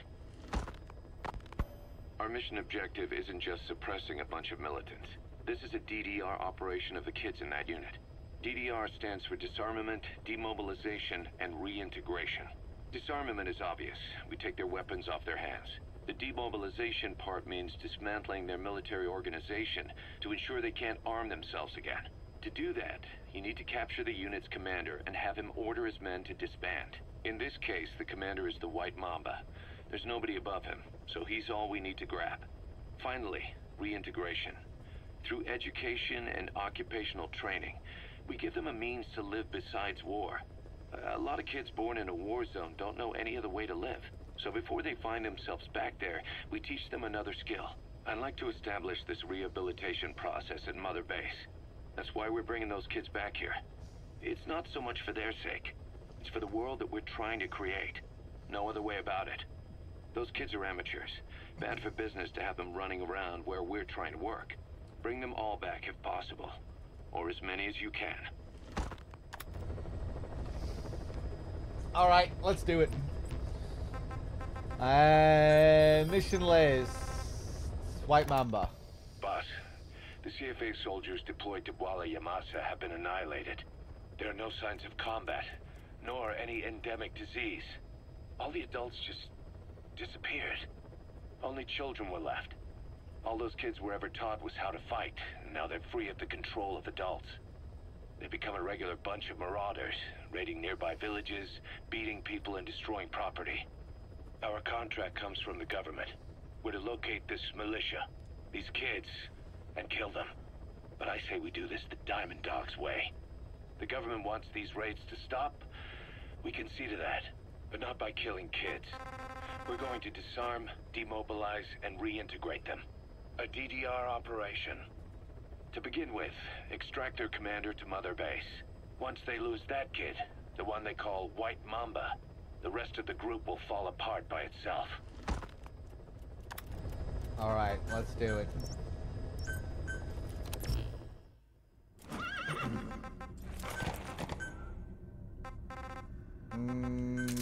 Golden Tiger.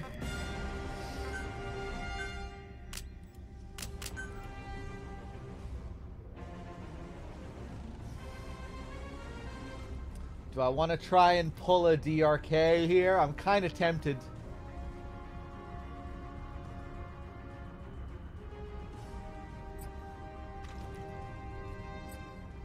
What's the best weapon for shooting his ass into the truck?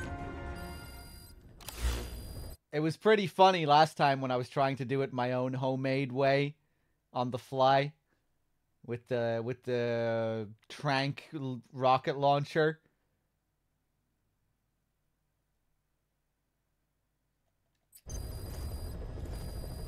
No, decoys are a fucking nightmare.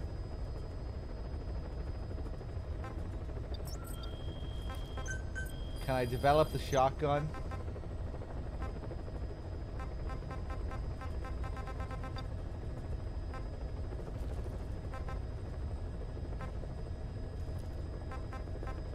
I'm not seeing any non-lethal shotguns. I'd probably have to put some more people onto R&D, maybe.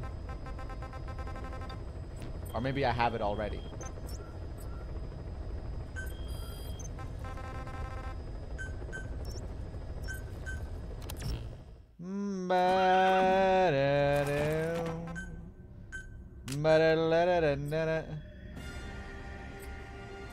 Yeah, no, I just have this.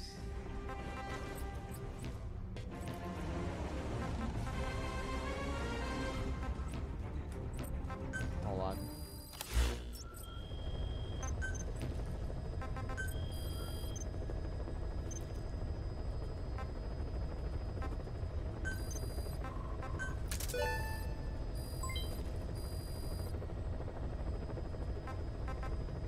Yeah, let me just slap a few more people into R&D.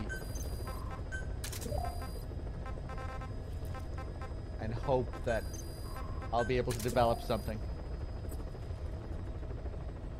Use the lethal one? I wish I could, but I don't think I don't think that's allowed. Miller, get your ass into R&D. Square ammo rack.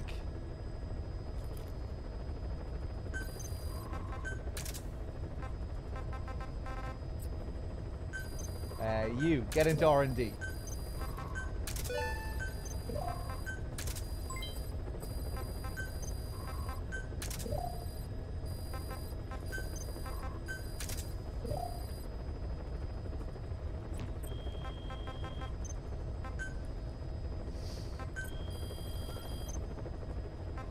Any shotguns available? Any non-lethal shotguns?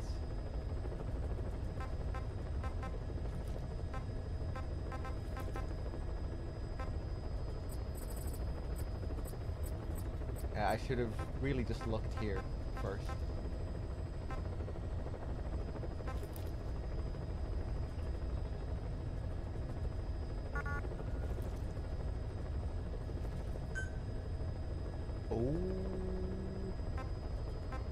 Oh, we'd have to wait, I think.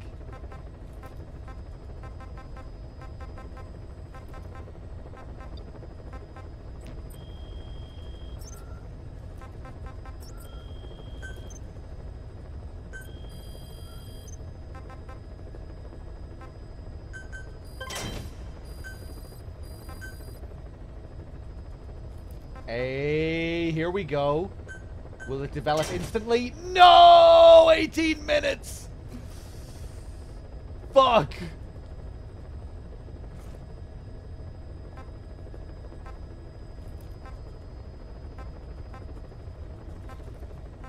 I mean, I could try with a few decoys.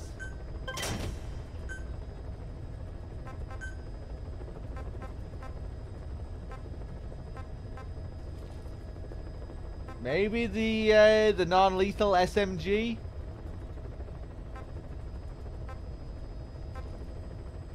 Non-lethal assault rifle.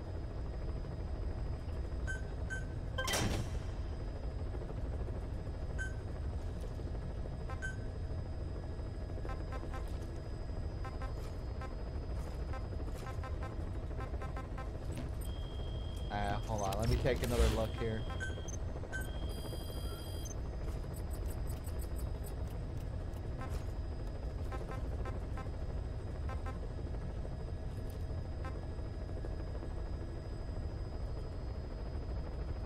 Oh.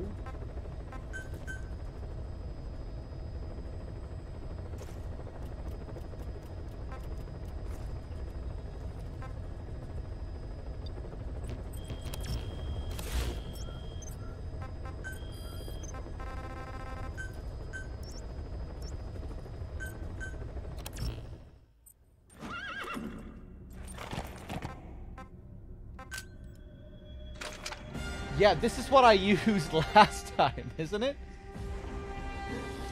Didn't I use the stun launcher?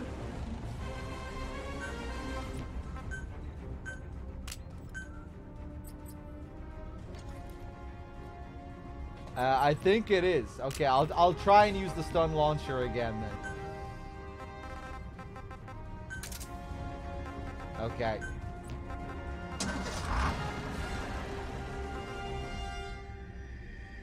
Right, let's do it.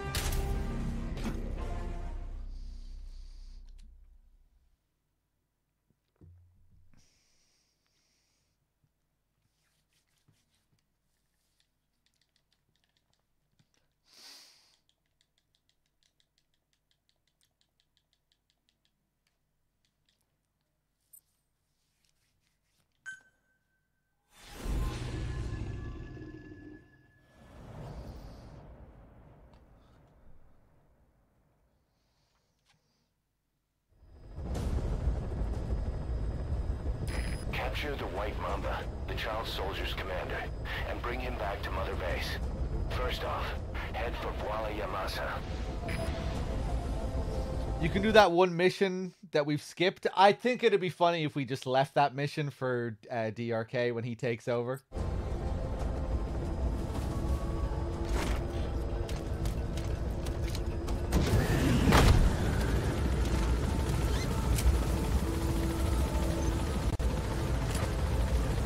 Maybe I'll do it, but I think I might leave it for DRK. He usually gets amused when I leave random missions for him, so I think we'll leave that as a present.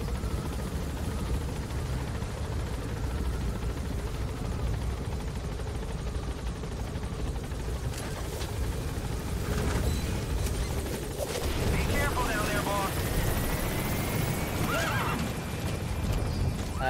Hold up. Wait a second. Will there be a truck down there waiting for me? I should probably just Fulton a truck, right? Can I even Fulton trucks at the moment?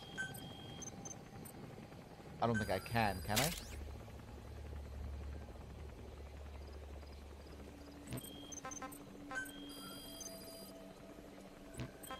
I don't think I can.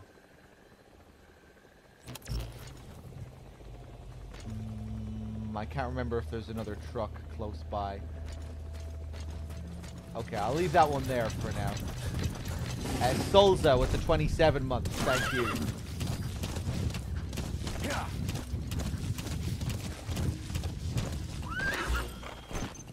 That's the commander of the child soldiers.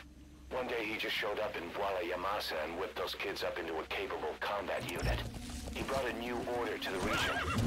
The locals know and fear him as Nyoka Yampembe, the White Mamba. That name is practically all we know. Your target, the White Mamba. No, I wanted to listen, Miller. Took command of the child Stop interrupting soldiers. yourself. The surrounding villages have been victims of their raids and brutality ever since. But if you extract their commander, those kids will have no choice but to stand down. Should wrap up the whole situation. They're still kids. You can't kill any one of them, including the commander. If things get rough, neutralize them by knocking them out or by tranquilizing them.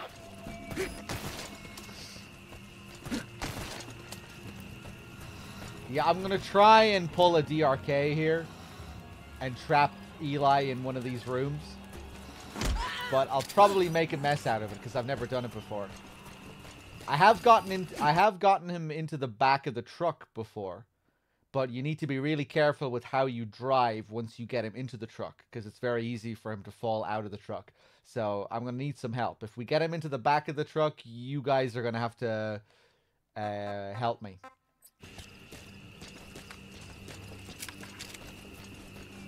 You're going to have to tell me how to drive.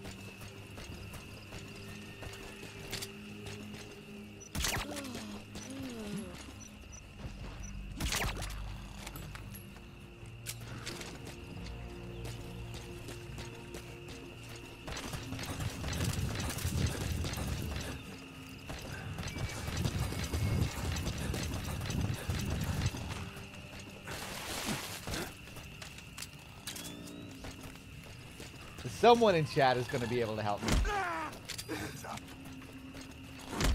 Surely.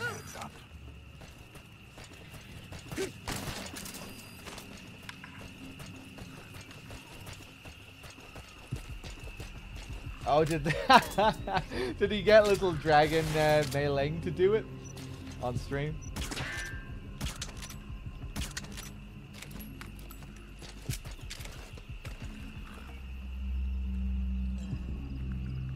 That'd be cheating. I don't want DRK's tutorial.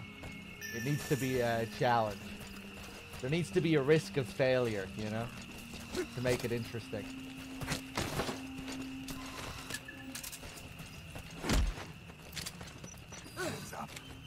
Okay.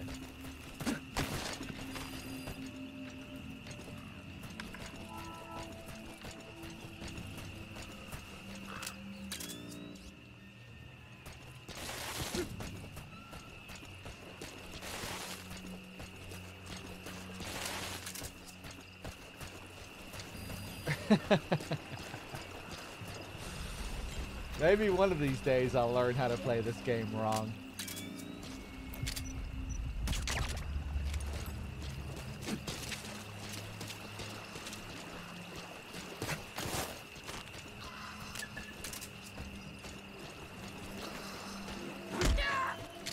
Hands up.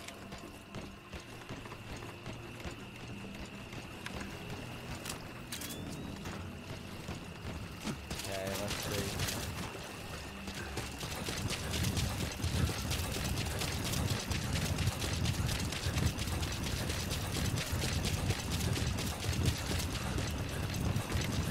Okay, I think I'm gonna have to go back up for the truck.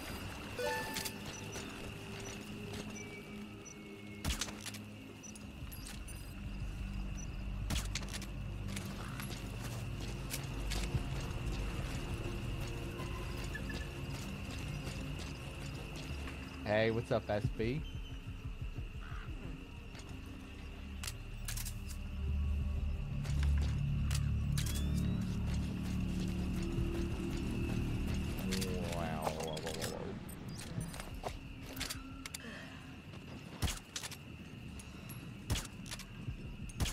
There we go. No.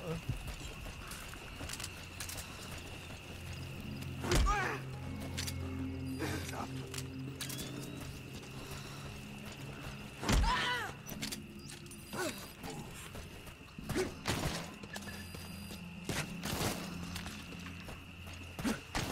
Zoya Badia Bulu.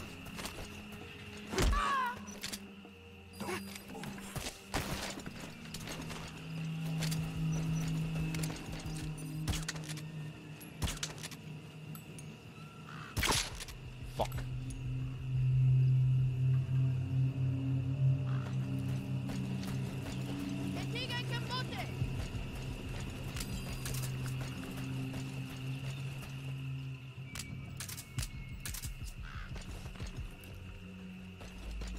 Go on. Go up and help your friend. Oh! Okay.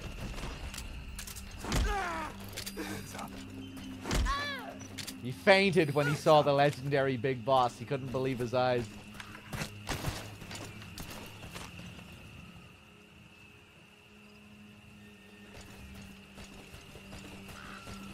Okay, I think that's everyone held up, hopefully.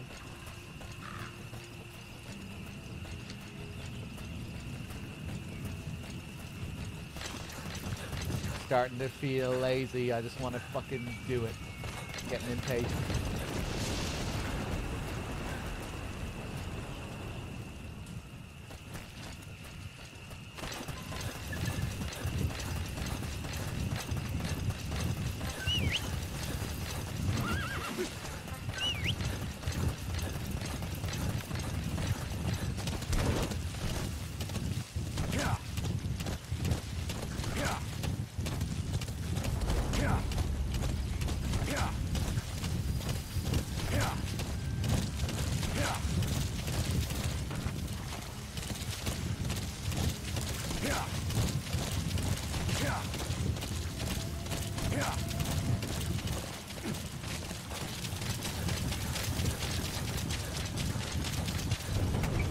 Okay, here we go.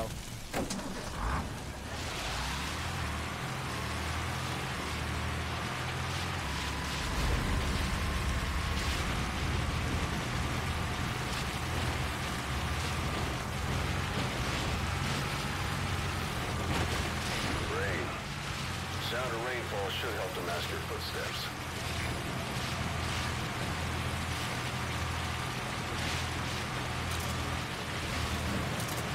I bet I missed one kid who's gonna fucking see me here.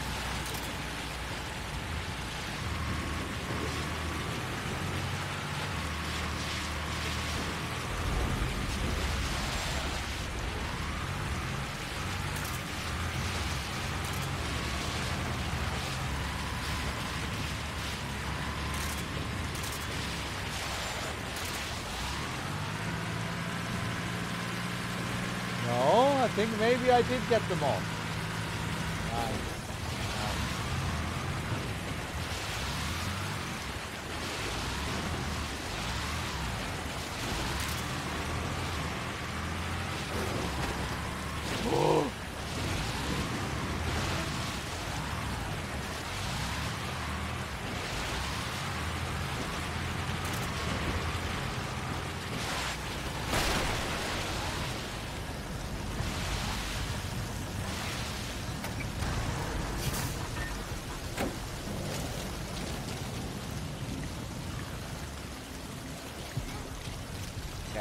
Go back a little bit further.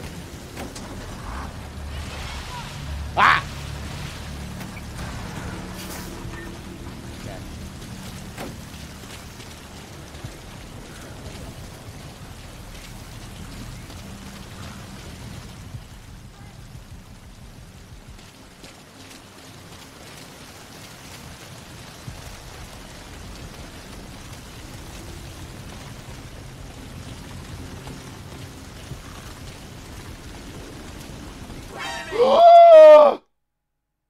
Oh no.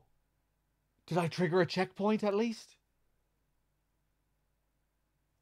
Why didn't I go up around the backside to make sure he wasn't awake? Oh, I don't know what I was thinking.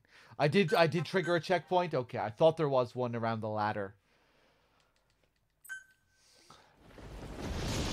Oh, thank God. Okay.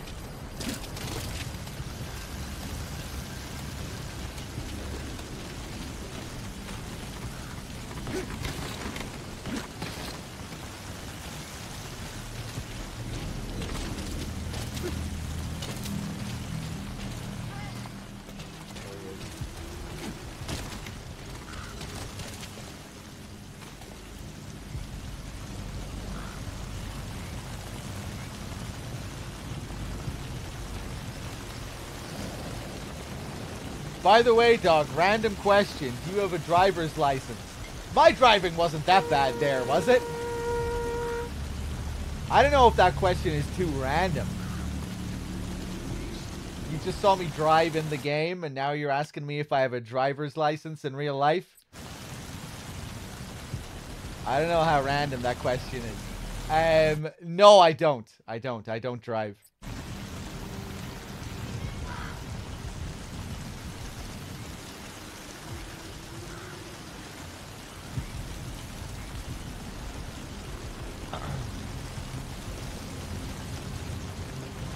Okay, is he sitting on his throne? Oh, fuck off.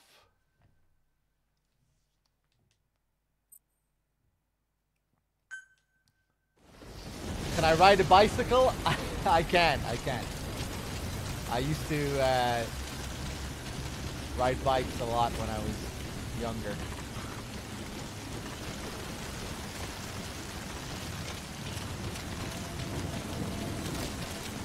I can skateboard as well.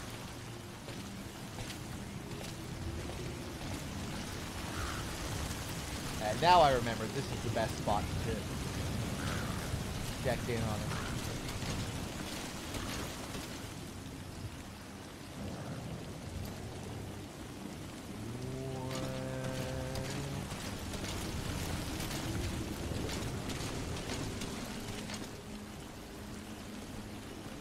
He's on his throne.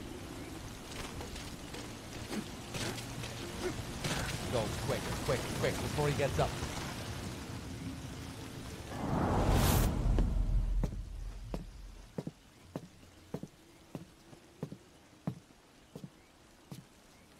Bedina ange yandi, yine yabo ke bangaka, nyoke yampembe?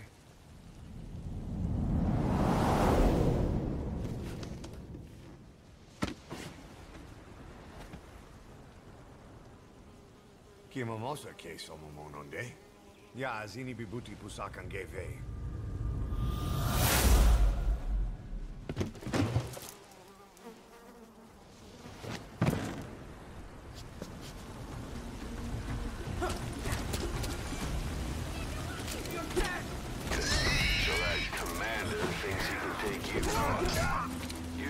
Okay. CQC, anything you like. But teach him a lesson already. Oh, this is a fucking smoke grenade? A smoke launcher? Hold on, maybe you can still knock him back.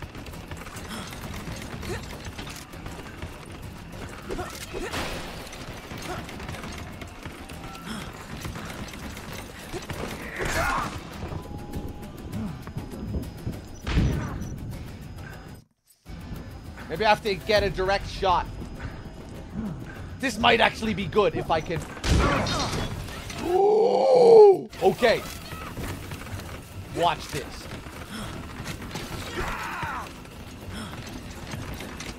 Come over here, you little shit. Oh, God!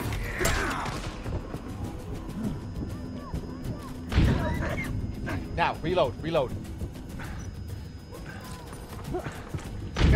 Ah!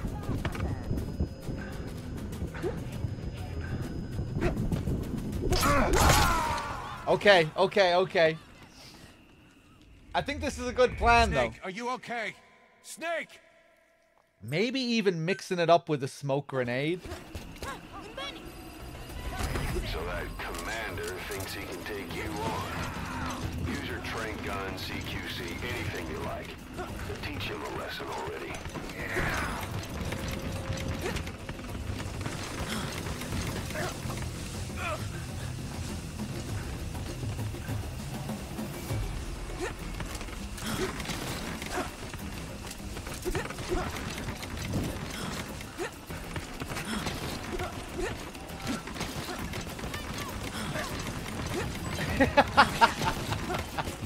Whoop! Jesus. Will this smoke grenade fucking die down already? Jesus.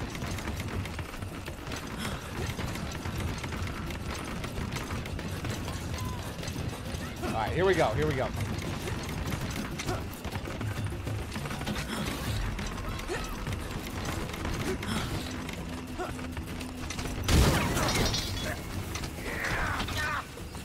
Come on, you little shit!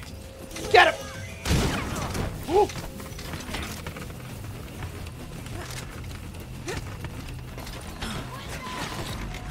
Yeah, come on.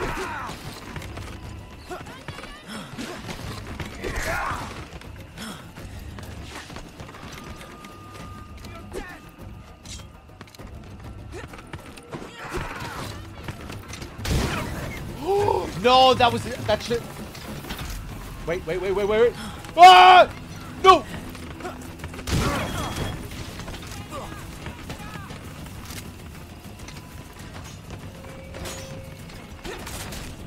Shit.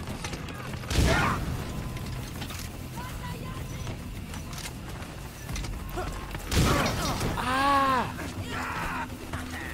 If only he stayed smoked the whole time. Okay. Hold on. Let's try this again.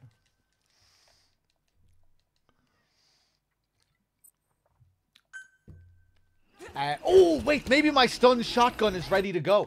So that commander... Has it been 18 minutes? It might have been 18 minutes. It's definitely been 18 minutes. CQC, anything Hold on. you like. But teach him a lesson already.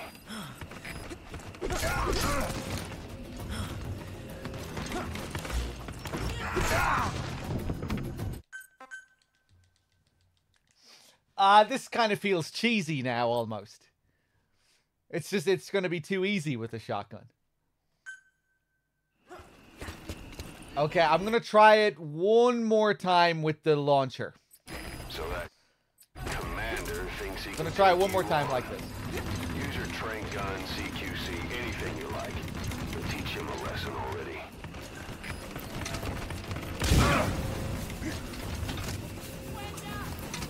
Oh.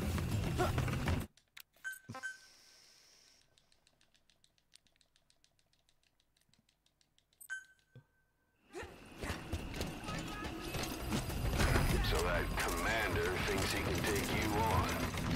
Use your train gun, CQC, anything you like. But teach him a lesson already. Not close enough.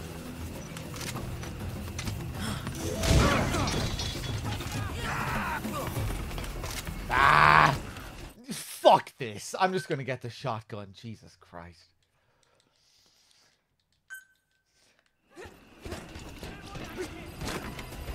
So that commander thinks he can take you on. Weapons. Use your train gun, CQC, anything you like.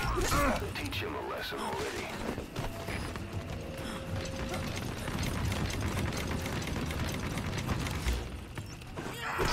No!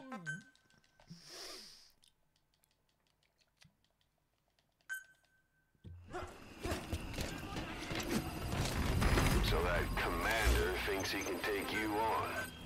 Use your train gun, CQC, anything you like. But teach him a lesson. Am I going crazy or is it not in the list anymore?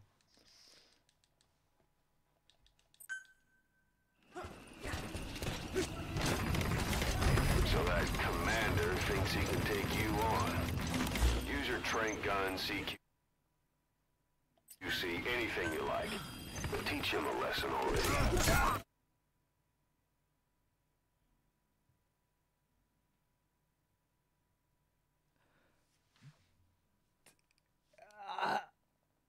I developed the shotgun. I developed the rifle, but the shotgun probably keeps getting reverted whenever I go to the checkpoint. Yeah, that's what I was thinking. Is it rewinding because I'm using a checkpoint? That isn't how it works, though, is it? It rewinds the development time when you checkpoint. Oh my god. Okay, let's just run around and survive for a bit, because it can't be too long, right?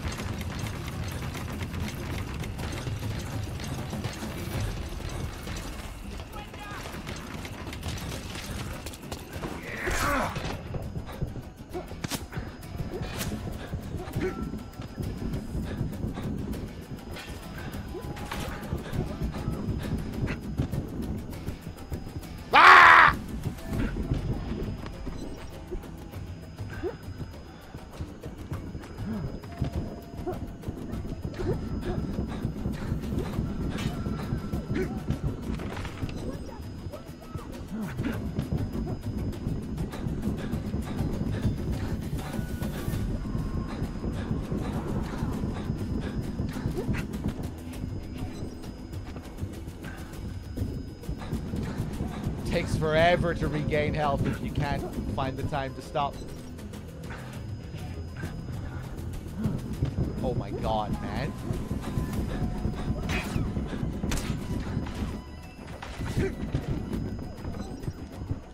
Ah!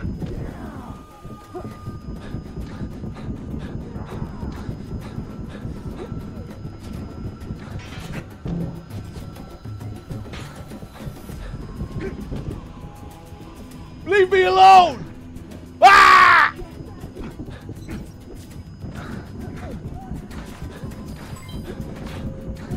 Development complete! Development complete! Okay, right. Ah! Hey, quit kidding around. Okay, this time I'm not gonna take Snake? any damage early on, and we're gonna develop the shotgun.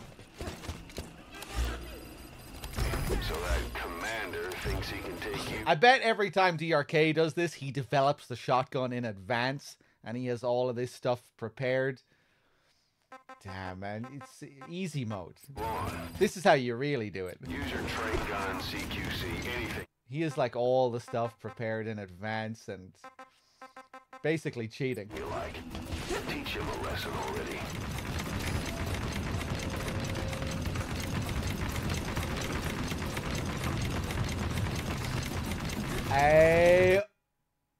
Does DRK actually use a rifle? I have the SMG, don't I? Hold on.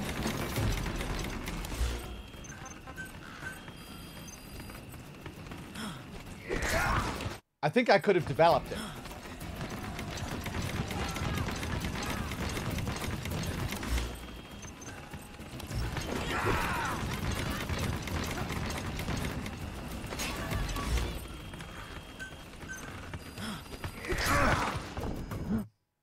Okay, right. Well, watch this. Watch this.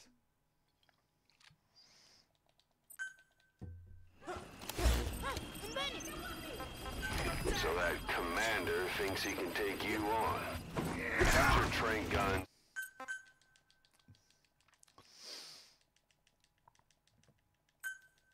Okay, now watch this. So that commander thinks he can take you on. Where is it? Where is it? Use your train gun, CQC, anything you like. Teach him a lesson already.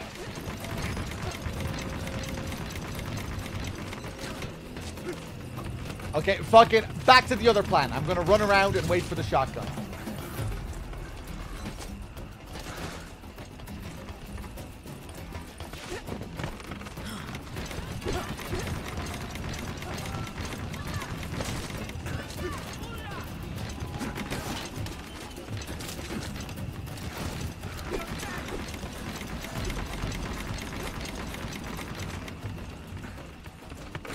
I don't want to damage him at all yet, because when you damage him, he goes into other little phases where he starts... Oh! Where he starts hiding. I'm going to die again. And once he starts hiding, it can be harder to get him out onto the back of the boat, I think. Ah!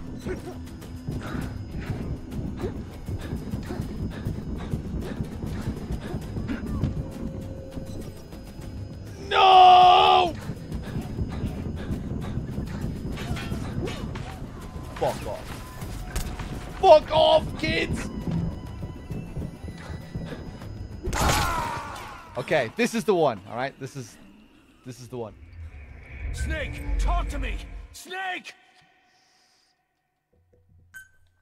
Okay, here we go. So that commander thinks he can take you on. Use your train gun, CQC, anything you like. Teach him a lesson already. Maybe this is the scratch. It's just run around in circles.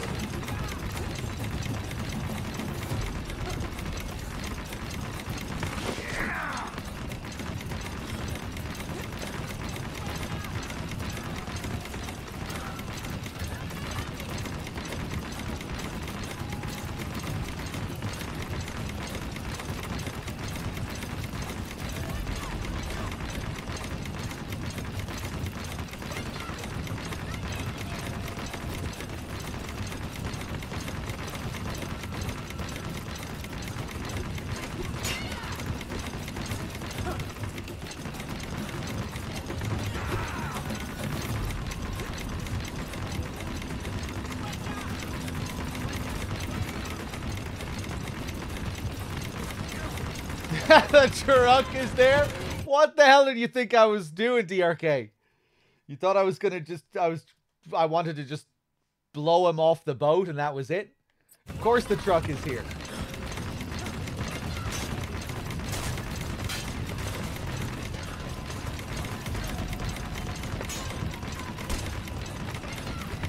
Ah! Okay. Sorry, I'm getting distracted. I'm gonna stop looking at the chat.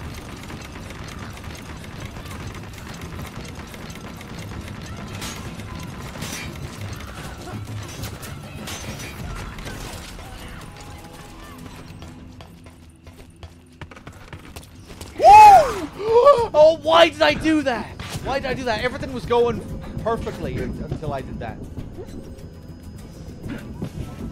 It's over. It's over.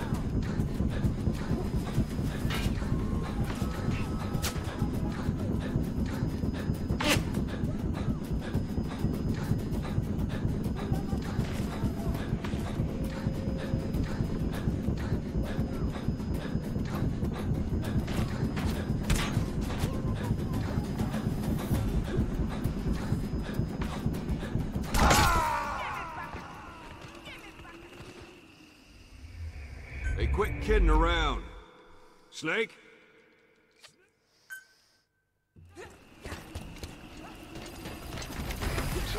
I thought I had the stun SMG ready to develop, but I don't think I do. Commander thinks he can take you on. Use your trank gun, CQC, anything you like. What if I just go down here? He won't follow me down here, will he? Why didn't I think of that?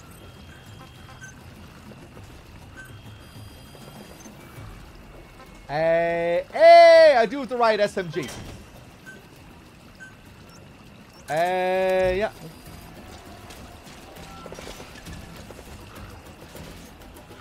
The kids should be his backup here, right? Ooh, now are more the kids going up top? Yeah, now the kids are going aboard. Oh, now it's fucked though? Oh. Is my checkpoint fucked?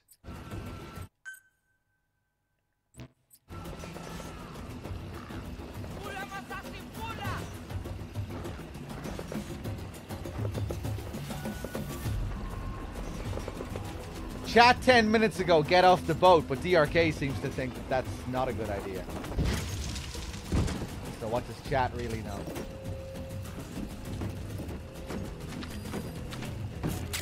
Alright, watch this.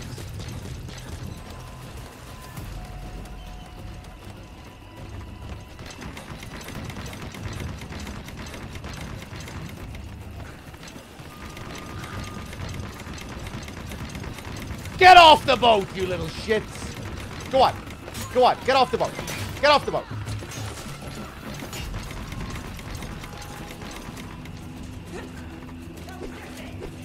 Okay, now we should be good again, right?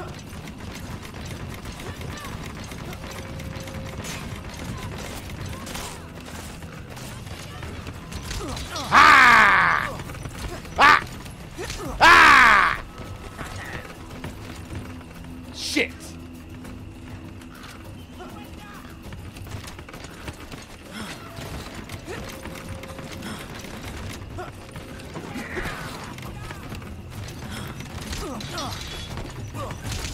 Woo! Woo! Get into the truck! Yes! What do you know, DRK? It isn't fucked. DRK just hasn't learned the advanced three-dog strats. That's all that's happening here. Alright. No! Hold on, hold on, hold on, hold on. I need to take care of these kids.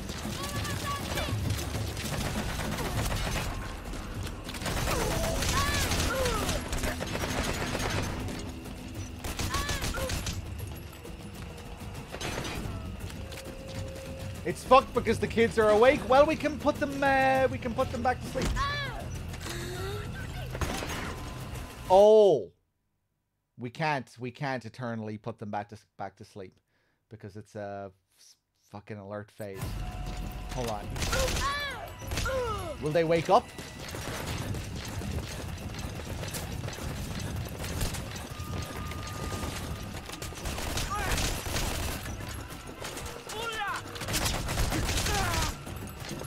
All we need to do is quickly knock them out. I have this under control. Watch this.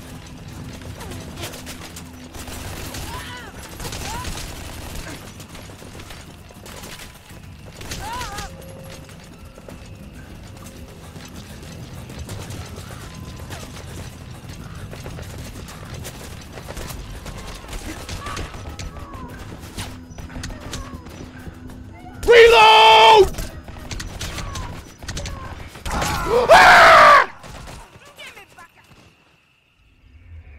Boss, what happened? Boss! I don't know why I didn't just stop and knock that second guy out.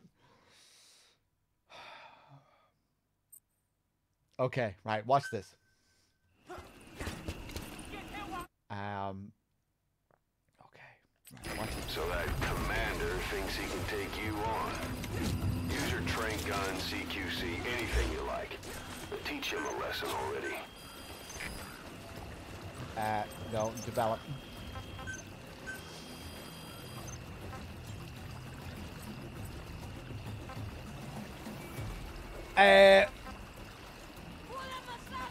Do I already have it?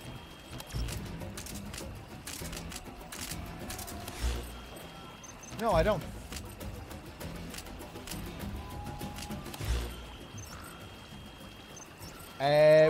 The development save? Okay, right, nice.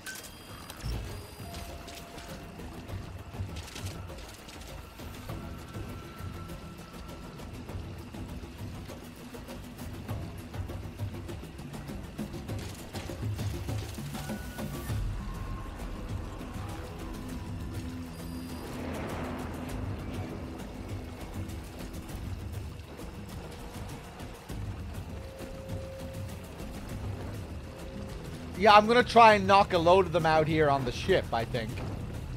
All the ones that are around the ship, just try and get them quickly here.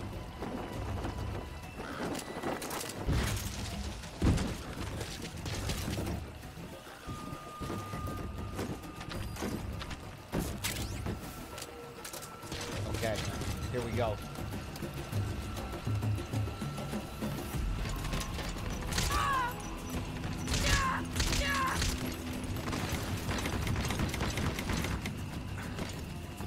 No one else is up here? Oh, no, we should probably get him onto the truck first, right? So we're going to have a limited amount of time. Okay, here we go, here we go.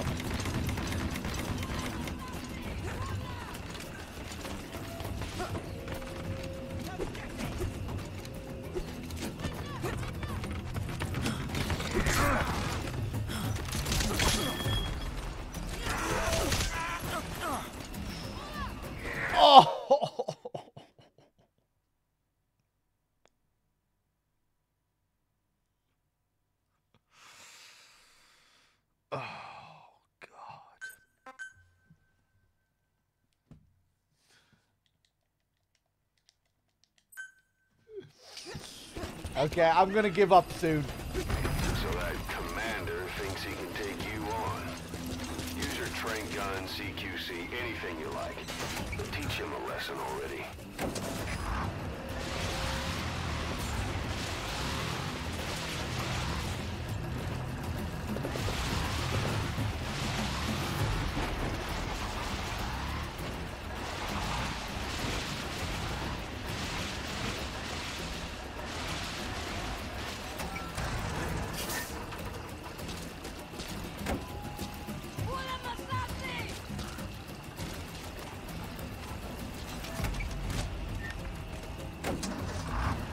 Hold up.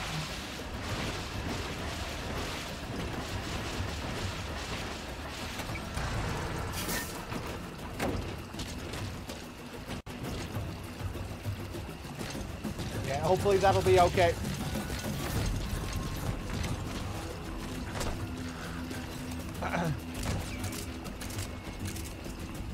Oh, I forgot we have to develop that shit again. Or, Bolton it. Okay.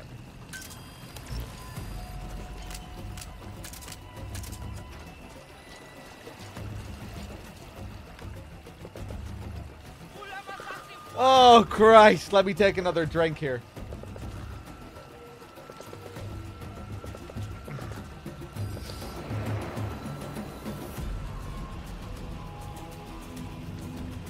I've only ever tried to do this once before on the fly during a marathon again, just like this.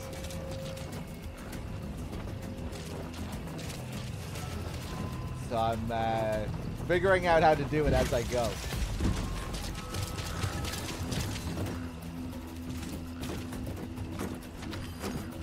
Okay. If I fail one more time though, I think I'm just gonna keep going. Playing. Right, let's go, you little shit.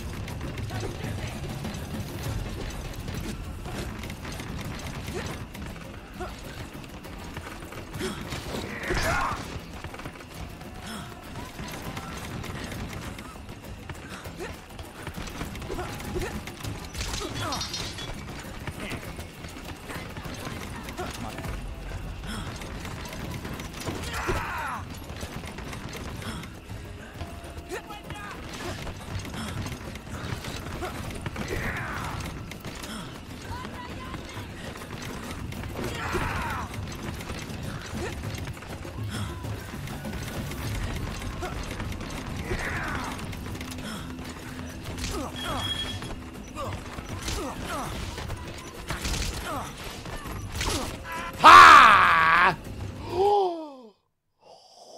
I don't fucking believe it.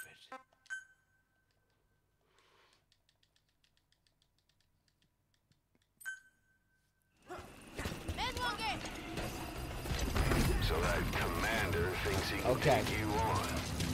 Use your train gun, CQC, anything you like. But teach him a lesson already.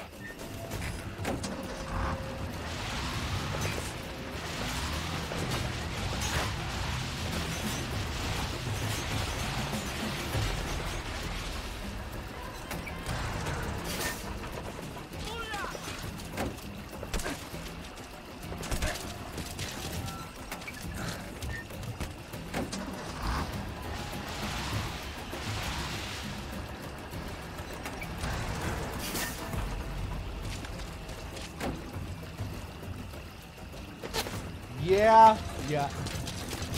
Okay, this is it.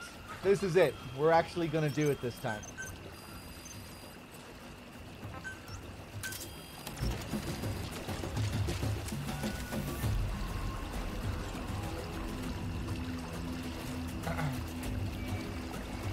We might still not do it this time because I still need to take out all the kids.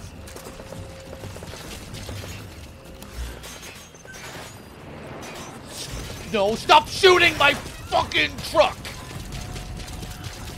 Get away from the truck!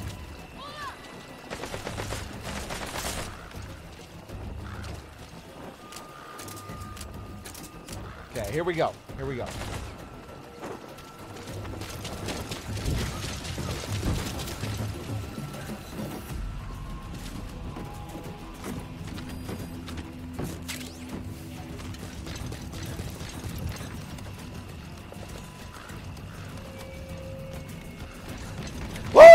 Okay, here we go. Get over here, Liquid. I'm trying to figure out how to do the DRK Liquid shenanigans, yeah, on the fly. With no preparation. Let's go, let's go.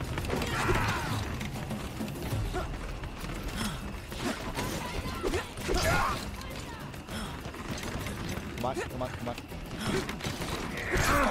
Oh no, I'm gonna fucking die again, man.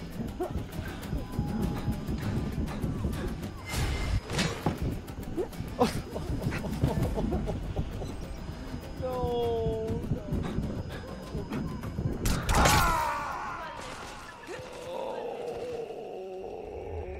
Boss, come in. Boss? Boss! Okay, this is the last attempt. So that commander thinks he can take you on. Use your train gun, CQC, anything you like. Teach him a lesson already.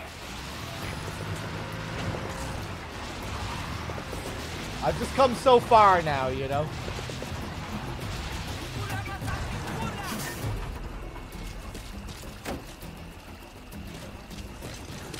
Okay, here we go. Here we go.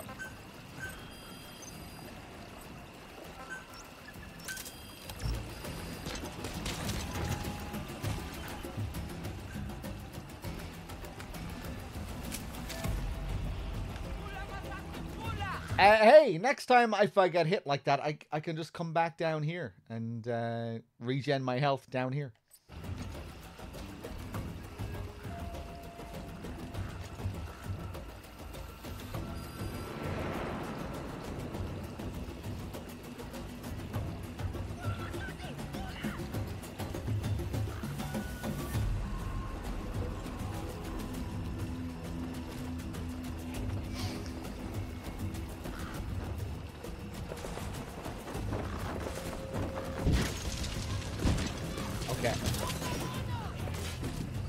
Yeah, I thought baiting his jump attack might be a good idea, but yeah, also maybe diving into him might be a good strat to knock him down.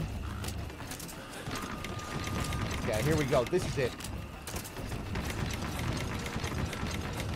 Let's go. Let's go. Let's go. Let's go. Let's go.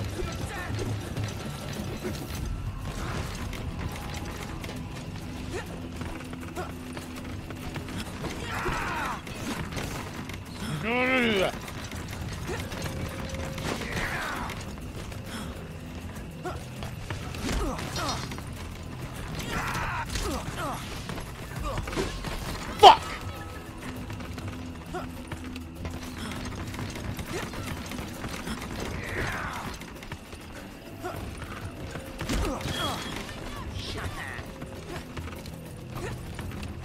Wonder if those dives actually deal damage.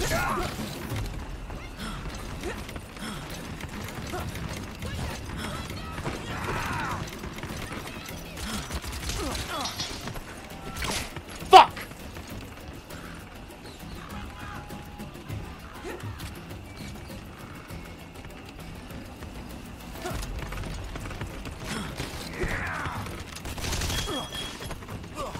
Oh no!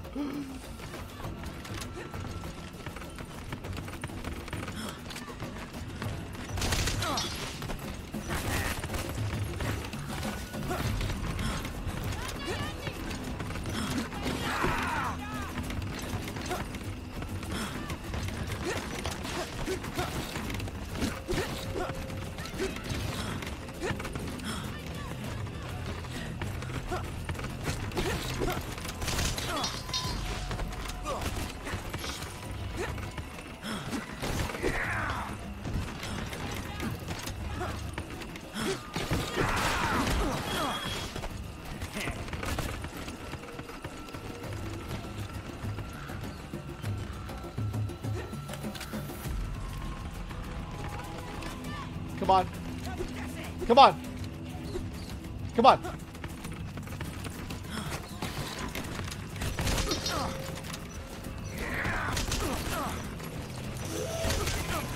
Whoa! You better be in that fucking truck. Okay. Woo! Okay, okay, okay. Now, progress, progress. Now we just need to be very careful.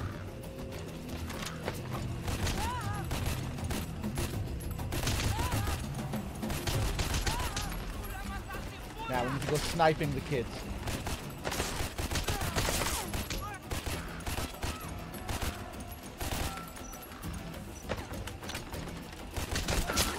Fuck off. Fuck off.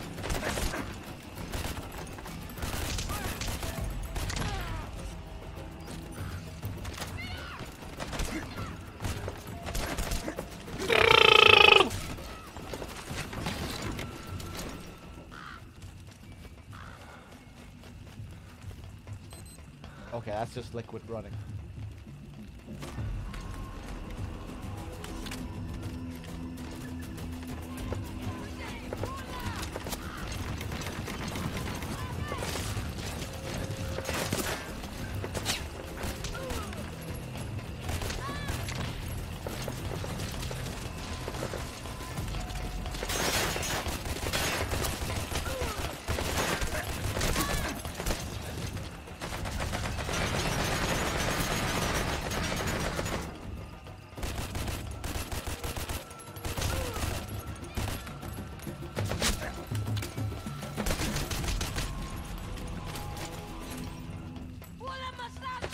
Shut up!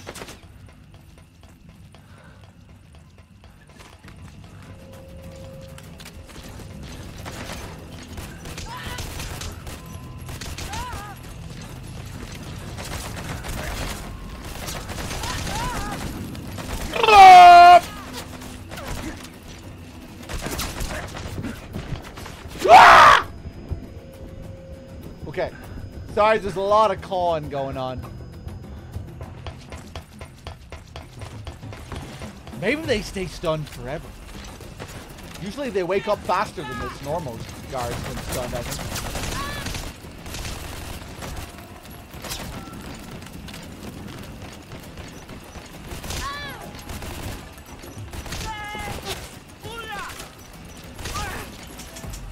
Oh no. Okay, we need ammo. This guy would have woken up by now. I think they stay stunned forever.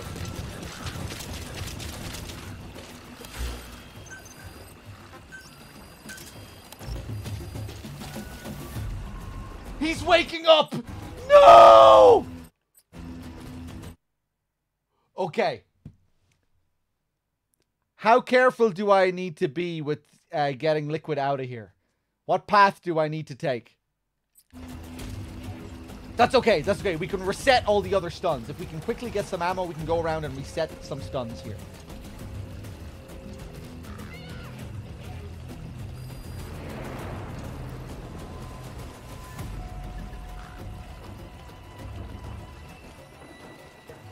I just thought maybe because they're in a unique kind of state in this mission that maybe they stay stunned forever.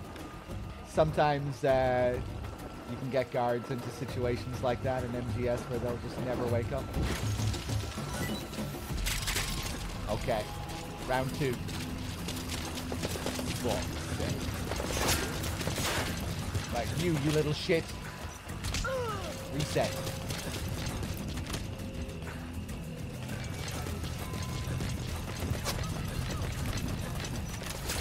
Reset.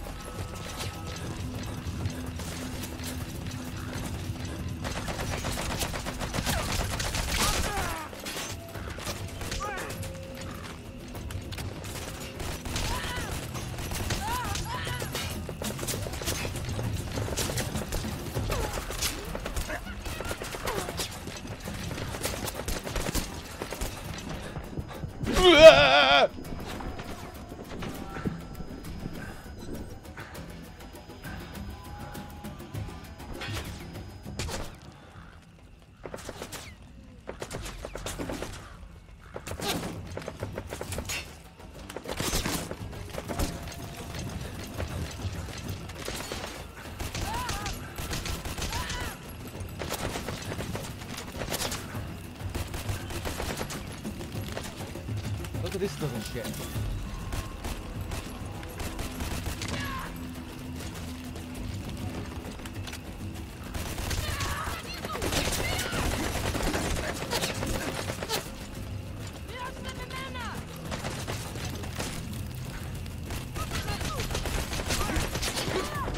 I don't believe it! No! Okay. Come on, come on, come on, come on. Get some fucking health back.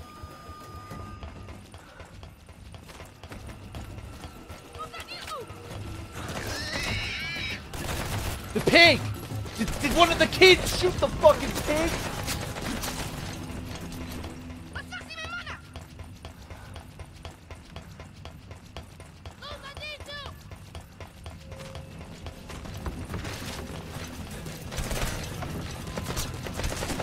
Oh my god, man. Those kids are fucking lethal when they want to be.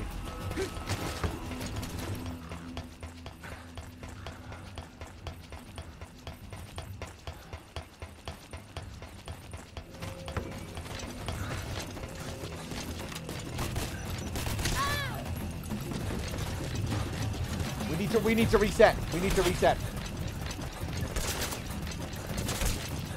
Oh my, what the fuck is with this accuracy on this kid?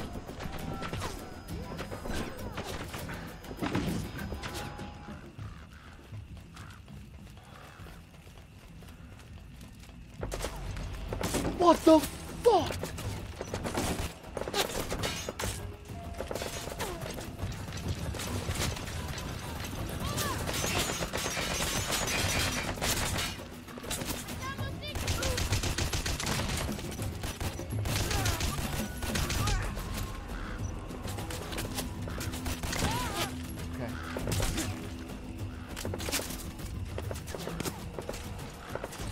I don't think I even have that one marked.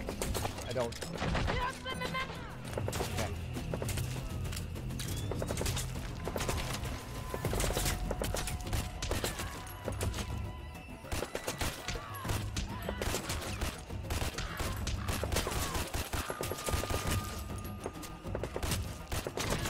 Actually landing shots here.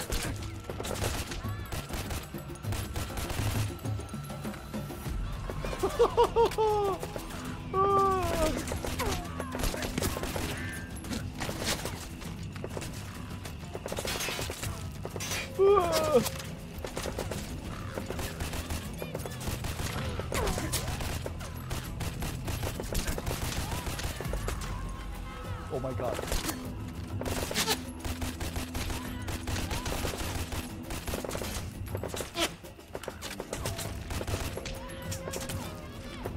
Ah! I'm going insane. Let's get another supply drop. Fucking kick these kids. Go back to sleep. Wake up. Wake up. Wake up. Go back to sleep.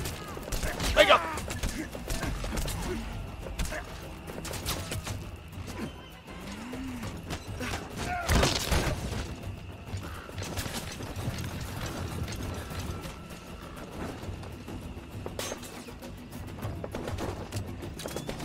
Okay, we're good. We're good. We're good. We're good. We're good. Now, let's just... we try and hit some of these bodies again. Reset. Reset. Yeah.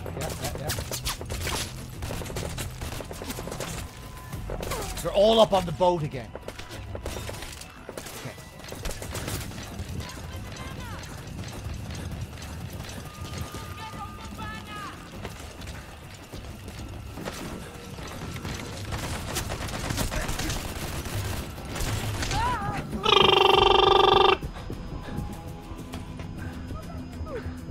Hi there, Liquid.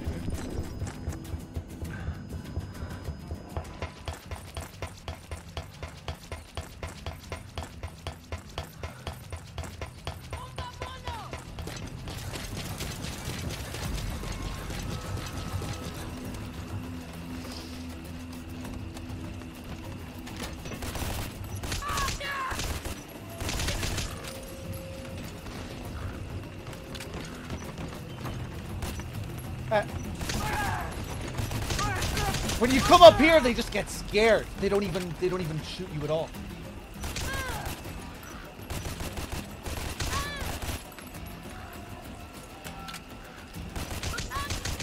Okay, okay. I think enough of them have been knocked out. Ah! Right. Get back down.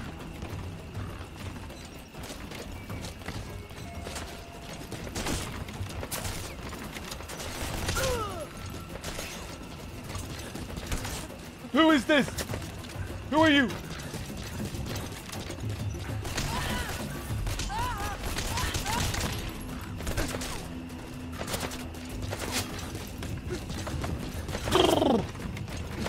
You! You! You!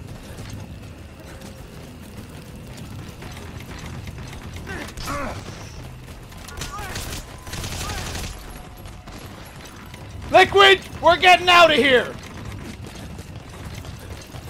Okay. Get out of this fucking truck! Right, I need directions. Which way do I go?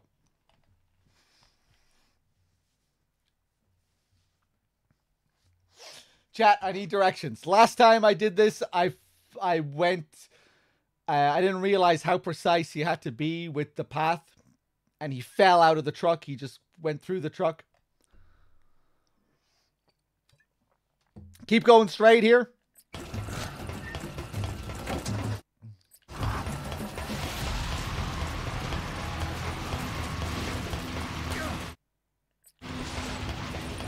Is this correct? Is this correct?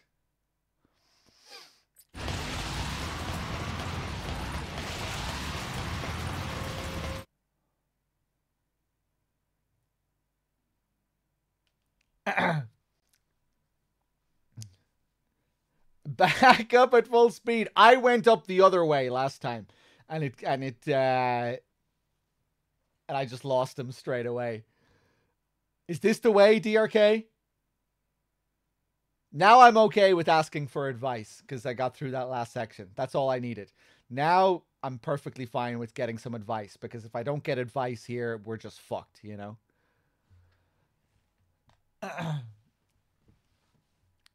Take the main road from here, from this area, from this side of the map, because I could take the main road and go up the other way too, but I would have to go uphill, and I think once you go uphill on uneven terrain, that's when you lose them. From here, DRK? Or go up the other way? Go up this way?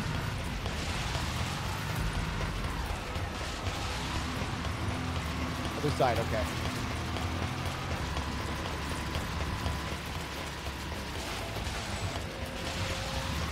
We need to do this quick.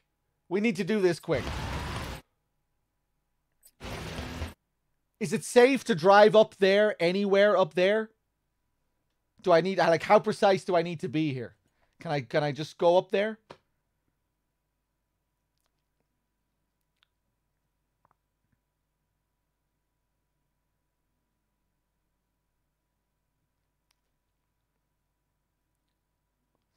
Just don't reverse. Is that the only thing you need to worry about, reversing?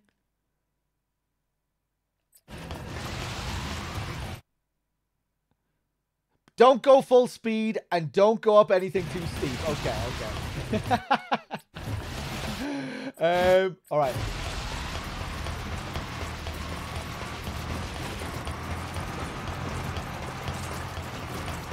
No, the fucking kids are waking up, I think.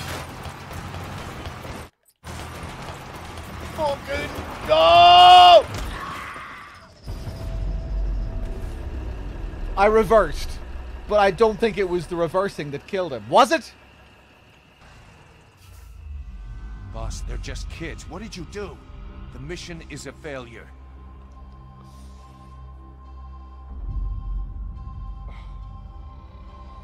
Was it the reversing? Any kind of reversing kills him?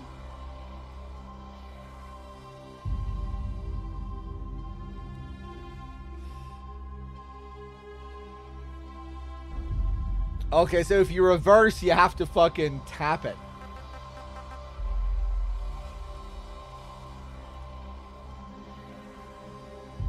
Damn. I knew you had to play the game wrong. I just didn't realize how fucking wrong you had to play it. That's pretty wrong. Jesus. Okay.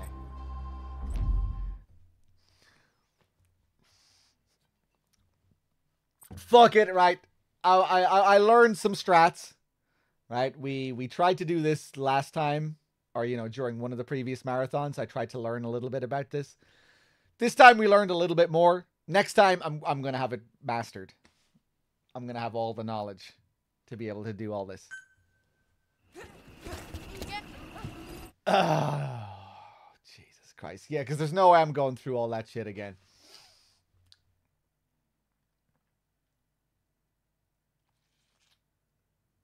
Okay. So that commander thinks he can take you on. Use your train guns. It's time to play the game right.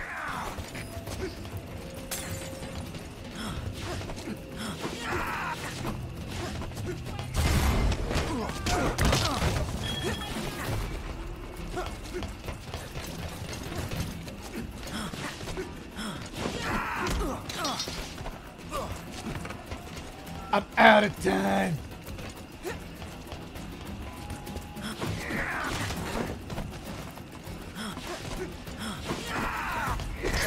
No. Oh! I slid down the banister. I've never seen that before.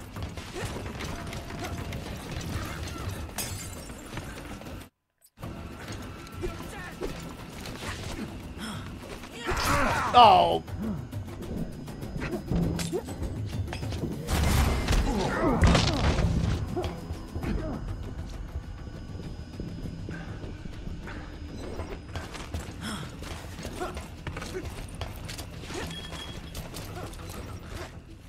Does this always lure him if you lie down? No.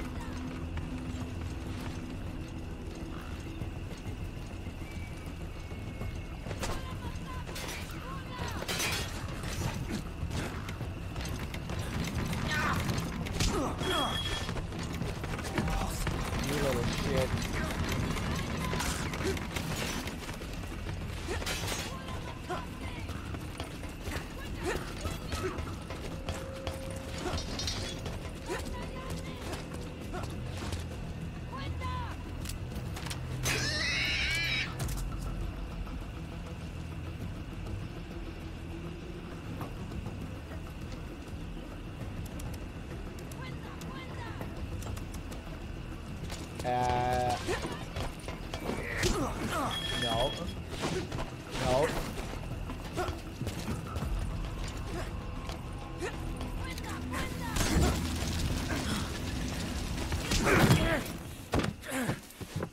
Oh shit, I'm on fire in the cutscene.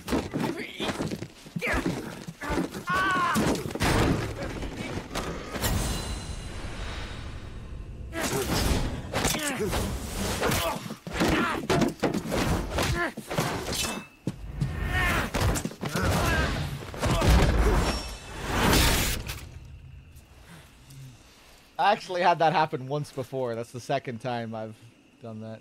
You lose, Commander.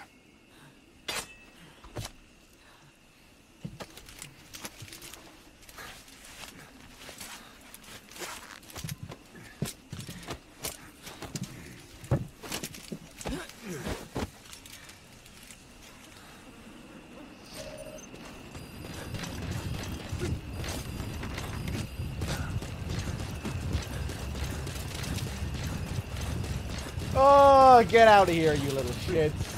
I swear, I feel it in my voice, all that cawing. This is Pequod. Oh, that's Arriving screaming. shortly at LZ.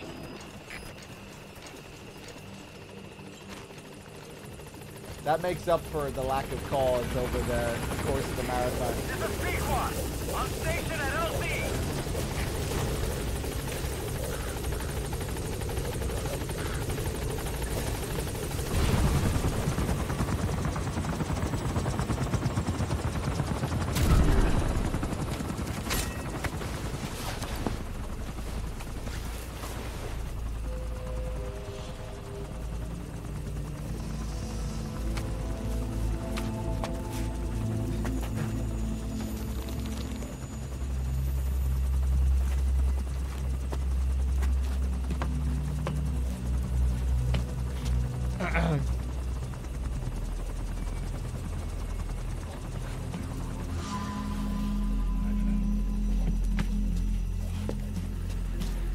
Continuum Shift. Thank you very much for the sub. Anonymous, thank you very much for the $2 donation as well. That was like hours ago and I missed it. Thank you. Soul Zone 27 Continuum again. Cheers. Look at this badass.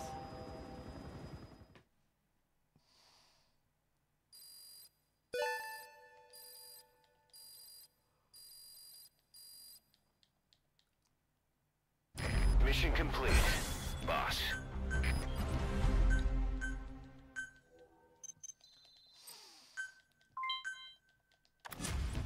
Whoosh.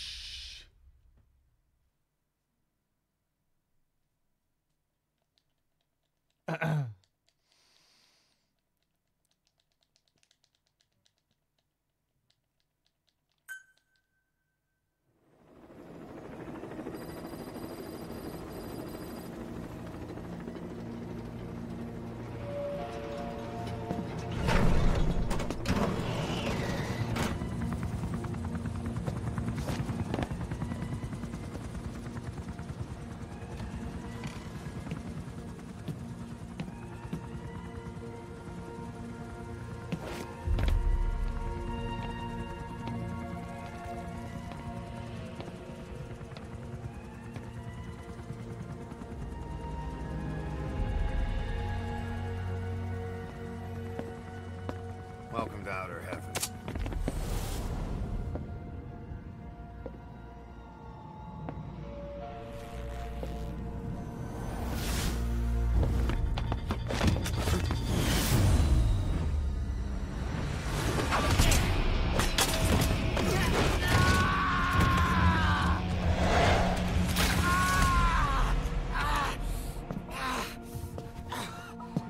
Kick him.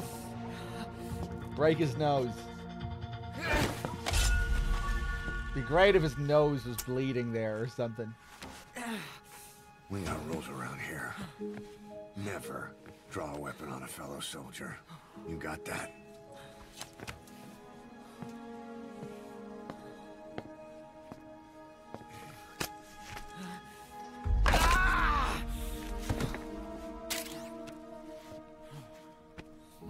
Anyone here can use a knife or a gun.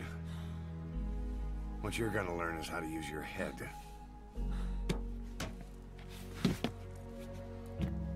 Let's move.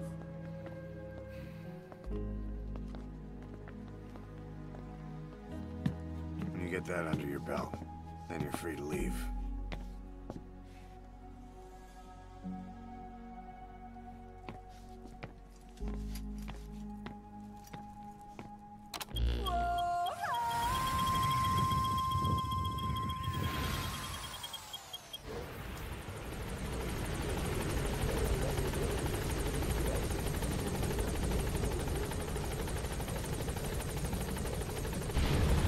Get back here, Pequot. Boss, we've received some new job offers. The details are on your iDroid.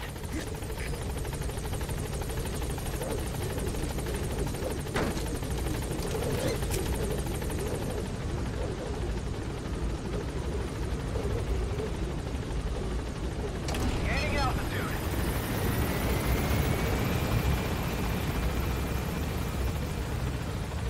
I don't think they've even given these kids a shower.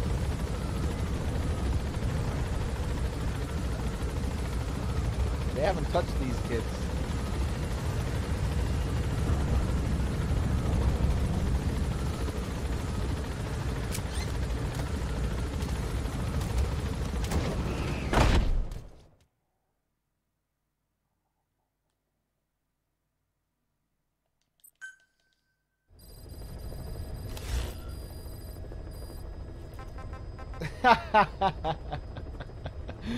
You know what I meant. I hope they aren't touching these kids.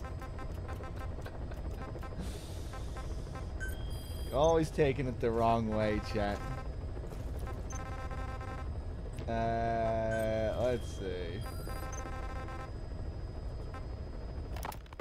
Two engineers are being held in the observation post. Be up to date here. I'm gonna go to the bathroom real quick. I'll be right back. We placed the White Mamba and the rest of his unit in the staff living quarters. How's that going? It's a disaster, but what else can we do? We've taken away his weapons and banned him from using his nom de guerre. Apparently his real name is Eli. He must feel like we stripped him of his whole identity. We'll let things simmer down. I put a guard on him for now. Still, the question is, who is he? Where did he come from? And how has he survived? He's still not talking. No, he won't say a word about himself. But you know, it looks like he speaks English. One of the deck crew called out to him in English, and he said something back. He just lost it all of a sudden, started mouthing off at the guy, in perfect English. He wasn't stringing together words he picked up somewhere. So English is his mother tongue? He could be from the east, or the south, or maybe even further north or south. English is well established in countries all across the continent. It's rooted in Africa like a weed, or maybe parasite is the better word. So just speaking English doesn't help us figure out where he comes from. Could even be from off-continent. Right. In any case, we'll keep an eye on him. If we learn anything else, I'll be sure to let you know.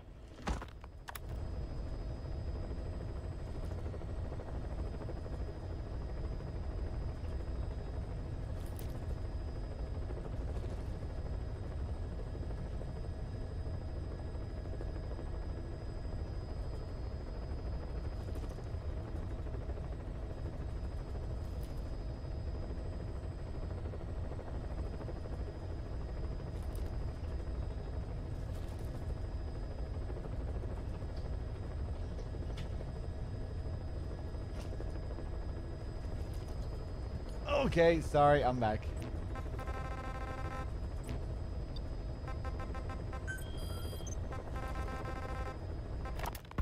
Two engineers are being held in the observation post southwest of Ngumba Industrial Zone. Boss, your mission is to rescue them. The targets are civilians, one male, one female.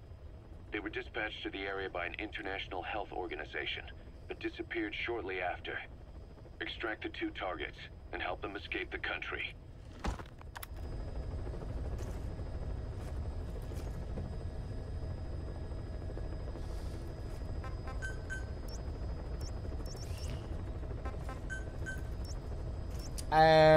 Right, where do I want to start here? Over here, I think.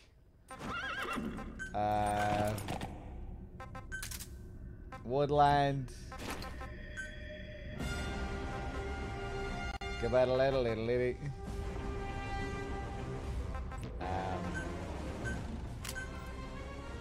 can get rid of this launcher. Well, my ball, big fat balls.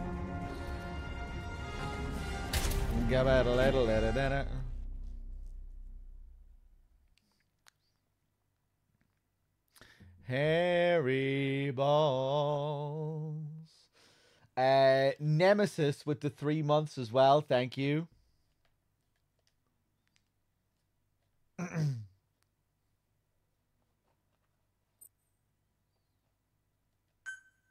And I'm glad you appreciate the DRK strats. Thank you, Nemesis.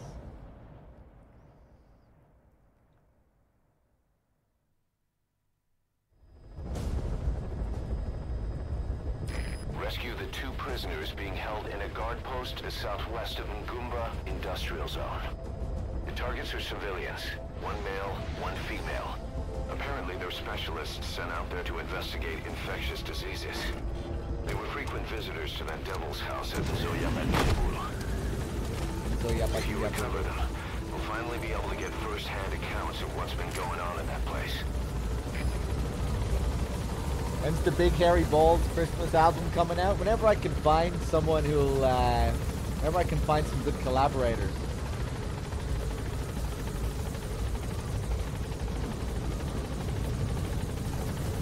I was hoping maybe Martian Dude would collaborate with me, but I don't know. Be careful down there, boss.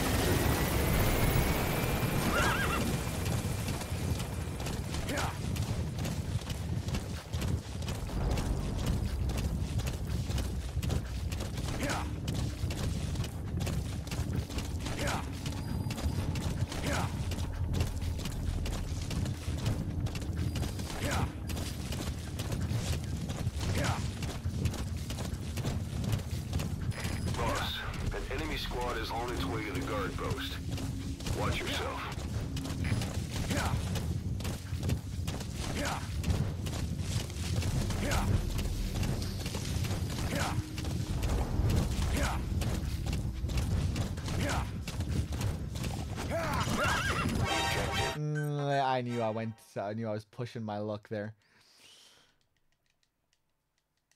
Your objective is to rescue the 2 targets. Counting on you, boss. Snake, please. Thank you.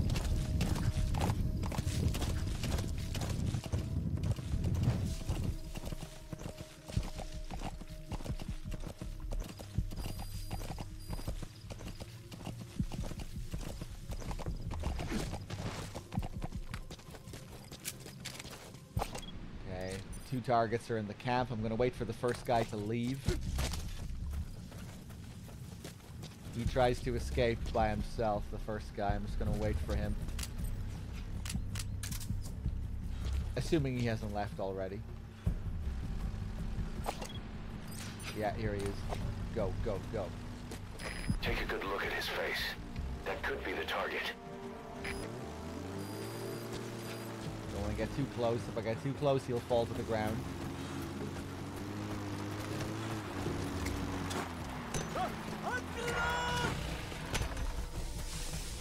Help me!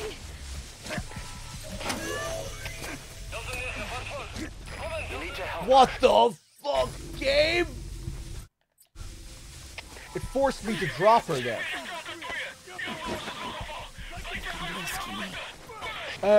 I was asked to show that man around here. Dangerous work.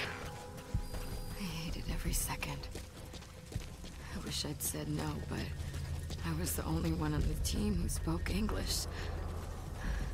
So we went to that factory. Bodies. No one scared me.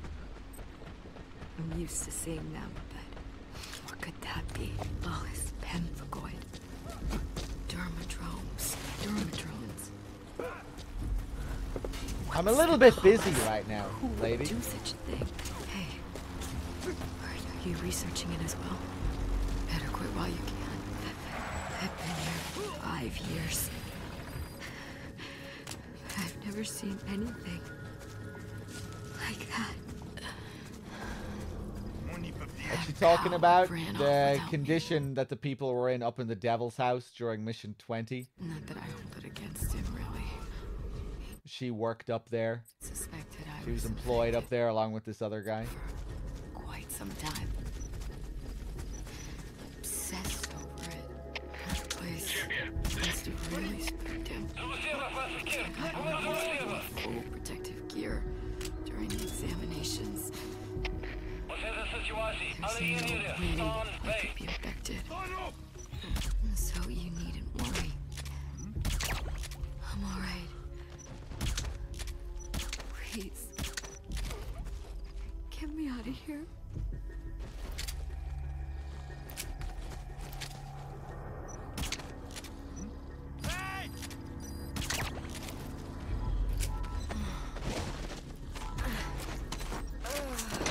Okay, now we'll grab the other guy.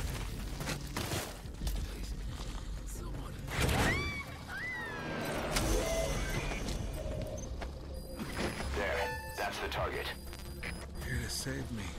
I was called here to transport and set up equipment at the facility and examine the patients there.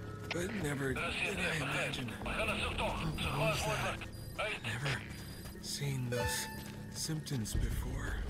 And that treatment was no treatment at all. It was like we were cultivating the pathogen. Are you from around here? You don't know anything.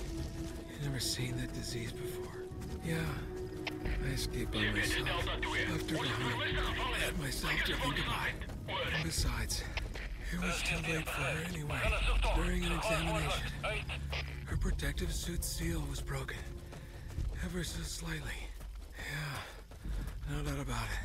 There's nothing I could do for her. I'm still not sure how the disease is transmitted. But she's probably already just like... Yeah, she must be. Forgive me. It was everything for myself.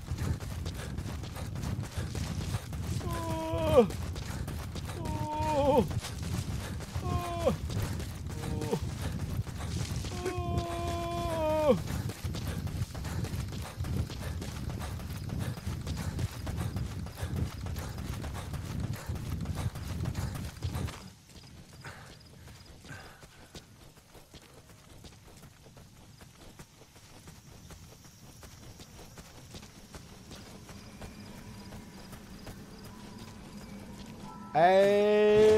Yeah, I guess I'll just get rid of you here.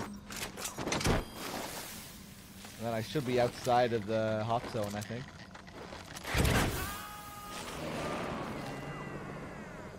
Amazing, boss. Getting both prisoners out in that situation. Great work. Now exfiltrate.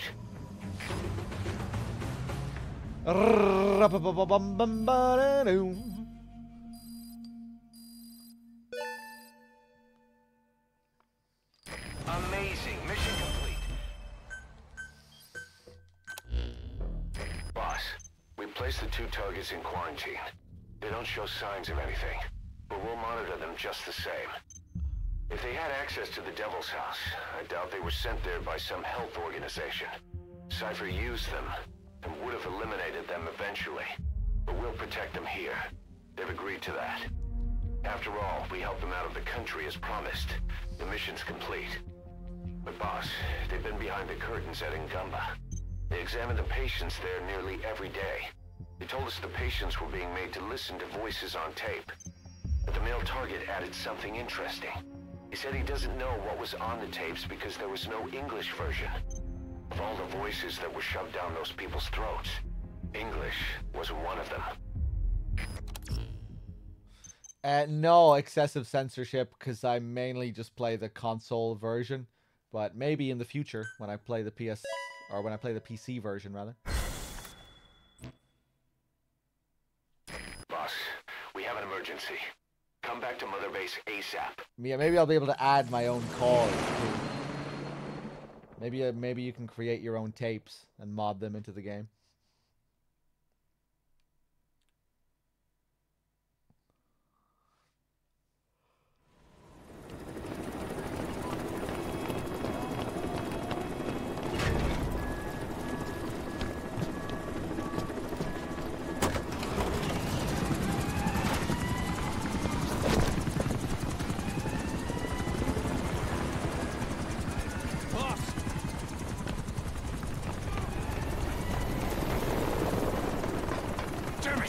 This is our home. How can we let this happen? Guess it's time to increase security. Just give me the order. Who did this? A competitor. We know where they're based. Even have a route mapped out. We're ready to strike back. Say the word.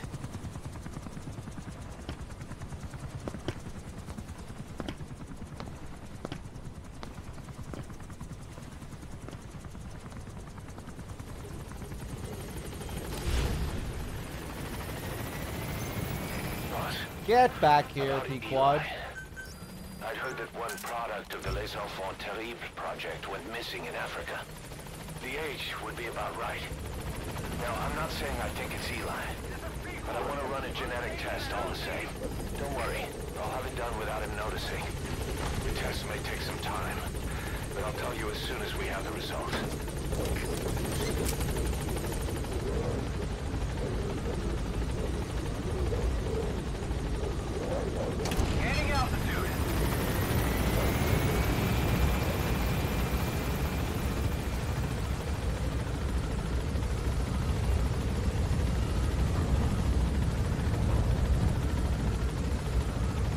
I didn't think I'd get that scene if I was playing offline. So I disconnected.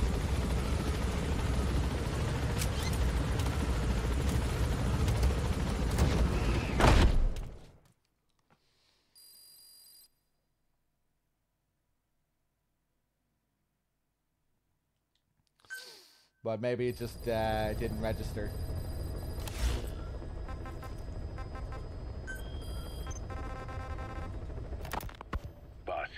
Contract comes from the Mbele rebel militants.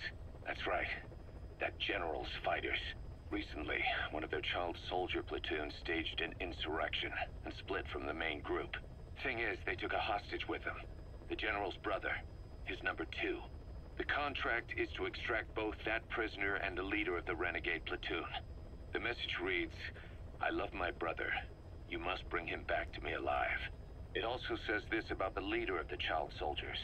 He is an excellent soldier. I want to persuade him to rejoin the ranks of the righteous. It sounds a little too forgiving for the man who ordered those kids dead at the mine. I wonder what kind of persuasion the general has in store. With that in mind, here are your objectives. First, rescue and return the general's number 2 as requested. Second, extract the renegade leader, and we'll keep him at Mother Base. In other words, extract both targets out of the region. Good luck, boss. Alright, let's do it. Oh man, starting to get tired. But I don't have too long left. Let's see. We'll go Golden Tiger. Assault rifle, tranq pistol, usual shit. Let's do it.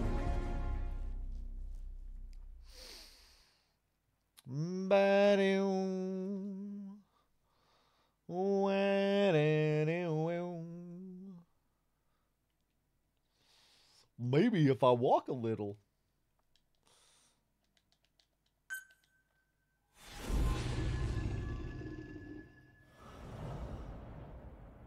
Your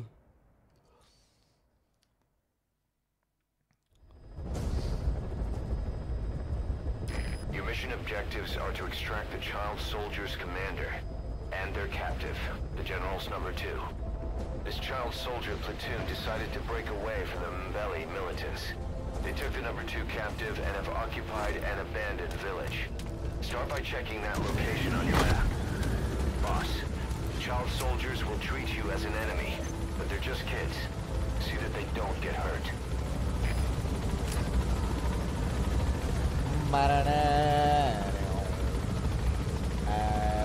Usually I do this during the day. I start at 6 a.m. This time I started at 6 p.m. So the kid is going to be in a different position, I think. I don't know where he's going to be. Be careful down there, boss.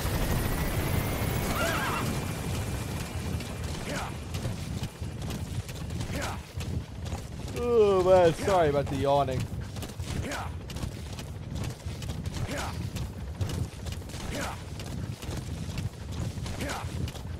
Maybe I should have my last beer. It might wake me up. Reconnaissance is best conducted from high vantage points. I've marked a good spot on your map.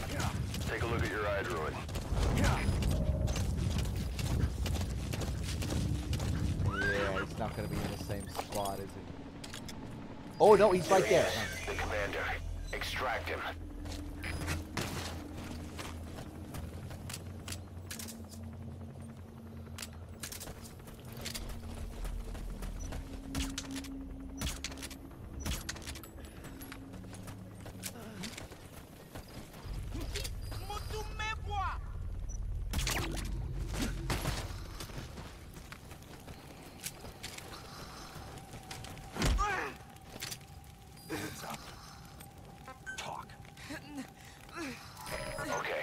The general's brother, his number 2. Get him out of there, boss. Wrong guy. Hands up.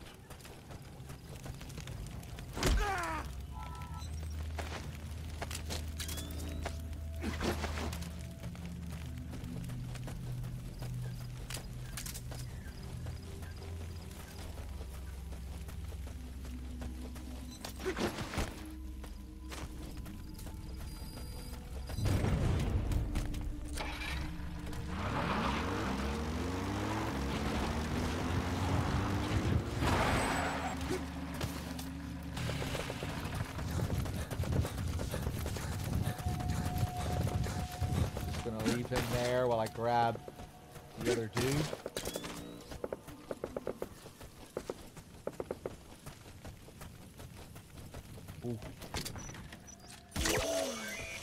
That looks like the target.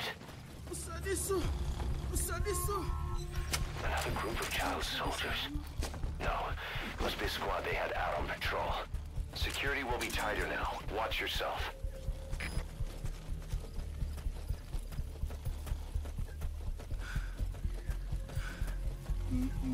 Boss, another child soldier has entered the village. Must have been out on patrol. Looks like they had more than one patrol out. Security will be tighter now. Watch yourself.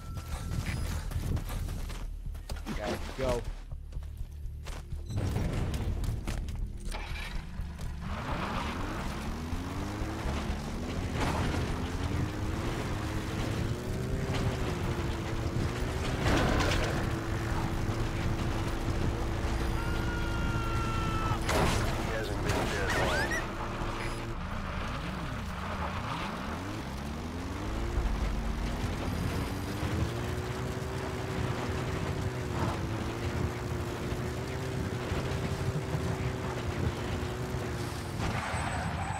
He's already dead. I didn't kill him.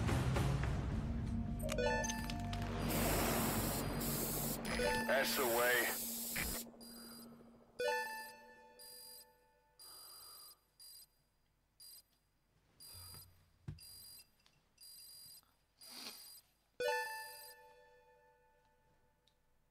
Amazing. Mission complete. Boss, about how we report this one to the client.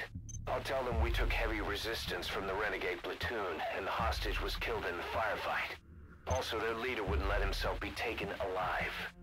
I doubt the client will pay us for this one, but we got a big enough reward from the General's number 2 instead. And as for the number 2, he's saying he wants to join Diamond Dogs. I guess he knows what that means for him. He said, if I'm working for you, I can be number 2 or number 200 for all I care.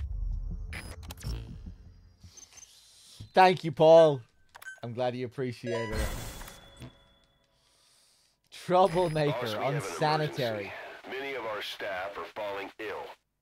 At first it seemed like a common cold, but before we knew it, blisters started popping up on their chests and... Damn it. I'll fill you in at the ACC. Just get in the chopper.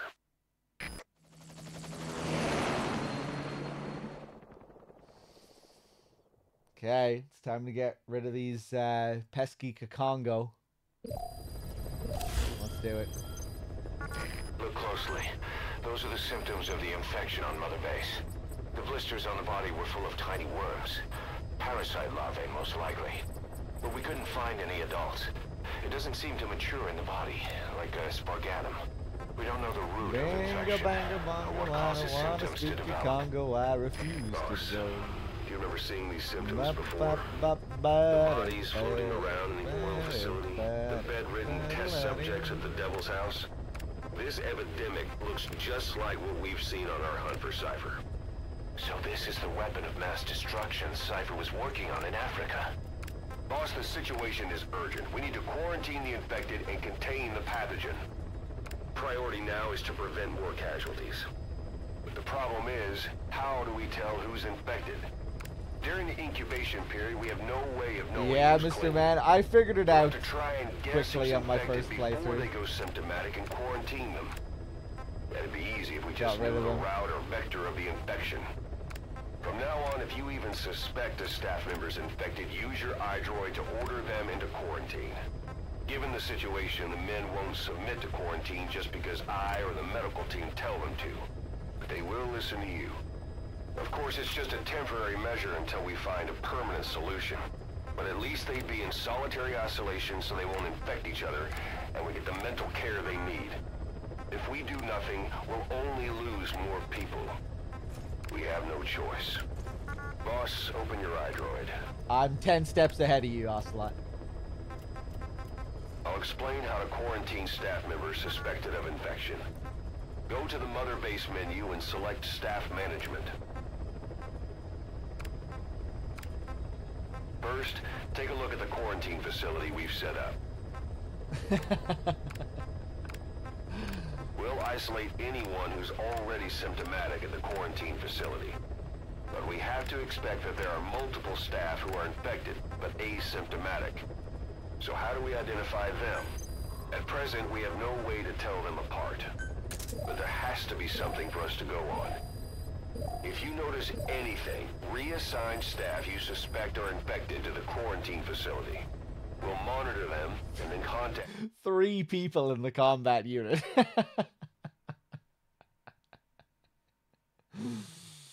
How are we, how is this unit still functioning? See if there's a change in their condition. Correctly quarantining these asymptomatic infected will reduce the number of new infections. You should continue with your missions as usual.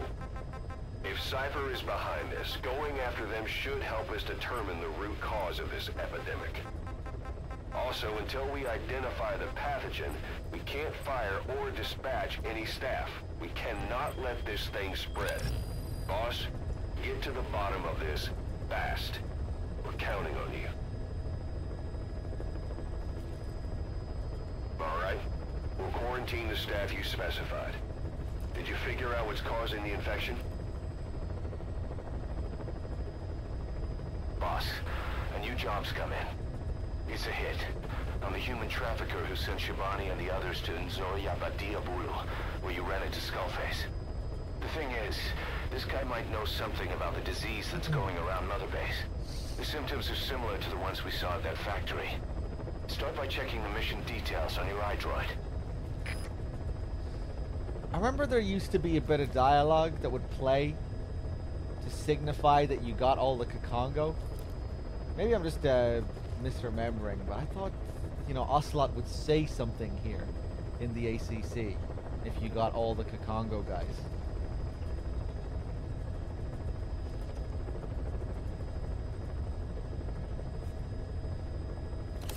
Do you only get that dialogue if there are no Kakongo guys in the brig? And you just won't be able to get it if they are in the brig because you can't remove them? Or maybe you can move them. Well, I didn't think you could, right? Yeah.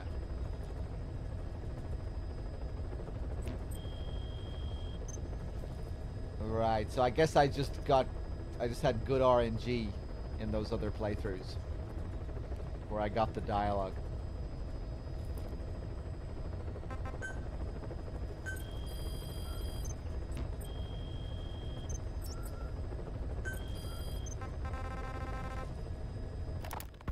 Boss, there's a target on the run somewhere on the Savannah.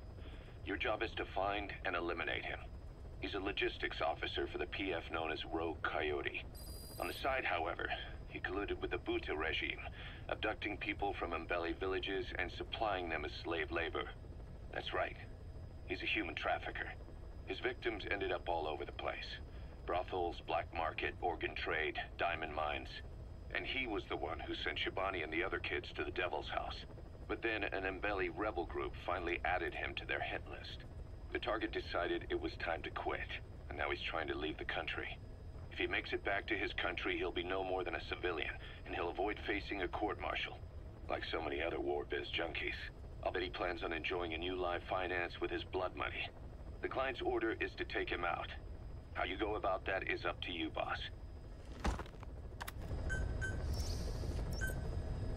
Okay, let's quickly just grab this fucking guy, get out of here. Golden Tiger. Let's do it.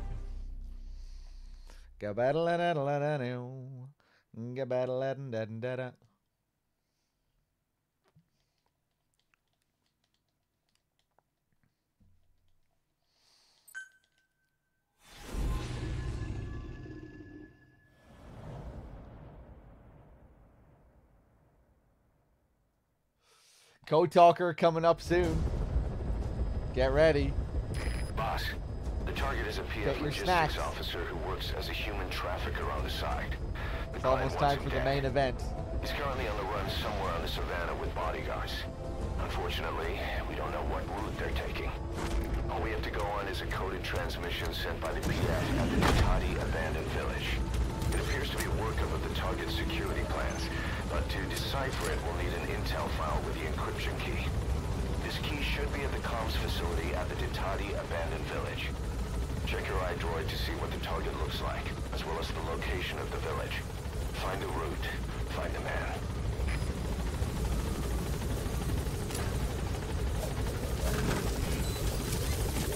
Be careful down there, boss.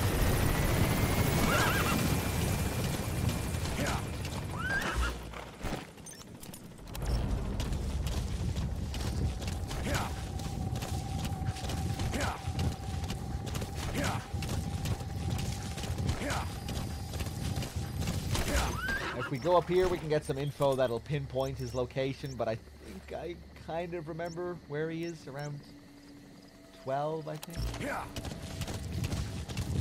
Yeah. Yeah. Yeah. Yeah. Yeah. Yeah. Yeah. Yeah. Yeah. Yeah.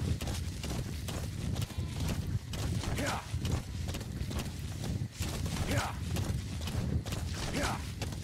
Pax. Hey, Melee, that's making me hungry. I should order food. Haven't had anything since before the stream.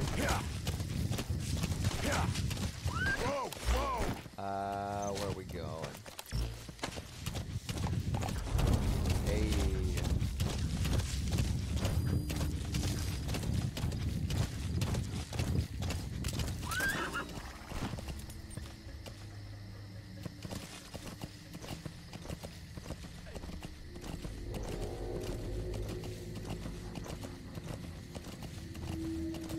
Oh damn, maybe I'm not in the right spot.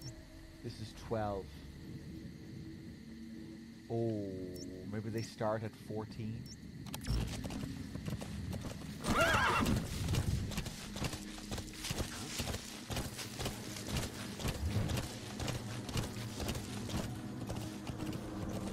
I always forget this.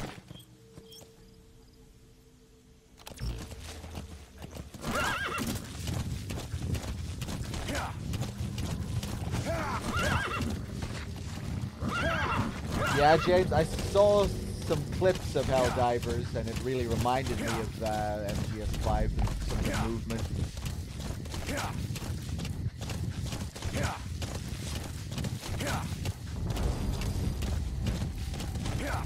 Nice, here they are.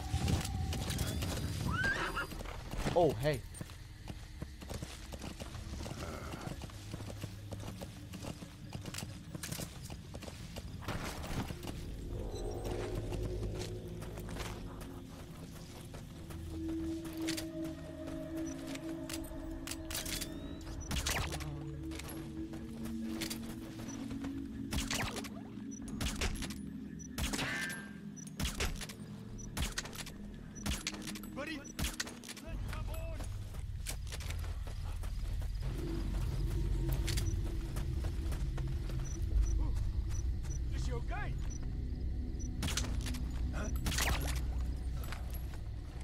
That's the target. Eliminate him, however you see fit.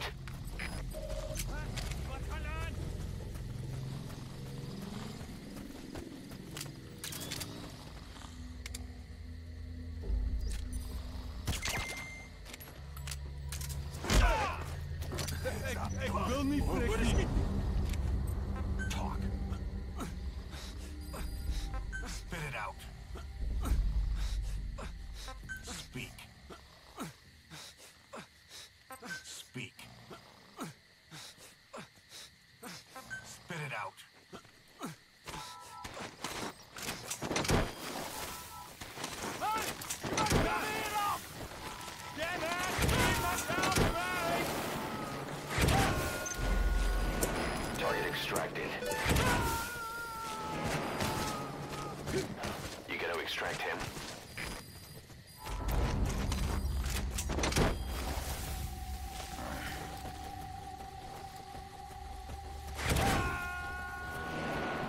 Yeah, Brizzle, I would say it has a significant climax, but a lacking build-up to that climax. 2.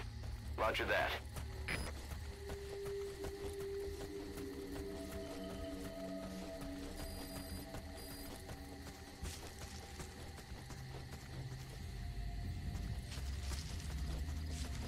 I used to think that maybe originally it was going to have like more of a build-up, but now I'm not so sure. Now I think maybe it was always part of the plan. Just considering the last main mission that you get before the final mission, a proxy war without end, which kind of symbolizes just this never-ending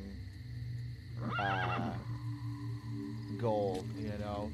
We fight and grow, we fight and grow. The whole concept of FOBs being just this never-ending cycle of vengeance. I don't know if it was ever part of the plan to really have more than what's there in terms of like a build-up to Venom's awakening in the hospital again. Originally I thought like surely there must have been more to this, that there was, you know, that we would have had a more significant reason for waking up in the hospital again. That, you know, that it would have had something, yeah, that there would be something more there, but I don't know. Who knows?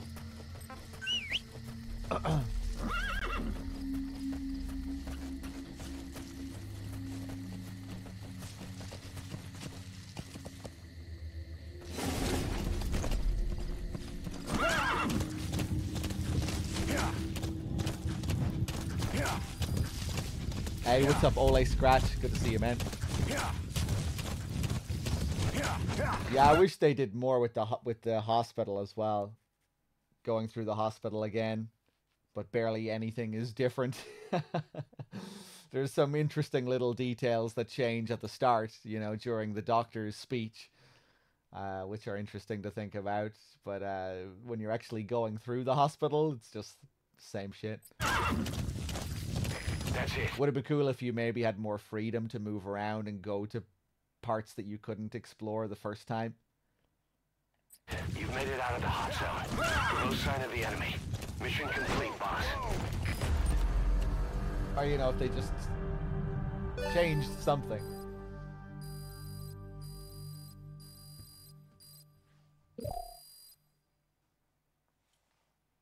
Mission complete, and how?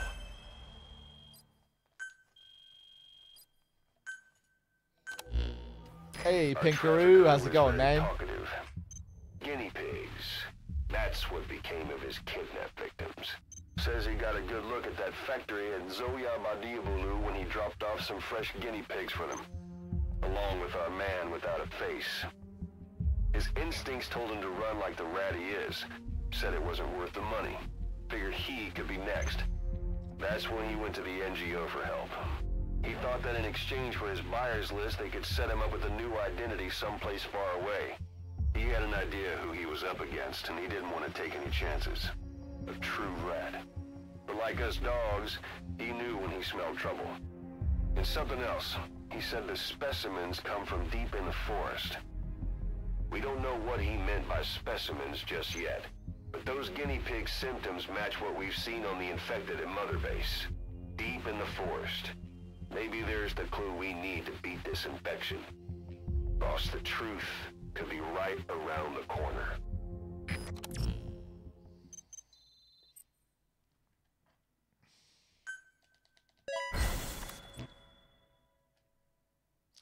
I actually liked the Paz side story, Dr. Gray.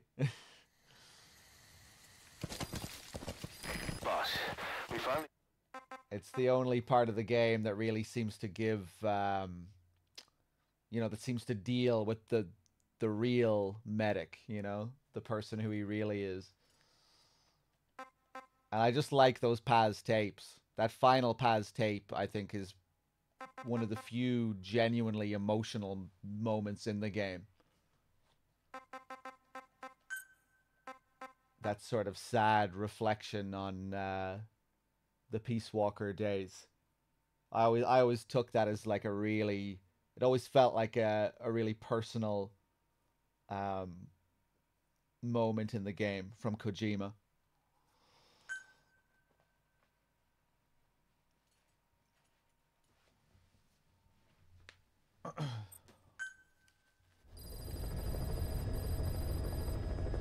Boss, we finally heard from one of our missing intel team members.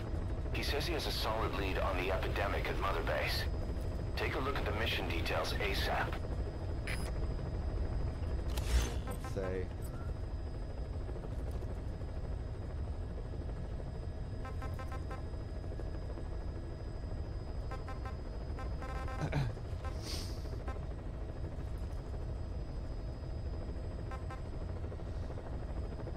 Let's see. Let's see. Cassette tapes. I understand it and also feel how it hits emotionally, but I've come to dislike it as a whole because it would have had more impact if literally anything we did mattered in the whole game.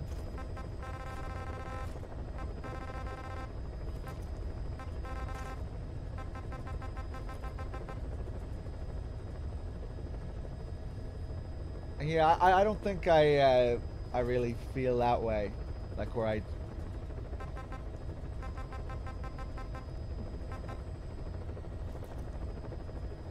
about things mattering. I still feel like it matters to a degree.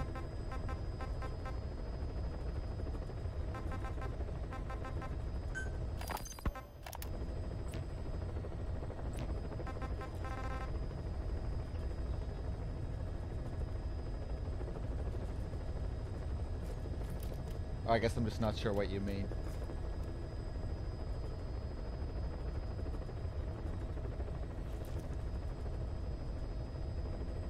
Oh, I definitely wish there was more to Mother Base, interaction with the soldiers and being able to go inside. I feel like that's kind of a separate issue, though. It doesn't really change how I feel about Paz and that whole side of the story, but yeah, I wish there was more to Mother Base, man.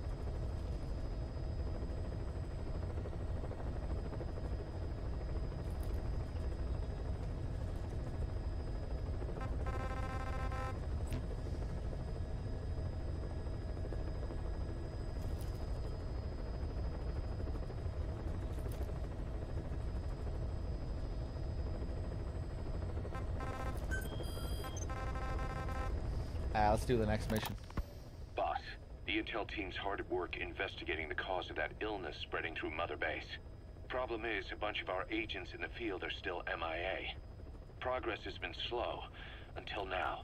We just got a distress call from one of them. He said he's got intel on the origin of the disease.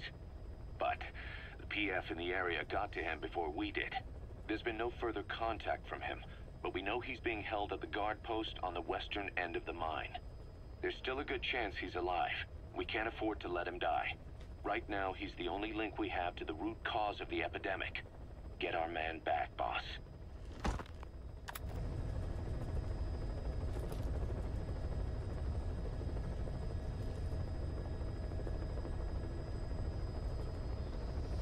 The reason you dislike it is because the only people who will really get the thing with Paz are the people who played Peace Walker. Everyone else doesn't comprehend what they're missing with it. That seems like a strange reason for not liking it, because of how you feel other people will take it.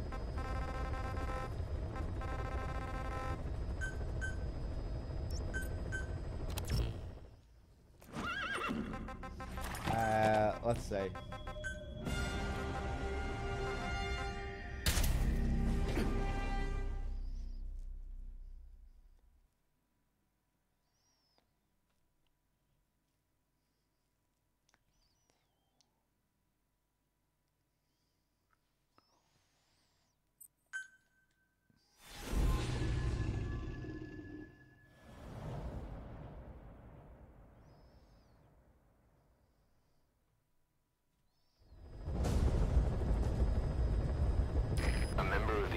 Unit has gotten a lead on the epidemic. That's okay, Dr. Gray.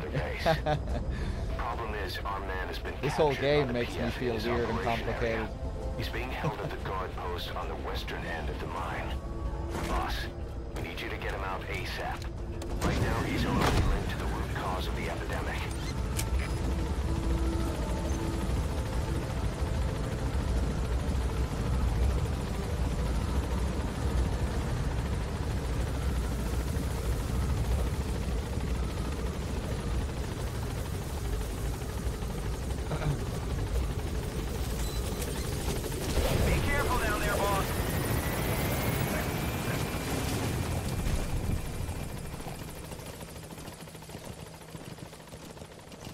Oh yeah, like I like the Paz side story overall, but of course I think like a lot of things in the game, you could imagine a better way of doing it.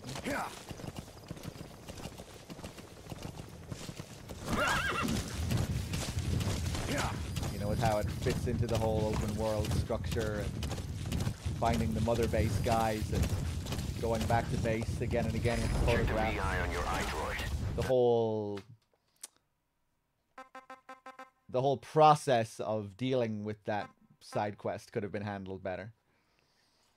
The way you interact with it. It's where the target is being held. Not like going out and getting those mother base guys is the most exciting thing in the world. Like a lot of the side ups. Go out, extract the guy. Go out, do your minor little task and extract the guy.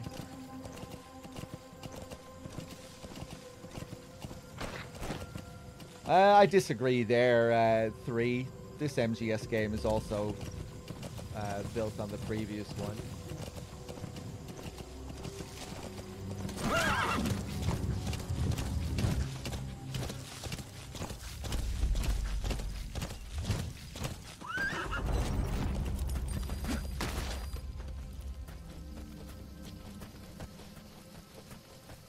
The continuation of the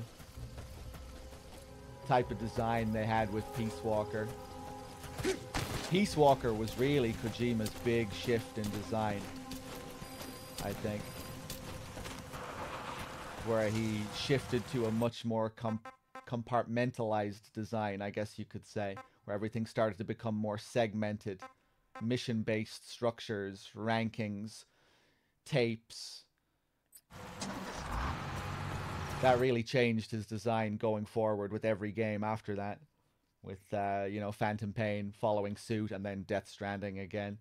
Which also had that more segmented kind of design with the mission structure. Not that each of those games have their differences, but yeah. Boss got an emergency report from the intel team. A vehicle has fled the guard post heading northwest. The prisoner at the wheel appears to be the target. He escaped on his own. The target is no longer at the designated position. Find that vehicle fast.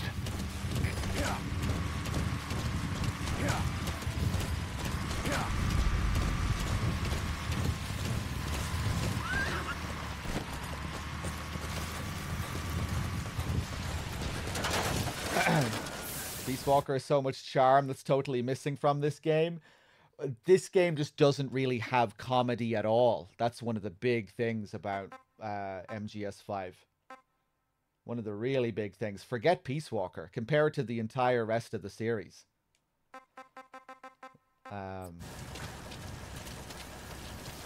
There's like silliness in this game, like in gameplay.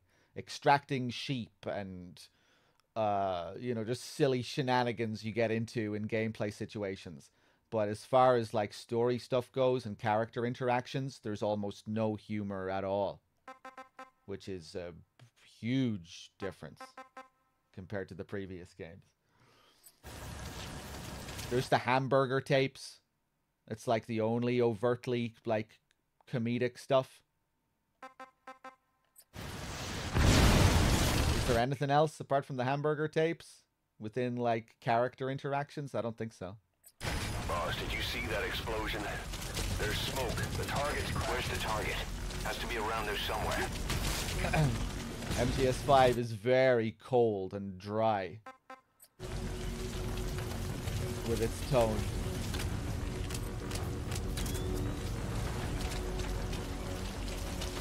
Where is this fucking asshole?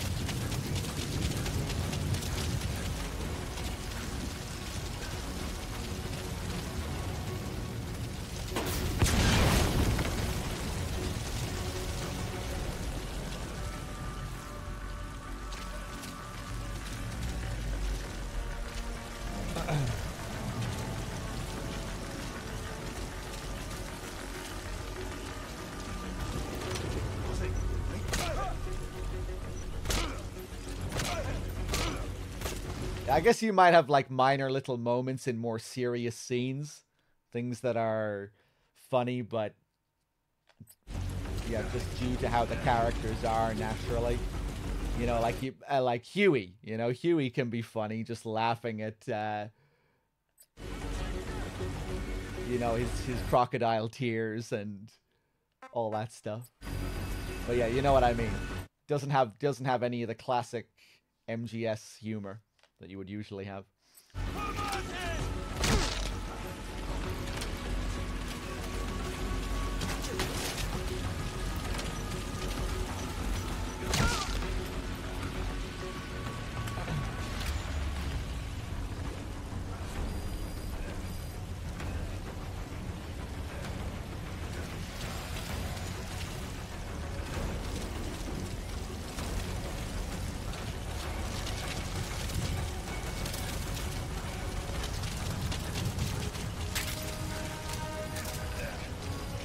Where the fuck does this guy disappear to, man? Doesn't he jump out of the fucking truck? Where are you, man?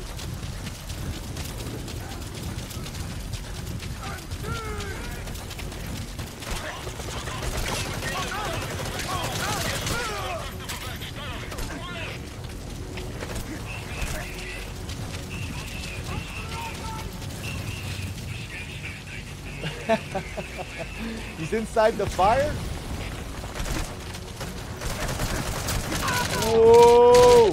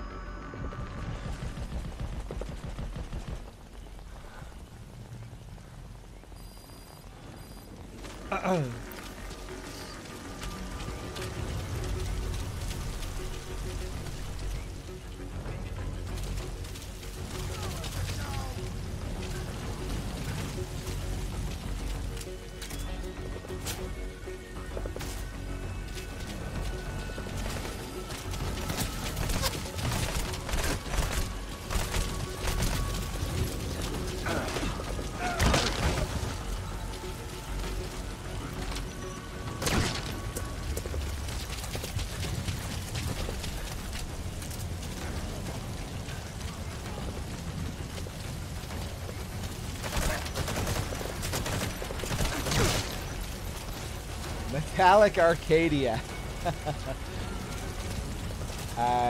If you sit and watch the stream for another hour or so, I can show you a really easy way of doing Metallic Arcadia.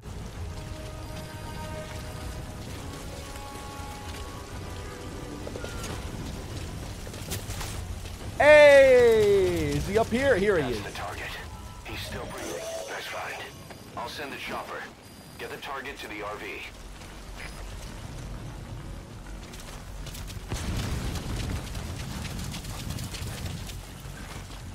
I don't think the stories have ever really had humor. It's more so the circumstances that happen during the story. I guess maybe I'm talking just more about the tone overall.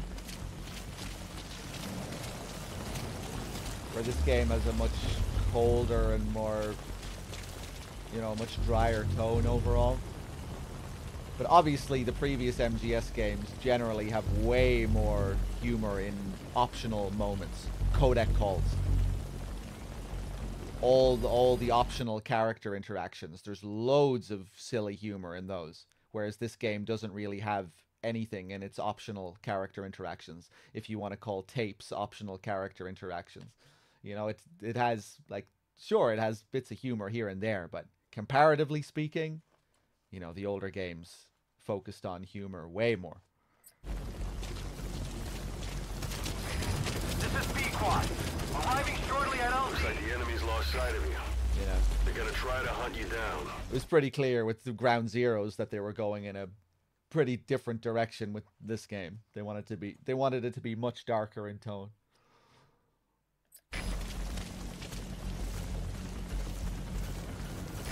This is Pequod. Have arrived at LZ. Will stand by.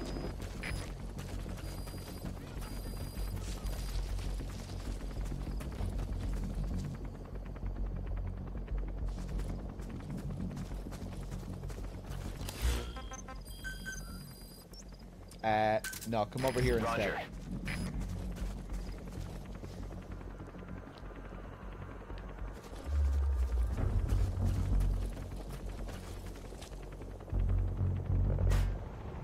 Yeah, that is true. GZ does have its Jamais Vu and its Deja Vu, which Phantom Pain doesn't have. Arriving shortly at LZ.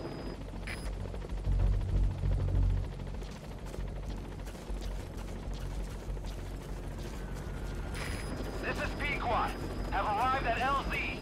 Will stand by.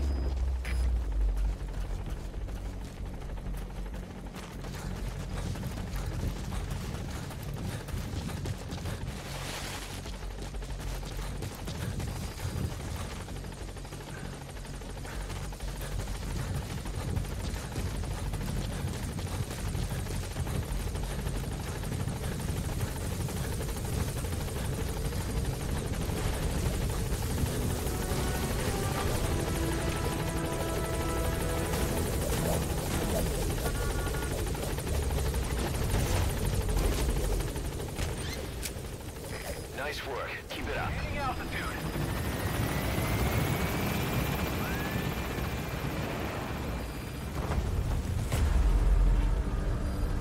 All right, you're out of the hot zone. No enemy forces in pursuit. Mission complete.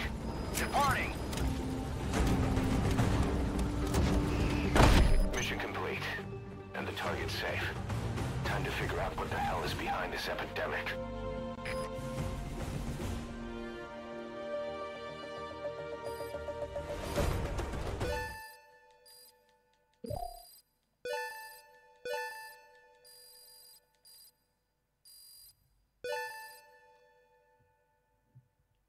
Mission complete.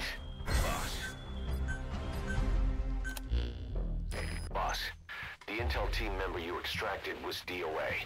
He kept insisting we listen, right up until his last breath, about the pathogen, and the old man who knows how to treat it. Code Talker. He even told us where he is. Boss, let's make sure his death was the last. It's high time we met this Code Talker.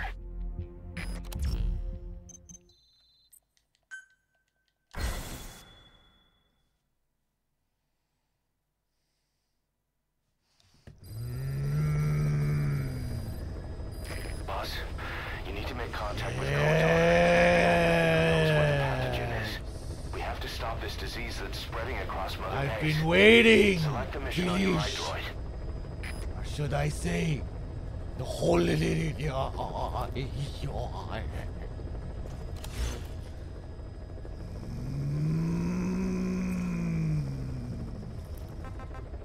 Okay, right, let's see. Do we have any tapes here, or can we just go straight to it? I think we can get straight to it. Like baker's yeast! Boss, you need to make contact with the Code Talker. The old man who's supposed to know what's behind this infection. The intel team member you extracted was able to pinpoint his location. A forest that stretches across the Angola-Zaire border. The locals call it Lufwa Valley. The Valley of the Lost. The target's in a mansion deep in this valley. A PF is deployed there, but we've also spotted an unidentified group operating in the area. If Cypher developed this pathogen, there's a good chance our target played a central role in that process. But is this their weapon to surpass Metal Gear? Will the pathogen or its cure lead to Cypher? This guy is the key to everything. Boss, make contact with Code Talker and extract him if you see fit. We can't afford to lose any more men. We have to stop this thing.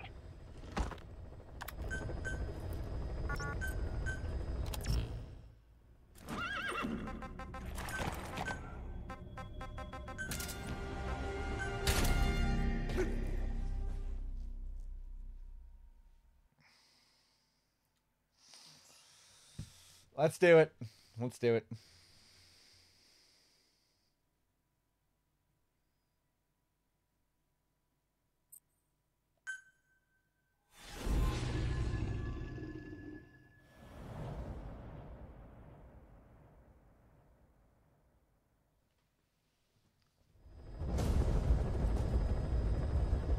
Boss, make contact with the old man known as Code Talker.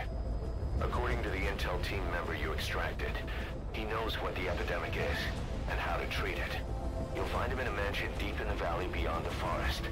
He's a high-value target who's probably involved with Cypher's research. This information came at a heavy price. And you convinced security on site is gonna be tight. Watch yourself out there, all right? Make contact with the target, Code Talker. And if the treatment requires it, extract him to Mother Base.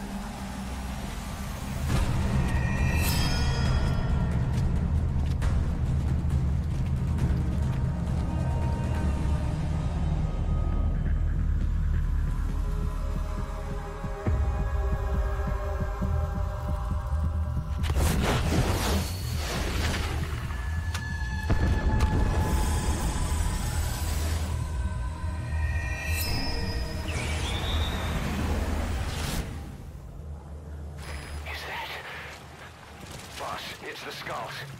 Damn it. So Cypher is behind us. Now we get these female skulls, which look a lot like Venom Snake. They have very similar character design, which I always thought was kind of interesting. With the eye patch with the 3 straps and the tail strap hanging down.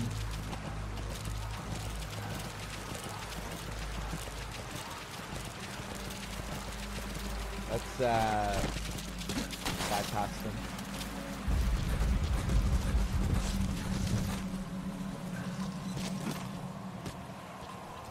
You can fight them here, or you can just run past them.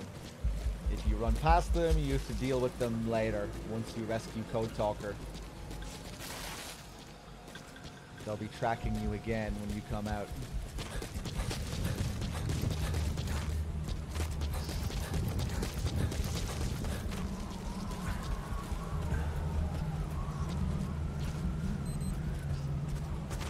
Yeah, they have a really cool visual design, I think.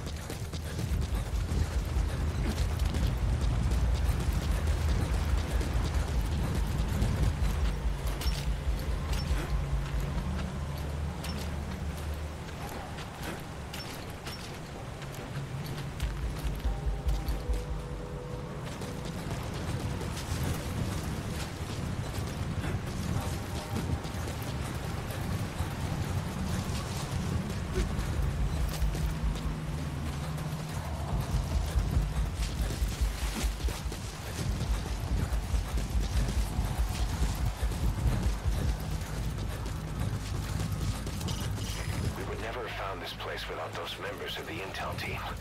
But some of them are still MIA. Where could they be?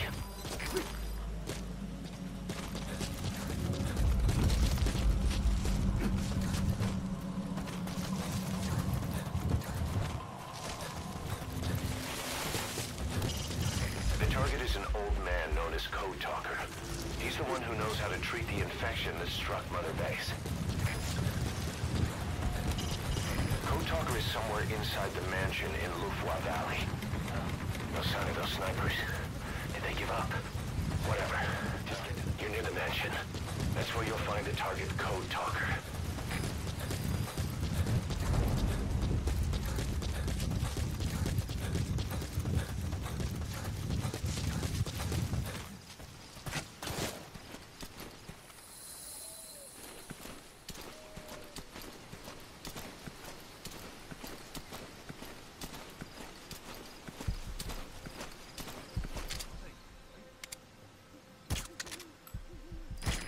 PF Zero Risk Security.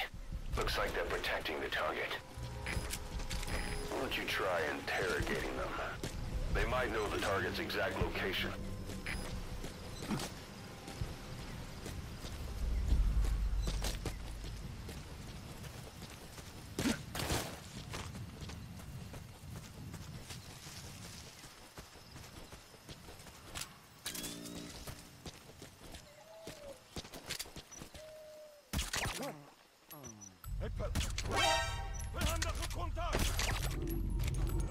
Fuck! Oh, that was the last guy between me and Code Talker, and I fuck it up. Code Talker is somewhere inside the mansion in Lufwa Valley. Find him and extract him.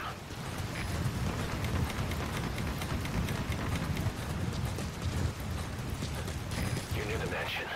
That's where you'll find the target Code Talker.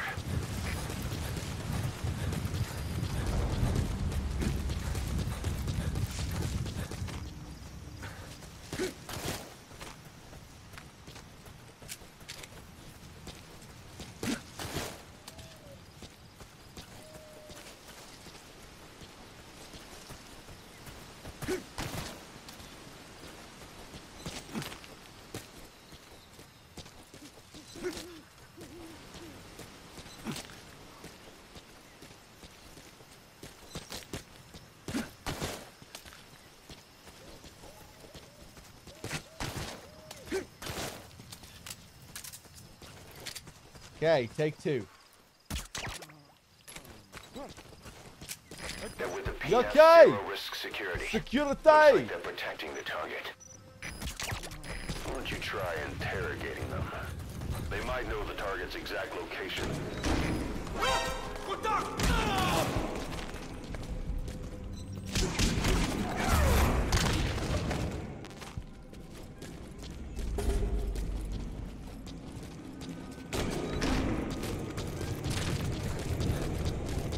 Excellent work, boss. They don't even know you're there. Keep it up.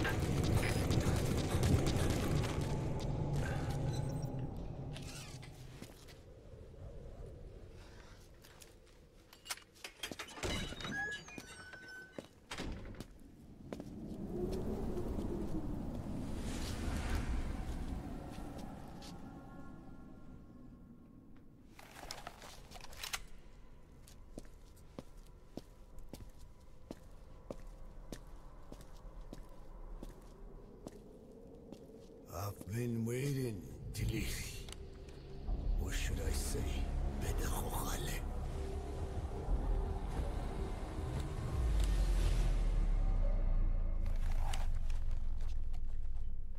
Yes.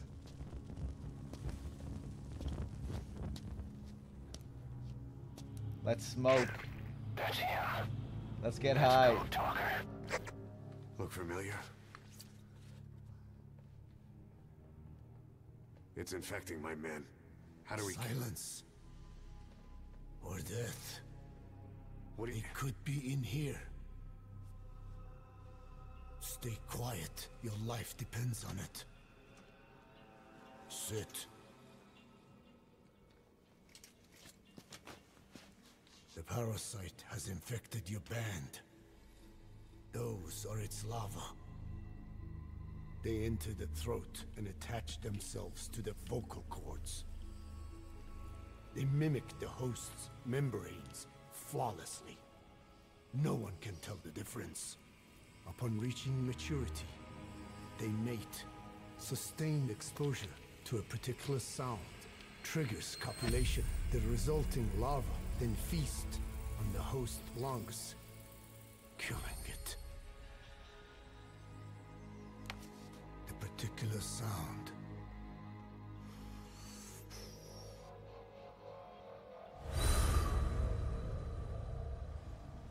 His words. They attack only those who speak a certain language. Not just one. I cannot say which language your parasites are attuned to. But silence is the best way to keep them from laying their children. This contains an herb that they dislike.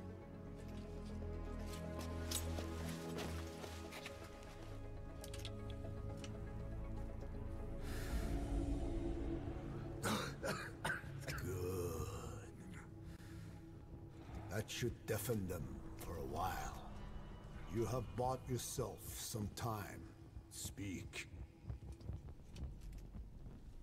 Is there a cure? Once symptoms manifest, lava have already infested the alveoli. At which point, nothing can be done.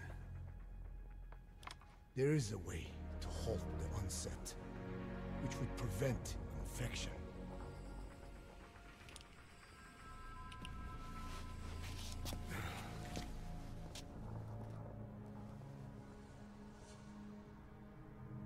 I need your help. He stole the ones I sealed away, forced me to do his terrible work. Skullface. Even a country like America sways in his wake. I could not defy him. The fate of Diné lies in his hands. However, perhaps the Nishia led you here.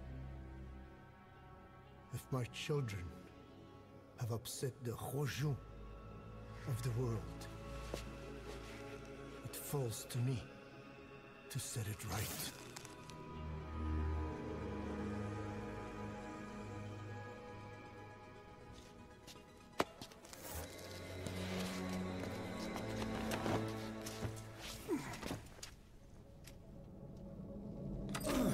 You've secured the target, but he's too old to risk a Fulton extraction. Put Code Talker in the chopper and return to base.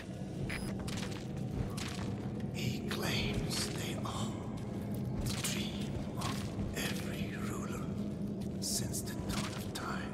Teach them your enemy's words, then unleash them on his lands, destroying only those who speak his tongue. He calls them his ethnic cleansers. Ethnic cleansers? That's what Skullface is after. Then Inzoya Badiabulu was... Boss, he's gonna wipe every language besides English off the face of the earth. Ironic, isn't it? It is. Gave us language. The opposite is true, Kaz. They take it away. It is thanks to them that man first learned to speak. But now, the hands of their clock turn back. They've been warped by the hands of man.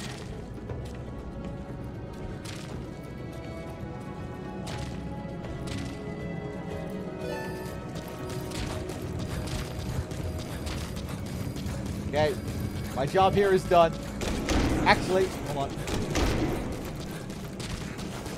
My job here is done.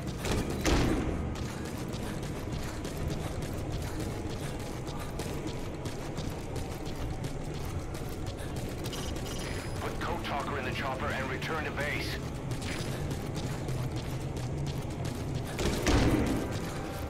The guards are constrained. Ah, you bitch. It could be the skulls. Damn it, they're controlling those soldiers. Be careful.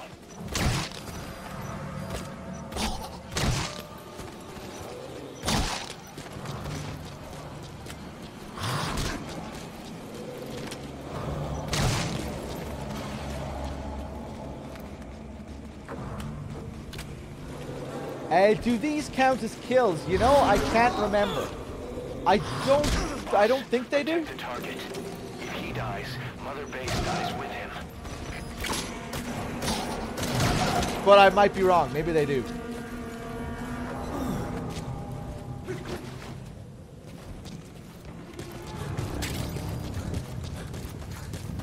We'll see when we finish this mission.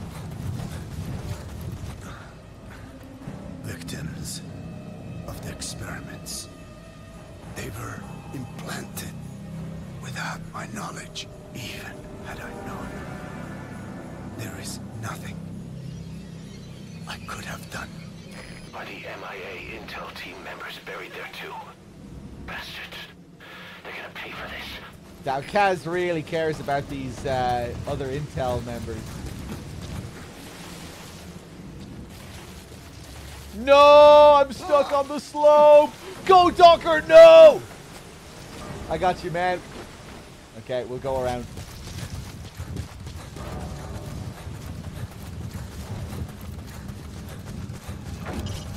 Whatever it takes, bring the target back here. Everyone's counting on you.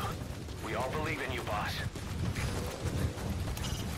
Put Code Talker in the chopper and return to base. Whatever it takes, bring the target back here. Everyone's counting on you. We all believe in you, boss.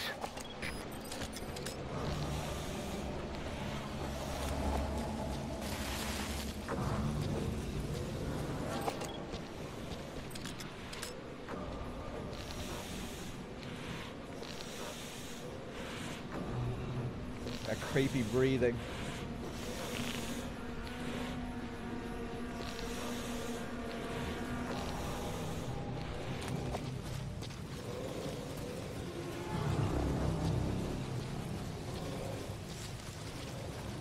What a pretty lady. I know, I really like the female skull design. I wish we got to see more of them.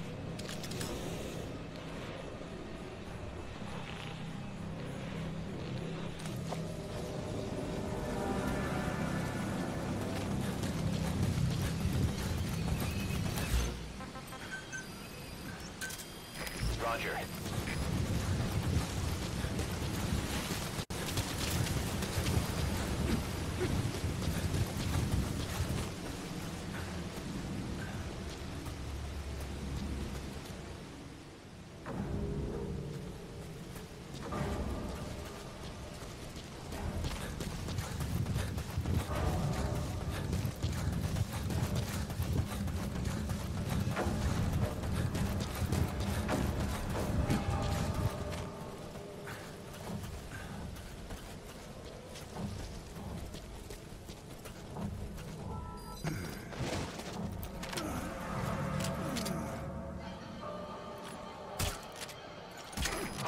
Stop!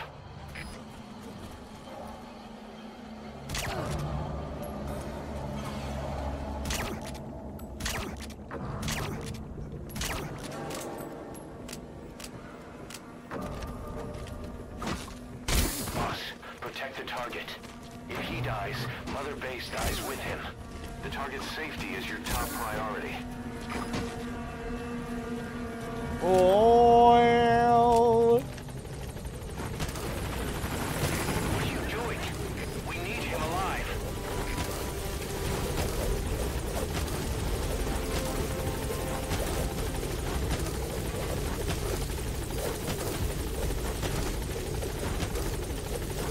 What are you thinking? We need him alive.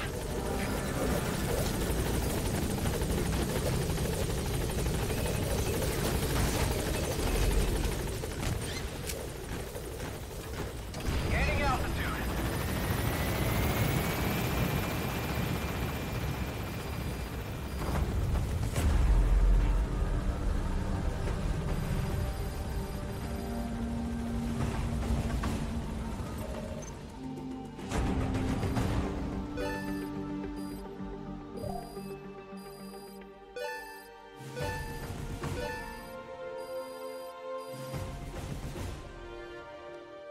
All right, mission complete, boss.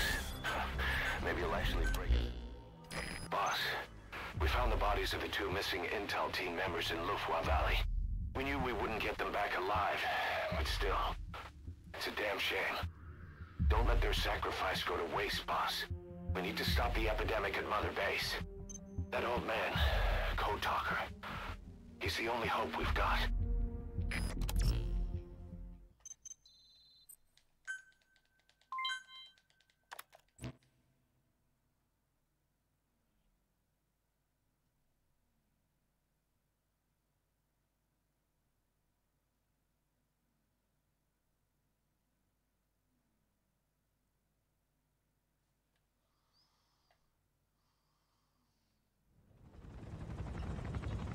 Tell me how to fight it.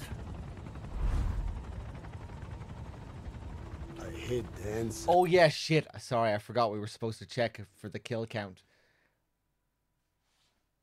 My bad. In a microbe, this one carries.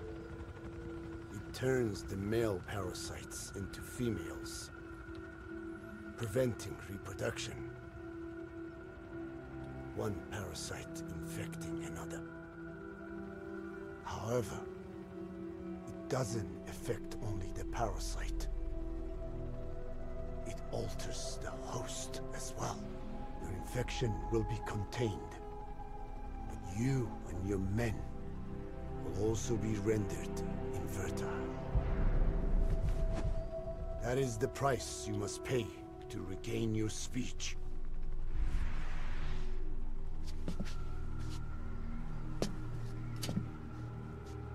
That freak show back there. They the work of your children too? A different strain from the vocal cord parasite, known as the one that covers. It acts as the host's skin, providing strength in exchange for nourishment. But I did not know those men were infected. They were forced to serve him, then steal my research.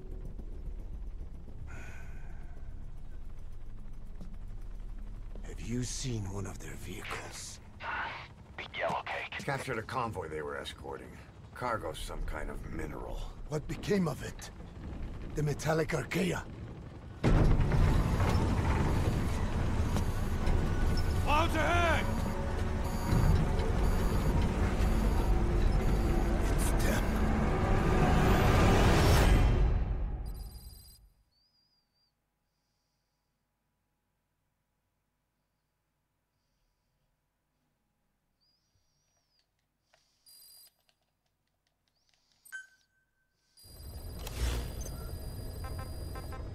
Boss, are you okay?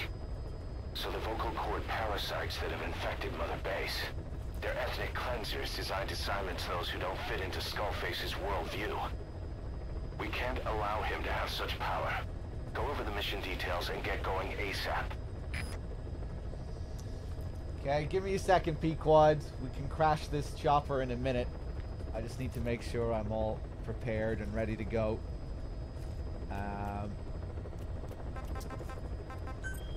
And maybe I could have a chat with Kaz first as well. Kaz, are you there? Come in. Boss, you okay? Yeah, I'm good. There's an unusual mist in front of your chopper. It could be the same one as before. Cypher is trying to eliminate Code Talker, but we can't save the infected without him. Boss, whatever you do, bring Code Talker back alive. Okay, I'll try. We're in a bit of a sticky situation, but I think we can come out of it. Let's see. D-Dog, you up for a helicopter crash? You want to come in and join me? Come on in. Come on in.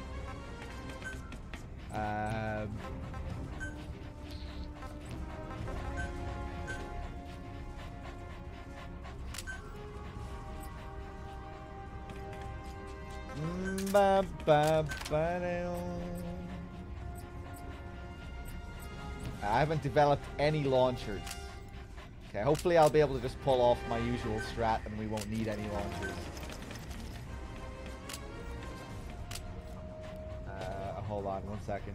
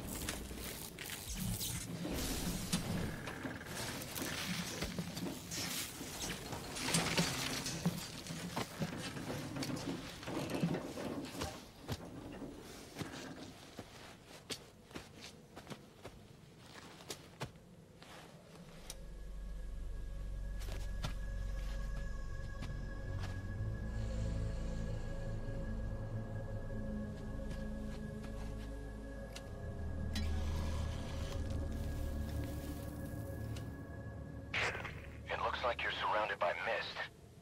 The support chopper can't get close to your position right now.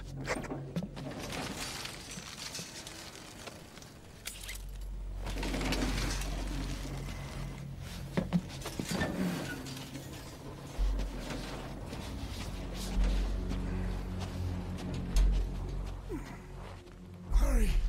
They are coming!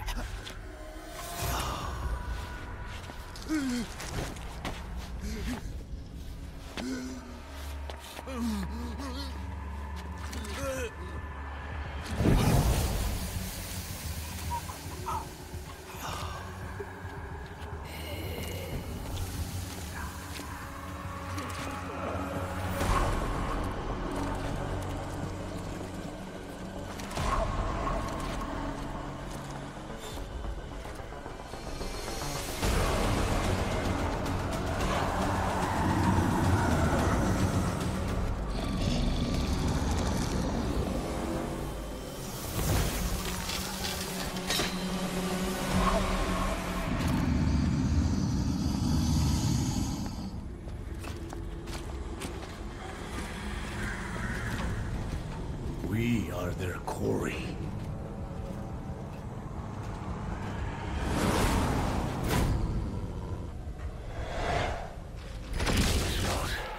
Let's do it. Misty is their work. We won't be able to send in another chopper for now. Boss, you need to eliminate the skulls. We cannot lose Code Talker.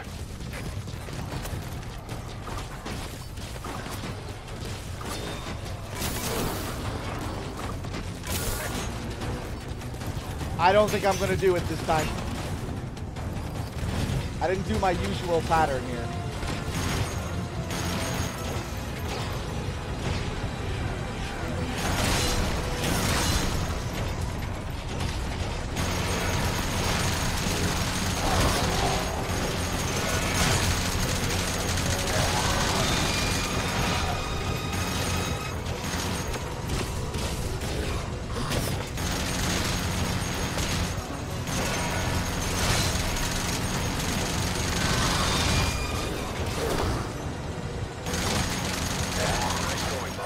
Nice. That mist is clearing. Great work, boss. I'm coming in on another chopper. Get Code Talker to the LZ and wait there.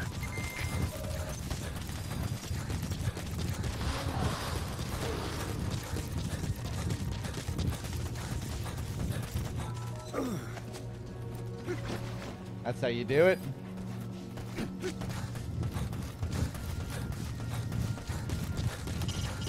We're in a race against time.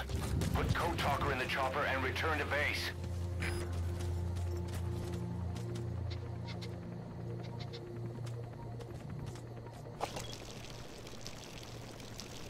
Nice.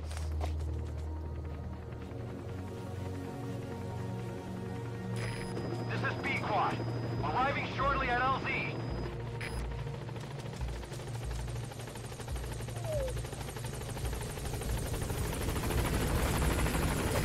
This is B-Quad. On station at LZ.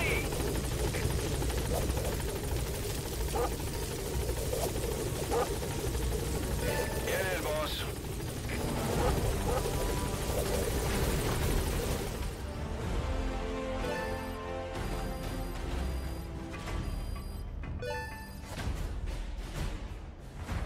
Mission complete, boss.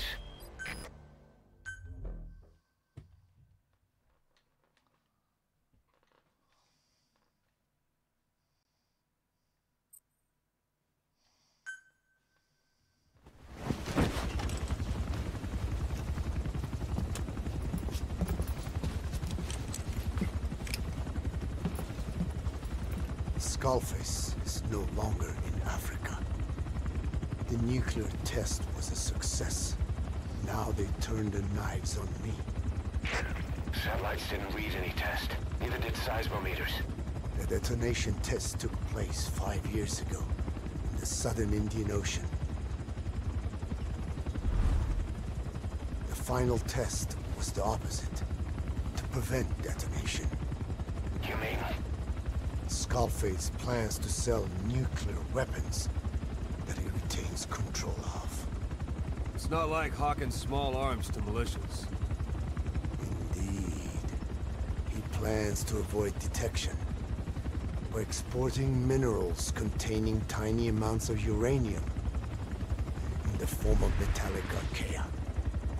Once on site, the metallic archaea enrich the uranium and weaponize it. Loaded onto all-terrain bipedal machines. They ensure any country, armed group, even the smallest terrorist cell, can become a nuclear power. Bipedal. So that's why they needed Huey. A nuke business to replace the arms business. And Skullface owns the market. The very atmosphere of nukes, anywhere and everywhere. Deterrence on all sides. So that's why he ran a non-detonation test. Yes. Another metallic archaea instantly overrides the criticality generator. A fail-safe only he controls. Any such weapon can be deactivated whenever he chooses, regardless of who owns it or their intent to use it. Nukes. Controlled by a man, not a country. If they proliferate, conventional nukes lose all value. Political, military, and economic. The two superpowers become powerless.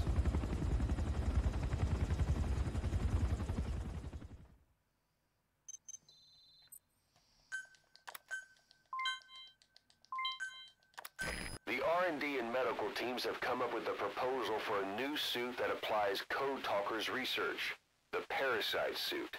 Apparently, it can recreate some of the Skull's unusual abilities.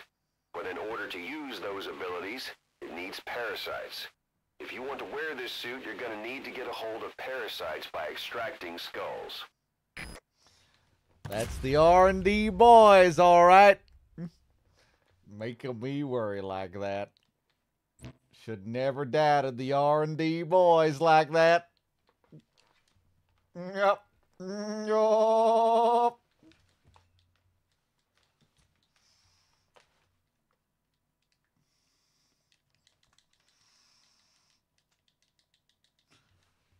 Load! Thank you.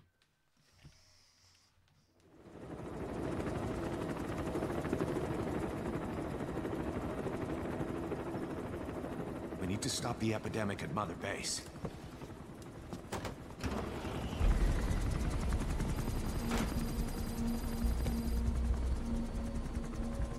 About the pathogen spreading through Mother Base, what's your opinion? Textbook symptoms of vocal cord parasite infestation.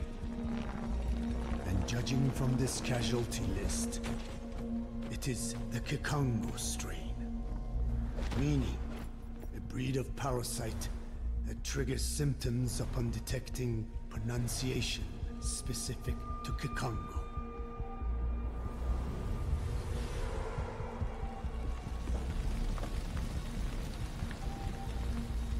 So how do we keep them from becoming symptomatic?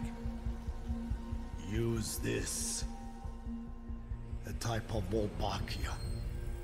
Introduced to a sample of the parasite. You really turned me on, Code Talker. The parasitic bacteria that colonizes the parasites. A type of turning Wolbachia. male to female and preventing copulation. We must cultivate more.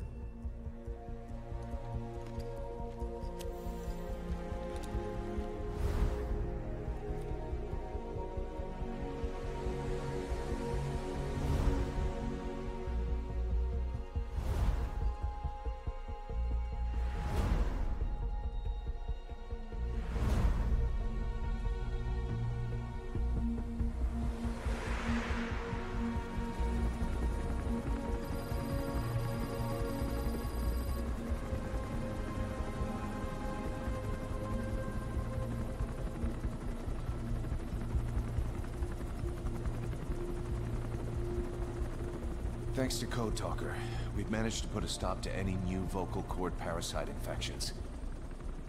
We couldn't save those already symptomatic, but everyone who survived has been released from the quarantine platform.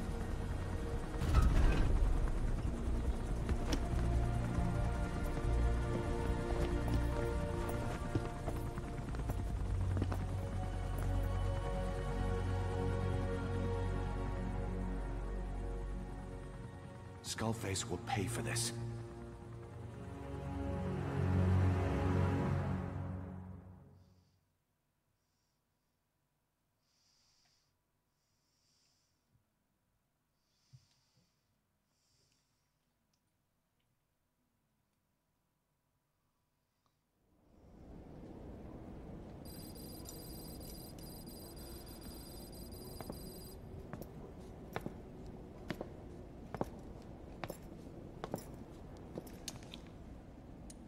Again with the truth serum? What are those legs made of? Titanium? All the way to the femur.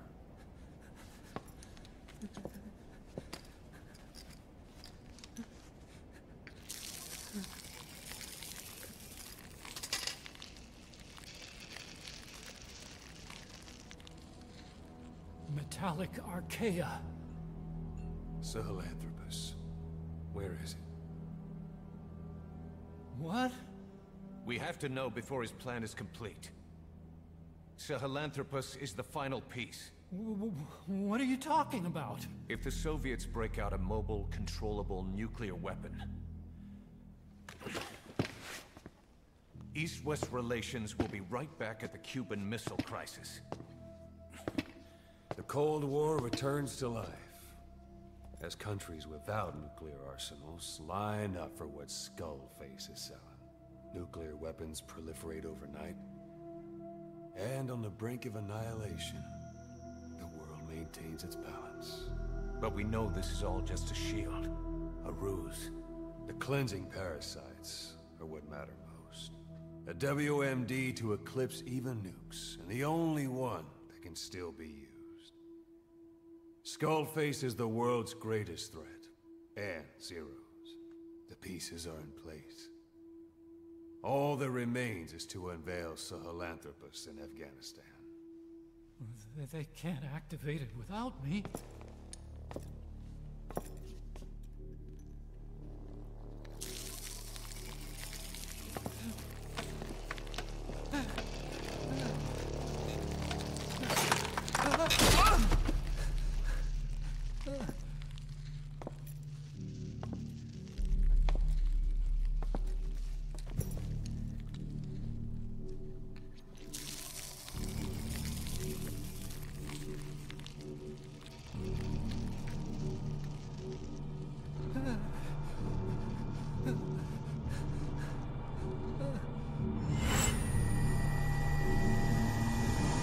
Okay, B-Zero.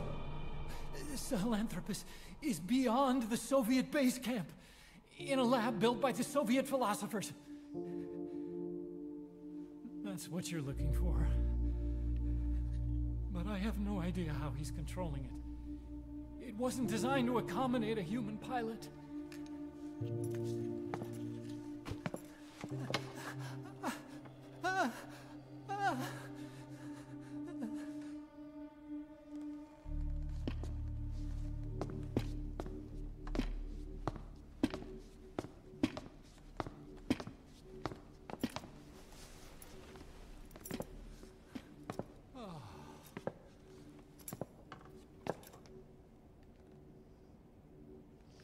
Nice boots.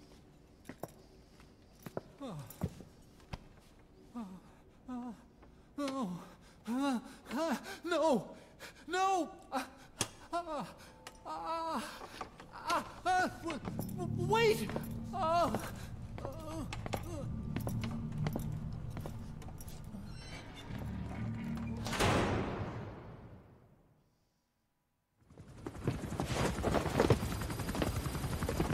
Got word from Afghanistan.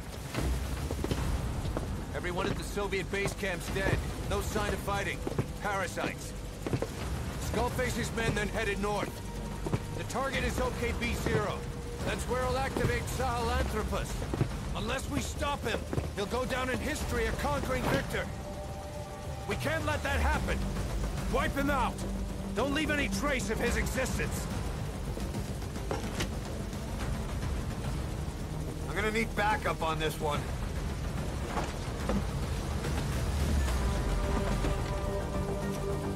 You'll rendezvous on site.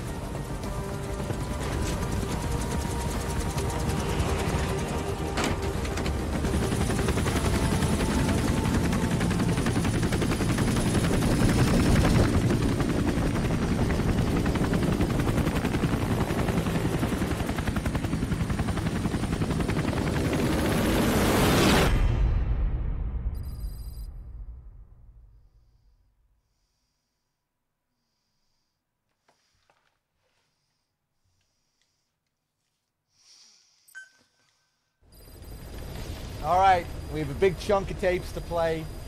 I ordered a McChicken sandwich meal. I hope it arrives and I get to eat it before these tapes finish. I have no idea if that will actually be a possibility. Let's do it. Let's get through these.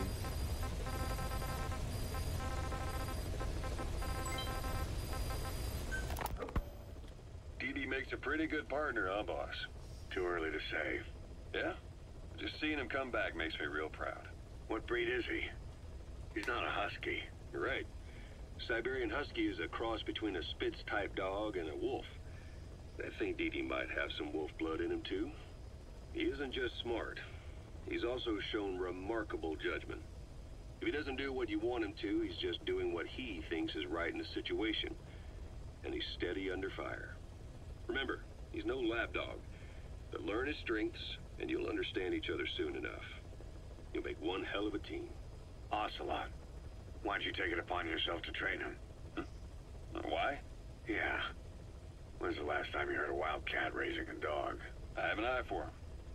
I knew at first glance he'd make the right partner for you. Huh. And I figured it was about time he got out into the world. So you passed him off on me? There, you see? I knew you liked him. I don't know about that yet.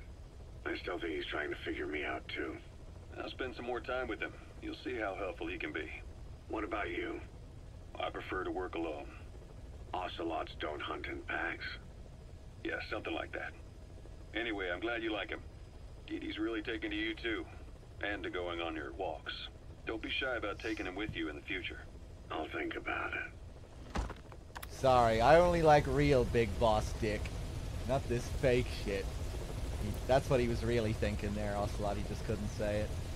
Deep down, that's why. Alright. About the pathogen spreading through Mother Base. You've seen everything we've got on the outbreak. What's your opinion? Textbook symptoms of vocal cord parasite infestation. And judging from this casualty list, it is the Kikongo strain. Meaning, a breed of parasite that triggers symptoms upon detecting pronunciation specific to Kikongo. So our Kikongo-speaking staff are at risk? Quite so. He's right. All the victims do speak Kikongo. So they can survive if they just use another language? There is no guarantee. You're only dealing with the Kikongo strain. Other language strains may be present.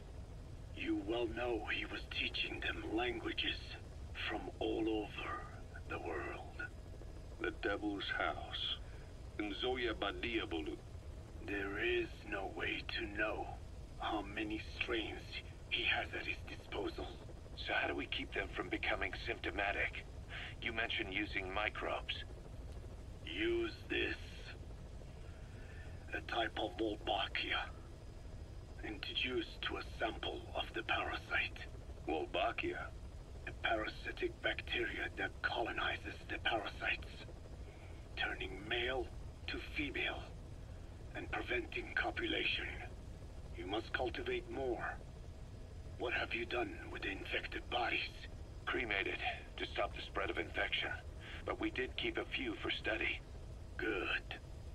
Take this sample, grind it to a pulp, and introduce it to the larvae now nesting in the dead. The Wolbachia will multiply rapidly within those larvae. They're soldiers, not some petri dish. Conventional cultivation methods will take too long. Extract the Wolbachia from those larvae and vaccinate your men. Kikongo speakers first. This is the fastest, surest way. No one is to speak a word of Kikongo until the Wolbachia are safely inside them. I will instruct your medical staff in detail on site. You have the appropriate facilities, yes, but do not worry. I made a pact with your Bit de Holone on the honor of the Dene. I speak no lies. Keep an eye on him. Will do. Follow me. I'll take you to the medical team. Now, we must wait for the Wolbachia to multiply in the larvae. How is the disease transmitted? If it's carried by insects or rodents, then... There is no intermediate host. So... The vocal cord parasites lay their eggs in the larynx of the host.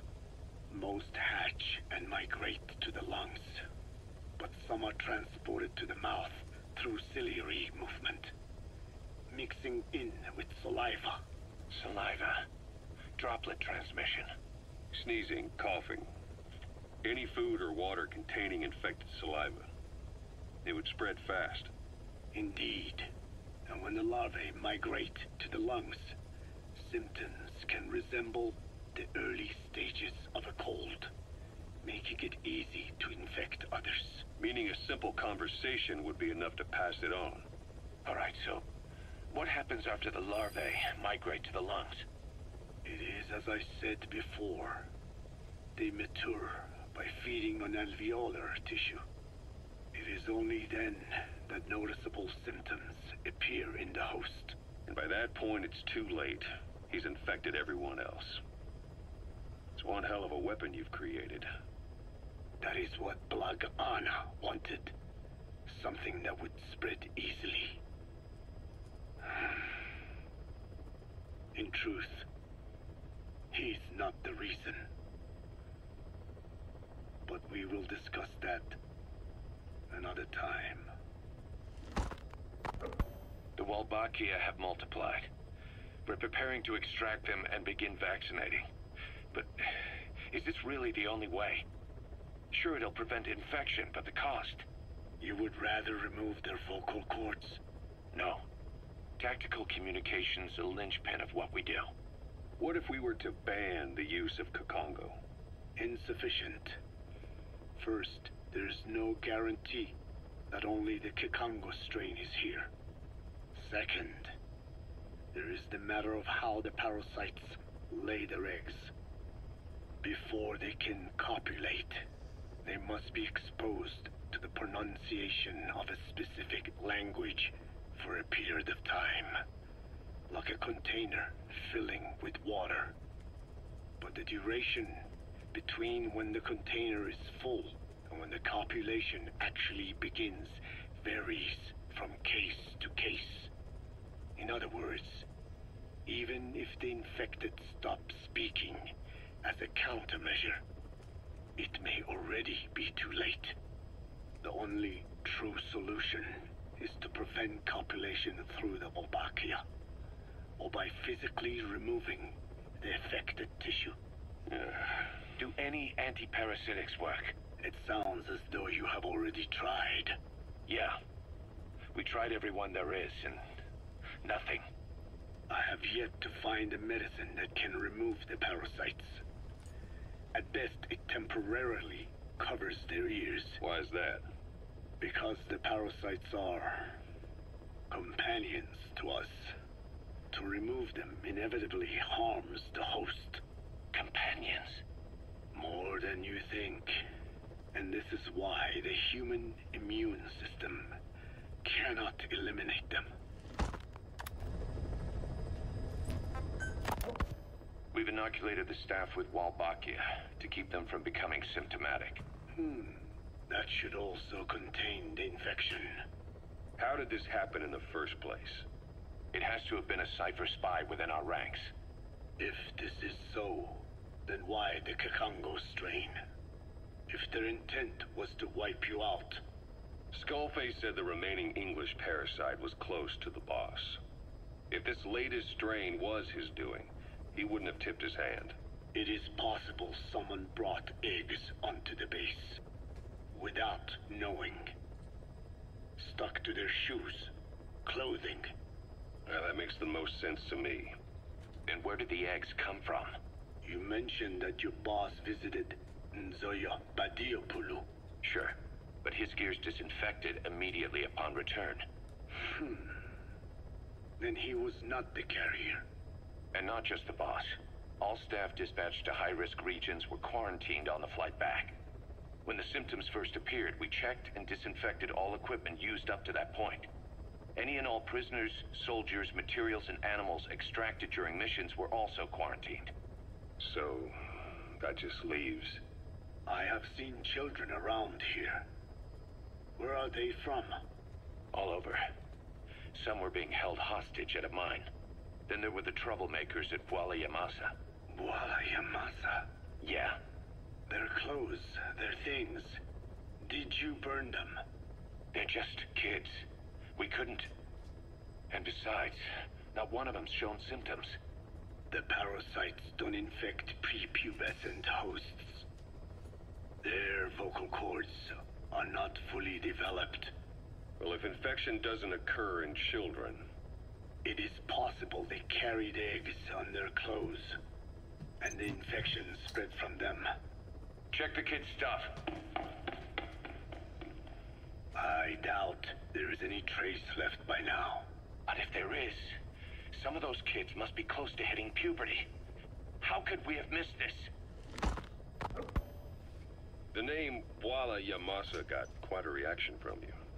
I'm guessing the Kikongo strain was released in that village.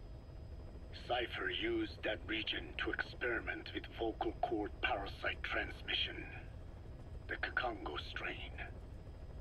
The settlements around the refinery upstream of Bwala Yamasa were the proving grounds.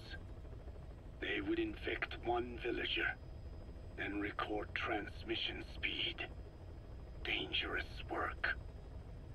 If they failed to contain the infection, it would slip into the surrounding regions. At which point the world found out about the parasites, making them useless as a weapon. Incredible they'd risk such a thing. The test site was densely populated too. A terrible place for such experiments. No doubt, they thought burning everything would wipe away all traces. The settlements were covered in oil anyway. Who would wonder if one day they caught fire? And so it did.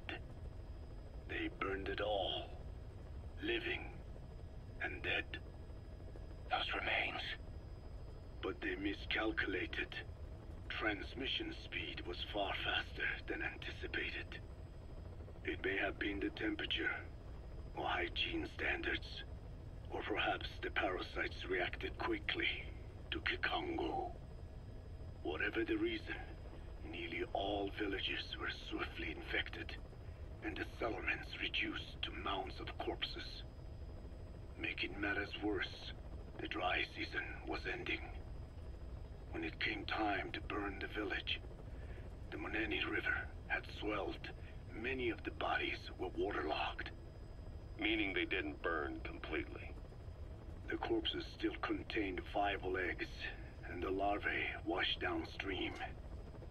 And when the people downstream drank that water... That marked the end for Bwala Yamasa. I learned all of this at the mansion. I warned him of the risk of eggs getting out. And? We are prepared for any eventuality. I get it. Putting the oil field back online. The oil leaks, saner. They plan to pollute the river. Prevent the spread of infection. But the oil flow was stopped. And downstream, the people of Masa village started using the water again. The PF soldiers deployed at the village were locals. Spoke Kikongo. They were infected, and the kids survived. I've heard enough. And who stopped the flow of oil? Don't. We did. That confirms it. The source of the Kikongo strain infection was Massa Village. And the children brought it here. It is no one's fault. There is no blame to be cast. The parasites. They were tested in other regions? Their physiology requires that they be tested under varied conditions. Another test site was in Afghanistan. So it was the parasites there. Both the Pashto and Tajik languages are spoken in the mountains of Afghanistan, and population density is low. Ideal testing grounds for how accurately the parasites target only the specified language. It is also relatively easy to prevent the spread of infection. And the results? The first test, I am told, was a success. Once the Pashtun Mujahideen were infected with the Pashto strain, they were all but wiped out. The Hamid fighters at Smasei Fort. It was doubly successful. No Tajik Mujahideen or Soviet soldiers became symptomatic. So the parasites proved to be effective. What about the second test? Also supposedly a success. A Pashtun village was the target. However, the original aim was to obtain samples of the infected. In this, they failed. And the village? The Soviets enacted a standard scorched earth operation. That must have been the village where Malak lived, before being held captive at La Marjate Palace. Having had more time to think on it, the details shared with me may have been false. They are madmen who would do anything to cover up the truth.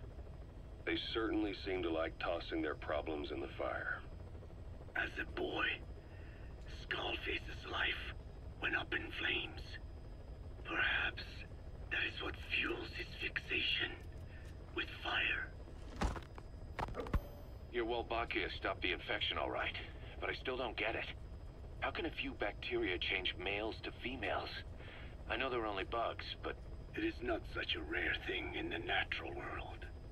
Many insects and nematodes are infected with Wolbachia. But why? They nest in the cell cytoplasm of the host, even in the egg cells, with the result that the offspring are born infected. Mother-to-child transmission. However, Wolbachia cannot nest in sperm because they do not have cytoplasm. So even a successful infection of a male ends after a single generation. This means the Wolbachia must resort to maximizing the population of infected females. Sounds like an ethnic cleansing campaign on a tiny scale. Gender change from male to female is their survival tactic. So more females means more Wolbachia carriers, so it can keep thriving in the following generations. But the parasites in a human host are supposed to be a mating pair. If there's no male, there'll be no offspring at all. It's killing itself. Slow down. This tactic is intended for environments where a single male can copulate with multiple females.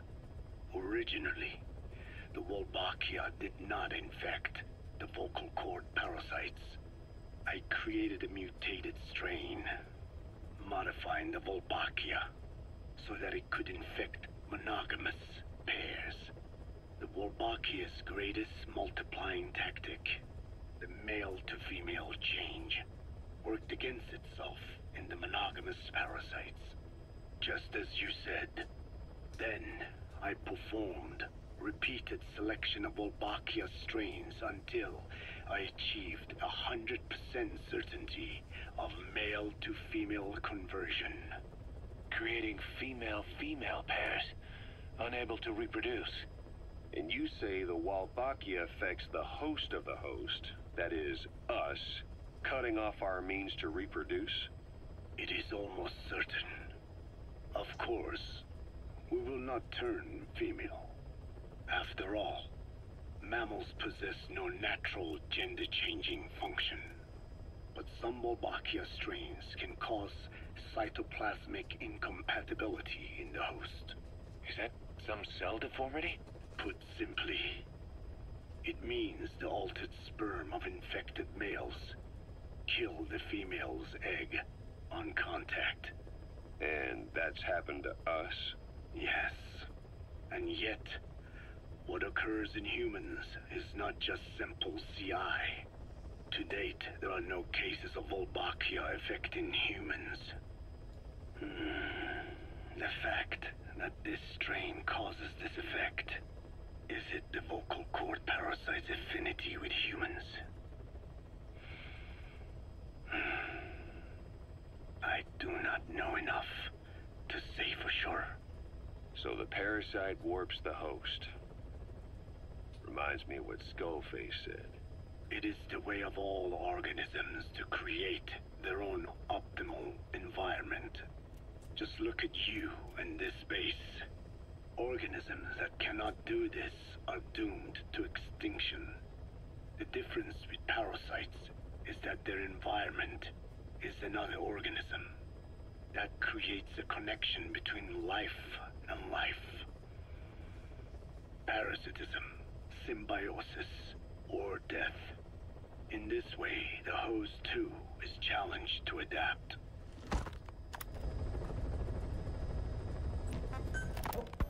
About this OKB-0 Emmerich was talking about.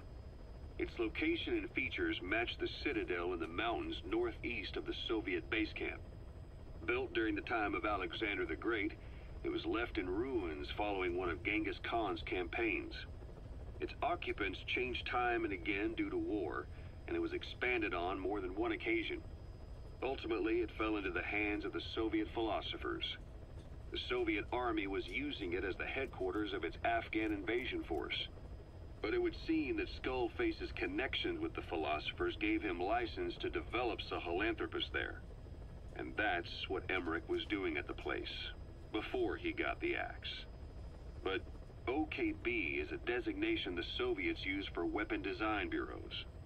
There's no way they'd have one of those in Afghanistan. And, in principle, the numbers that follow OKB are always integers above 1. There is no 0. Perhaps this was a secret facility of the Soviet and Chinese philosophers dating back prior to World War II.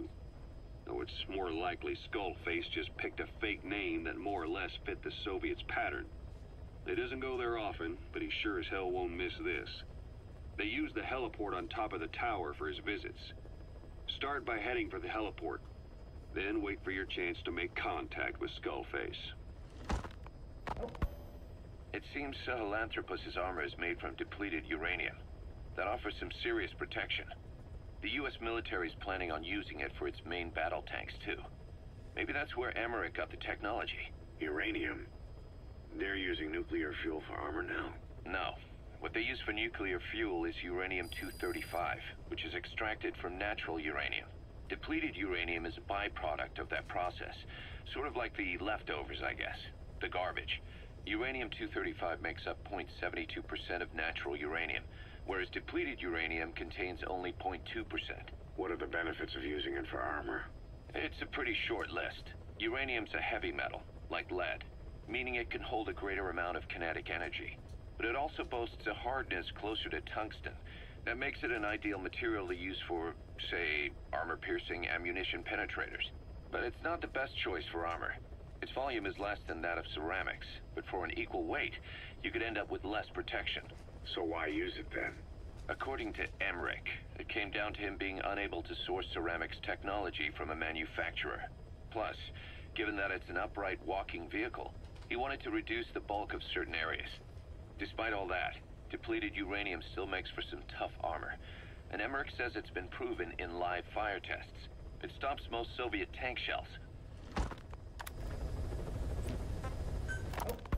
Code Talker, what are the metallic archaea? Volcanic craters spewing sulfur. Water hot enough to boil your skin off.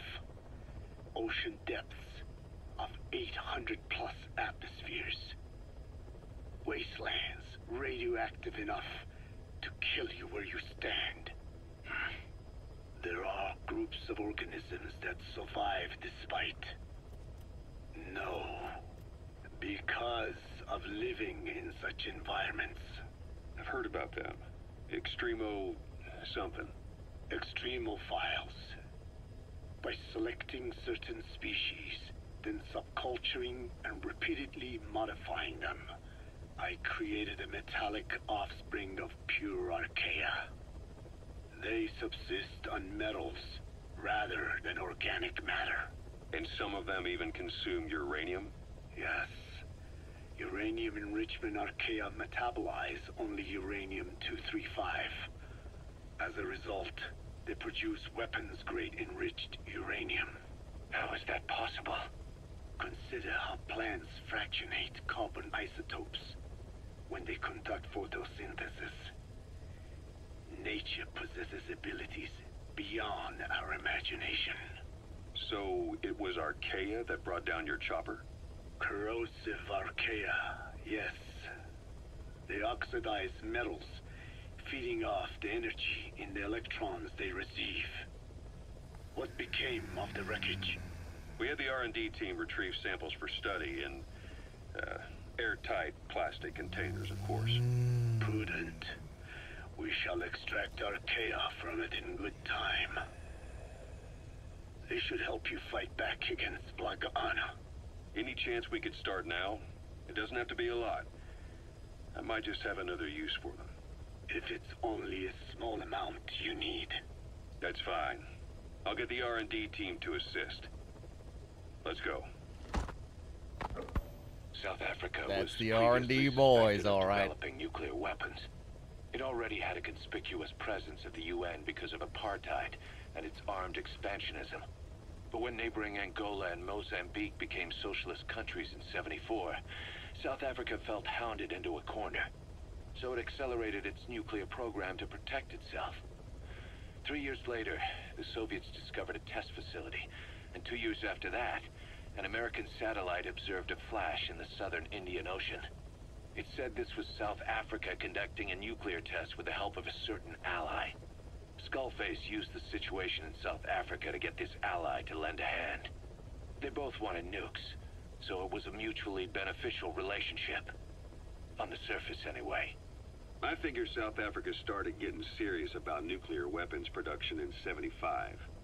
In '74, the government was still able to get by with bluffing that it had a nuclear arsenal. But the year after, word spread that an independent armed group in the Caribbean was crushed by Cypher for possessing a WMD. That's right, boss. What happened to you and your men was the reason South Africa decided to push ahead with nuclear development. A force independent of any country getting its hands on a nuke. That was a threat to the existence of countries everywhere. It wasn't just South Africa. Your presence pushed a lot of countries to get nukes. The world was scared of you. You were a threat to more than just the Cold War. If nations are gears in a machine, you had the power to smash them loose and watch the whole world grind to a halt.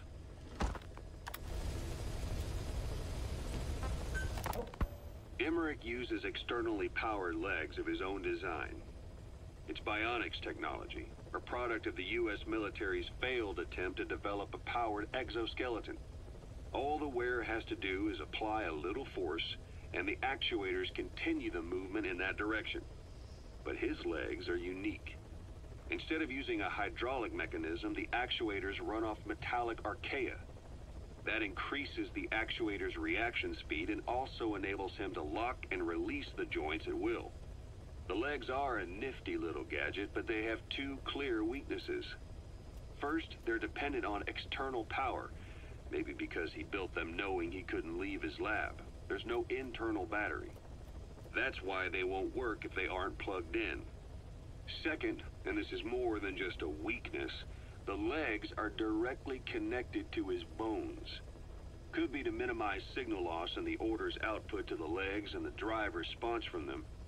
Either way, Emmerich has used bolts to attach load-bearing parts directly to his femurs. probably by mimicking surgical treatment for compound fractures and the like. But the end result is those legs and his body are fused together. And that appears to be how he's able to move them so precisely. But that also means that any shock to the legs would be delivered right to his bones by way of those bolts. The same is true if he encounters the corrosive metallic archaea. If the corrosive archaea ate into the exposed bolts, they'd reach the endoskeleton parts and eat through them too in the blink of an eye. The doctor's bones are full of holes to accommodate all the bolts. They're like sponges. If he were to lose the reinforcing parts, even the tiniest bit of force or weight would snap his bones. So when I dangled those corrosive metallic archaea in front of him, he realized straight away what would happen. Life wouldn't be worth living if he lost those legs of his. I'd bet that is what the doctor fears the most. I just helped him imagine what it would be like. Thanks to that, I got the information we needed without either of us getting hurt. You know how he is. He's probably already over the shock. The better you know your adversary, the easier it is for you to get information from them. And vice versa. Alright, everyone's still awake?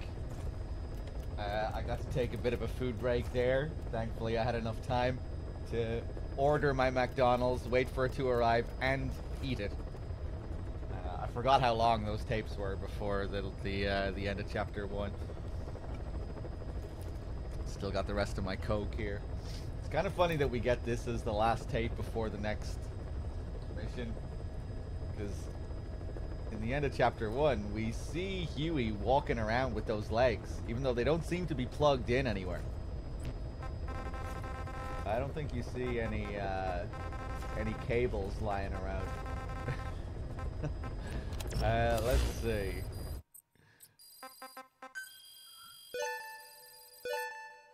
Why am I still getting this stuff here?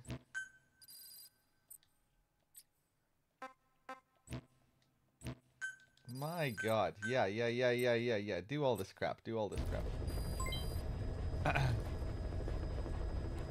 getting so sleepy. Maybe if I walk a little.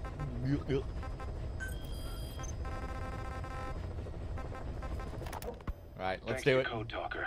We've managed to put a stop to any new vocal cord parasite infections. We couldn't save those already symptomatic. But everyone who survived has been released from the quarantine platform. Skullface will pay for this. Boss, Emmerich confessed. Skullface's endgame is to activate the bipedal walking tank Sahelanthropus and deploy it into live combat in Afghanistan. That's why he moved into the Soviet research facility they call OKB-0. If his plan comes to fruition, there'll be no stopping the ripple effect worldwide. Find a way to make contact with Skullface before that happens.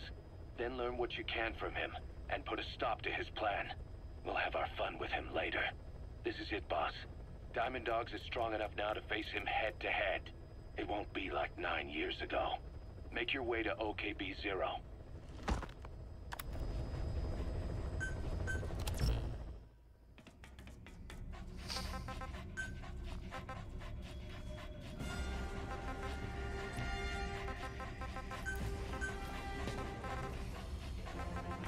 Doesn't really matter what I equip here. Just go for that.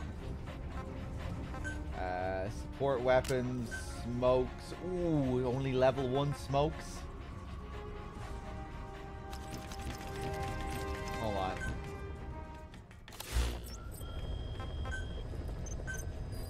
It might be enough just about. Hey, there we go.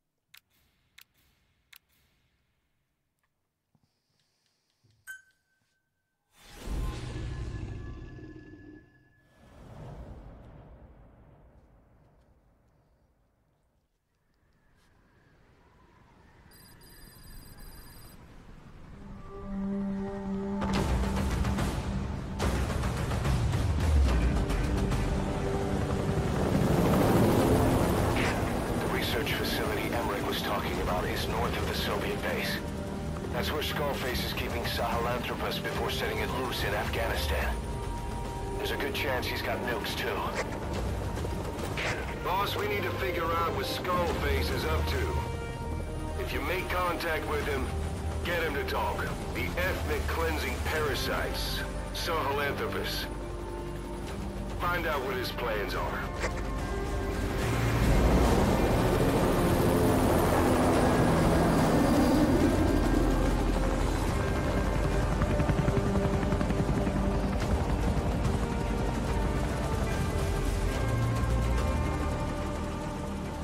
All we know is that Skullface's plans are on the verge of fruition. We need to stop him while we still can.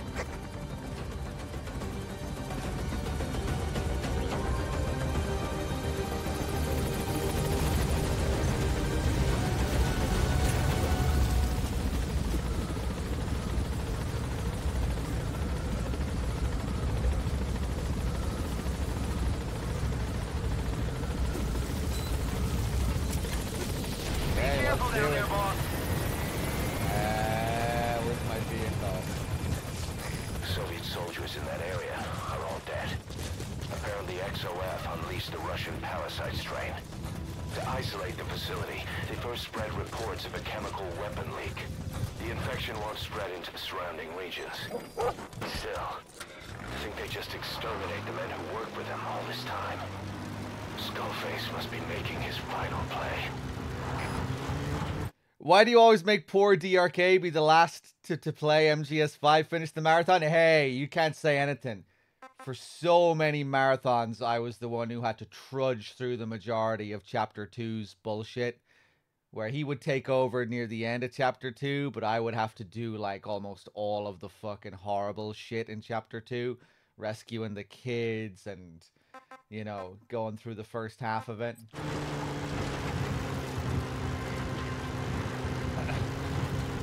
I barely ever got to play the first part of the game, you know? The Chapter 1 stuff, which I enjoy playing for the most part.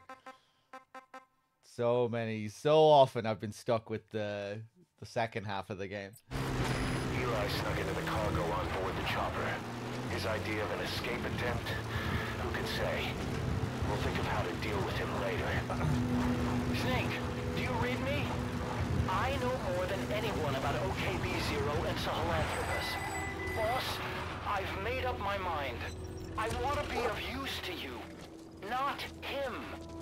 Let me work to pay for what I've done. I'll prove it, that I've always been your ally. You okay there, Didi? On coordinating backup here in Mother Base. The chain of command is still in place. If you have orders, give them through Miller as usual. Skullface is in OKB-0. Start by making contact with him. The facility itself is under the control of XOF, Cypher's strike force. We have no hard data on their force strength, so your judgment in the field will be key. Boss, we're finally here. Find Skullface, and take everything from him.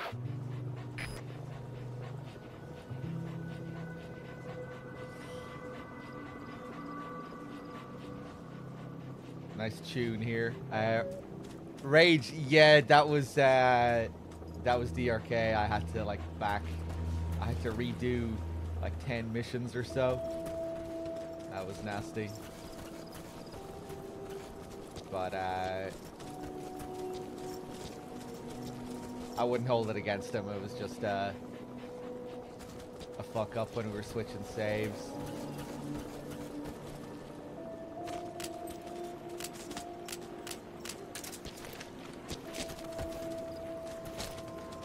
Okay, let's try and do this. One carefully placed smoke grenade.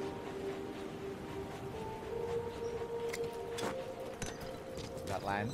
Go, go, go, go, go.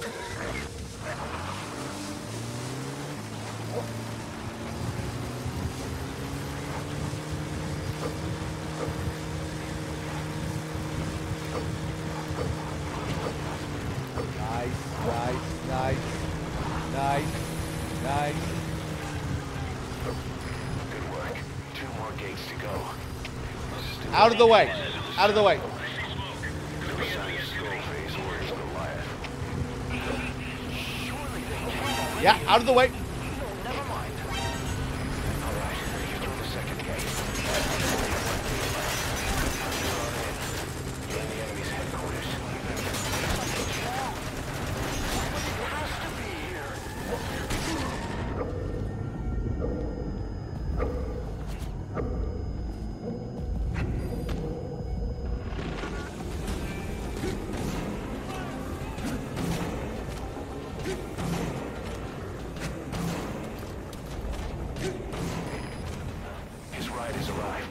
It is possible to make it all the way up without being spotted, but with a rank 2 smoke grenade, maybe not.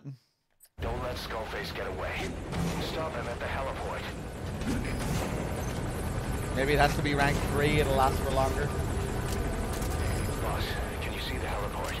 Skullface is right there. Make contact with him and make him talk. We have to stop him before his plan is set in motion.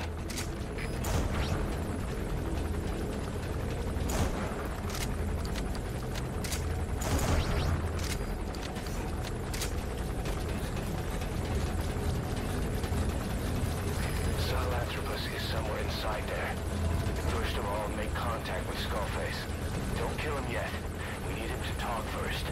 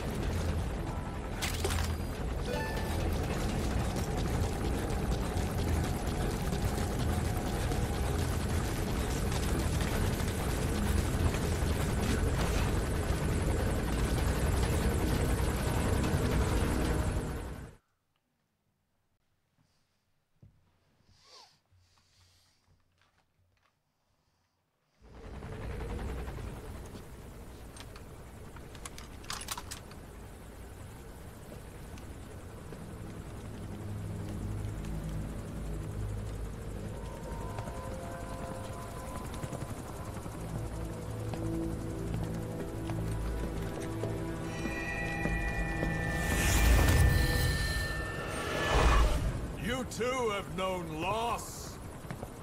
And that loss torments you still.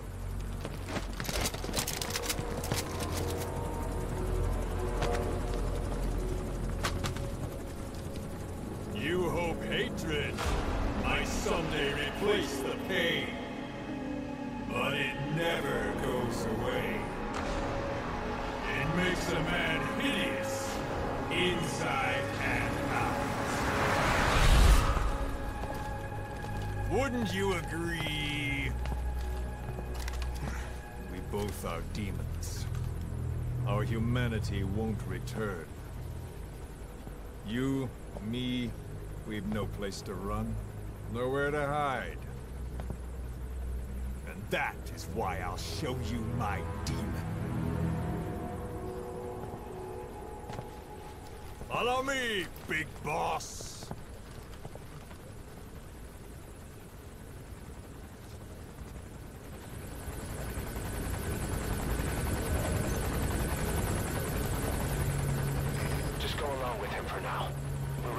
If it comes to that. That's our leverage against him, our deterrent. He doesn't want a war on his hands.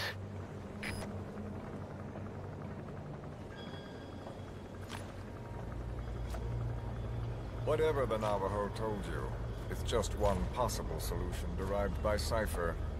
My will is different.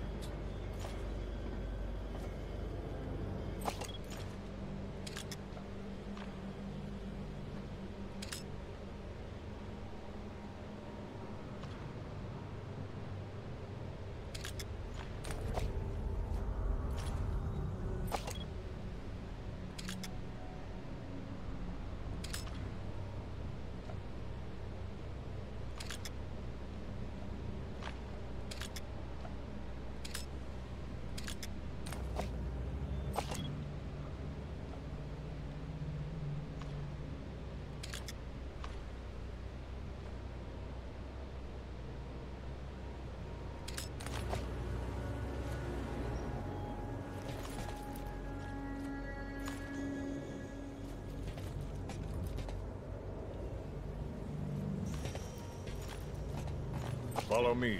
This way.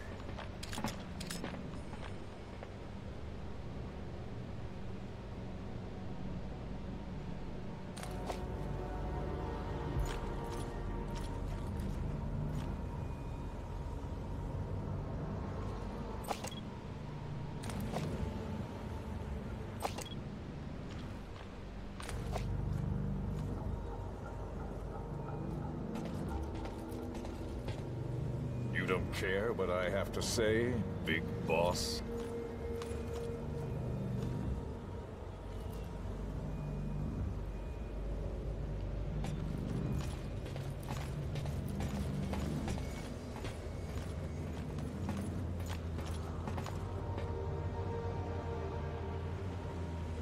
Follow me.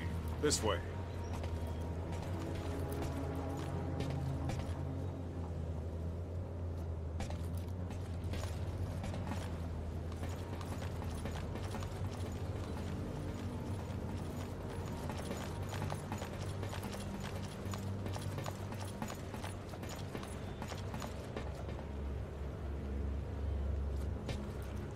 You don't care what I have to say, big boss?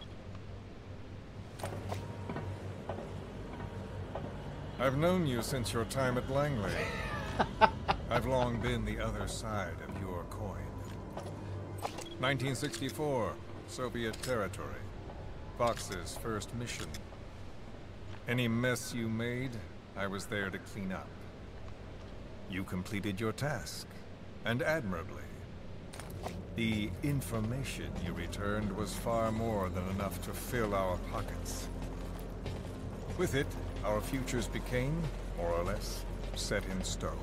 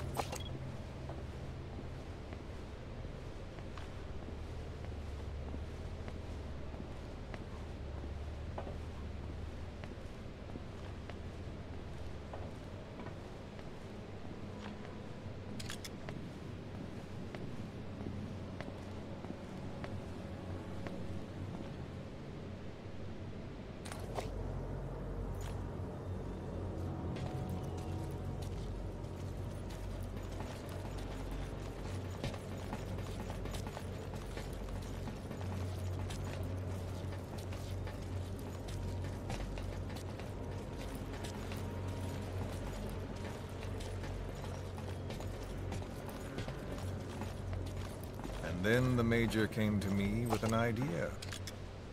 Washington doesn't know how to spend money, he said. I'd like to redirect it. His goal was an organization dedicated solely, covertly, to supporting America. Cypher. You know the rest.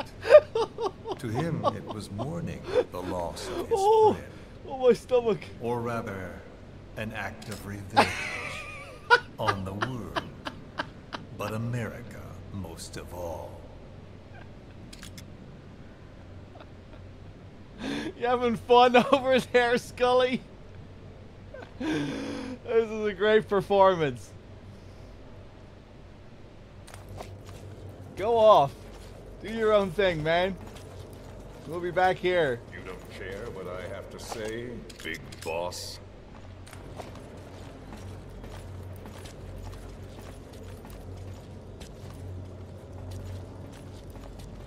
Oh man, that shot of him just walking off.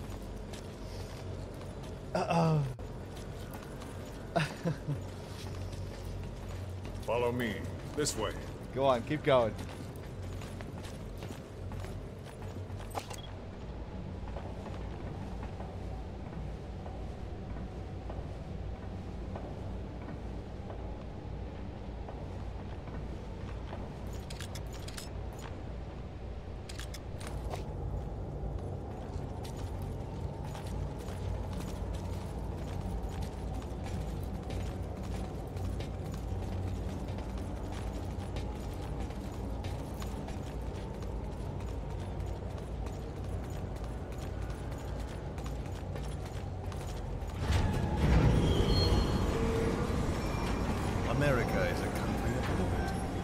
a meeting of immigrants. Instead of simply assimilating, its citizens live alongside others. Their roots are very diverse. America's never been made up of just one group. But he tried to forge a single consciousness for it and from it. The idea that every citizen would use free will to unite behind their country. Unilateralism like that can't be entrusted to any one individual. So the Major sought a system that used information, words, to control the subconscious.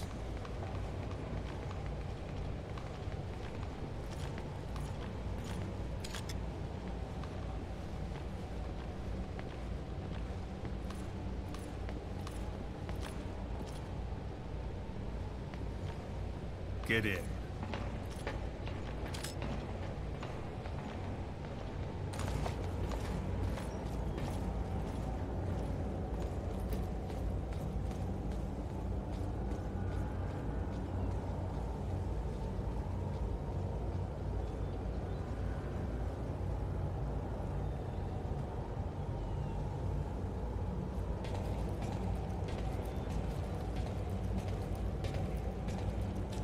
Don't care what I have to say, big boss?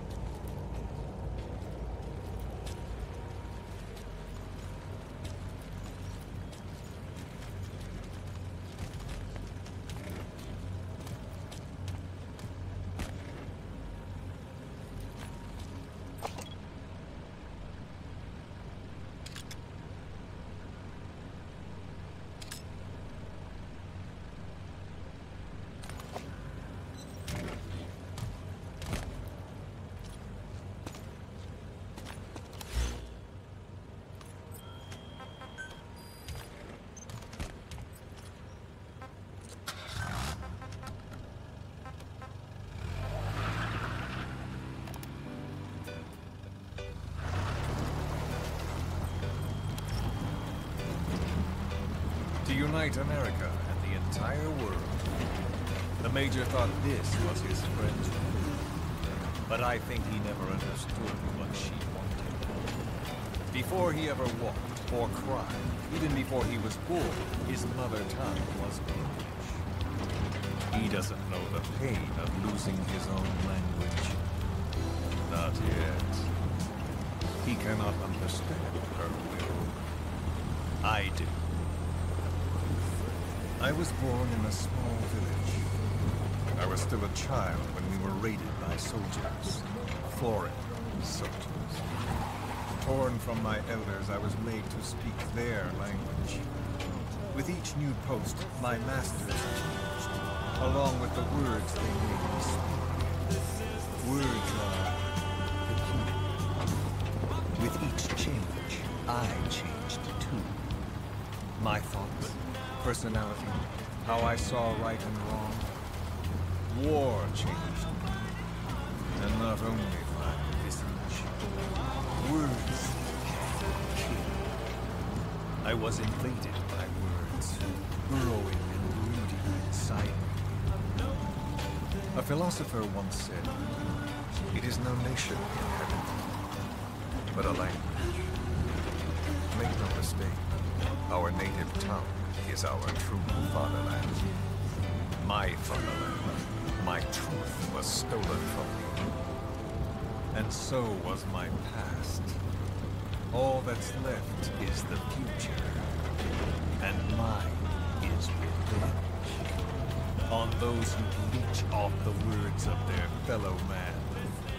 This is what I learned from the Major. And then it hit me.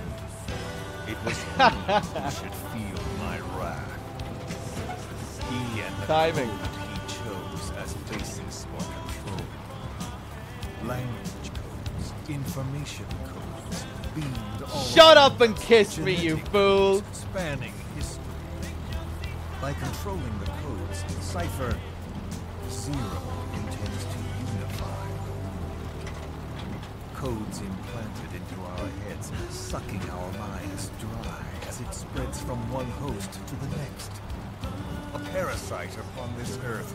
That is what Zero is. As one born into this world, he's afflicted.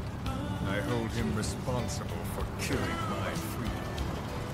Killing all traces of my past. Killing any promise of a future. We are all but dead men forced to walk upon this earth. A world reduced to zero. Cypher plans to use its codes to control the world. They think they can. And the mother tongue of all those codes is hate. The word became flesh. The final parasite. It knows English. An English strain of the vocal parasite. I will exterminate the English language. With this, I'll rid the world of infestation. All men will breathe free again. Reclaim their past, present, and future. This is the ethnic cleanser. It is a liberator. To free the world from Zero. Let the world be. Sans lingua franca. The world will be torn asunder. And then it shall be free. People will suffer, of course. A phantom pain. The world will need a new common tongue. A language of moves. My metal ears shall be the thread by which all countries are bound together. In equality. No words will be needed. Everybody now! Every man will be forced to recognize. Put your hands up! People will swallow their ways. They will link lost paths. The world will become one. This war is peace.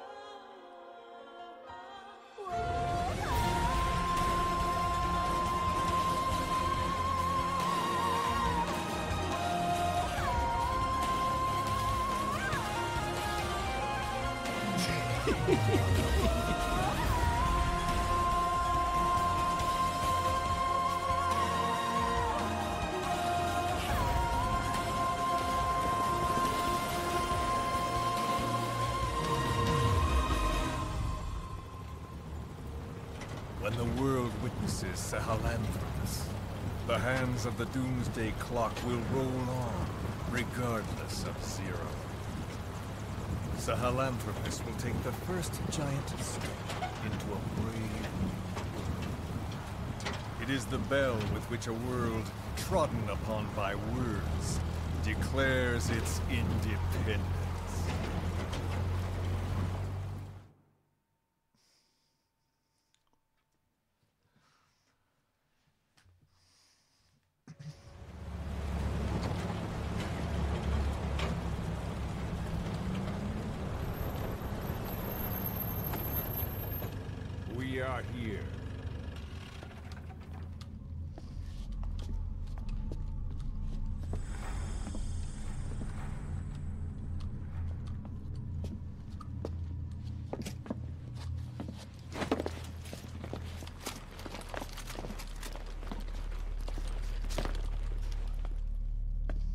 Remember the Alamo.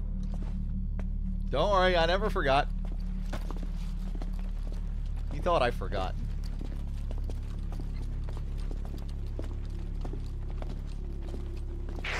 This is Queequeg on station to provide cover. Get us a line of fire. Roger that.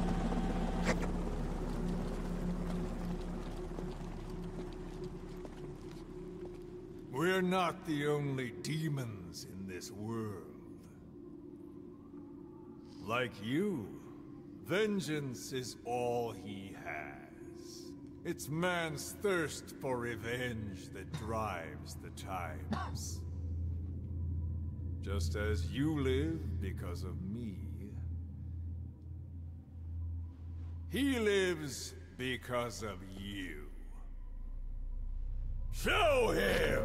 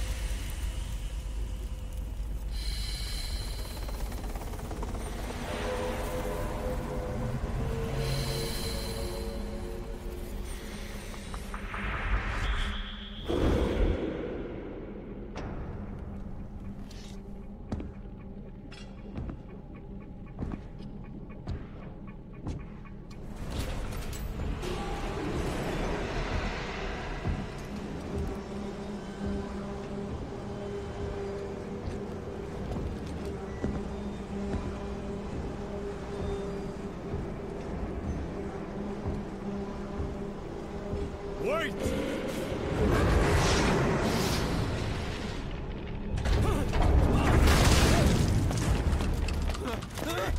Who is doing this? Such a lust for revenge? Who?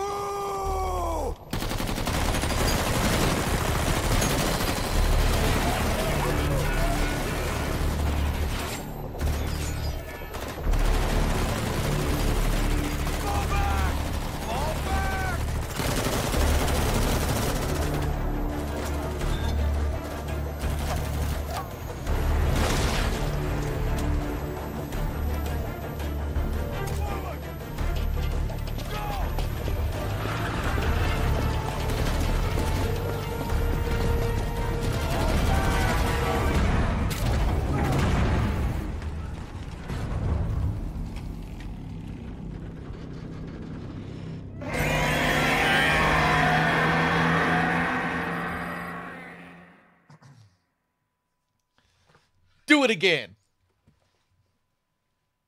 Would you like to see that scene again, chat? Because I would. Let me just check and make sure I'm up to date on thanking you fools here.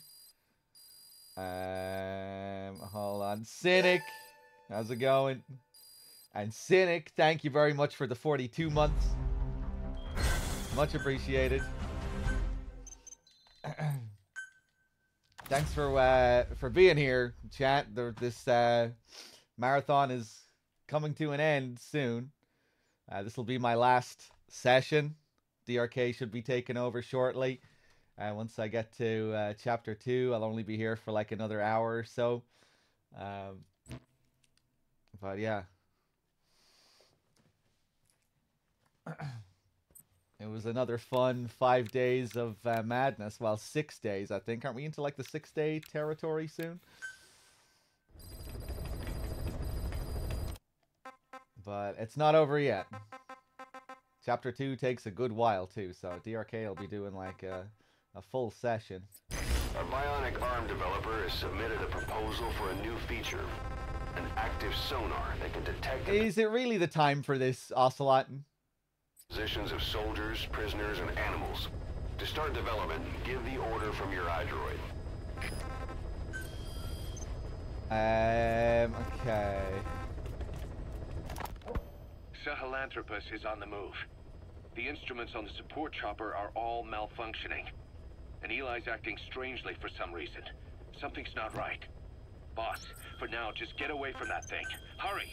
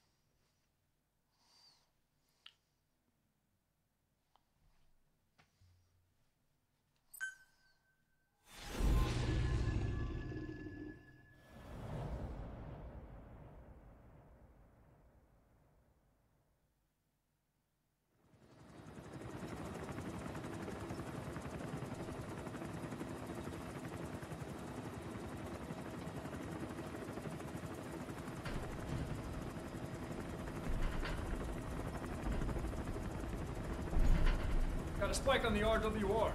Strange PRF. What's wrong?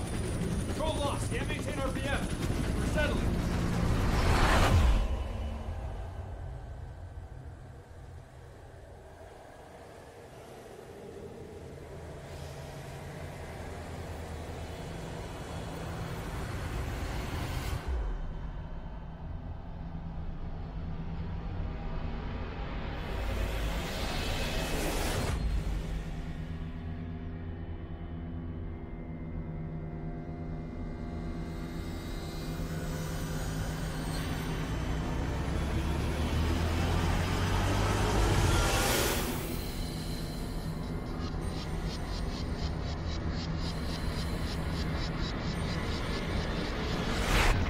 Control.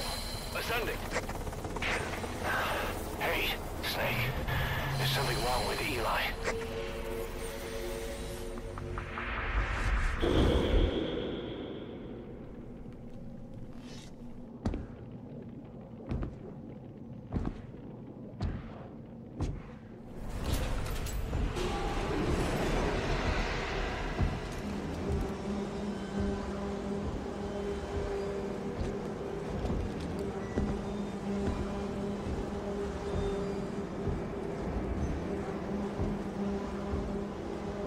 Wait!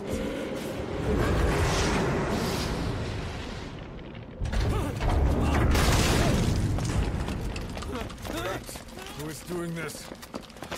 Such a lust for revenge? Who?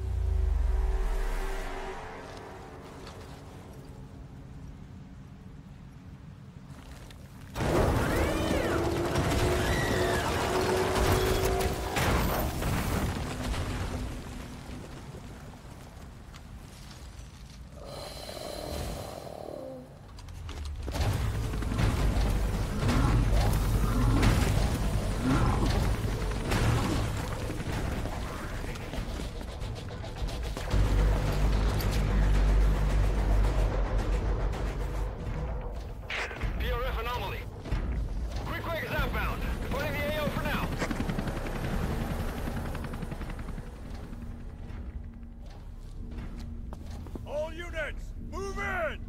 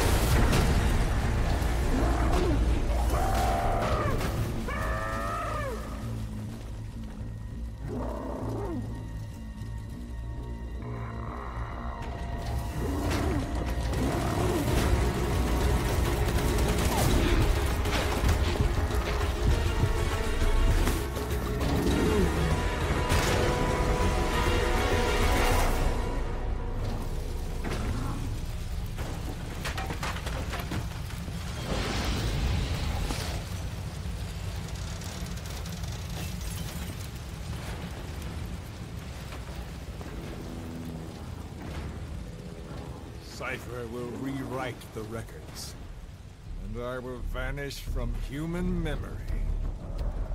But the thirst for revenge that I have planted will infest the system. No one can stop it now. Sahelanthropus will unleash that thirst unto the future!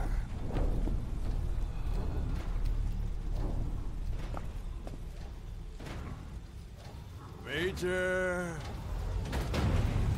I'm burning up!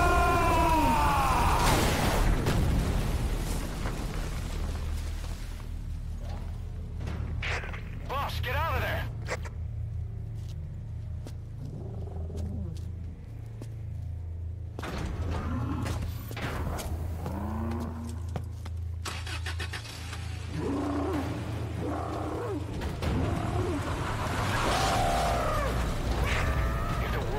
Out about Sahelanthropus, Skullface will have won.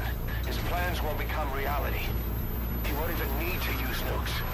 That thing's mere existence would be enough to enslave humanity to the fear of nuclear Armageddon. It would tear the world apart.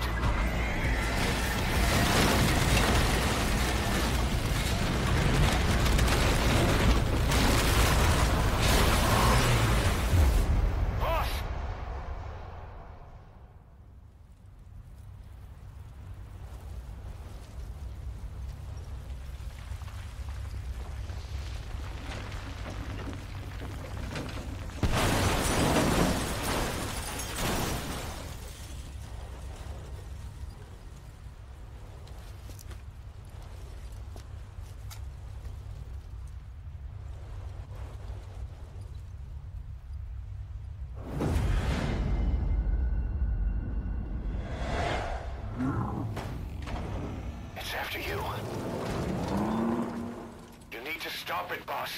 Destroy Sahelanthropus.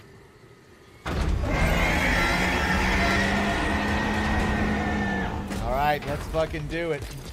Seahorse, get your ass over here. Stop Sahelanthropus. Destroy that thing.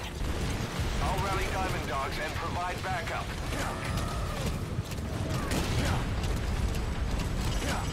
When you take cover, hide behind something tall. Don't forget, he's looking down on you from above.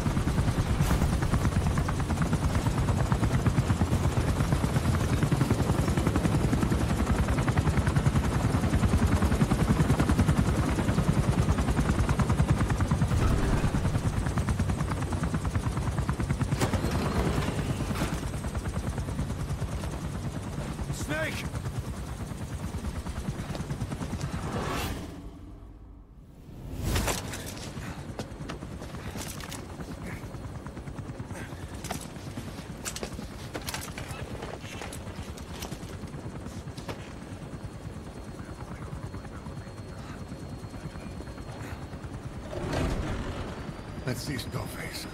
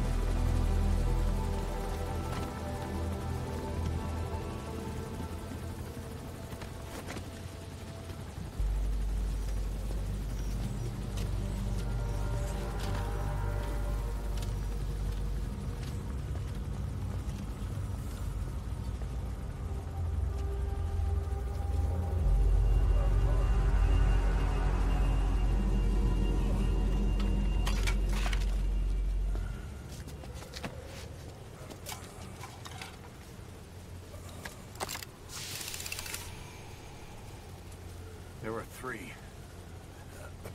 Where's the other? Very close to you.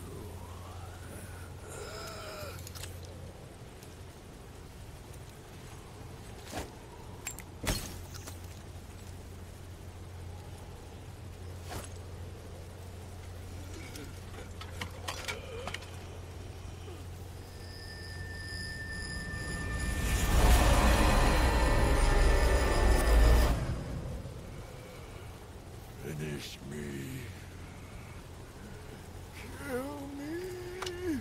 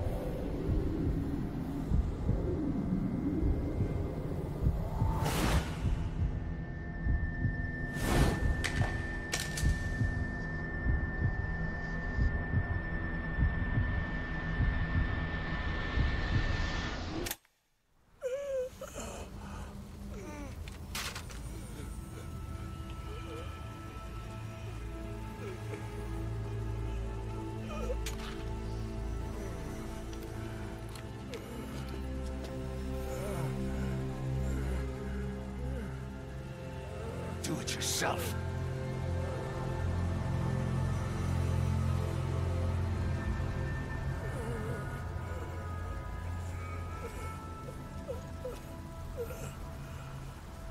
Mission complete, boss.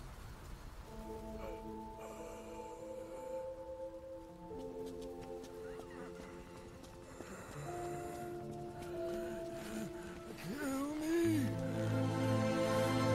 Kill me.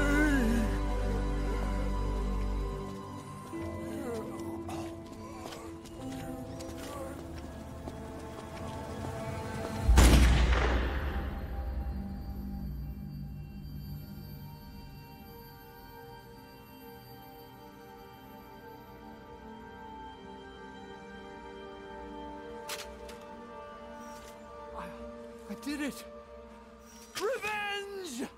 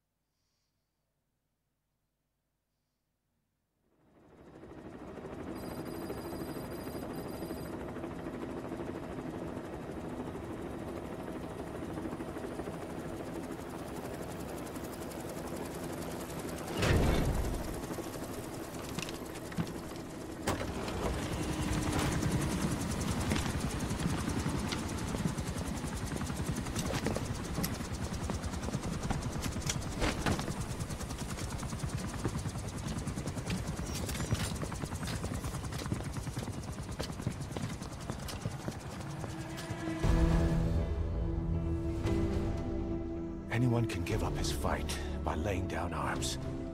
But the feeling of holding a gun, that we'll never forget. Shh, stop it. Like our lost limbs. The sensation lingers. Don't interrupt.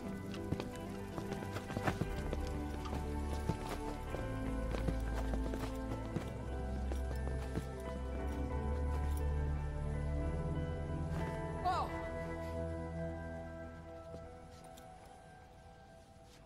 Here she comes! Here she comes!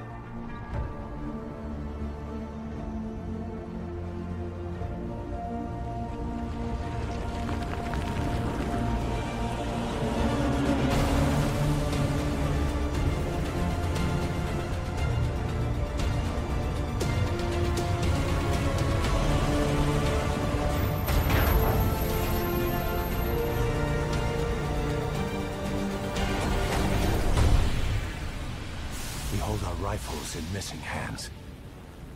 We stand tall on missing legs. We stride forward on the bones of our fallen. Then, and only then, are we alive. This pain is ours, and no one else's. The secret weapon we wield, out of sight. We will be stronger than ever. For our peace.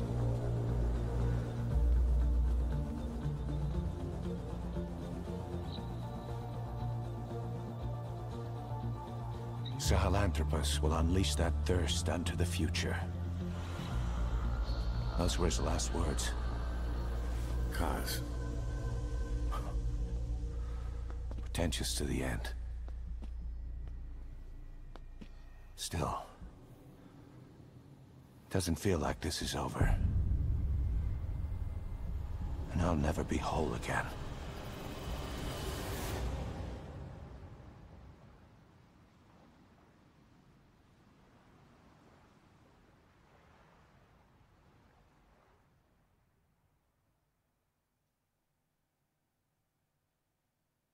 Blind in the deepest night, reaching out, grasping for a fleeting memory. All the thoughts keep piercing this broken mind. I fall, but I'm still standing, motionless.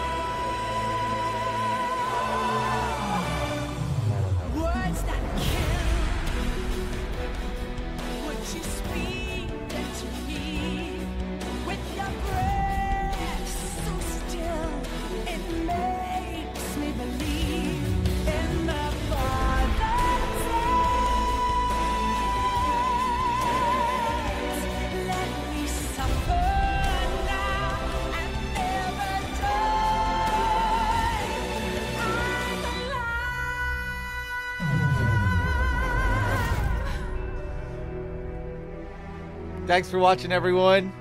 Chapter 2 up next.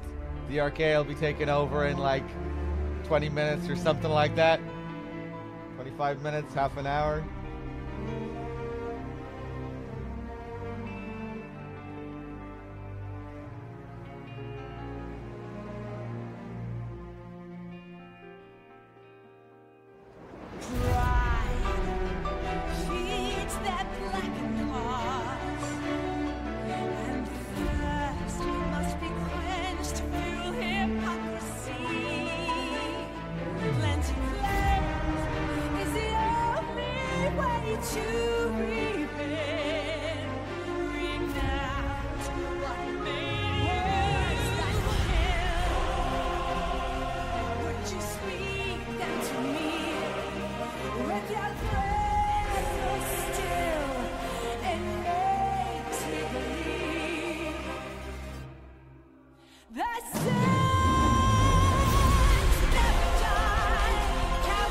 Blood on her hands, let the world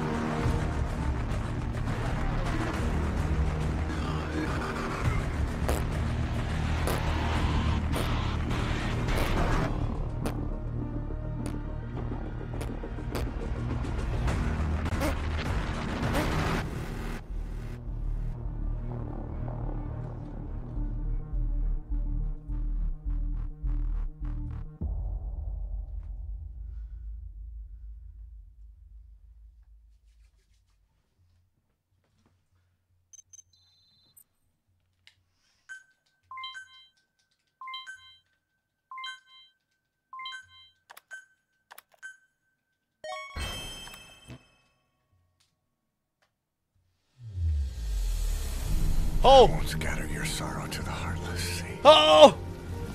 I won't see you in his ashes. Get ready, boys! You're all diamonds. I can't scream properly, it's too late. This man acted as accomplice to the attack on Mother Base. Why are you here? Revenge against the boss. I'm not like you! I think it is time you knew. I'll go alone. Boss, what are you... We can't afford to lose anyone else. What if she's a spy? What if I'm a spy? Or you? What should we do, boss? Just give the order. You were right. He is not one of us. Boss. Snake?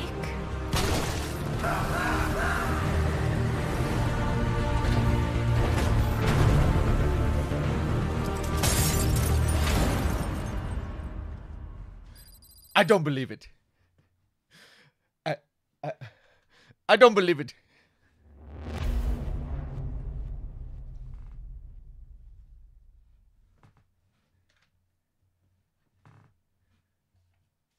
Attention! Diamond Dogs! Even with Skullface dead, our brothers are unavenged. And the phantom pain he brought us lives on. Cypher is still out there. We know they've planted spies, parasites among us. Watch the man to your left, to your right. Assume nothing. Report everything. It's the only way to protect ourselves. From here on out,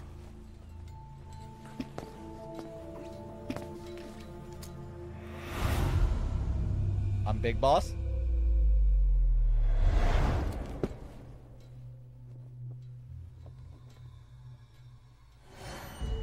you will be my eyes. Oh.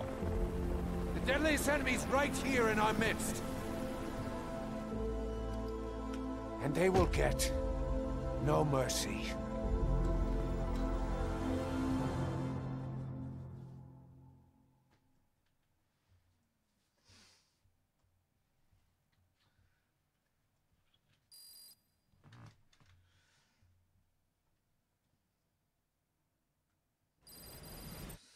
All right, you smelly bitches.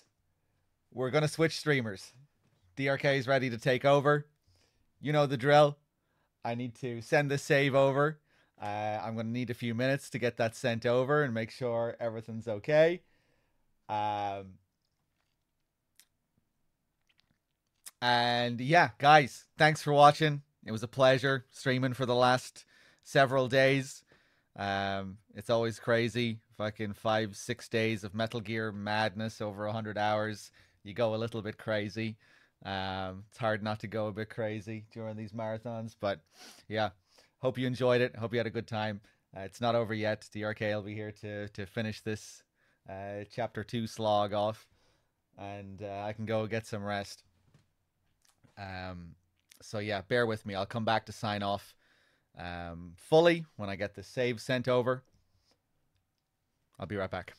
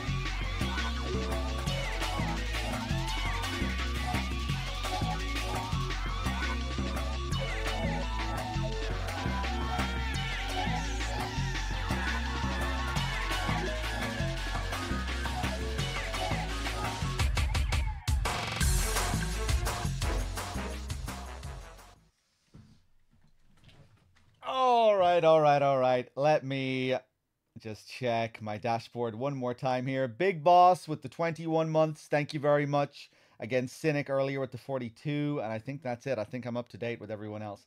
Yeah, you know the drill. Don't go anywhere. The stream is going to go down for like 5 or 10 seconds. And then DRK will be back up with the rest of MGS5. This will be my last session in the marathon. And yeah, guys, thanks as always for making it a pleasure. It's always fun doing these crazy marathons. And next month we'll be doing it on DRK's channel over on Outer Heaven.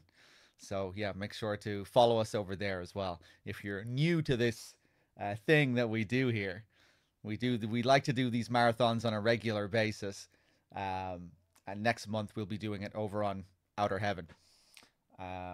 We kind of go back and forth between the two channels. Yeah, guys, thanks for watching. It was a pleasure, and I'll see you soon. Don't go anywhere. Stream will be back with DRK. Take it easy.